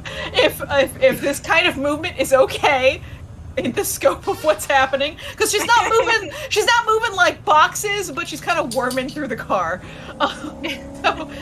So she reached for it. She turned on the windshield wipers, and now she kind of just tumbles into Al Cat's lap, and she's gonna kind of lean out the window and just try shooting at him. Yeah, you'll have to do that on your next turn. All of that, for you to get up to the front, click on the wipers and arm yourself, hang out the window. But next turn you'll be able to take a shot at him. But you make your way up. So at this point, she leaned forward. She flipped on. She screamed. She leaned forward. She flipped on the windshield wipers and just tumbled into Allie's lap. Perfect. And now she's screaming. She's screaming. Rush. A lot. From my vantage point, I would not be able to shoot him, right? I wouldn't be able to see him. No, you're in the back too. You'd have to get up there. I think the only people that could really try to attack him or do anything would be Allie or Bud, up to the front, maybe out the west side window. Okay. And not Bud while he's driving, but yeah.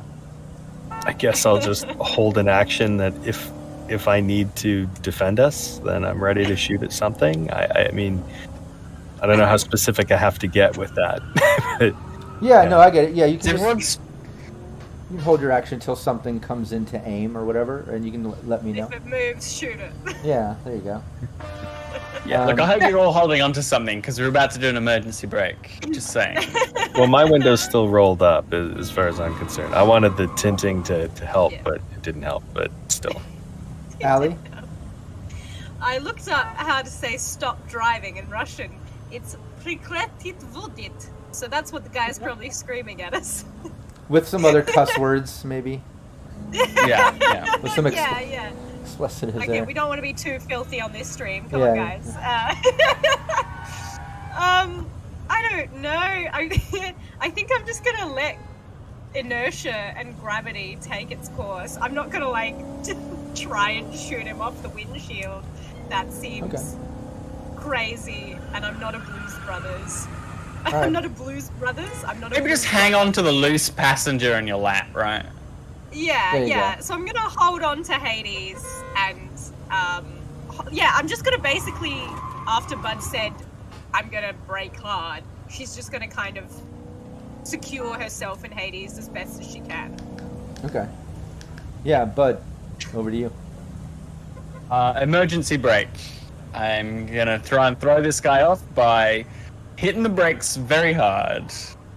Okay, cool. Give me your driving to see if you don't lose control during this. Cool. Just got to beat a DV13. I'm gonna spend 2 luck just in case. Okay. DV13. That's what it's for. There we go. Nice. 17. Yeah, you can basically describe how you do this maneuver and how this guy goes flying off the vehicle into either nearby pedestrians, a shop, maybe a food cart. Have fun with it. Cool. So I tell everyone to brace. I lock eyes with the guy who's on the hood, and I just go. And then, bam, slam on the brakes, and at the same time as I take a corner, so the momentum just literally spins him off. Make sure I'm like spinning. He's like a discus. And he takes out, like, he doesn't hit a newsstand, he hits like the magazine rack next to the newsstand, so you get like maximum scream sheet, titty mags everywhere, just kind of plume as he takes it out and hit the street, and we take the corner with a nice slide, fishtails out, and we burn it out of the city as fast as we can. Nice. Yeah, he's exactly like you described, and you peel out and make your way out of Neo-Nola. You successfully have gotten away from this night market and ash and thugs and all that craziness. But you keep the pace up, I would suggest, as you make your way back to the Nomad camp. What was that, Hades? Real quick, as the crew drives away, if anyone cares to look in the rear view mirror or any of the side mirrors, and happen to see I don't know if we're in front of the building, behind the building, whatever, but the hollow sign in front of this building is gonna have a giant picture of Hades' face, given the birds, and it's gonna say Ash sucks. I thought it was going to be a farting butt, but that works too. The butt farts, and then the fart particles become Ash sucks. I really like that. It might flicker between the two. Okay. He's coming after us. If you're a fan of this stream and you make GIFs, you know what to do. You know what to do. We've joked about butts. You can drink, guys. Yay! So yeah, you guys, you make it back. You basically make it out of the city, make it through the highways and the side streets, and basically make it back to the Nomad camp. You get back to the Nomad camp, and it's just it's the middle of the night. It's super late, and everyone's just kind of hanging out, still up. I think everyone was kind of anticipating your return. You can see the RV off to the side with the cow, and you see Dreads kind of in the driver's seat, slumped over. Looks like he's sleeping. But you pull up. Oh man, now I have to deal with my shitty ex. He's not going to be at least a little happy to get this super car back? Well, hopefully I'll just have to speak to his mom about it. She didn't say I couldn't punch him in the face. You kind of showed him up. I think we'll be okay. Yeah. Yeah, no, I mean, he won't cause any trouble. It's just I hate seeing his stupid face, It's very punchable. It is very punchable. I have said Can't that believe many you dated times. him. Okay, well, why don't you share to our agents all your past flings, bud? It's a very all one of them. Yeah, it'd be a very short list, actually. Up and having one punchable face in his past. Yeah, who said romance wasn't dead? All right, let's deliver the goods. And Pox, really, shut up. Do not engage with these nomads. You know, we're already with bad blood with them. In the meantime, you can amuse yourself, and she's gonna transfer the BDs. I think Capricious Nature asked the titles, so yeah, let's hear the titles on these brain dances. Purring Kitten. Whips, Chains, and Hand Grenades, Part 3. Wait, I like how you got close to the mic, too. Like, all of a sudden it becomes one of those ASMRs or whatever those are called. This is Late Night with Alley Katz. Yeah. Here, kitty. Oh, yeah. Yeah. The Undead Will Rise. That was a Halloween special. And Steel and sure Lace. they will. What was the last one? Steel and Lace. Ooh. Nice. Oh. Yeah. That was her prog rock period. It's all very like 90s goth aesthetic in that one. Yeah, I know Pox takes them instantly. Just like, oh, yeah, I'm going to... Is there any place I can just kind of be alone and just... Like, Oh, God. Wow, I hate It's cool. I can wait. Wherever you find. Also, I totally forgot you were even here. Get out of the car. You're freaking me out. Oh, okay. I mean, forgetting he's here, Hades, is a good thing. It means he's being quiet. True, that's true. This is behavior we want to encourage.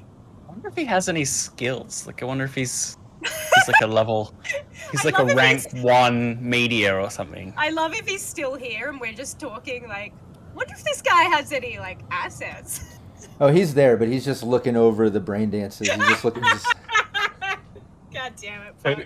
You can even hear him. You can even hear him mumbling a little to himself, like, "I'm gonna fucking ruin these later." Holy shit!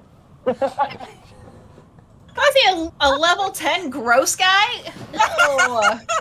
I mean, this is Ali's fan base. Like, what do you expect? Yeah. Hey, there are some good sorts out there. Yeah, sure. Mainly the ones who give me thousands of eddies. Yeah, that's right. You can be horny and good. Those aren't mutually exclusive. True, that's true. And you can use that horniness for good.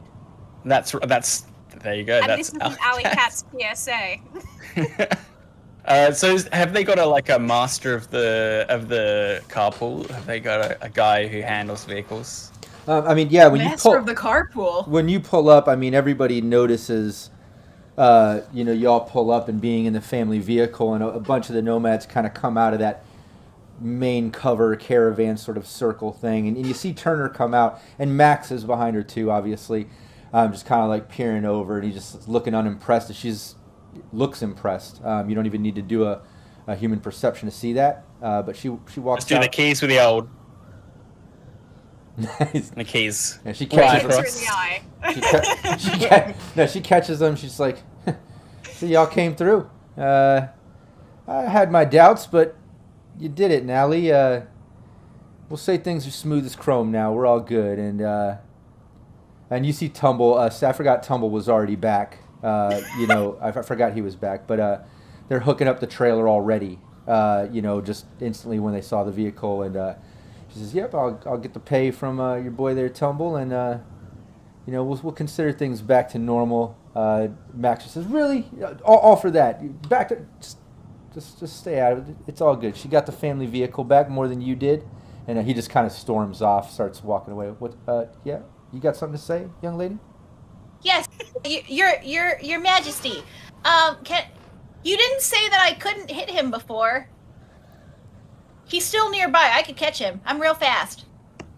I think she can probably discipline her son in her own way. He has his own issues. Let's let him stay to himself right now. He's got some things to work out, I think. But Allie, honestly, I know we had a sketchy past, but this means a lot. This vehicle means a lot. And she walks over to the vehicle as she's talking to you, and she opens the door. You see her kind of hit like a panel on the side, and a sort of smuggler's hidden compartment pops open, and you see a shitload of stacks of eddies in there. And she pulls out a couple stacks, and she's like, "Yeah, this is a bit more important than we let on, but you did good. Oh, you did good. So you got your trailer. We even threw some of the feed back there for your cow, and you're good to go." I hope none of you touched it. Yeah, no one touched the cow, right? No, we kept our distance. Like you said, it looks pretty fucked up. Yeah, I know how much family means to you, and I'm just glad that we can put this behind us. So thank you for your hospitality, and it's good seeing you. Honestly. Yeah, anytime you need the Jodes, we'll consider this, on the up and up now. You need us, just reach out. Pleasure doing business with you all. Yeah, nice to meet y'all too. Looks to you, Rush, and says, "Nice to meet you too." Yeah. Good to meet you, eh? Hell yeah! I set up, I pitch it, he hits it. I love it.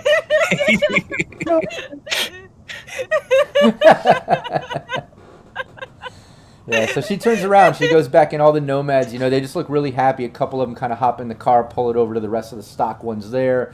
You see Tumbling, waking up Dreads. Says, "Hey, wake up, man. You do the driving. I just got us fuel and shit, man. You got this covered." He's hooking up the trailer. You hear the cow kind of moo. Things are hooked up, ready to go. It's the middle of the night. Tumble says, "Yeah, we really should be heading back to Night City. I mean, Nash said he had that meeting with council in the morning. I mean, obviously it's going to take us longer than that to get back. We need to head out now." Let's book it. All right, let's go. Say, Rush, how much not to send a recording of you doing that accent to some of your primo clients? Wait, hold on. Who's recording? Allie? Nobody. Allie's gonna hit the back of her spine. Come on, kid. Damn, everyone's bright. Hitting up Rush here with some blackmail. No, you don't have to. You don't have to do that. No, look, people respect me. I don't have to. I don't. Come on, you don't. No, respect me, eh? No, look. I mean, it's not that there's any disrespect to people that talk that way. There's lots of people in the world that talk that way. I'm just saying that, part of my brand is this voice. You know what I mean? If people see me talking a different way, it's just going to be wrong. You know what I mean? What's your actual voice? It's pretty close to this. I'll tell you that. So Is it? yeah, well, didn't spend my whole youth in down the South, but still, Do you know. Is that your real voice? You know what? This is my real voice. Now, why would we talk about anything else being a real voice? This is my real voice right here. This is how I'm talking right now. Oh my god, I can't believe it! Hades just crumples to the ground and The enigma of Rush, huh? Well, I'm gonna find a place in the RV, put my feet up, and have a nice cigarette while this is happening. Nice. I started it. Just a little bit of harmless ribbing. Yeah, that's right. I'm still wearing the merch. I mean. Okay then. I mean, Oh, come on, bud. all is forgiven then. Thank you for wearing that merch. People see Alley Cats wearing some Rush merch, and then I'm gonna start getting some calls. Maybe next time I'll put my number on it. Pox sits up. Can I get one of those shirts? I want one now. Yeah, it's how many eddies, Rush? Yeah, no, it's a couple hundred. But for you, let's say 180. What a good deal. Okay. You see, he kind of pulls out a pretty thick fucking wad of cash, like a big wad of cash. And he's like, "Yeah, 180. I'll take it, man. I want that shirt. Yeah, that's cool. 180,000. That's all." Well, I don't have that much. I'm joshing you. Don't worry. It's just pulling your chain, my friend. All right. But yeah, he gives you 180. See, he's useful. He has some uses yet. Yeah, we got the shirt with my stuff. Don't worry, I'll give you one. And Tumble and Dreads talk to each other a little bit, and then while Dreads keeps driving down the road, Tumble turns around. He's like, "Hey, y'all, just a little something we do need to address here heading back. I don't want to take the main highway through that Dixie border, if you know what I mean. How do y'all want to handle this? I'm thinking maybe we just go a little bit out of the way, take one of these side service roads. I mean, it might add another hour or two to our total, drive time, but I'm not trying to meet up with that Leviticus asshole. Yeah, whatever we can Fine do to by avoid me. him. Yeah. If we can avoid as many obstacles as we can, we've got the cow, so we just have to make it there in one piece. That's the main consideration. We can take it a bit easier. Feed. Oh yeah, as long as we don't run out of feed. We gotta. It's only a day. It's a day and a half. A cow will survive. We'll be back. Yeah, we'll be back in a day. It won't be that long, honestly. We're just gonna go through the night, but let's just go up and around. He looks to Dreads and he's just kind of pointing out on the agent. You hear him mentioning let's just take a service road all the way up and around, all the way up in the north side of Louisiana. Let's just avoid the 10. Let's avoid that Leviticus asshole, and he just kind of starts trekking up that way. What's everybody doing during this road trip back to Night City? Teasing Rush, obs. He's just so good-natured, and I don't know, it's fun to see him kind of blush. Hades. Yeah. Yeah, Hades Sorry, is going to be Hades. doing that. Hades is going to be doing that as well, and she's also going to be like, So if you do different voices, do me, do my voice. Be Hades. I want to see what it's like if you're me. All right, let me give this a try. I'm gonna turn the lights on and off, and I'm gonna tell everybody that we're here. That's what she does. It's pretty good. Honey, it is kind of your signature, yeah. Do bud.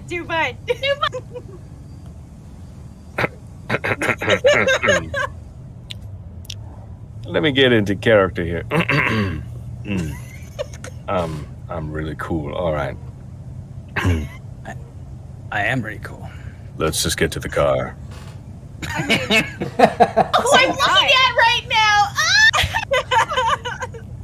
Oh, It's like I'm staring into a mirror. Be alley.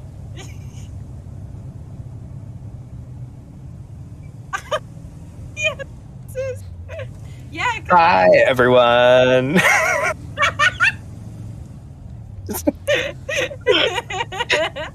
I'm so sorry. Pox, hey, That was a I little don't much. understand Pox leans why you're up. paying me. And Pox leans up and he's like, "Yeah, I don't want his brain dances. That's not the same. I don't like that. I don't like that." Oh, Rush. I tell you, I'm a piece of work. You should be so honored, Pox. Yeah, that's right. Show some respect. I'm Rush got exclusive. you out of a real tizzy. That's true. Be Nash.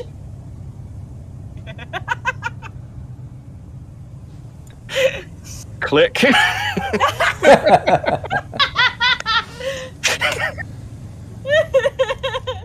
Yeah, it's So that's gonna be the whole night for me. same. Tumble says, Dread, slow down a bit. And he's like, hey, y'all, we do have something up here. It's been about an hour of traveling, getting up on the north side of Louisiana. And the RV just kind of slows down drastically as Tumble kind of points up ahead of the road. And he says, yeah, it looks like we are going to have a little bit of an issue here. I don't know how we're going to handle this. Hopefully it'll just be smooth. We'll just... yeah, and if you look up, you can basically see on the sides of the road some barricades lining up, similar to that main 10 coming into the Dixie. Bunch of barricade stuff.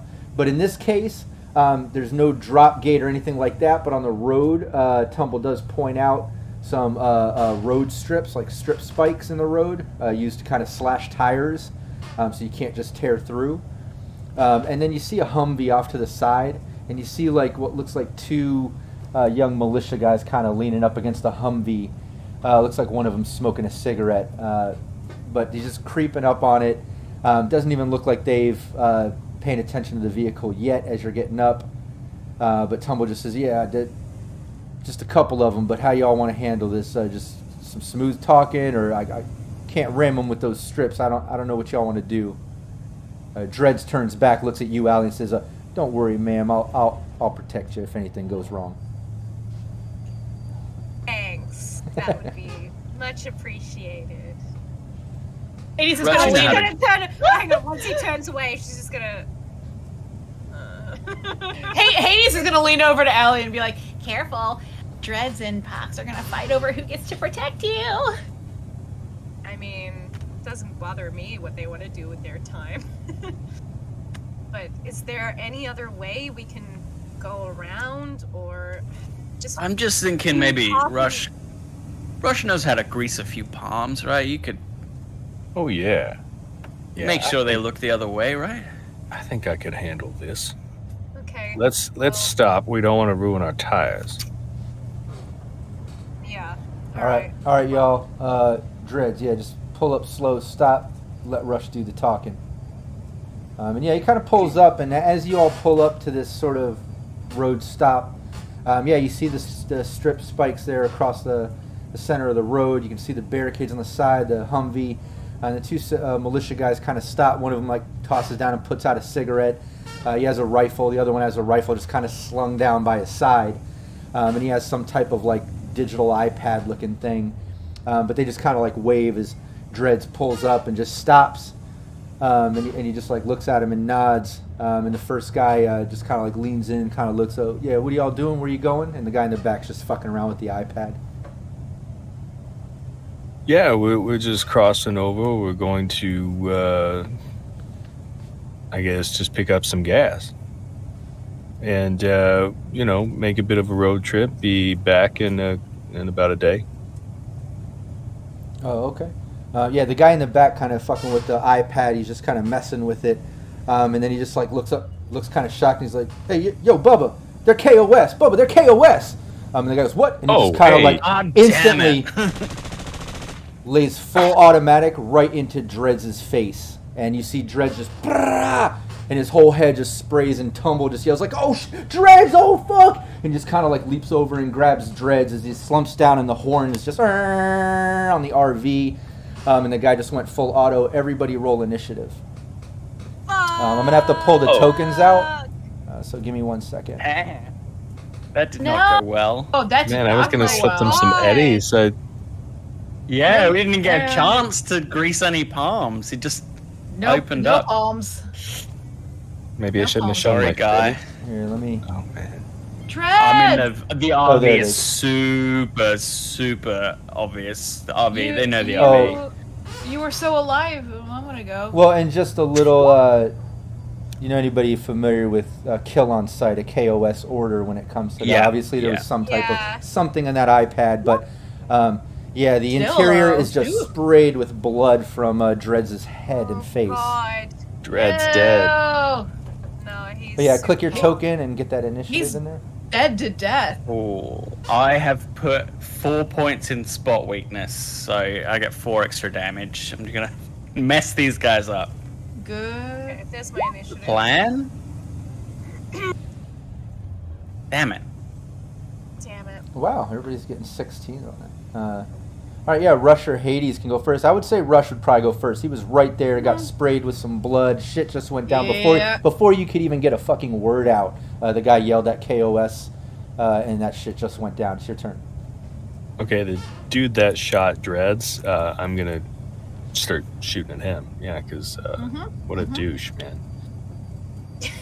That's one way to put it. Yeah. Oh, 20 and 21.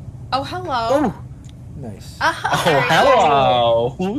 Very nice. 13 and a 9. Yeah, and where's this is just where's my chartable. man? Just so everybody knows, if you have your range chart in front of you, if you do engage in combat, refer to that. These guys' reflex is not as good to do any evading. So go ahead and give me those damages on those. That's a 13 and a 9. The 13 is I think that's a crit. Oh shit. Okay. Yeah. Okay. No. Take it down. No? Okay. It had a 6, but it didn't have 2 6s. Oh, I see. Okay. I was Yeah, close. for some I was reason close. it goes green, but it doesn't. I guess it's just because it had a 6, it thinks it's a critical success. But okay, hold on. It's like above average, yeah. If you get above average, it goes green, yeah. Okay. All right. That doesn't quite take him down, does it? No. No, it doesn't. Sorry. Damn it. Oh no, he was the young one too. But yeah, I feel a little bad. But those two shots, Rush, both land. You see blood splatter from the chest as he just kind of shocks back. Definitely took some damage out of him from those shots. Over to and you have a movement too if you needed it. Yeah, I'll just drop down behind the cover, but keep my spot essentially. Okay, Hades. Ooh. Hades is gonna shoot at this guy too, and he was standing pretty close to the window when this happened, I imagine, wasn't he? Oh yeah, he was right there. I mean, he had the gun like right there, so when the guy yelled that he was just, point fucking blank, full auto. That's what I thought. Okay. Because Rush went first, she's gonna aim it at him because she's close. We'll just see what happens. God, that's so much. What weapon do you have? What are you using? I mean, I have a pistol. I think I just have a pistol. Just a pistol, just a regular pistol. Nah, No, I won't aim it. It would be too shocking. She's just gonna shoot it at him. Well, because in your weapons it says you have a microwaver, and I don't think we really ever addressed it because I think you've always done net stuff, but you've never actually used your weapon, have you? She has. She picked up a pistol. Okay. I don't think I added it to my thing. She picked up a pistol, I think, when we were in the apartment building before. Okay. And she shot it a couple times, but she's mostly just been in the system while other people are. Okay. Do these guys have cyberware? Yeah, when you get a chance, add it to your character sheet just so we have it in there. Yeah. But yeah, go for it. Give me your. Yeah, it was pretty much just a basic that somebody dropped. Yeah, give me your handgun. And what did you say, bud? Do these guys have cyberware that a microwaver could disable? I mean, you could, give me a perception. It's cool. I don't have a microwaver myself. I was just, it's fine. Yeah, I don't want to disrupt the flow. Yeah, I think she's just gonna. She's gonna try and kill him. She don't want to disable him. She wants to disable his life. So yeah, she's. As much as I love aiming, God, that's so much to take off. I'm not gonna aim. I'm just gonna shoot him. All right. Okay, yeah, give me a handgun. It's a 12. No, first shot does not hit. Give me your second. Ooh. You got to beat a 13. It's a 13. Nice. And for the sake of streamlining, I'll give me the damage. Right. Usually it goes to the defender on a tie, but I like to streamline certain things. This is fine. And again, it's just a basic. Yeah, it's a knife edge one. Did you get damage? Oh, is it a light pistol? Yeah, okay. Yeah. Oh, okay. Aren't the smallest pistols 2d6? Yeah, it should be. What? Oh, I just rolled one.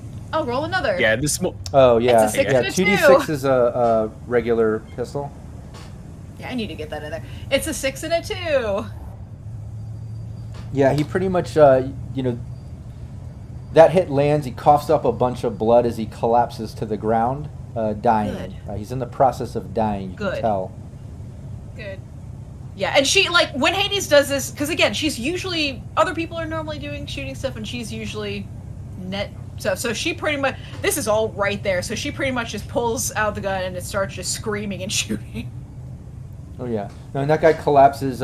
Tumble just keeps screaming out, like, Dreads, no, what the fuck? He's just, grabbing him, and he's just, kind of freaking out and crying a bit in a moment of panic. But, Bud, it's your turn. So there's one more of them left. Yeah.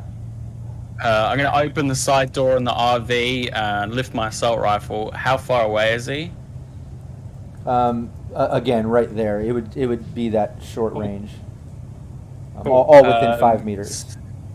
It's nearly the end, so I am going to use my last 3 points of luck and headshot with my assault rifle. Where aim shot? There it is. So yeah, I bring it to bear. The subdermal grip tightens around, links in, keys in on his head, and god damn it, 13 to hit. Yeah, just missed him. Yeah, just whizzes past that guy's head. All my luck and everything. God, what a crappy roll. Yeah. Allie. Yeah, I'm gonna fire twice with my heavy pistol, and I'm not looking for flare. I'm just looking to take this guy down. Okay. Okay, so I'm gonna put 2 luck in. So that would just be in the first. What's your roll, weapon? right? Just pistol? Heavy pistol, yeah. Oh, okay. Yeah. So would that just be in the first attack, the luck? And then I still roll again. Per roll, Yeah. it's per roll, yeah. Yeah, per. Yeah, okay. So I'm just we'll looking roll at 13 first. or higher, so. Yeah. Okay, that's my first one. Oh! Okay. 34, yeah. Okay. Alright. I guess that'll hit. Yeah, I think so. Yeah, that one hit. Give me the damage. Yeah. 8. Not too bad, but not too great either. Yeah, he Alright, grunts and a little bit. I'll roll my second one. Yeah. Where is it? Heavy pistol. 18. Nice. Hits a hit. Wow. Give me the damage. Not too shabby. Double 10. 6. Oh, shit. Is it? No, 1 No. 6. No. It was Phil green. is I was like, trying holy to- shit. Yeah, Phil is trying to manifest here. Yeah. Yeah, he's still there. You know, you hear him grunt out a bit more as blood kind of sprays off his shoulder. You know, you're doing some damage, but you're not taking him down like the other guy. Yeah, and it's at that moment too that you basically get a text rush from Nash, just a message to your agent. You can take the time to read it if you want, but you hear it ping and it has that sort of sound that you have programmed from Nash. You know you're getting a message from him. But it's over to you. Or sorry, no, the guy takes a shot off. Hold on 1 second. Bring it up. Okay. Yeah, the guy takes a shot off. And he basically is shooting at Tumble because Rush is ducked down. Tumble's right there kind of pulling on Dreads. Damn it. And lose all our nomad friends. And I crit success. Yeah. That is a hit. Yeah, that was a Ah. hit. And that's with a rifle. Hold on, let me do damage. Come on. Bear with me, a little bit of math here. Is he wearing armor? Come on. He has nomad leathers. Oh, It's a bit that's not much very good It's armor. a bit much to ask someone who's kind of like just been spattered with their friend to stay in the zone, but Yeah, that's, Tumble yells that's out. sad reality. Yells out, kind of coughs up a little bit of blood as a round kind of tears through his arm and like the top of his shoulder, maybe hitting something internal or something along those lines. But yeah, it did a good amount of damage. You can tell as he yells out. Get down, Tumble. He's As much as he can. yeah, he's kind of crying and freaking out a little bit, but he grabs Dredge and just kind of like goes down to the ground. Just like less to hit, you know? Yeah, Rush, back over to you. All right. I'm going to take a page out of Bud's book. I'm going to drop all my luck, which is a lot. It's 8, Whoa. into a headshot, which essentially just negates Cancels the... out, yeah. Yeah. Yeah. You have 8 luck. Nice. Yeah, that's one of the things that I wanted to make sure I had a So you lot got to of. beat a 13. He's right there. You got a What a pistol. time to learn this. For And 20. you did. Nice. And that's All a right. headshot. So give me the damage. It's double damage. All right. That's 8, so that makes it 16. And then, should I still make my second shot? Well, no, aimed shot, you only get 1. Oh, okay. So, all right. Yeah. Hold on, let me just do this Feels math. here. 16 to the head. you're not wearing any armor. I know that headgear looks stupid, everybody. No, these guys do. He does have how you die in Cyberpunk. a helmet on, but it's still, you see a chunk of the helmet kind of shatter off as like part of his face just sprays away from him. There's quite a bit of damage to his face. Nice While I'm face. sinking back behind cover, I'd basically flip the bird and Terminator drop. Nice face. It'd be a shame if someone were to take it from you. Like you took our friends. Yeah, I'd be more happy if I wasn't so upset right now. Yeah, Dred's also just lost his face. So, is that done? Is that initiative out? Yeah, Hades. Well, gonna do the same thing, because... Is he still alive, this guy? Fuck. Yeah. Oh, yeah. Yeah. He was wearing a helmet. Oh, right, just pinged off his hat. Yeah, okay, cool. And But then still And did a damage. little face. He lost a little face. There's a little face yeah. gone. he lost face. He lost face. So she's gonna shoot at him too. And Cyber Smiley says at least he won't come back as a zombie, referring to Dreads. Aww. It's funny, but it's sad. I thought they were referring to the porno of Alice. All right, so I'm gonna put. I'm gonna just roll this for. I have a plan, kind of. All right, she's just gonna shoot at him with her gun. Okay, cool. Yay. Right Give it to me. That did not work well. No, Nope. one was a miss. One was a miss. That Yeah, was the both practice misses. shot. Hang on. Well, I haven't shot the second time. Oh, I was looking at Shoot, Rush's shoot. then. I didn't even see yours, but yours was a miss too. I was Yeah, looking at the his fir- damage, thinking that was your the- attack. Sorry. The first one was just waving it around the air, Oh, and, well, that woo! Oh my God! What am I doing? Yeah, a couple shots off. She's just leaning out the window like, yeah, you get out of here. Yeah, and he kind of backs like behind side of the Humvee, but he's not taking complete cover. He's still engaging in combat with y'all. But Bud, it's your turn. So I'm gonna drop the assault rifle and hit the button on my bow staff so that it extends, and I'm gonna come up to him and try and just fucking murder him with my bow staff. You know, if I can get a couple of hits in, we'll see how it goes. I'll describe it if I actually manage to nail him. Yeah, we can do that. We'll streamline that. You're able to quickly just kind of hop out the vehicle. He is right there. Yeah, I figured he hadn't gone that far, and Exactly. I can move pretty far. So Yeah. I just toss the rifle back in. The bow staff is a melee weapon with red 5.2. Just awful, just bad, just Yeah. a bad time. First one's a miss. Three ones in a row from the players. Yeah. It's ridiculous. Let me get Okay, this. then 18. Nice. Yeah, that one's a hit. Cool. Yeah, he dodges the it first is one, does not dodge the second one, so give me that damage. Yeah, it is only a 2d6, but it does ignore half armor. Yep. So that is 10. Nice.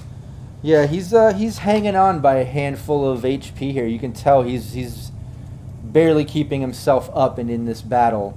But it's at that moment that the guy on the ground kind of coughs up blood, his last breath, like, it kind of crumbles down and dies. And this guy just kind of like turns and starts like running off. So the amount of damage that you just did to him and then his buddy dying, it seems like he's kind of giving up here, trying to run away. But Okay. Allie, your turn. Yeah, I'm gonna try and. I'm pissed. Look, normally shoot I him. think. Normally I think she'd be like, "What's the point? Like, the point is for us to get away." Dreads is dead. Shoot the guy. Yeah, I think it's a bit more personal now. So yeah, heavy pistol. I've got no luck. I spent it all already. So gonna try and take my 2 shots as he's trying to make a break for it. Okay. Yeah. So 1, that is 16. That's a hit. Give me your second one. Okay.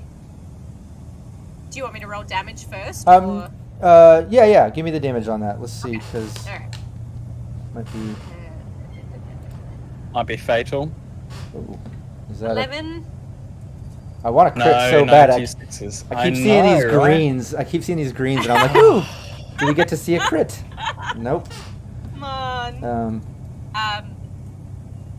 No, not dead. Yeah, he pretty much falls down to the ground in the process of dying. Okay, well, I'm still got one more shot, so let's see if we can't get him over the edge. I'm helpful that way. Do it. You're helpful. Let me just give you a little nudge. Ooh, nice. Well, that hit. Yeah, you don't even need to roll the damage because he's hanging on by like an HP. So go ahead and describe how you end this guy. I was gonna have to do a death save, but you took him over the edge. Yeah. She just aims true and shoots. Like there's no point in going, this is for my friend or whatever in her mind, because it's all just senseless. He shot her. He shot Dreads, and now he's been shot, and the whole thing just kind of, as she shoots him, it's kind of very bittersweet and hollow. At the moment, it's just business. All right. Yeah, that guy's taken out. You guys are here with these dead militia bodies. This spike road strip across the road. You have to pull off to the side, just as a reminder. Tumble is pretty much pulling Dreads off of the driver's seat and kind of pulling him into the back of the RV. He's kind of crying and freaking out, and he's just like wrapping him in a sheet. He's like, oh, fucking Dreads. No, these fucking assholes. And he's like, ah. And he just looks at me. He's like, Bud, can you drive? Just get us back tonight. I can't drive. Just drive. And he's like messing with Dreads. Sorry, man. I'm gonna pull the spike strip. Does it fold up? Yeah, you could take it with you if you want. I'll chuck it in the back, yeah, and then I'll jump in the jump in the driver's. I'll jump in the driver's seat, and I'm not going to say anything apart from I'm sorry, and just drive. It's pretty grim to lose this guy.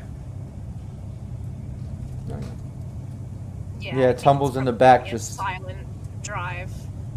Yeah, he's just kind of quiet in the back. Sobbing with Dreads' body. The whole inside of the front of the RV is just sprayed and splattered with blood and such. I mean, Bud, you'd have to kind of wipe the windshield to even be able to see to drive off. Fine. Yeah. You have this spike strip, and y'all are in this RV. You got the cow. Yay. Yay. Yeah. We got a meeting to get to. I think I can't speak for the rest, but I think Ali's just gonna kind of have her arm around Tumble and try the best she can to grab a sheet off one of the beds and cover him up. Yeah, nice. It's a good idea. Yeah, it's not right to keep looking at him like that. Yeah, you help Tumble kind of, get Dreads' body situated and kind of wrapped up and discreet. And yeah, thanks for all the subs, everybody in chat. Really appreciate the support. And Mr. Showtime, thanks there. I say you said, yo, Rob, it's Brian. Miss you, brother. Miss you, too. I'm not sure which Brian it is, but I miss you. But yeah, you guys take care of the body. Tumble is kind of going through a little bit of shock and mourning over this as you're driving, and you're hours away from Night City. Like a whole... have to drive all through the night, all through the morning. To get there, Bud's going to have to pretty much pull an all-nighter driving. But as you guys are kind of pulling off and Bud's taking over driving and all this is going down, Rush, your phone kind of goes bing, bing, kind of like a reminder that you have a message there waiting for you. Right, so I'll check the message and see what Nash is saying. Yeah, it's just a message from Nash that just basically says... hey, haven't heard from you, calling it a night, gotta get up early, have my meeting with the council, gonna expose all this shit, please get here as quick as you can with the evidence. All right. I'll just reply with on our way and give an ETA. Okay. Yeah, no reply back. I think so. It's late. But yeah, that message goes through. You guys have a kind of sobering, quiet trip back to Night City, transporting this virally infected cow and the body of Dreads. But you end up getting back to the city. We'll say you have to travel all through the night. Bud does all the driving. And you basically get back to Night City, but it's it's like late morning, early afternoon. You definitely didn't get there in the morning time, in time for Nash's meeting. But it's late morning, early afternoon that you're pulling into the city. So let me just get a little bit of city sounds going here. As you return to Night City. Yay! Back in the BNC. Yeah. Never will you find a more corrupted hive of... What was it? A more wretched hive of corruption and villainy. Scum and villainy. Scum and villainy. Thank you. Does someone want to find out where Nash wants this? Does he have a lab or something to analyze this? Also, we need maybe not specifically a med tech, but a cleanup crew, some kind of coroner or... Yeah, I'll message Nash with the update. Someone to take Dreads. You get... Well, he's a nomad clan, right? So they'll probably want him. Yeah. Rush, you get a message back instantly from Nash. He just says, meet me at District PD. All right. And he means like with the cow? Yeah, I guess. Yeah. All right. So. Okay. I would have sent him a message about Dreads too, so he'd know. If you send a message with Dreads as you're pulling into Night City and making your way to the upper marina, you don't even get a reply back. Nash is calling you. Okay, so I'll pick up. What the fuck is this message? What happened with Dreads? Some border security. Unfortunately, we had a kill on site, and, well, they shot first. Oh my fucking god! He was like a kid to me. They were family. How's Tumble taking it? What's Tumble doing? He's rough, man. He's rough. Oh fuck! How far out are you? When are you gonna get here? What would you say, like midday traffic and Another 30 minutes. Yeah, we're about 30 minutes out. All right, just come to PD. I'm gonna make some quick calls. I'm gonna just meet me here. I'm here. All right. God, this is horrible. He just hangs up. Well, I guess we'll be seeing him soon. We can put this whole thing to bed. Yeah. Yeah, you make your way over to the Upper Marina District PD. Typical traffic of Night City. It's a normal day in Night City, but you make it to District PD. You park alongside the building like you normally do. Tumble just kind of, you see him just kind of mumble some prayer stuff or says something to Dread's body, and he gets up to go with you, and he just, he's not really saying much, but Hey, yeah. Let's just clean you up a little bit, okay? Yeah. All right. Yeah. All right. So I'll just lead him over to wherever our washroom area is and just get whatever water we've got and just start wiping him off and cleaning him up and saying, like, look, if you need to change your clothes, we'll give you privacy. Do what you need to do. All right? Yeah. I don't know. Yeah. Thanks. Let's just get to Nash. I need to get Dreads to his family. I'm like his only family, but I got to get him to his sister in the clan, and let's just get through this. I understand. Don't hesitate to let us know if we can help. So I guess we'll go ahead and we'll get in touch with Nash. Should one of us stay behind with the cow, just to make sure nobody gets too close? Do they have like an underground parking area or something, or out the back or something? No, you guys usually park alongside the building. There's a kind of a wide alley. Okay. So you usually pull back there. It's fairly discreet. Okay. I mean, the trailer's probably locked up too, I would imagine. Oh, yeah. The RV and trailer can lock up. Absolutely. I'll stay with the car, that's fine. Okay. Yeah, you stay with the car. Hades, Alley, Rush, Tumble. You make your way up to Nash's office. And you come in. The second you walk in, Nash, he's on his agent talking. He's like, oh. And he hangs up. He gets off it. He's just like, oh, just come on in. We got a lot to go over. Lot to fucking unpack here.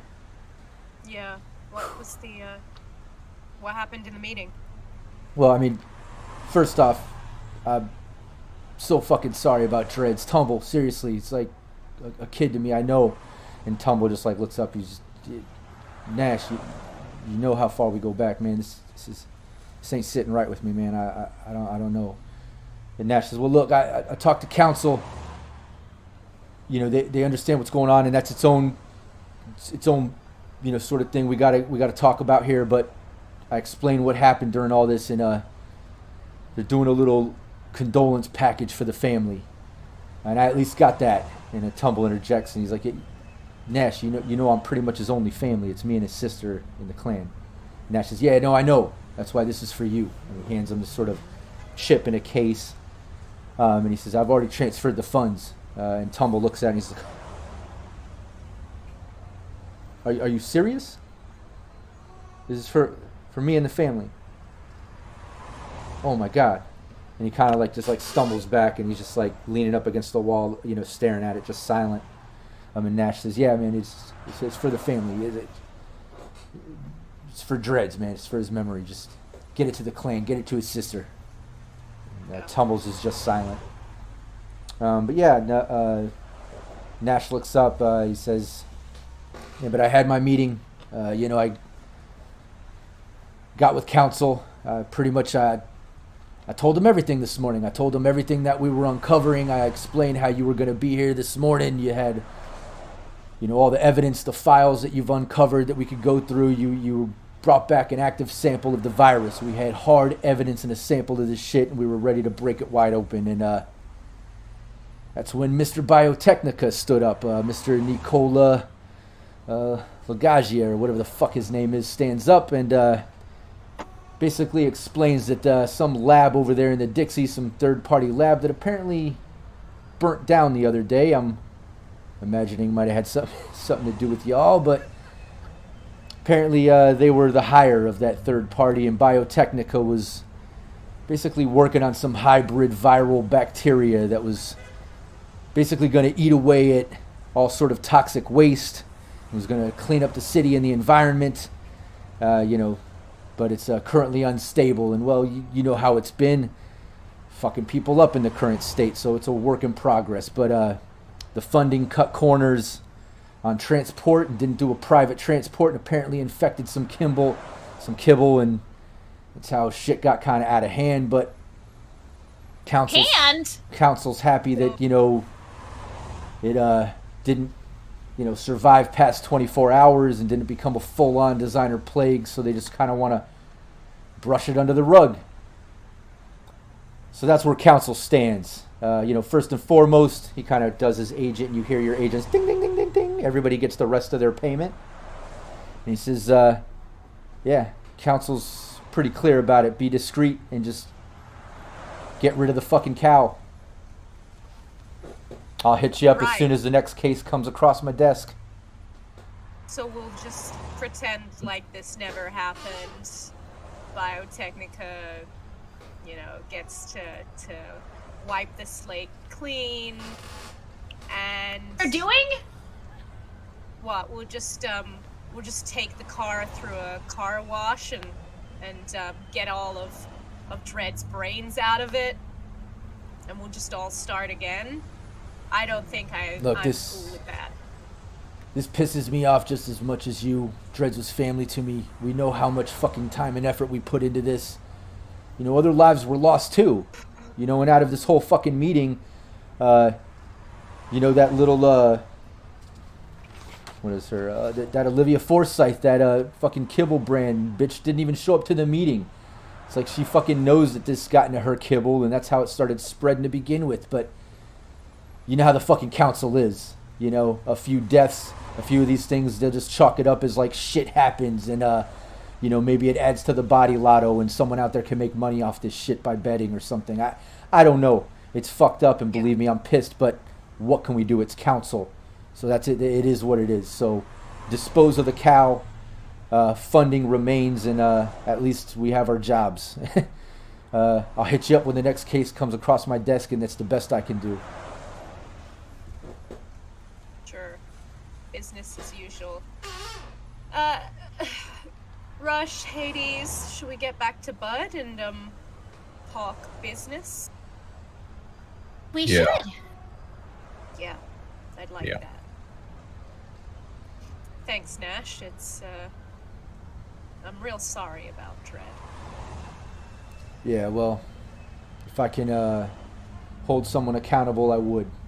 My hands are fucking tied, and it is what it is.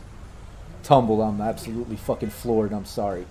And Tumble just kind of like looks up, and he's like, "Oh, yeah, I don't know what to make of this, but I'm at least gonna get these funds to the family and maybe just start new. I think I'm done with this edge running bullshit altogether. I hope you understand, boss, but I'm done with this shit." And yeah, Nash just kind of nods. Yeah, I understand. It's fucking horrible. Tumble just kind of like turns and walks out. So I think I'm gonna make a quick clip to get back to Bud and kind of have the gang all back together. Yeah, let's streamline that. You guys get down like, there with Bud. Yeah, like fuming in silence, just kind of like her heels clicking, you know, clicking away. You see them. You see everybody approaching. You know, Tumble first. Just head down. You can tell he's been crying. He's got some shit he's holding, looking over, and right behind him you see Hades, Rush, and Allie. You know, just like she described, kind of storming up. Has not gone quiet the entire time. She's grumbling, and she's just pretty much talking about like, well, I bet if one of the people on the council would have fallen sick with one of these bloody shits and just like shitting on their entire insides, they'd feel completely different about all of this. I can't even hearing right now. Ridiculous. And I don't blame Nash for one. No, it goes way higher up. This is unbelievable. This is unacceptable. That's what I say. This is completely unacceptable.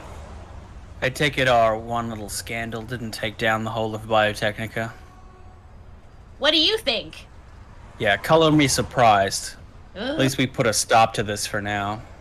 But we're charged with getting rid of everything. And of I don't know. We are. I'm feeling petty. Is anyone else feeling like they want to do some damage? Oh, what are you thinking here? Well, we've got the files. We've got the BD of who caused it, who's responsible. We've got all the evidence, and we still have a fully viral cow. Won't that come on Nash? The blowback would kill the program, wouldn't it? I mean, we're not necessarily affiliated. We don't have any immunity, and I think that's the point, right? Nash could cut ties with us anytime he wanted. He could. Yeah, well, I think he trusts us. Look, I think we get rid of the cow. Maybe we think about leaking some of this stuff at a convenient time when things have died down a bit and the council's not breathing down his neck. Let's say we keep that BD footage in our back pocket. Excuse me, could I speak with y'all for just a moment? You see a tall, slender woman kind of entering the alley, wearing like a tight black dress. No visible cyberware except for her eyes, which are obvious. They're almost like done up obvious. But she just kind of walks in the alley saying that, like, can I just have a moment of your time? What? Yeah. Shoot. Yeah, I've Not literally. Are you any of you familiar with IMG? And just out of game, you are familiar with IMG. That's the indie media group. That's what kicks out the scream sheets. That's also what we do to kick out our scream sheet project in Cyberpunk Uncensored. Anybody watching, you can get those for your gameplay. But that's what we started off with. That scream sheet at the very first session that you read was an IMG publication. So that's what she's asking you. Are you familiar with IMG? Everybody is. Yeah, I'm Bess. Everybody roll a 1d10. This is just a little rep check.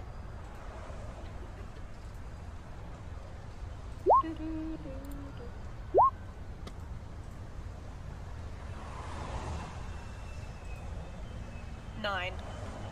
Yeah. 9. Yeah, Phil and Rockette, both of you recognize her and the name Bess. But Allie and Rush, you're not as familiar. But the ones that are familiar, you know, Bess Isis is a media.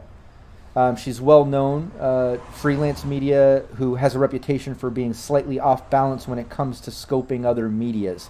More than once, she's broken a few rules to get the inside scoop on a big story, sometimes at significant personal cost. And there's little bit of info at that personal cost, but you're not seeing that visually at this moment. You're just, but you at least recognize her as a media. But you recognize her. She asked about IMG. You say that you do recognize IMG, but she goes on saying, "Yeah, I'm Bess. Chancey was a friend of mine, and she was on to something. She's the one that broke that plague story, which I'm pretty sure y'all are familiar with. She didn't exactly have the resources to break this thing big enough to have people believe it, but I'm here to make sure that her death doesn't just kind of happen for no reason. And I've been kind of following some leads, some rumors, and it's led me to District PD here. And would I be so crazy to assume that maybe y'all have some type of animal back here in this trailer that maybe caused this whole designer plague situation about a week ago? Am I right on that assumption? I would have to say if you accidentally snuck a peek inside that trailer, you would see a very, very sick cow. Okay, that's what I thought. Now, what exactly would it take to... Let me take that off your hands and maybe any other files or evidence you might have that I have rumors that you've been kind of gathering and collecting. I'll say that IMG is run by some private investors that would be real happy to pay a pretty Eddie to expose, the righteous Biotechnica always trying to save the city, right? I don't give a they're going with Eddies. Personally, you can have the BDs, but this cow is a viral bomb ready to go off. Oh no, that's what I want. I want to get this to our tech people, kind of break this down a little further and get as much evidence out of this as I can to expose the fuck out of Biotechnica. And if I'm not mistaken, I think little Kibble Queen there had some cover-up things along the way with this too. You know, I'd really love to sit down with y'all if you're interested and really kind of poke around at some of these rumors I have. If you're willing to help me break this case open. I mean, does this sound like some... Am I onto something here? I mean, Have you chance been- was. Bess, have you ever been to the little diner down the way? I'm familiar. Yeah. Yeah, maybe we get a cup of noodles or What thing and have a chat. What are you all doing for lunch right now? I could go French toast. Yeah, I could eat. Why don't we go and do that and have a little talk? And it's about that time that Tumble leans over and he says, yeah, Bud, I'm fucking out of this. I talked to family about it. They're coming to pick me up. Y'all can take the RV and trailer till you get the cow situated, and then just rush Bud. One of y'all, you got my agent. Just give me a call. I'll send someone from the family to pick up the RV when y'all are done. But I'm out of this as of right now. It was nice to meet y'all, but fucking done. Sure thing. Thanks, Tumble. Yeah.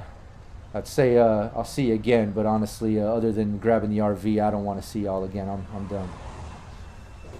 Before he goes, though, Hades is going to kind of just... She hasn't really said too much to him, but she's going to approach him and just, like, push into his hand a bag of marshmallows. He takes and then it. just kind of walk away. All right. Sweet. Thanks, little lady. He puts it in his pocket. Well, I mean, we've been driving for about a day and a half straight. I'd say that's lunch. And if everyone agrees, I agree.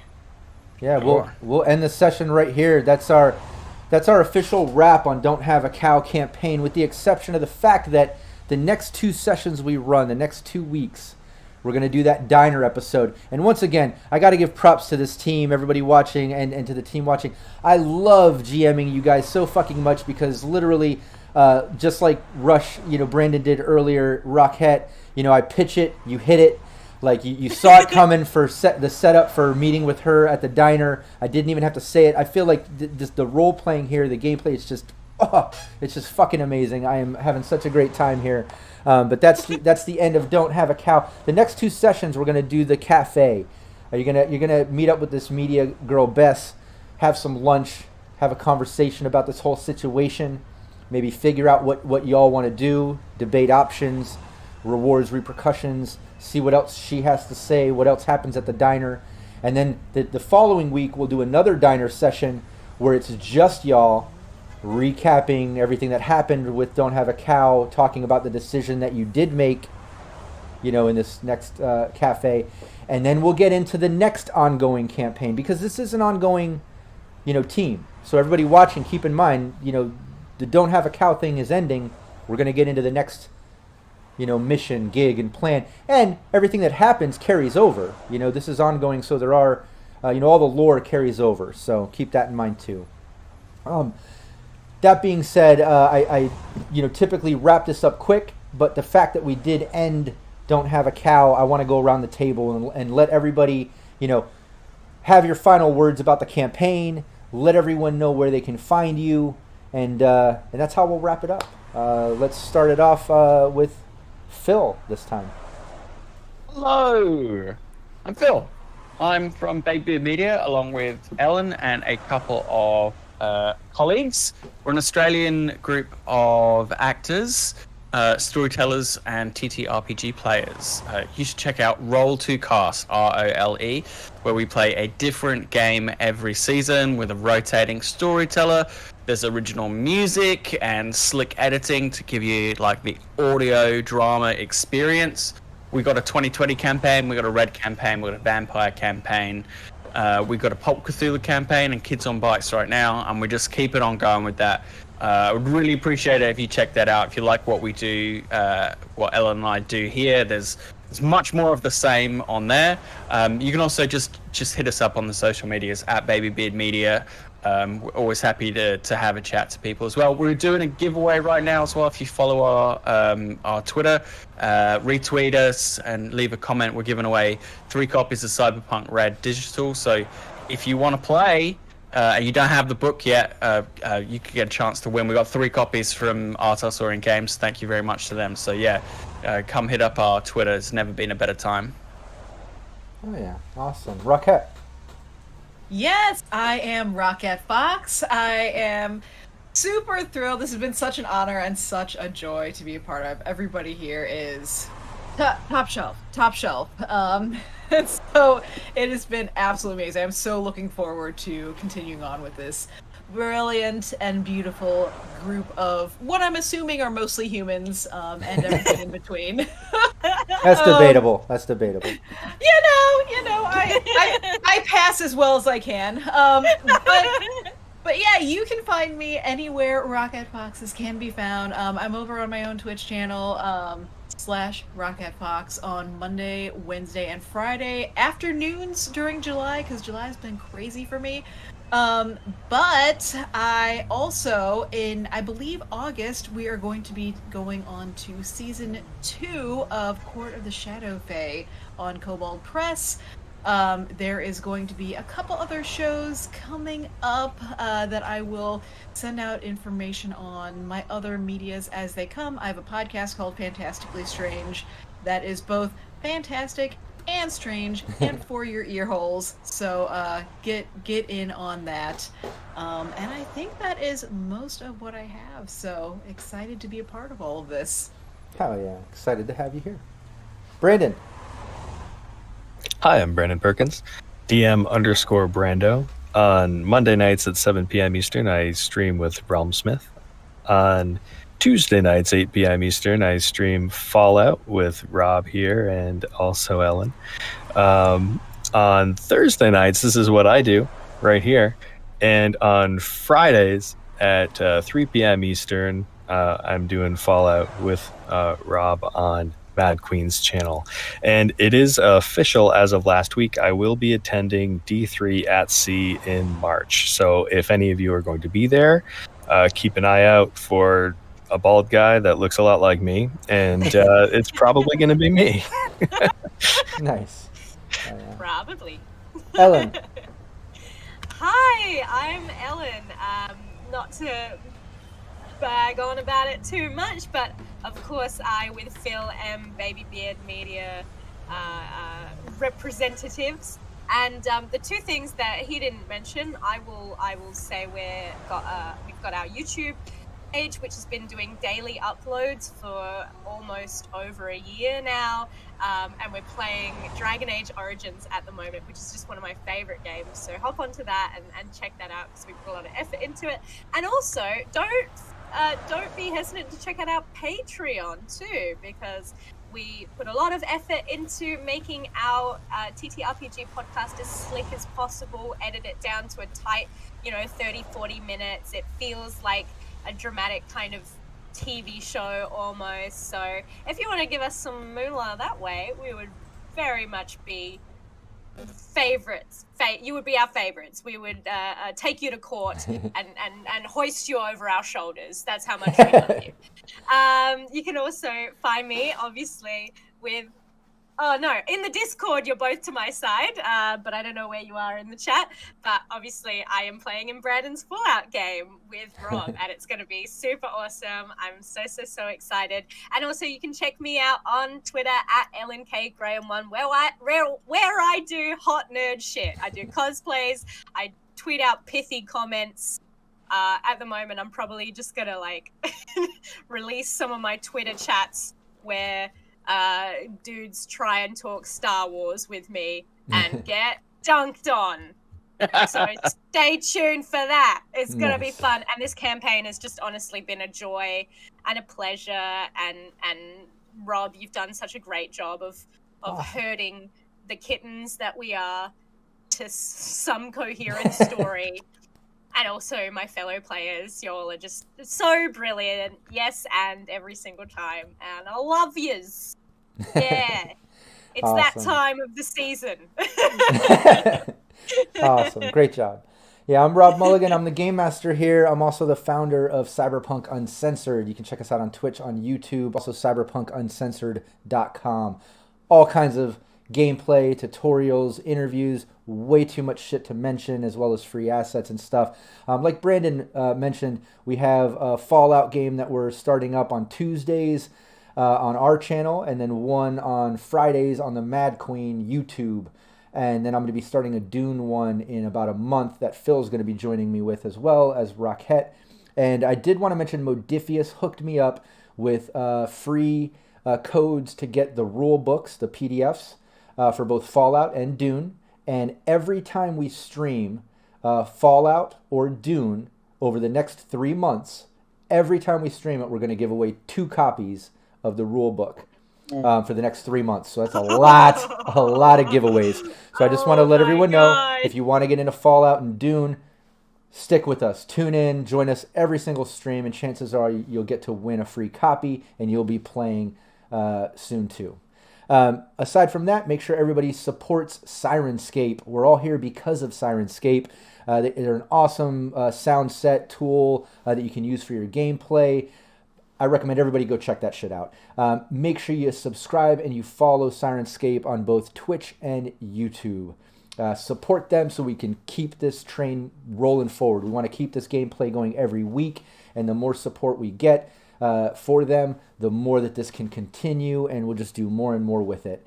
I'm so excited about this campaign that we just finished. I'm so excited about this ongoing gameplay, working with Syrinscape. I love the guys there. I love having all of you as players. I just can't say enough, so I'm just going to leave it at that and let everyone know that this continues next Thursday, so we'll see you then. All right, awesome. Take care. We'll see you then.